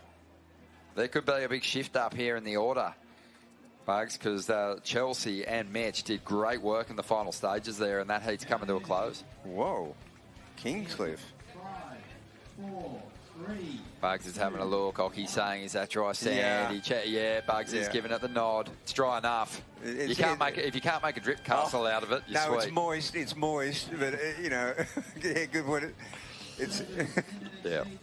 We have the clock on hold. We have a crucial number of scores to be dropped in. Santa Cruz got another wave too, right? Yeah. And they got back to the beach. That was it's close. That was quick thinking. Look at Kingscliff, Santa Cruz. They're all going, yeah. There was so many surfers who went out in the attempt to up their scores that it kind of almost got hard to read from where we were sitting. So we're just watching those scores funnel through from the panel now. It looks like Huntington's pretty safe, though. You would think. Or am I being a bit too? No, I think you're right. Like Huntington, if anything, might get pushed back into second spot, but they do have pretty solid scores. But hey, you just don't know. It's going to be interesting for sure. Oh yeah, I see what you mean. Kingscliff getting 2 waves counting. Yeah, they're the danger, right? Man. Mitch James ripped his last wave. Yeah. Okay. And Chelsea got, she was only trying to eliminate like what, a 1. Yeah, so it's really tight at the moment. Like, I can tell you that Freshwater only needed a 2.37 to jump up in a second. Kingscliff, we're chasing a 2.94. So we're just waiting on those numbers to roll through. Oh, wow. Hold tight, folks. Now, was Santa Cruz in the mix with another wave? Santa Cruz were in the mix for sure.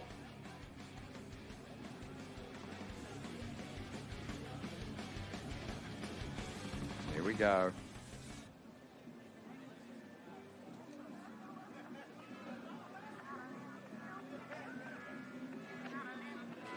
So Lane Beachley, they're having a look, I think. Oh, is that a drop-in? Did Lane have priority? If Lane didn't have priority, it won't be an issue. There was no interference. Oh, no. No, there's arms waving everywhere, pointing and fingers. And... Yeah, although even free surfers were pointing to people. You're going, he got it. Yeah, not you. Go on, get in. You're in our area. So waiting for it all to come through to make it official. And it looks like the numbers are in now. It was a close one, but ultimately Kingscliff ended up in 4th place. Santa Cruz did get overtaken there. In the end, and holding on or jumping into second spot was Freshwater, and getting the victory, Huntington Beach Boardriders. Wow, what a classic. And here we go in the next heat, 3 international clubs. This is how it's... What a finish. Yeah, there's Brett Simpson doing a bit of a post-mortem on the situation. Of course, Brett led Huntington to victory, that's for sure. Yeah, he did. So out there now, we've got Kiwana Boardriders in the yellow, Bay Boardriders from New Zealand. They're out there in the blue, Kauai Boardriders in the white. North Shore Boardriders are going to be out there in the red. Kiwana. Bang. Stuck with this wave, got caught up a little bit there, but he came from way behind the whitewater. Yeah. And then he got a bit of open face. Zeb Stokes. Strong effort. Yeah, he's such a strong young surfer. I'm loving this. I think, it was just a little slow. The consistency wasn't there this morning for the opportunity for a surfer to go out there and improve on their number. But now with some more consistency and the smaller waves actually standing up enough for surfers to generate some speed and let some turns go, the opportunities are there, and we're seeing multiple surfers, get out there for a second crack at it. Yeah, I'm really glad I opened it up now, because just having that one crack would mean that a lot of surfers have to paddle back out again. Luke Griffin on a bomb here for Bay Boardriders. Whoa, that's a good one. Oh, he loves it. That seemed like less of a release and more of a claim. But, he's feeling it, and so he should be. Yeah, he's done his job. Might have been the best wave he's had this year, just based on the lackluster conditions we've been faced with this summer. Yeah. We don't know what it's been like across the ditch, though. Oh, yeah, true. That is true. But definitely today, I think I've seen the best waves I've seen all year on our coast. Yeah. Obviously, internationally, there's been plenty of swell. Look at Huntington, so proud. What a classic club. And they are singing the national anthem. They're loving it. They really are. Good on them. That's a good effort. I think all the Californian clubs will be ultra inspired to put together a big performance. Yeah. And just representing their state, which is obviously going through some really difficult times at the moment. So that'll be a celebrated win for sure. A bit of a feel-good moment for the Californians. Seeing the replay here of Zeb Stokes. Oh, this is Taj, sorry. Is this Taj or is this the first wave? I believe it. I still think it's that first wave, because he came from way behind that whitewater. We didn't see the start, but he did get kind of like nearly a little barrel section. Bang. Yeah, that's that first wave. Yeah, 617. That's not bad. That's a good opener. Really strong. But what about Kauai? Ryan Beavers putting up a 7.5. That's awesome. 7.5, that's massive. 6.67 for Luke Griffin. Bay Boardriders, that long wave with a nice tall wall. Zeb Stokes at 6.17. North Shore Boardriders just getting a little left behind on that opening exchange at the moment. Yeah, they've opened up with some big scores. 3 of the clubs. Just a call out to the Grommet swimming in the keyhole. Here we go. Area. Guys, you Yeah, cannot so any parents? this is the second surfer. Out of the water. This is a replay. Those guys swimming Is this in the keyhole. Oliver Zeitz? Yeah, so this is the 7.5. What a good-looking wave. Whew. Oh, this might be Ryland Beavers. Oh, is it? Okay. Not entirely sure. Just going off the screen, what's in front of me there. Oh, yeah, we remember that. That feels really good. You get the opportunity here at Snapper Rocks. You crack one of those high tide heats. It's not really how you picture it when you put your head on the pillow at night, thinking about that opportunity to surf this lineup with hardly anyone out there. But this will do. Just a dropping tide. A bit of a steeper surface to work with, and some solid scores coming through. This is Bay Boardriders, Luke Griffin, his first ride, that 6.67. Such tidy backhand work here, Bugs. Yeah, there's a 6.67. What a good opener. Certainly no disadvantage to being your backhand out here. Little small snapper. Yeah, well, it was kind of dominated, wasn't it, by the regular footers for a long time. And then I think early 2000s, Mick Lowe blasted his way to victory. Yep. Occy had that amazing event where Dean Morrison won. Yeah. And he did some great backhand serving. There was good backhand performances always, but, you know, it was sort of Medina that, you know, ended the regular footers domination on the break again. And then since then, there's been a number. Matt Wilkinson, Owen Wright, Italo got a victory, but he kind of completed his Gold Coast effort around the corner. At Debo, yeah. Yeah, that the Medina one is still spoken about in town, the Medina Joel Parkinson final, as controversial. Yeah. Simply because, from a local perspective, behind the rock is where it's all at in Medina. You know, and that's what happens sometimes. Surfers come to town and go, no, that bank's better over there. And locals just refuse to go there. Especially Joel Parkinson. Okay, so North Shore Boardriders, we mentioned before, they just fell a little off the pace in the opening exchange, but Nalu is going to try and turn that around.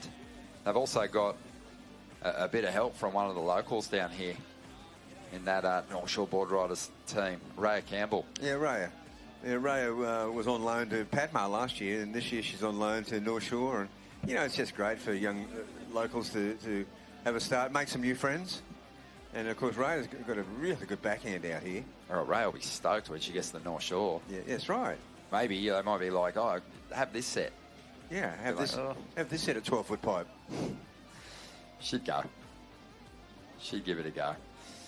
So Raya's there on screen, gearing up to hit the lineup. Just waiting for her opportunity here. Yeah, so she's surfing a lot earlier in the order than some. She is the local, so perhaps North Shore Boardriders are looking for the locals to really show which waves to take and how to surf this bank on the low tide.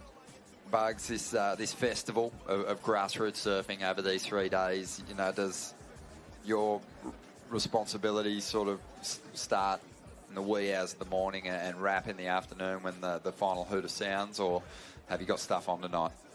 Oh yeah, we've got the President's Dinner tonight. That's always a fun thing. You know, Theo really organises that for the sponsors and for the presidents. It's a goodwill coming together, and that's as I said. I mean, you know, there'll be some club will lift a trophy, but to me, there's just a lot more going on than that in this event. It's a big global gathering of grassroots. And here's a barrel. Oh, look out behind the rock, tucking into the pit, Kiwana Boardriders. It always happens here. It was just a matter of when, not if, and it's going to be Taj Stokes tucking in, finding the cover, finding the exit. What a wave. Yeah, well, gosh, we had that high tide in the morning, but here's the day one highlight reel just happened. Oh, how good's that? This is going to score really well. It's not just the tube. He's doing great work on the open face as well. Taking it through to the inside, and that feels good. I think that one is a keeper. Right, it wasn't just a shampoo. He was stuffed back in there. He was slotted. That was a real deal. He was thumb screwed into that thing. He came flying out. Might have been one of the first barrels since August. Yeah, this might make the news. Have a look at this thing. Man tubed in 2025 at Snapper Rocks. Wow, and he ran a little spit and everything. That's real. Going to score well. There's a nice slice off the top too. Yeah. I mean, that's red like a veteran. Yeah, I mean. Couple of shimmies to set up the inside section. And then he just ignites again here on the inside, Bugs. What a wave for the Kiwana team. Zeb Stokes kicked them off with a 6.17. Big Bro looks like he's going to drop something pretty solid as well. Yeah, well, Zeb sort of got a bit of a barrel on the outside on that one. He got caught behind the whitewater. Yeah. But now... He threatened the barrel. He threatened. But Taj has just chucked himself way back in that one. Well, there's going to be a massive shift in the order here. We know that. Just how far ahead are they going to jump? Team Kawana. Oh, you love to see it. Just a snippet of what Snapper can do. And the Dolphins turning up for the show as well. And unfortunately there for Alyssa King. Didn't quite set that braille. She's going to head back out there. She's got time on her side. She's got points on her side. She's got... The Stokes created a real buffer for the other two competitors in this heat. They won't have to score as high because of the huge buffer of points. Well, Bugs, you know how the scale is applied here to Snapper Rocks, but, you know, it wasn't like it was a massive barrel, but he certainly got way back in it. Yeah, well, I mean, the theory of relativity, it was a massive barrel for what we've been, from what we've seen this summer. Where do you think it's going to go on the scale? It's got to be in the 9+. That's, you know, I mean, that's my opinion. Yeah, I'm with you, but the judges didn't agree with us, mate. Oh, 7.67. There you go. 7.67 just falls under the excellent range. I just love the barrel. Anyone in a barrel out here so much, but... Yeah, and they've been in a very short supply out here over the last couple of months. But Taj Stokes doing a good job of getting Kawana to the top of the order here. He'll be happy about that. And certainly improving his team's chances of surviving this round. Well, I should have been a bit more concerned. I should have said in the 8s. We'll have a look. We've got some bird's eye vision, some drone vision of the pit. You can see the backwash chasing him down. It's just a good sign with the bank for the weekend and particularly for Sunday. Yeah, I mean, look, on a normal snapper day, yeah, that's not an exceptional barrel, but I guess we know what we've seen here for the last 4 months, and there's been no surface snapper. We've had no bank. And when we did have a bank, it was really fat. So that is the best wave we've seen for a long time, Ronnie. Oh, how good's the style on Alyssa King? Just graceful. Grooving down the line. We love that. North Shore Boardriders back at it. And I believe this is Nalu. Still looking to improve on that 0.77. Yeah, Nalu way down past the Maui Rocks. As we see Kauai. Yeah, Kauai backing up. That's 7.5. Great start for Kauai. Yeah, Kiala's such a strong surfer too. Seen her on the Challenger Series for a couple of years now. Yeah, Kiala, well, you know, last year Malia Manuel came and absolutely dominated. She did. And she won the individual. Yeah, big shout out to Malia as well. Married recently. Fantastic. Congratulations. That's so awesome. Although we are missing you. Hope you're enjoying your honeymoon. Oh, and she loves snapper too. She always does so well here.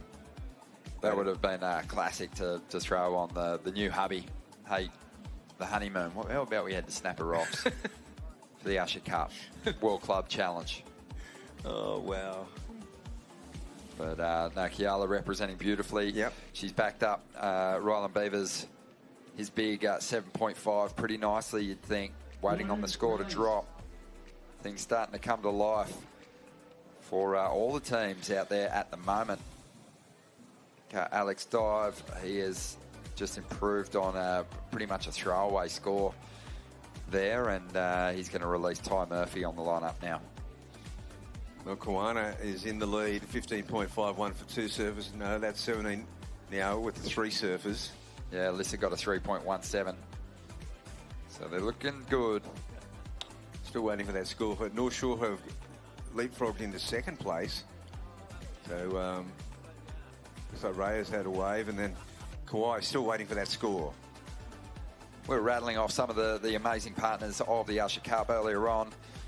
Let's give a shout out to a couple more. Noosa Natural Premium Spring Water and Wimmer's Soft Drinks. I pounded one of their lemon squashes earlier. Beautiful. Bastion. And they're another construction company, development company with a commitment to delivering quality homes on the coast. Luke Logics, as we see the replay here for Team North Shore. We want to thank those partners for getting involved. Yeah, well, Love Hadell has brought this exciting young gun team from the North Shore of Oahu And their first experience here at Snapper Rocks.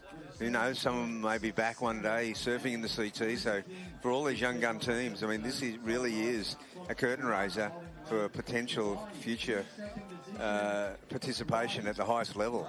Yeah, Love Hodel, he often sort of bypassed the Gold Coast on his trips to Australia. He was a West Oz man. He loved it over there. Yeah. You always see amazing photos of him surfing the box, getting barreled. But yeah, he's done a lot of coaching work in recent years with the emerging talent over there on the North Shore. Worked alongside Carissa Moore at different stages. And he give this team a fantastic shot of going a long way in the draw. Yeah, well, there's Ray Campbell surfing for the North Shore. And yeah, well, he would have seen how well Reynos Hayes has done in coaching over the years. And it's a good pathway. There's such talent on the North Shore. So Raya does well for the North Shore team. Might even be one of their better rides. And Luke Timmer is going to be released now on that outside section. Raya will make her way in. I think just looking at the scores that dropped from the first three surfers, if there's time on the clock at the end of this one, it'll likely be Liam Wilson heading out to try and build on a 3.5. Yeah, I think so.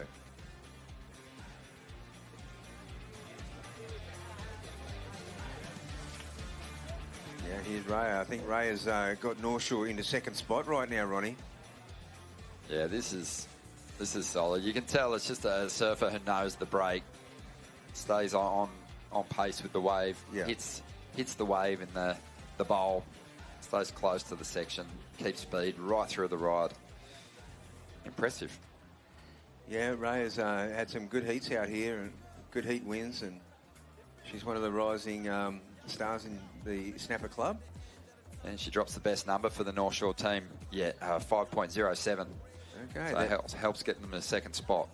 Yeah, so there you go. North Shore through at 13.07, Kauai 12.53, Bay Boardriders sitting there in fourth. How's their situation? How many surfers have they had now? Mate, they've only had two surfers, but they've got pretty decent numbers, 6.67 and a 4.4. So they're not after a whole lot to make the jump into second place. Oh, they're not much at all. And with a really good score, they could go all the way to that number one position. Okay, so there's North Shore now. Nice little wall on this one. Luke Temmer. Bang. Okay, here we go. He's a serious ride. He went out there on a mission to get one of these inside runners with a wall. Wasn't a bad option for the clock and for the scoreboard. Wow, big Luke.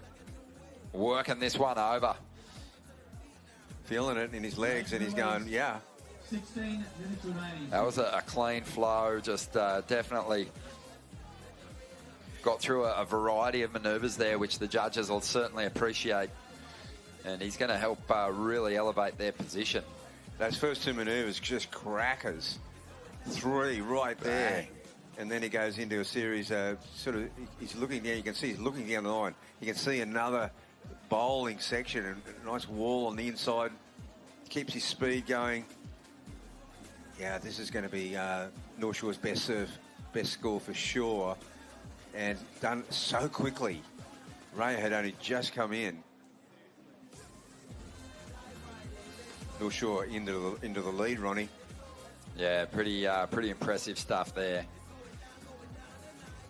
No, it's awesome. I think Sebastian Zeitz and his wife Christy, so inspired by the Boardriders scene here, went home and have just really taken it upon themselves to help foster the next wave of talent coming out of the islands over there, and they're administrators now, Bugs. It is so great what they've done. I mean, hats off to them, the inspiration throughout the Hawaiian Islands, and now you've got Haleiwa Boardriders, you've got Westside Boardriders, so it's really caught fire in Hawaii, and you've got to hand it to the Zeets that they have inspired the islands. Yeah, and Seabass even sort of stepping out of the mix. I know he's recovering from surgery as well, but would have been a harder mission to make, leaving yourself out of the squad. Yeah, really. But I do think he's that recovery. I don't think he's not 100%. I don't think he's ready. But his nephew, Oliver Zeitz, is going to be out there shortly. Looking forward to seeing him surf. Yeah, well, looks like they've got a little bit of work to do. They might be a wave behind, but Kiwana Boardriders now been knocked back to second spot. They've had 3 surfers and 2 great scores and 1 pretty low score. And here we go. North Shore just giving themselves plenty of time to send more surfers in the water. Red released, 13.5 minutes remaining. Well, they're in the situation now, having worked through the whole order, their cast. They're looking to improve on some numbers now. And Liam Wilson and Nalu Diodata Fato, they're trying to get the work done. Yeah, it'll be interesting who they...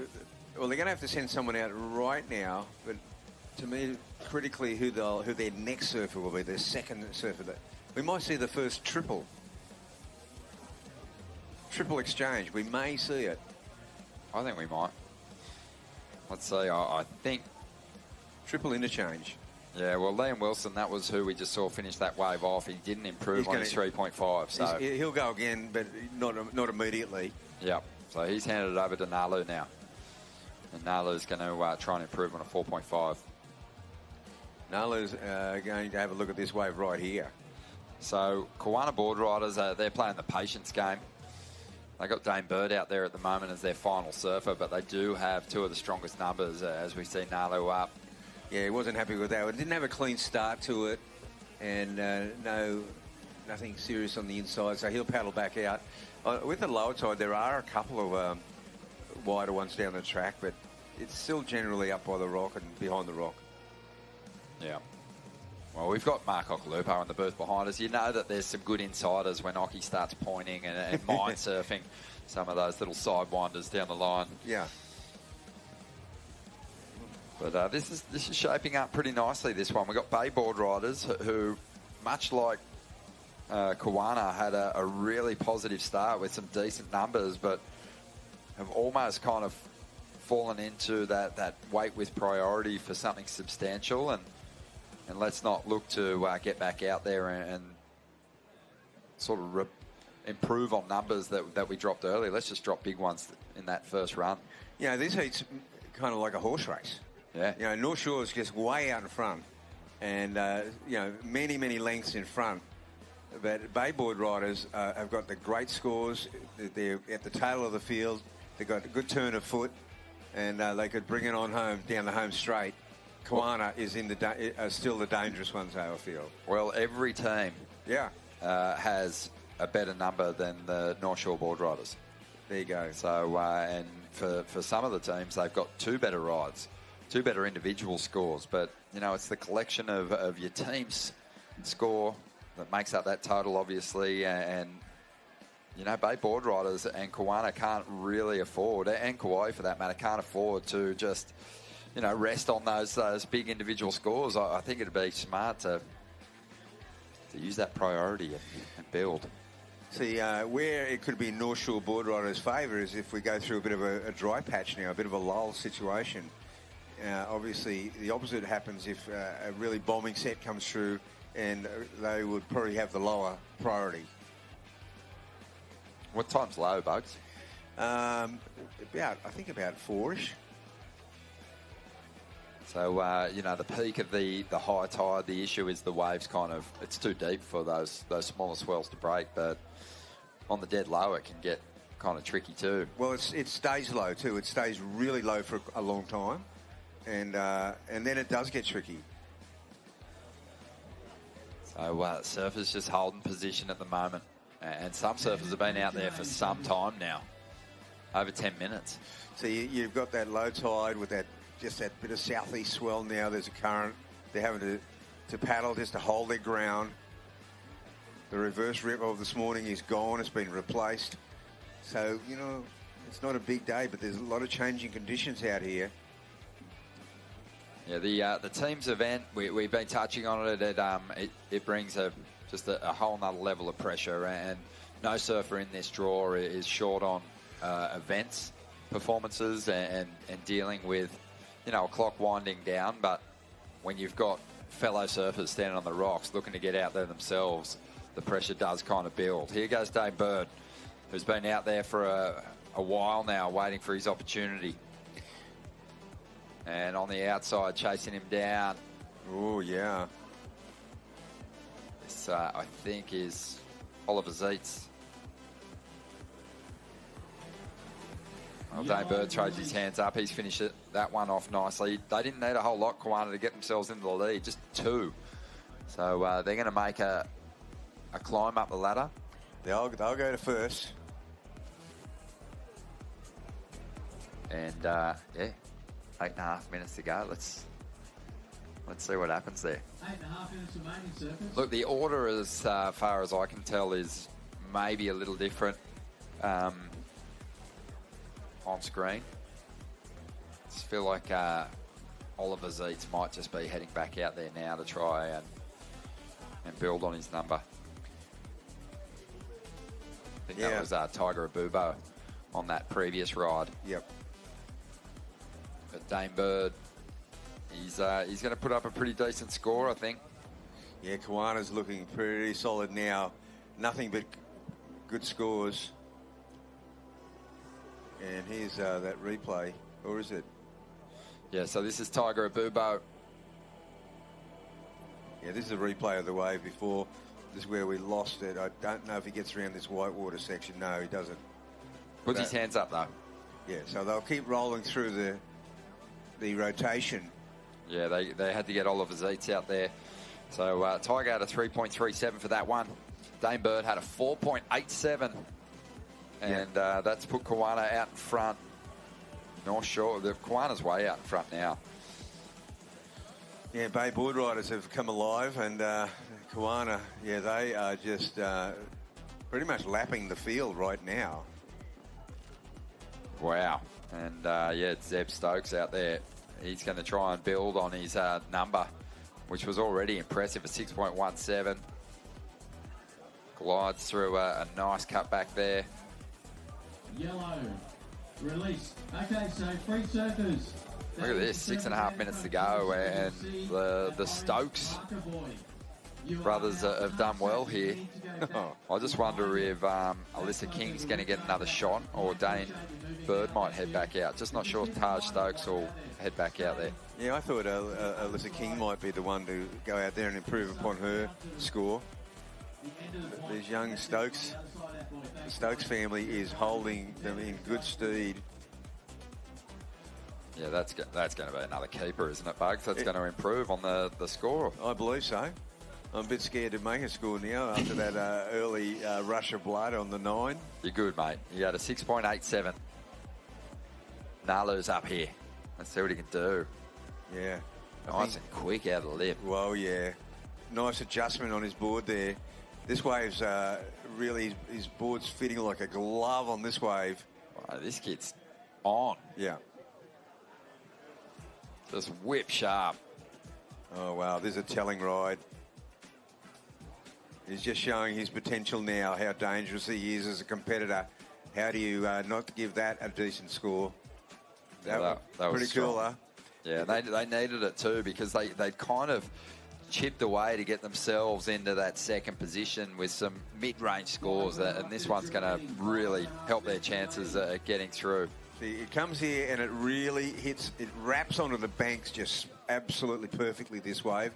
Allows him to go through his full repertoire, and there's still plenty of this section here, Ronnie. His adjustments on his wood, those subtle adjustments on his feet. You'd think he was born on a point break. Right. Deodato. Nalu just really ramping things up there, expecting a good score to come through. That'll be his best score. I mean, North Shore, we're calling Kiwana just way out there and lapping the field. North Shore just challenged big time. Well, he needs a big number to get to first. Yeah. He's trying to make up a lot of points, team points. But it's more about holding off the fight from third and fourth at the moment. Oh, Bay Boardriders come unstuck there on that one. Wow, Nalu got a 5.67. Really? Thought it was going to be higher. I'm way out. Yeah. I like that wave. I did too. I really like that wave. I just thought, I love the way it hit the bank and it utilised every section so well. He connected. But, maybe it was a smaller wave. Or maybe it was the variety, perhaps. But it was slick though. It was a slick ride.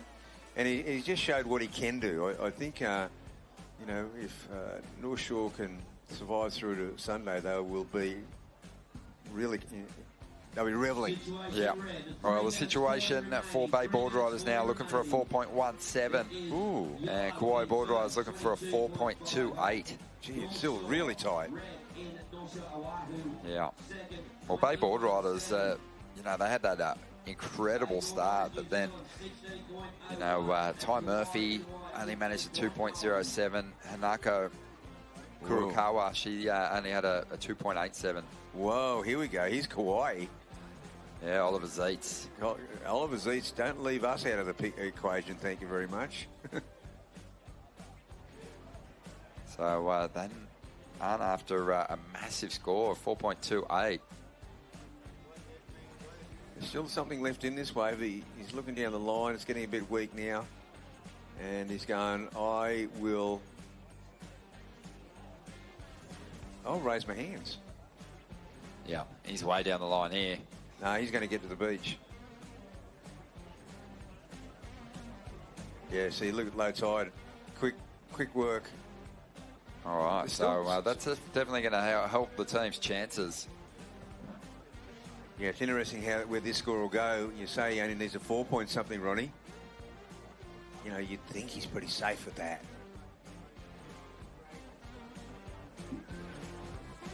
Kauai Boardriders. It's really Kauai versus North Shore. I think they just had a bit of a tournament recently. Yeah, the battle's on, isn't it? Yeah, the battle is really on here. For second spot at this stage, but it's tightening up. So Kauai with that wave from Oliver Zeitz have jumped up into second position at 5.47. Yeah. Strong work. And, the requirement's grown pretty significantly now for the North Shore Boardriders team, who really, they were ahead of the clock. Yeah. They did so well there. But they need a 7.13 to get back up in the second spot. Bay Boardriders need a little less, but they're in fourth at the moment.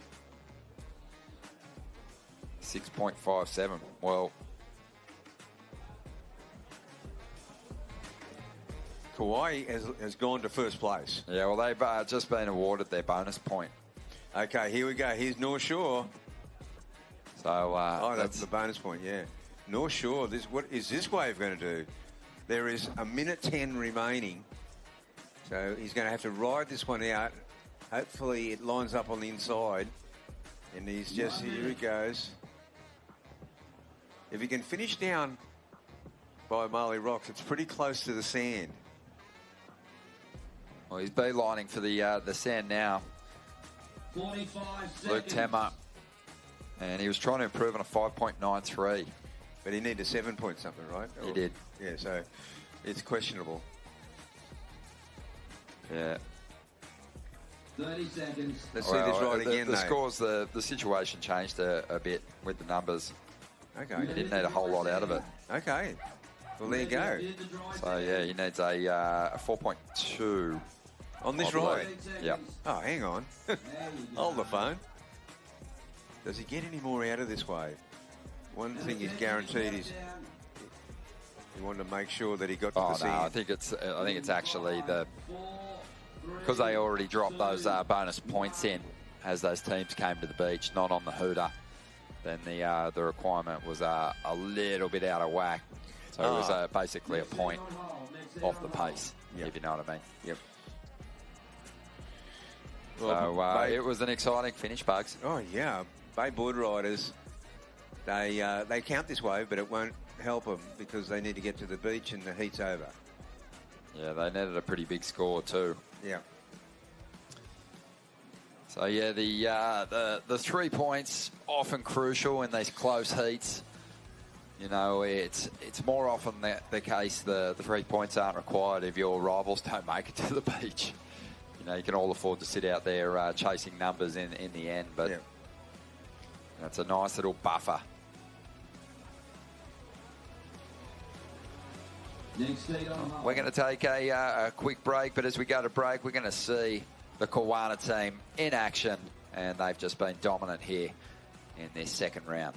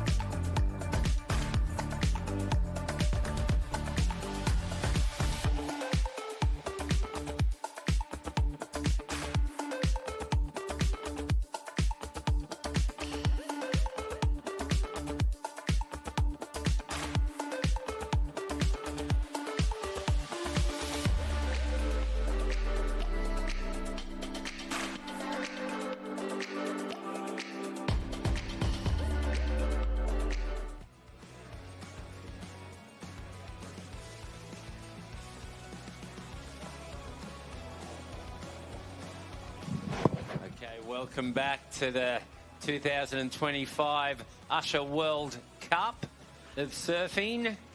It's a beautiful afternoon. I've got Rocky Rawlins with me. They call us the Rocky and Bullwinkle Show. If you remember that cartoon back in the day, you're old. But show your kids that cartoon. It's all time anyway. Rocky and Bullwinkle. Get onto it. Way better than iPads and social media. Anyway, beautiful afternoon. We had our first barrel of the year. Yeah, how good was that? Taj Stokes. Yeah, Taj Stokes. I was thinking massive score. They only gave it a 7.67. I guess, you know, thinking what is to come. Kind of seems like there's a groundswell filling in, Rocky, to me. It really is. It's definitely, every time we come back, we have two heat breaks, and every time we come back, it's changed again, improving every time, hitting the lower tide every time, and now we're seeing the waves peeling all the way through into the Little Maui, and we saw that first barrel. Now, I actually did question Glenn Elliott on that, and he did say, look, explain the scenario. It was a beautiful barrel, and Taj just fully slotted, rode it well, and he came out and did those beautiful two turns. He did. It's that bit in between that sort of didn't do too much for him. So unfortunately, and that you're right, there's going to be bigger, heavier gnarly barrels. It was a bit of a light barrel, but look at this just going off here now. Xavier Huxtable has taken this wave to pieces. Seriously, like, we're going to see this replay. You didn't catch the start of it, but I did, and this is the biggest score of the day, without a doubt. You can see him kind of flexing there. He knows what he's done. And look out for the biggest score of the day. That's Torquay Boardriders. Look out. It's going to be a really exciting heat. Byron Bay, San Diego, and Encinitas and Point Lookout. This is a tough heat. And look, the way Xavier gets this started from really deep too. And just kind of the first turn was a little bit of a check turn and never looks as good on the drone. I always say that. I'm all for less drone and more land angle, but he really winds up through this waveland.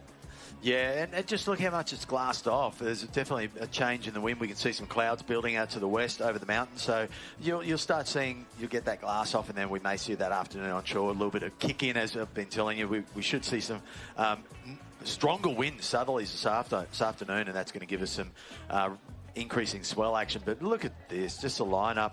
Really even lines, and like beautiful. I was watching, like it really looks like a groundswell. And let's look at this wave again from the land angle. Thank you very much. Yeah, the first turn it looked nicer from the land angle, but he really winds up here.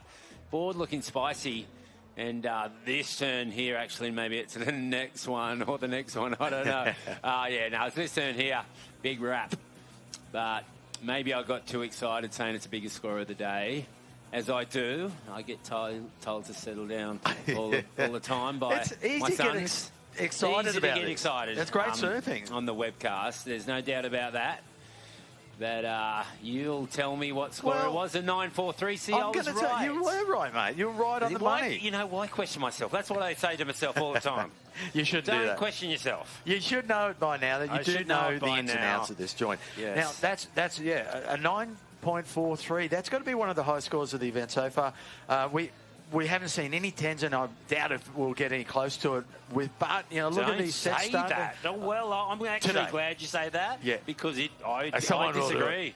I disagree with the groundswell, low tide starting to come in. We've got 2 heats left. I dare say it could happen. Look at that backwash. Look how much sand there is behind the rock. This is great. Maybe there might be. We love this. Yeah, could be the 10, mate. You're right. Looking at what's going on, just the odd set starting Here to we kick go. the backhand. It's Torquay. It's got to be Tully. Yes. It is.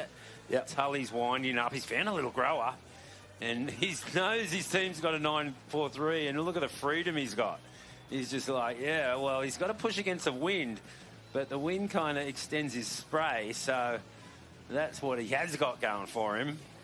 Nice backhand serve for Tully on the Challenger Series. That was great. Finish. Love it. And this is all within the 5-minute mark. They've just absolutely smashed it. Xavier with that 9-4-3. And now Tully, it's going to be a good score. That last backhand vertical snap, I love it. Really good. That is awesome. I mean, it could be an 8, and they're going to finish their heat in 10 minutes, and then they'll try and better those scores, which is almost impossible to do because big scores. They are big scores. Well, that first one for Xavier especially, but I'm sure here we go, the replay. This is going to be 2. It's going to be a good score. He's just got the flow, very powerful backhand surfing, stays in the pocket, keeps looking over his shoulder down the line. What's that lip got for him? It's actually got something nice, and he cracks a bit. It's that last turn. I love it. Yeah, I guess he did get hung up a little bit mid-wave. So this last turn, very good time there. Love it. Yes, he knows. Yeah, it won't be, it won't be big, but it should be in the 5, maybe 6s, I reckon. And here we go. It's Byron Bay. Yeah, and Claude told me that, of course, Claude from Rip Curl, when he was judging in the early days, he said, always finish strong. Always finish it off with an exclamation mark. And Tully just did that really well. It'll be interesting to see the scores. But as we say... look at this guy. He's going all the way down the line. Dakota Walters. Oh, it sure is. Wide. I can't even believe I didn't pick that. He's getting so tall. He's a fellow team member. Yeah. And been on so many surf trips with him, and I couldn't work it. I get a cross against my name for this one. But Dakota. Right. Wow. Just gets a little stuck there. Yeah. But one of the best air games, this kid, on the Challenger Series. Had some results too. He's... didn't make the tour, but, he had a pretty good year. This kid's dynamic. Taking this wave all the way through Rainbow. All the way. And he's from Angari, but he's moved up to the Gold Coast.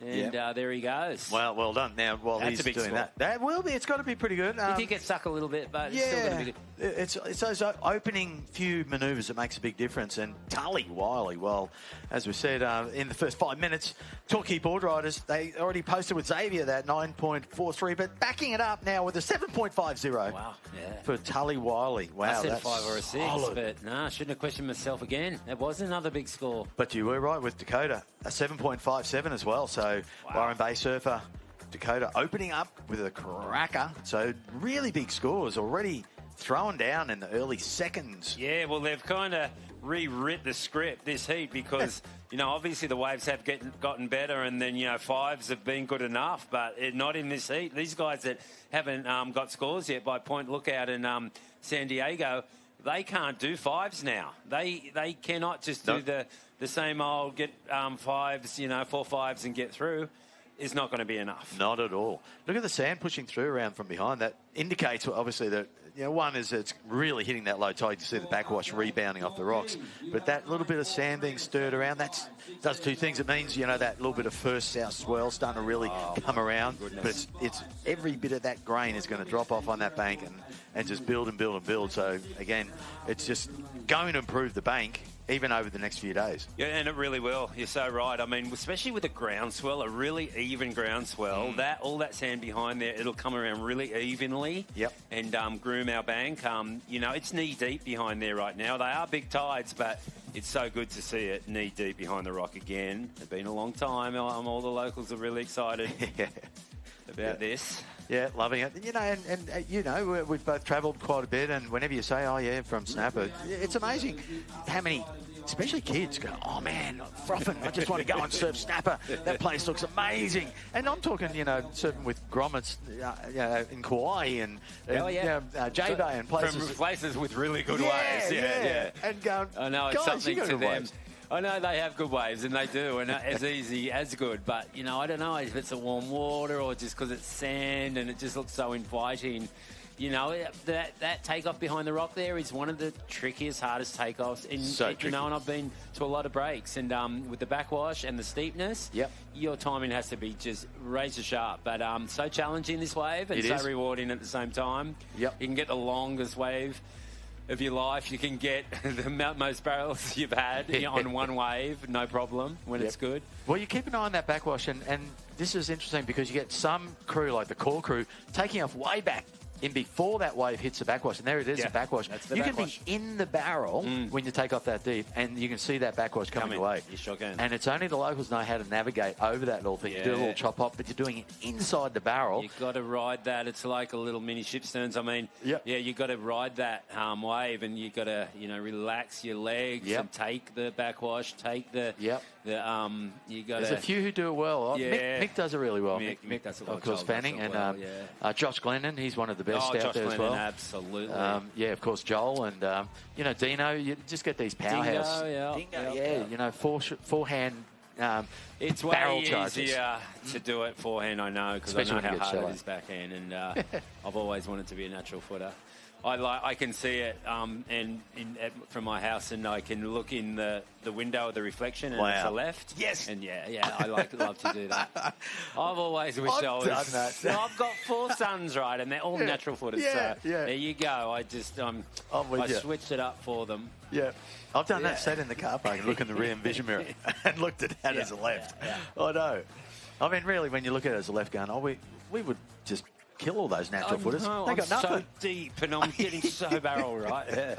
I mean, that's another thing you can do here. You can get the longest barrel of your life. There's a lot of different ways. Of course, we're talking about 2 jealous goofy footers here who surf here at Snapper all the time. We've seen some amazing barrels go down. Our home break. Yeah, epic stuff. Love it. And look at this.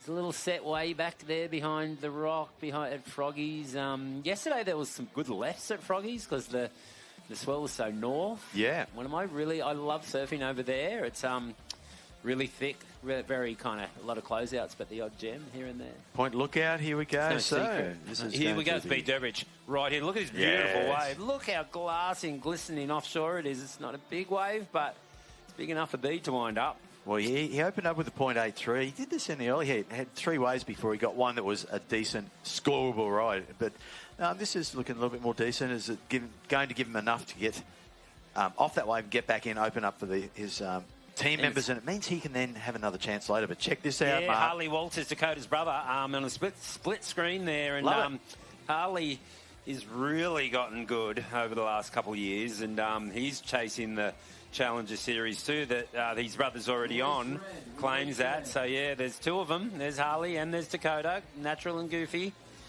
Their father Walt will probably be down here watching, a good surfer himself, and these Walter kids have got big futures, Rocky. Yeah, and it's good seeing, you know, siblings getting in amongst it. We saw, of course, Taj and Zeb Stokes before. We've seen CJ Hopgood here. Is he really? CJ and Damien, but both. Oh, no, it's Damien. Damien Hopgood, but CJ's lives in Florida. They're both from Florida. Yeah, that's obviously. Damien. I keep getting mixed up. But the Hopgood brothers, they're amazing. My goodness, this board looks crispy. It's wafer, isn't it, though? But this is what we're saying. Early on the high tide, the thicker boards were great, but now it's starting to stand up. It's those little wafer, thin performance boards that do that in the pocket. Mate, we've got another excellent ride coming our way. Yes, this heat is jam-packed.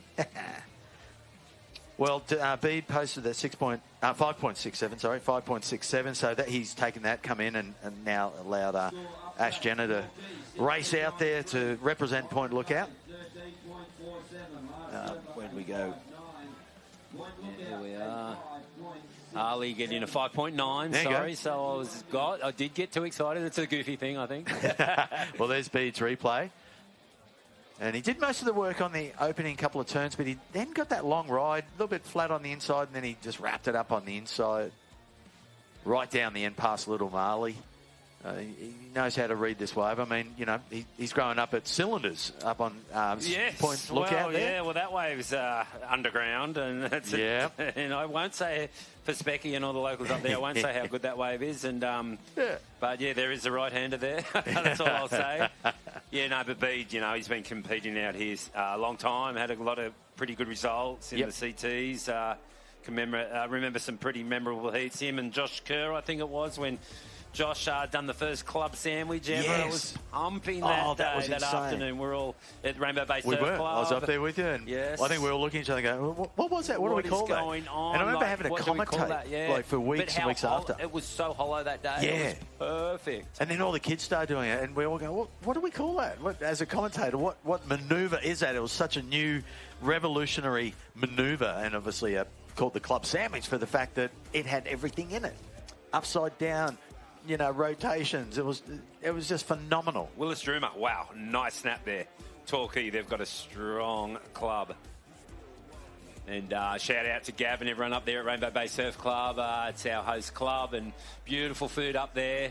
Very cold, beautiful beers and whatever you'd like, wine, and the best sunsets in the world. And the best sunsets in the world. And whale time, when it's whale season, you can see them all from there. So you got to go check that out if you're from a foreign country or abroad, should I say? Well, there's a band up there now, so I walked past before and people on the balcony, and it's a good vibe. And as you said, you'll see dolphins flying past, jumping on waves with people as a sun. It's the only place on the East Coast that has that sunset over the water. So it's pretty weird because we've got this big bay. Yeah, we're in a big bay. You can see the sunset. It's beautiful. Torquay in first place. Byron solidly in second. Point Lookout need to kind of get going. Bede started him off. He kicked him off with a pretty good score, but we need to see Lincoln and the crew get out there and just imagine they were able to have Ethan in their team. Oh, wow. What a team that'd be. Holy dooly, that'd be insane. Another two brothers, right? Yeah, it would be. Yeah, and of course, Curtis is going to be representing soon. He's the fourth surfer in Point Lookout. Stacey Holt and Ash out there at the moment. And here we go. It looks like Damo Hobgood right now. There I can you tell go. that style anywhere. There he is. Puts his hands in the air. It was a kind of cute floater at the end. Damien, yeah, that's it. And Point Lookout. Wow. Whoa, look at the Grom go. That's Ash Jenner. It's Ash Jenner, of course it is. Yeah. He's ripping. Wow. They need this. He's picked himself off a good wave too. Did a little bit of a rail dig there, though. He's kind of hicked him up, his rhythm. He needs to get it back. It's a long wave, so if he can just slow down. There it was. Oh, there he goes. Nice. Kind of futuristic manoeuvre there from him. Gets a roundhouse. And Kenny generates more speed. Nah, that's enough for him, but it's a long way in. I mean, you go all the way to Rainbow there, and there's no beach, so you kind of it's a long whitewash ride. As long as you hold the whitewash, you'll get it right through and save time. But if you pull off the back of the whitewash, it's a kind of an awkward run in waist deep water, and really got to lift those legs like an Ironman, which we have so many of, right, in Australia. It's Ironman Central. Yeah, I saw Trevor Hendy the other day. Welcome to you. He hasn't changed. He's still just a man, mountain beast, and just loving life. But this is interesting. Now, we're talking about boards, and obviously, Gromit say they love their little wafer-thin boards. It works in the pocket, but this is right here where he's got to bounce the board and try and hop, and must have really sharp rails. I like this move. That's the one. That's where they work best. So he was aiming at that and wanted to make it work. So you just got to sort of bide your time in between. But right boards, that's why we have quivers. So you have one board for every sort of situation. For sure. Different tides, different conditions. So, yeah. You just get so much time on this wave, Yeah. I mean, you really got to, if you don't surf here a lot, you really kind of got to slow it up. I mean, obviously you got to keep the speed of the wave, which is fast, but, you got so much time, you don't want to do a whole bunch of little turns. You want to do 3 or 4 just really nice big ones. Yeah, exactly. This, maybe Marley Adams. By the way, that last wave for Ash, the Grommer from Point Lookout, he got a 5.67, so a healthy score. Yep. For sure, and here we go up and right in point lookout, straight back at it. It's the girl. Was it Stacey? Yeah, so point lookout, it is. Oh, no, hang on. Stacey Holt. Yes, yeah, and she's got herself a good wave. And just, looks like it's going to double up and get steep here. Up. So what can she do? She's got to kind of wait off the bottom, do a bigger turn just to reach that lip there. And she's generating a score, though. There's no doubt about that. That was a good cutback. We can't quite see. Still going. From this angle, but another cutback there. The judges have probably got a better angle than that camera. Anyway, she claims it and releases the next surfer. It seems like they caught the first wave of the set and the last wave of the set. They have. Wow. I mean, the camera couldn't even follow. She was halfway down to Greenmount by then, so that's a big ride. I mean, yeah, do you continue down if the judges can't see you? But if you've still got a wall that's building, how do you not get off it? I know, I was only saying that because I was thinking that they were individual and had to get back. But once they finish the wave, it doesn't matter. They're released. Exactly. I saw a couple of surfers running. So forgive me. No, you're right. I picked up on that before. No, exactly. I picked up on that before and watched a couple of surfers after they'd scored their rides. But at the end of the heat when they end, because in that previous heat I noticed that a guy could have went right to Rainbow, but he only had a minute left, so he cut the wave short because he knew the sand was closer. Yeah. Because at Rainbow it's going to take a long time to hit the beach. There's so many strategies in place, and especially as you get to the end of that heat, the crucial crunch point. When you get 3 points, you need them. You need them. Yeah. Especially if the other teams don't get the 3, that's your benefit. Yeah, it really works. Yeah, it's a lot of difference between a 5 and an 8. Yep.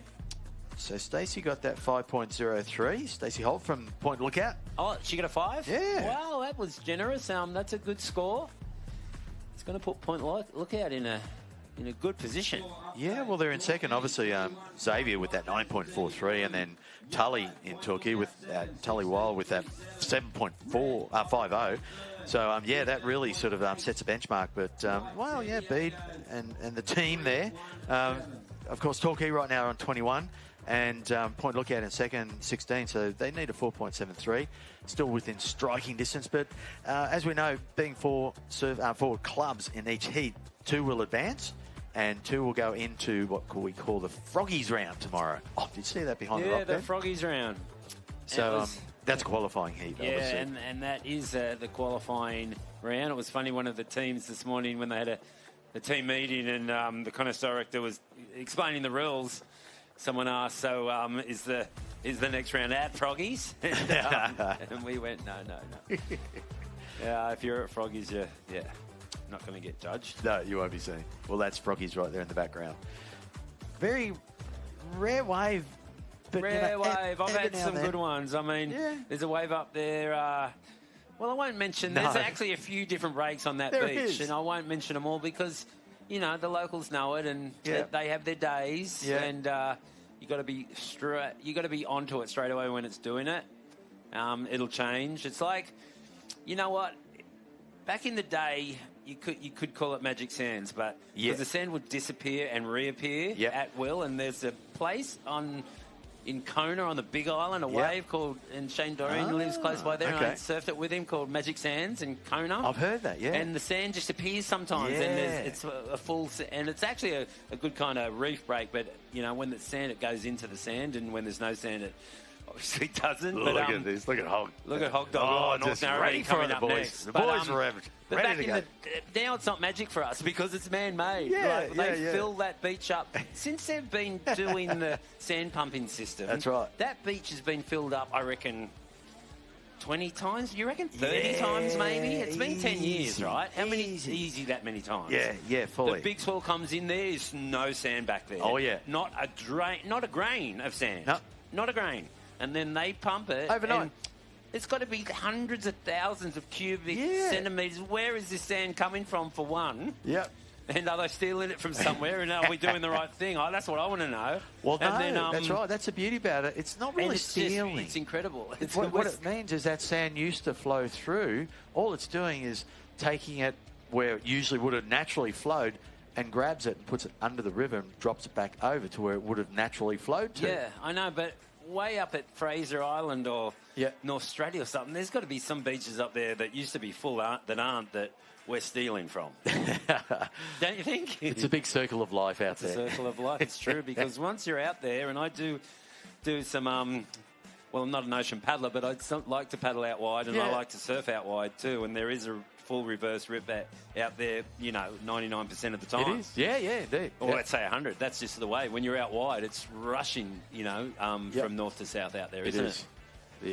So it is. Maybe a circle, you're right. Okay. Yeah. So just don't get too excited. So I've dived out off 9 Mile quite a bit. And that's 3.5 miles out to where we're looking there. And there's a wave out there. Joel Parkinson surfed it. Well, I took him out there. You did, you? And I've surfed it. You've surfed it too? Oh, yeah. Wow. I kept an eye on that thing many years. You can see it when it's huge. You can see it bombing out there. In the 70s, I was watching, I going, if only we could get out there.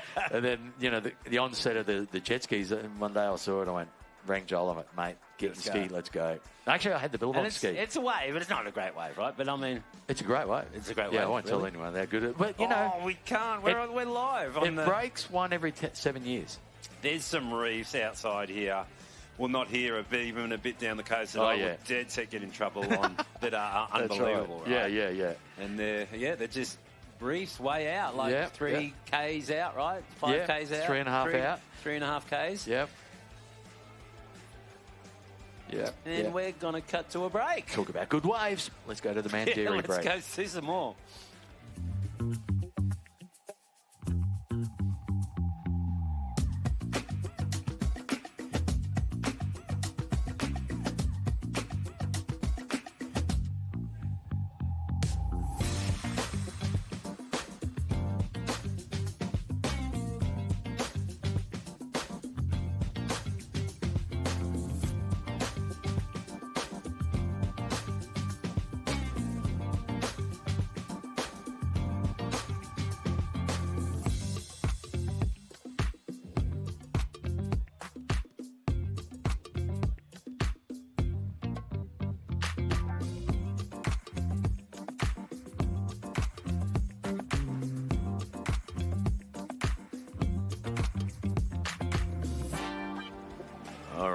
Well, Mandiri, wow, what an amazing wave. Well, this is, of course, the Usher Cup. It is the World Club Challenge, some of the best clubs from around the world, and this was the surfer in blue, that looks like Bella Wilson. That was in the break, and that's Torquay's last surfer.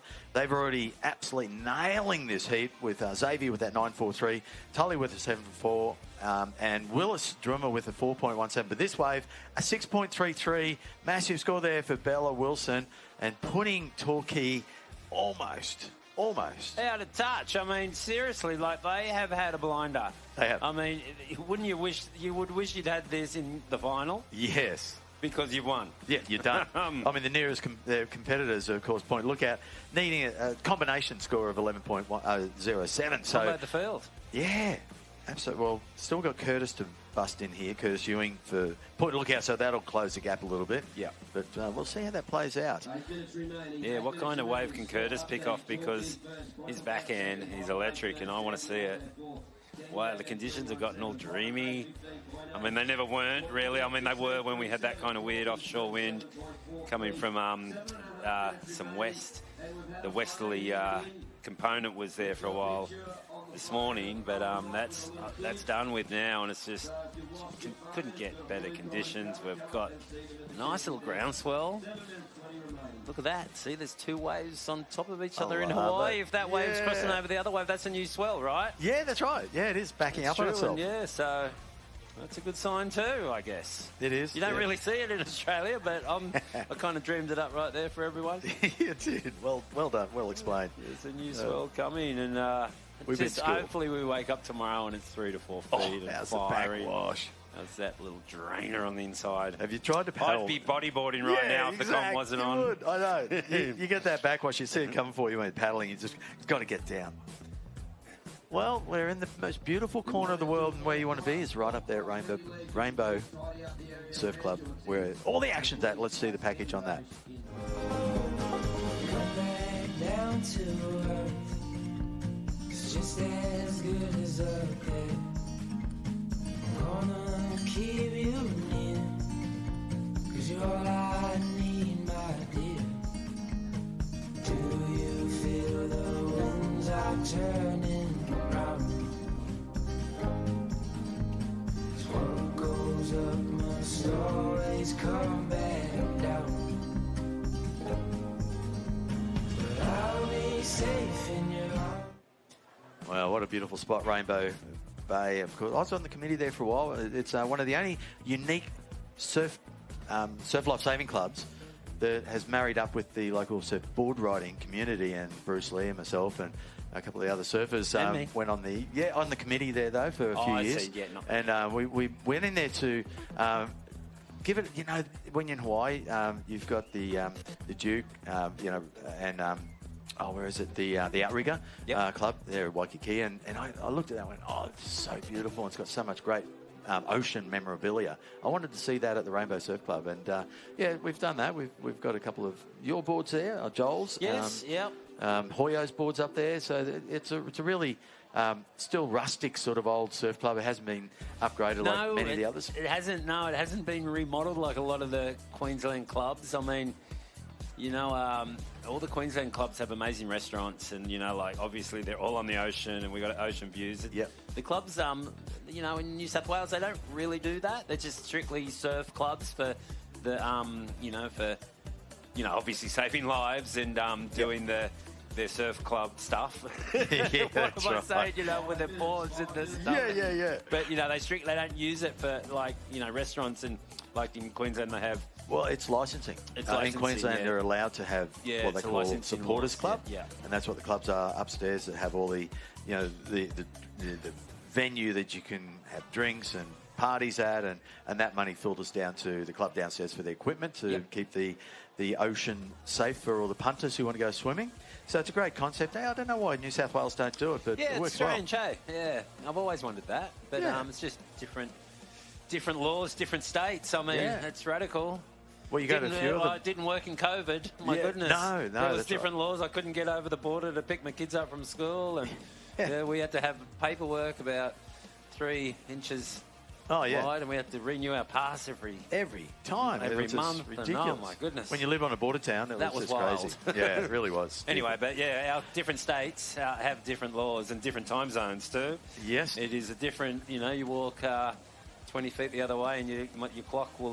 My clock continuously where I live flips from New South Wales time to Queensland time. You've got to set it on Queensland. And I don't want to though. Okay. And I have to go down in the lift to my car to see what the exact time is. I do that. I do that. Yeah, the car's the only one that stays on. It stays on. Everything else is digital. Yeah, everything else is digital. I mean, your car is too, but that time won't change. Yeah, true. Well, what do we got here time-wise? We're getting down to 3 minutes remaining, and as we said, runaway victory here from the Torquay Boardriders, and still waiting for that score to lock in from Curtis, and we're looking at hopefully seeing some more scores come down the final few minutes. It's been a bit of a lull going on. It has, It's like it's the ebb of the tide. I mean, I think low tide was 4, and Rabbit said it was going to stay low for a long time, and the weird thing is.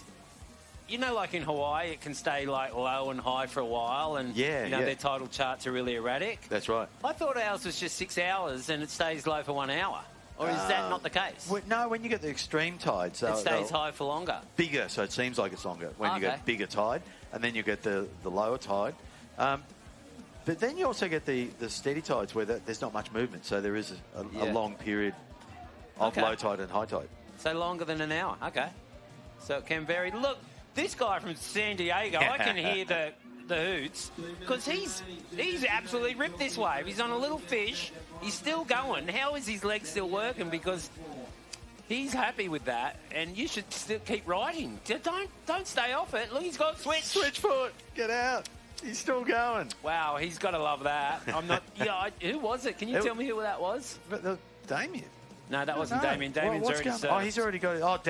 Daryl Goodwin. Okay, wow, what a wave. Let's see the replay here, because we were kind of talking about other stuff, but looks like a short board. It looked like a little 5.2 or something, but he really surfed this wave well. Held its speed. Throwing lots of spray for a board like that too. Oh, yeah. Really clicking off the top there. I want to have a go on this board. Well, it was a good ride, but it unfortunately soaked up a lot of time. They've still got two surfers, Sean McCrennan and Sydney Ott, still to go, and with only 2 minutes, 1 minute remaining. Here they are. Oh, that's not enough time. No, this is a chase for 3 points here right now. Is it? Okay. Yeah, this is Curtis coming in, hits the sand. He'll get 3 points for point lookout.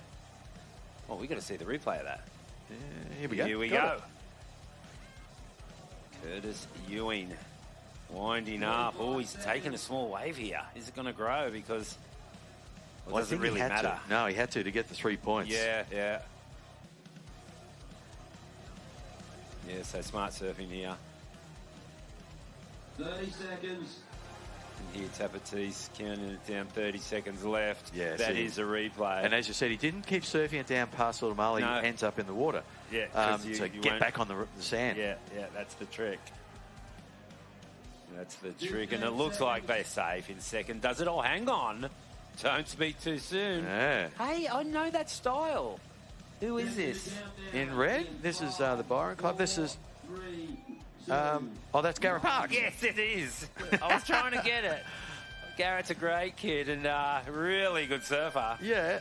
He, I believe he's a fireman now. He made the World Junior final way back in the day.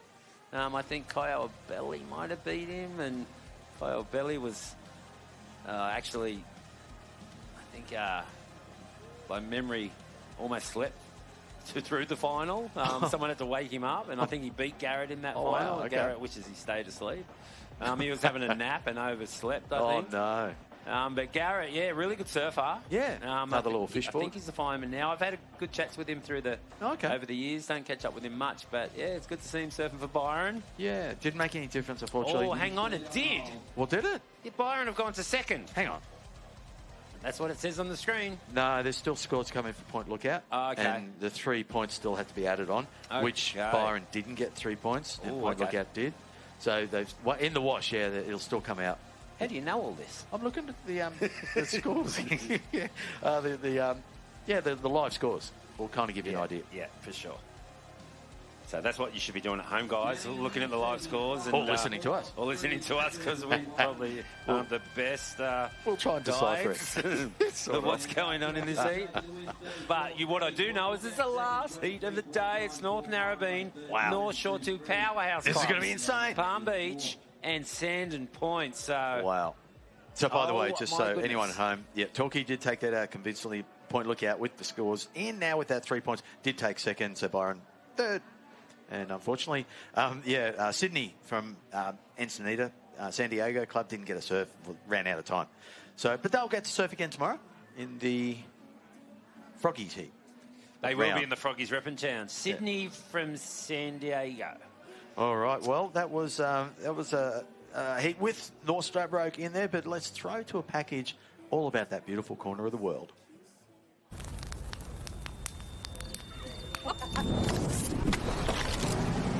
In 100 meters, keep left. Head north on M, one motorway for 302 kilometers.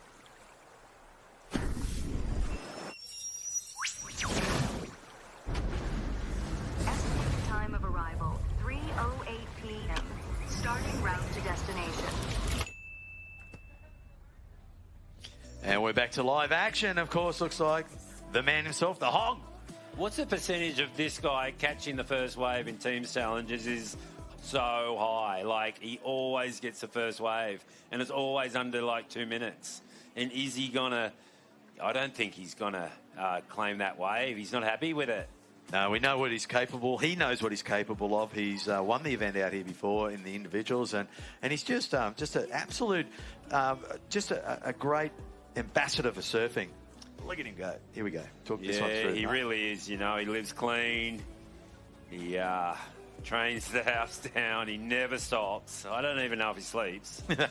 But yeah, this wave was nothing, really. Yeah, I can see why he doesn't like it.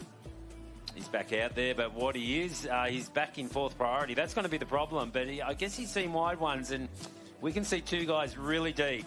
Let's see who they are. I want to see your phone because it's Palm Beach and Sand and Point. So it looks like So these guys Alistair really want Reginato. the inside. Yeah, Alistair Reginato against. It'll be. It's like it'd probably be Diego, the goofy footer. So that's weird. The goofy footer's deep, and it's probably going to be hard for him to even make a wave being that deep. But he's contesting the inside. He doesn't want Alistair to get that inside. There's a barrel up there for the taking. A lot of backwash. A lot of backwash too. But the guy in white is sitting in a really nice spot because he's not contesting this hassle battle. There's no need for 3 to get involved. And it's Sammy Lowe from Sandon Point. So he's sitting in a pretty good spot right there. Hogg's in a pretty good spot for a wide 1-2. The stage is set for the last heat of the day. Yeah, looking forward to it. Unreal. There's that nasty backwash out there, although, yeah, I don't know. Maybe they're just sitting off the corner of the backwash. This angle's weird. It is. They can look a lot deeper than they are. But you're right. We won't tell anyone. But look, the strategy Hogg's already thrown in. He's deciding not to go back out. He hasn't got priority. Why would you? But yeah, the opportunity getting those wide ones. Yeah, why would you? Sammy looks like he wants to get involved in this this hassle up deep. Because I'm feeling a barrel coming on, and it's Alistair that's hunting it down. You got to sit deep to get the barrel. Shallow up there.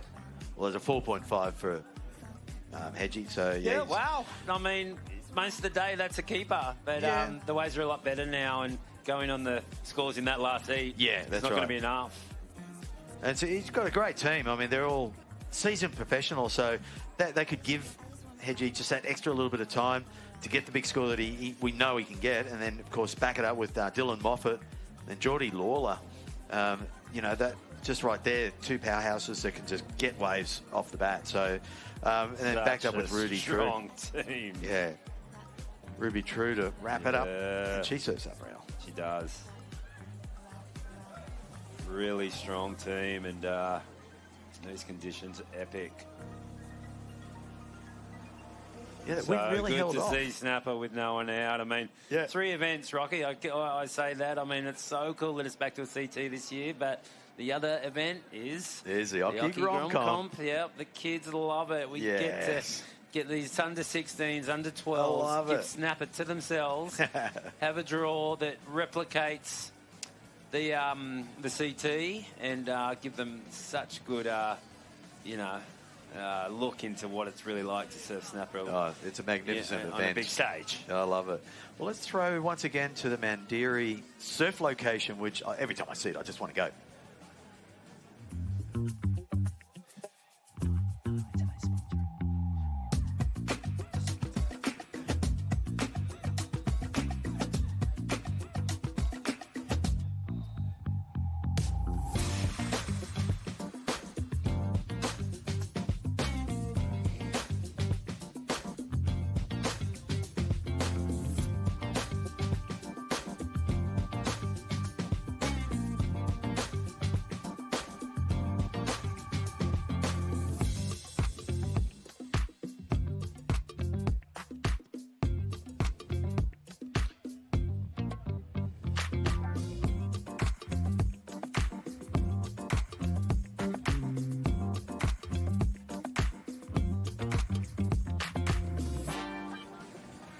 Well, Mark, just while that package was on, there was a wave went down. We'll see a repeat, no doubt. But I think that was Palm Beach Rider.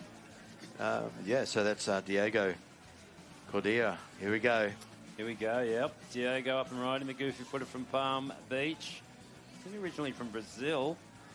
He gets a little wave there, and he's got a kind of... Yeah, he actually makes it to that little section. It's going to kind of double up again. He's going left, he's going right. He's found the low road and tags it at the end a couple times. So, yeah, he's, I reckon he didn't put his hands up. He did. I didn't see it. No, I didn't did he see go him back release. He's a next surfer, so that's interesting. Yeah. Yeah, he did. Yeah, the other surfer's out on the point. Just, I mean, look out there. We just didn't see. Probably took a little bit of time. Yeah. He thought about it. He did? Yep. It was a 4.50 there for Diego. And here we go, up and riding, North Shore. Wow, that was a good snap. And that is Alistair Reginato. Yeah, it's got to be. Look at that. He's on the. He's done well. I think he's on the Challenger and has been. Strong surfer, really strong surfer. Yeah, he's always been a big name in when we had the QCC events. Yeah. I was commentating a lot of those, and he would always be a star performer. Yeah. Just a great surfer, real powerhouse. Puts in the big moves, just spectacular. So, yeah, in the smaller waves, he still is able, because he's competition savvy, he knows what to do and how to do and stay fast and light on his feet. Doing it right there, that was just crisp, wasn't it? Just real fast, whipping the board around, putting a bit of spray, and look at another rooster spray. I mean, how do you do that on small waves like this? It's from surfing so precise and having a beautiful style and able to just keep flying. See, he never flaps the board, doesn't hop it. And I love that when you get a surfer just full rail to rail the whole time, just cracks off the top, thinking about the next turn already as they're coming out of that turn, and just constantly keeping one step ahead of it. And that was beautifully surfed, I reckon. Heck yeah, I agree. It's going to be a big score, North Shore. Looks like some wide kind of waves coming through. And here goes Nathan up and riding. So he's trying to better a 4-5 here.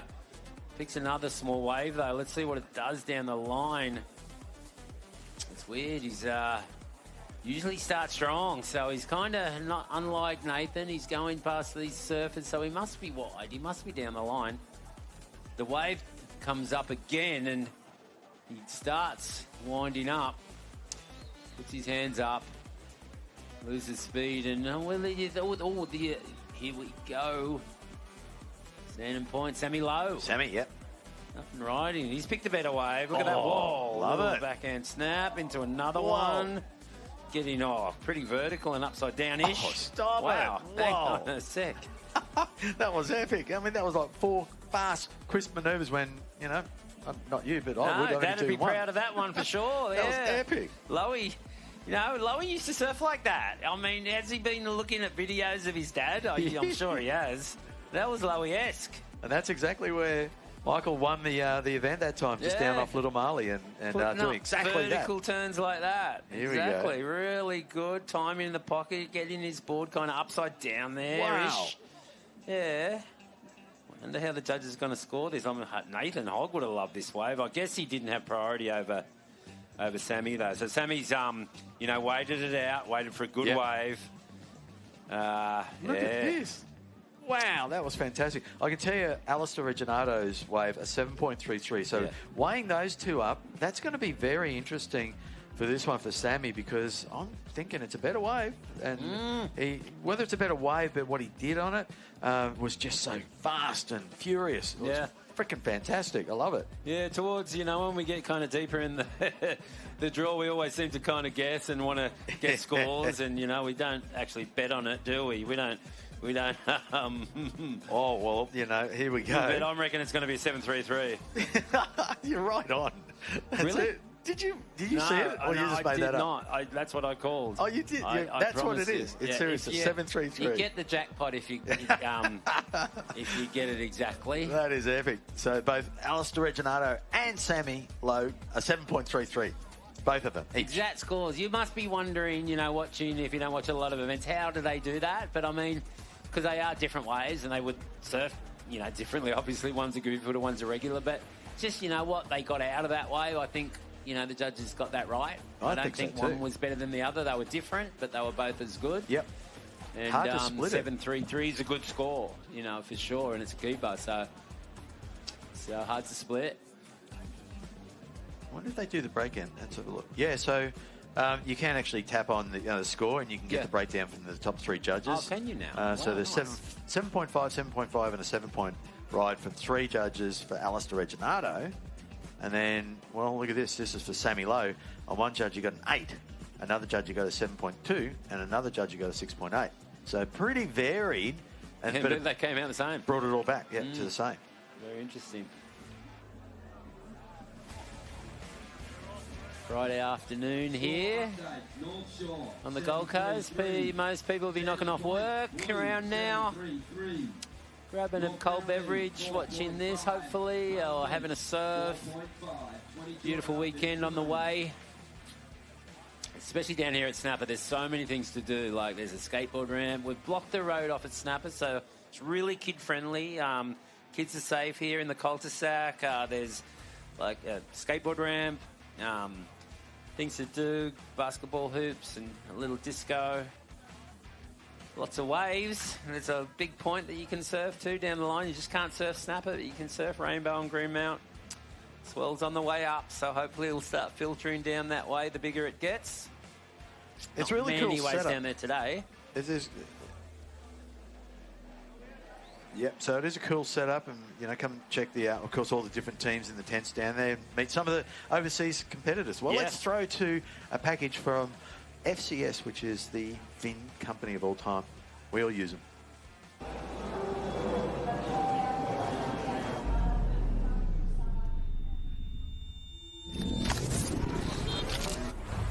Hey mate, it's Ryan. Give me a ring when you get this. The travel agent keeps calling me. We need to finalise the deposit for the boat trip today. I just really need to know if you're coming or not. Give me a call.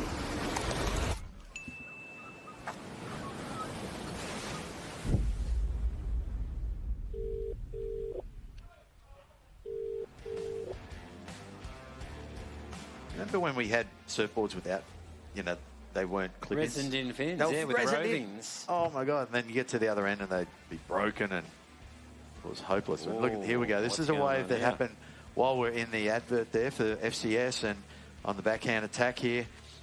Just got to get that back up there for North Shore. We're going to make sure we say North Shore as in like Australian North Shore, and there's North Shore Hawaii. Yeah. So this is the Australian North Shore being. It's true. People would be up the confused other with end of that. the coast.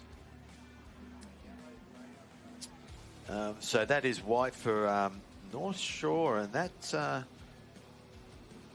we know that Alistair Reginato got the 7.33, so that was Noah Andrew. Haven't got the scores locked in yet, so we'll see how that plays out. Obviously, judges really crucial on those scores. It looked, on the average side, around 5 points, I think. Yep. Pretty much a keeper for today.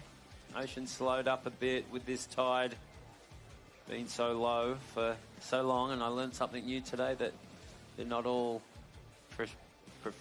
proficiently 1 hour ebbs of tides. They can be longer, they can be shorter, but we know that it's a 6 hour, time frame for the tide to go from high to low. Yeah. When in Hawaii, for example, they can go at any time. They just do what they please. And how do you track that? It's actually about 7.5 hours each cycle, because that's why it keeps getting later each day. Goes with the moon. The moon, yeah. Full moon comes up around 6:50, I think, on a full moon. But then the next night, it's around 8 o'clock. Yeah. Sorry, 7, about 7:30. Oh, really? It delays each time. And that's why the tides delay each time, following the moon. Yeah, no, I realise that. Yeah. No, the tides get an hour later every day. Yep. Yeah. I realise. Yeah, I know that. I know that much. You do. Here we go, Palm Beach. Can he get over this little double up? He's got to be real light on his feet right now. Punch it. And he does. He gets there. This wave could be good now. A little snap there. It's tight. It's small. But he's surfing it pretty well. Pumps a little bit more speed and gets another one. So there you go. Releases his next surfer. He's done his job. Oh, we missed Looks Japanese. We missed that's Ryuichi He is Japanese. We actually missed Zane Sylvester. He's the other Palm Beach surfer, but Yeah. he got a 5.90. Oh, did he? Zane. That's good. And just going back to, of course, Noah from North Shore. He posted a 5.20. So some pretty healthy scores going in. And, again, when you get that mid-size to slightly higher, you claim it. Get in, get your other opponents out, your other team members out, and then if you need to try and challenge your own score, then you can go back out and challenge your own score if there's enough time. Yeah, that's a new invention that Rabs added in, which is really cool. It's going to be great when there's more waves and it turns over quicker, because we're going to see surfers go out there we've seen it happen a couple times today, but Yep. today's been a bit slow, so it hasn't happened much. But tomorrow probably happen a lot more. It's a great way to up your score. You I can love it. happen as much as you want, right? Yeah. I mean, you can do it once. Snapper, they didn't even know they could do it twice. And I was down the beach with them. I'm like, you can go again. Sheldon didn't even have his singlet on. Oh, no, Sheldon really? was just cruising. I'm like, mate, there's 5 minutes left. You can go and better a score. He's like, really? Yeah, of course. I love the concept. And we're the host club. We should know what's going on, right? Yeah, well, they used it last year. I'm sure it was it M&M one year, and they actually got all their 4 surfers in the first 10 minutes, and then they just kept sending surfers out and getting their scores, upping their scores and bettering, and they went up winning because of it, because they used the strategy, and it's a great strategy. I love it. Oh, so it was the last year too? Yep. Okay. Oh, sorry, I thought it was fresh this year. I think Rab's extended it so you can just have it unlimited. Oh, you can have more. Yeah, unlimited. Yeah, okay. That's the add-on. Yeah. Okay, thank you. But that's what I mean. Rab keeps changing, upping the ante, or improving the rules each year. I just love it. I mean, just when you think you've got the absolute awesome concept, then he goes, "No, I think I can maybe make this a little bit better, or tweak it this way and tweak it that way." He does a good job that way. He's a master of that, isn't he? Even just a heat draw and times and everything, and it's all hard stuff. You know? I mean, he did used to run the whole show back in the day, didn't he? ASP, he was the head honcho. Yeah. He actually started the Dream Tour. Well, it was his doing. So we owe a lot to Rab, because really do. Before that, we used to compete day in and day out, following summer everywhere we went in pretty marginal ways. And now, it's the Dream Tour. And it has been for a while. But we got to thank Rab for that. Here is the girl surfer from Palm Beach. Right. Can she get around it? Oh, no, she can't quite. So that's Grace Knight. Have you seen Vaughan's interview with Rab? No. Do it. If you get half a chance, anyone listening in? When did they do it? I'm not sure. Maybe a few weeks ago, a month ago or something. But it's really good. It's Vaughan interviewing Rab, but it's all about, those classic heats. But then you start getting Rab telling stories and let him roll. And he's the ultimate storyteller. Comes from his dad, of course. But, the classics, joke-teller and storyteller, Bart. But, Rab just is the classic. If you anyone get a chance, get him on a roll, and he will give you the best stories of all time. He will. Just going to throw to an ad there, Mike. Let's see it. Dingo, if I want to get in comps like this one day, what do I have to do? Surf every day and get good people around you.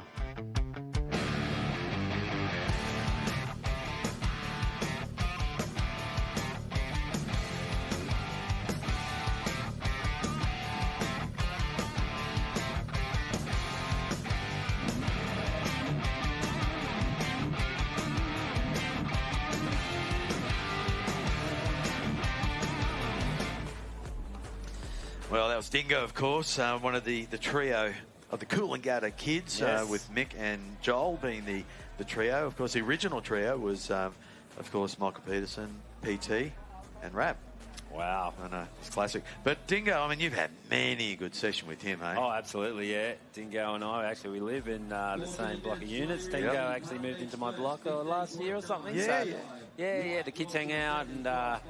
well, they try to, and and Dingo, many a good surf with Ding. Oh my goodness, he's just one of those natural talents. And did you see the first time he got onto a foil? I think it was out off the bar, and he was within seconds carving on this foil and doing slashes off the top like he was a seasoned pro. The Bennett's brothers, how good they are. Hang on, here we go. We can see a wave. Who's got priority? Looks like red. If blue did, he missed the wave anyway, but from deep, it looks like Dylan Moffat from North Narrabeen, and he came from deep, and this wave should be good. I mean, it's got a long line to it. We saw that when he took off, and that board, it's carving through it now as it grows up. Nice laid back snap from Dylan, kind of slows down so he gets in the tight pocket, which he does there on his last turn. So North Narrabeen, they needed that. Nathan had a slow start. I mean, a quick one, but he got that 4-5 within the first minute. I guess he wished he claimed that and released. Because, Yeah. I mean, with 13 minutes to go, they've had their second ride, right? It's been a long wait, and Dylan now got that under the belt. It's going to work out for him. It'll be a good score. That last move was epic. Now Geordie Lawler will be out, so I'm sure he won't muck around too much. They've got, what is it, a few minutes still? 13 minutes, that's all right. That's still enough time. Each surf, we said, comfortably should have around 10 minutes, but this now gives them about 6 or 7 minutes each. But that's doable, and no doubt you'll see the scores jump in there. There it is. Dylan Moffat, an 8.10. Look at this replay. He's got the power, got the speed. Really hooks in a beautiful cutback. Rebounds off the whitewash, but you keep him. He's looking down the line. He can see something coming up. So he's just maintaining his time, just keeping in the pace. You know, nice little drop wallet there. But then we got that last move that he put in. It was just absolutely epic. Yeah, it just went off screen, but he rode that wave really well. Really patient, you know, off the bottom, and that's, pretty much one of the tricks to surfing here, yeah? It puts him into second position. So, knowing that Palm Beach has already got 4 surfers surf, but there's some big scores obviously there that's going to rebalance the books a bit. And if they can get in and get their 3 points, that's going to make all the difference, especially right now. You do have Sandon Point with only one surfer. That is Sammy Lowe with that 7.33. So Jed still to post that second score. Oh, here's their second one right here. Here Look it at is. this.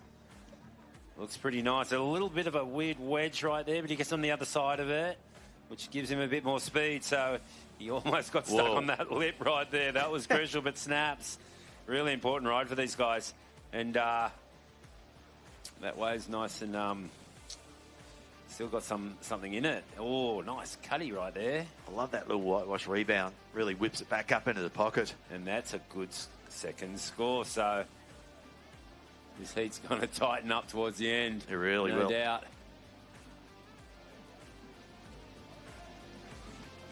Oh, here we go. Up and riding.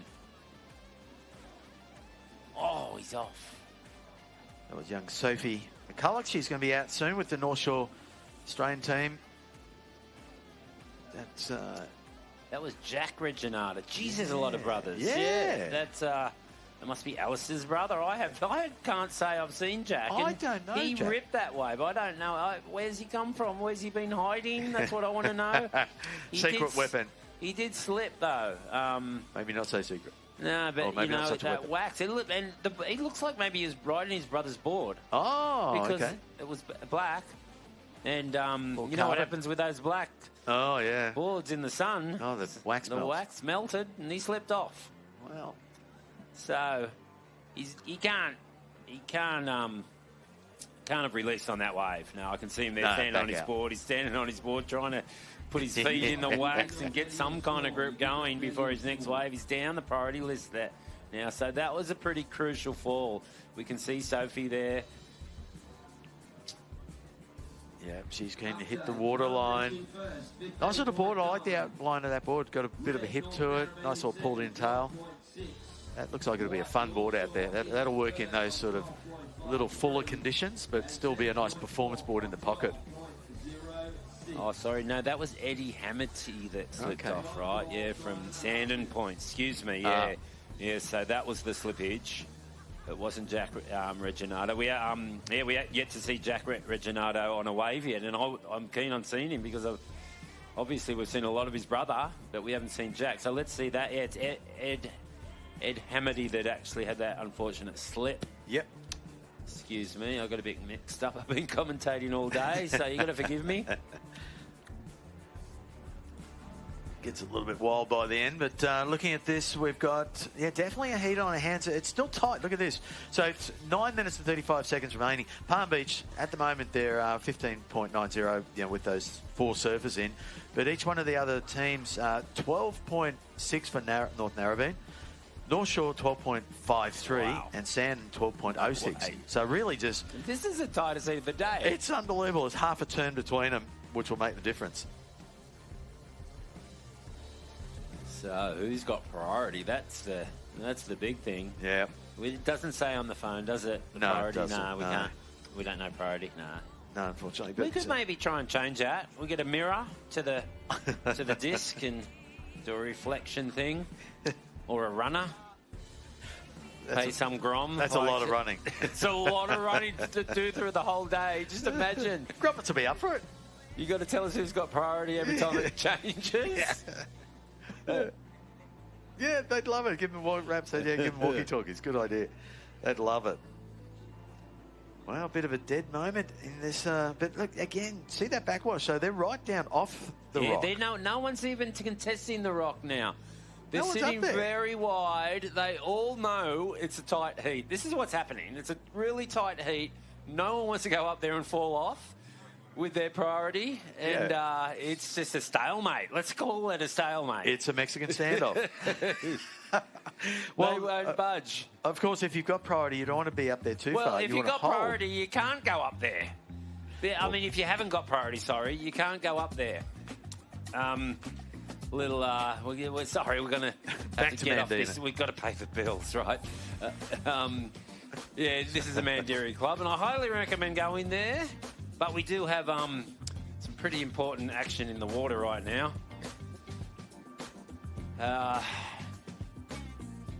That we're going to get back to in a few seconds here. No sets yet.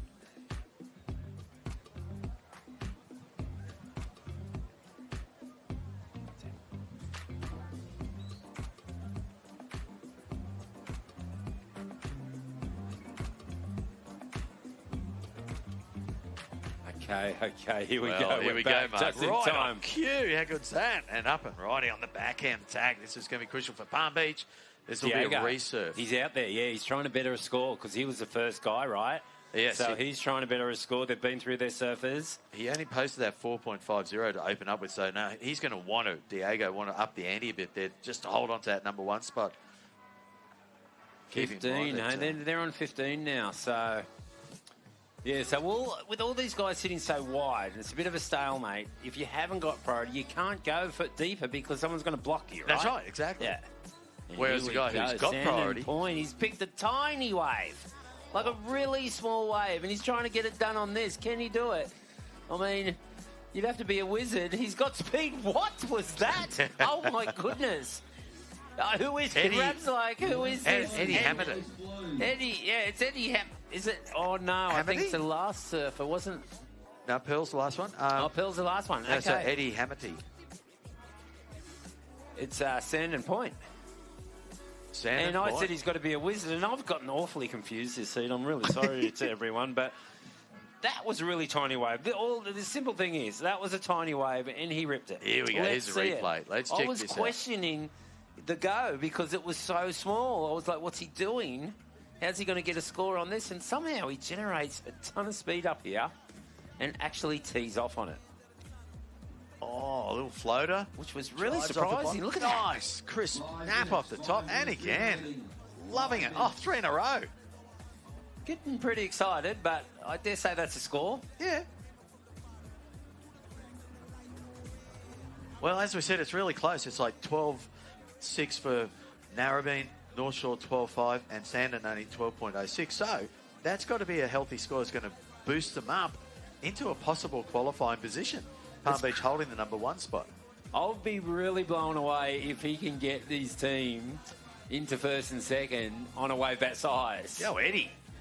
Yeah, I know. Eddie the Eagle. Eddie the Eagle, there you go. And he has. He's gone. He's taken him to the lead. Oh, my God, that's epic. He's taken him to the lead with that small wave. What was the score? Can you please tell me? I can tell you that. Eddie the Eagle goes flying, only with the 4.37. Well, still, but it was I mean, enough. You know, there was no 4 in that wave. It was half a foot. Yeah, that's right. So they still got 4 minutes and 40 seconds remaining. So still a bit of a battle going on. 4 minutes remaining. And there, North Shore have just gone, well, if you got a 4 on that, I'm going to try and get one on this. Wow, they're all now going to be out doing at least an opportunity of a resurf when they get a chance. Well, it's Palm Beach who've got all their surfers locked in. Now they're going out to better their scores. Diogo's just attempting that right now. Ooh, Sand Point girl surfer, just saw her. She's taken off, and she didn't like it. She flicked out. So Okay. Pearl. Pearl, Yeah. sorry, excuse me. Yeah, Pearl. And this is White. So he's taken a small wave as well, and it didn't quite turn out the way it did for Eddie, I dare say. But North Shore, they want to get in the mix, and yeah, that one won't help. You wouldn't think that'd help. So now we're getting down 3 minutes. Is there going to be another set? Because at the moment, North Narrabeen are in a bit of trouble. They're looking at a rep and charge. Which is not a bad thing, as Rab said. If you get a rep charge and you get the surf snapper pumping again the next day, it's not a bad option if the waves are cooking. And of course, Hog running around frantically there, trying to get his team stirred up. Geordie Lawler will be, of course. But we haven't seen Geordie take away. We haven't. We saw Dylan Moffat with that 8. Yeah, I forgot about that. Here goes Geordie. Speak of the man. Here he is. North Narrabeen surfer Small on wave, the backhand but it attack. could grow, but he's not going to make it around that. So he did not want to deal with that lip on a 1 foot wave. Little floater, no speed. No, didn't make it. Won't get much on that. Oh wow, that's the pressure of this event. I mean, and you know he's got to answer to Hog on that. I mean, you know, yeah, he's got to answer to Hog. Why did you take that? If you're losing yourself, that's fine. You just beat yourself up. But I mean, when you're in a team, you know how hard that is. You know, you've got the team to answer to. Yeah, well, he should know what pressure means. I mean, this guy's won Challenger Series events, Geordie. You're right. But but there's no pressure like a team pressure. No, it's unbelievable when you're in a team and you know the weight of that team's success is on your shoulders.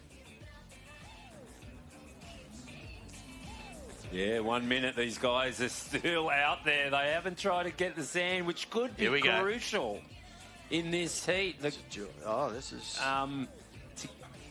And they are not breaching. They're not coming in. I guess they're thinking, if you don't go in, I don't go in. No one gets 3 points. Let's surf this out, right? I don't know. Well, Ruby's North doing Narrabeen. that. She's going to get 3 points for them. So she's the last surfer. She's just coming in. So now it's a matter little wave. They've waited for it. And it looks like Diego's got it. Trying to better a score, which he doesn't. Oh, yeah, minute 20. There's heaps of time left. He's going to make it, yeah. That's the strategy's work there. It's going to keep Palm Beach up there, but so we've still got Ruby's score to come in, and Sophie's out there still for North Shore. Ruby, of course, North Narrabeen. So there's still a few scenarios there with just on 1 minute remaining, and you can see the teams jumping up and down out there. Come on, get in there, get on that sand, get those 3 points. I think they're talking to Sophie there, aren't they? So, Rabbit, the call for the morning is 7 o'clock start. See, that was the hooter, but 7 o'clock start tomorrow. Yeah. That was the hooter right then, but there's still more time on the clock. That's why we were time's confused. off a bit. Yeah. Our time is off. Yeah, because we're That's broadcasting. what happened, Rab. The time was wrong. It is Sandon Point, and it looks like Palm Beach in second. The two heavyweights, North Shore and Narrabeen, North Narrabeen. Tomorrow is going to be so exciting. There's a lot of really good clubs that are in this rep and charge round. Snapper, one of them.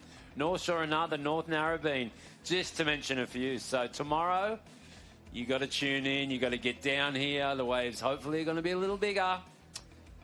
And Rabbit's got a great day set up for us as the Sandon Point boys look at their scores, check their scores. No, I think they're still dropping scores. Am I a little premature here? Is this not official? Well, Sandon Point in the lead, North Shore second, North Narrabeen have gone to second. Hang on, hold the phone.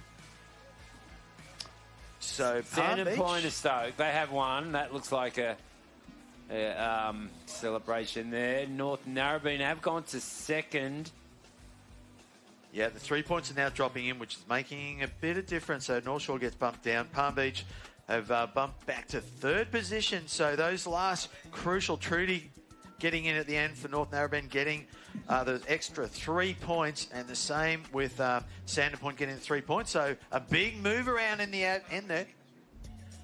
So the only one that didn't get the 3 points was North Shore, but Palm Beach North Narrabeen and Sandon also got the 3-point bonuses.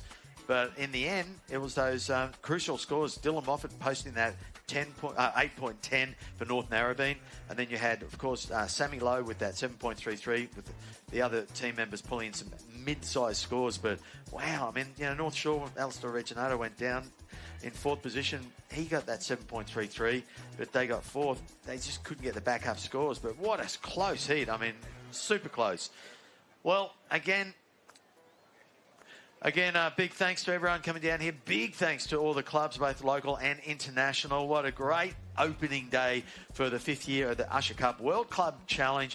Mark Okalupo, my co-commentator. That's you. It's the Rocky and Rocky Show. Rocky Rollins and Rabbit. Thank you, Rabbit. Thank you, Ronnie.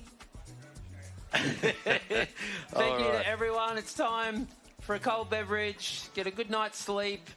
Rehydrate. All the clubs, best of luck tomorrow. Make sure you do the right thing tonight. It's going to be exciting. Hopefully Snapper comes to the party a little bit more. And don't party too much. Okay, we'll see you tomorrow. Aloha. In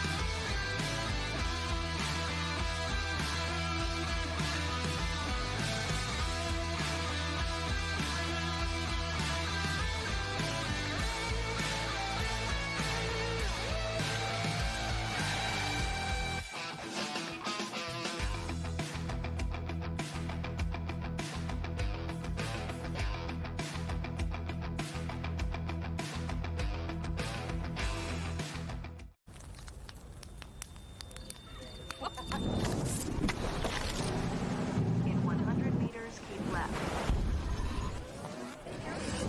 Head north on M, one motorway for 302 kilometers. Estimated time of arrival, 3:08 p.m. Starting route to destination.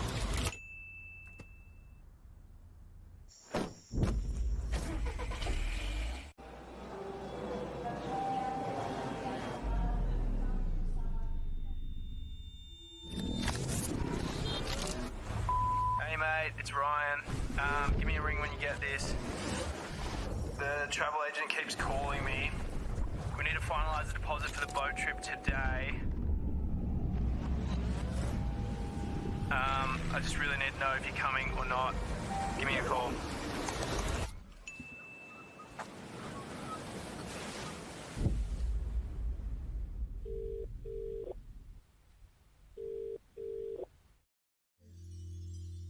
In the fall, pitter patter, the morning winds are chatter. Springtime, you find that your problems don't matter. Cause every day feels like summer, the cooling gather. Check out the whales as they're shaking their tails around the Rainbow Bay. Come round and see them play. Cooling gather, she never fails to blow your mind every time you set your sails for the light pitter patter, morning winter chatter.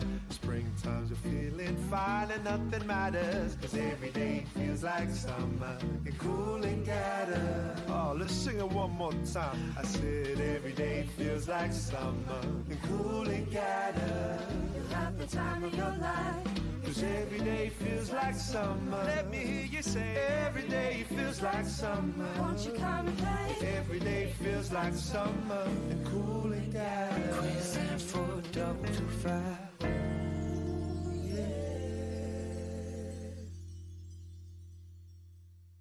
Dingo, if I want to get in comps like this one day, what do I have to do? Surf every day and get good people around you. Break down my walls, but I will rise again. 'Cause I stand tall in my environment. How could I ever close my eyes as they silence sins? They try to take me down with their violence.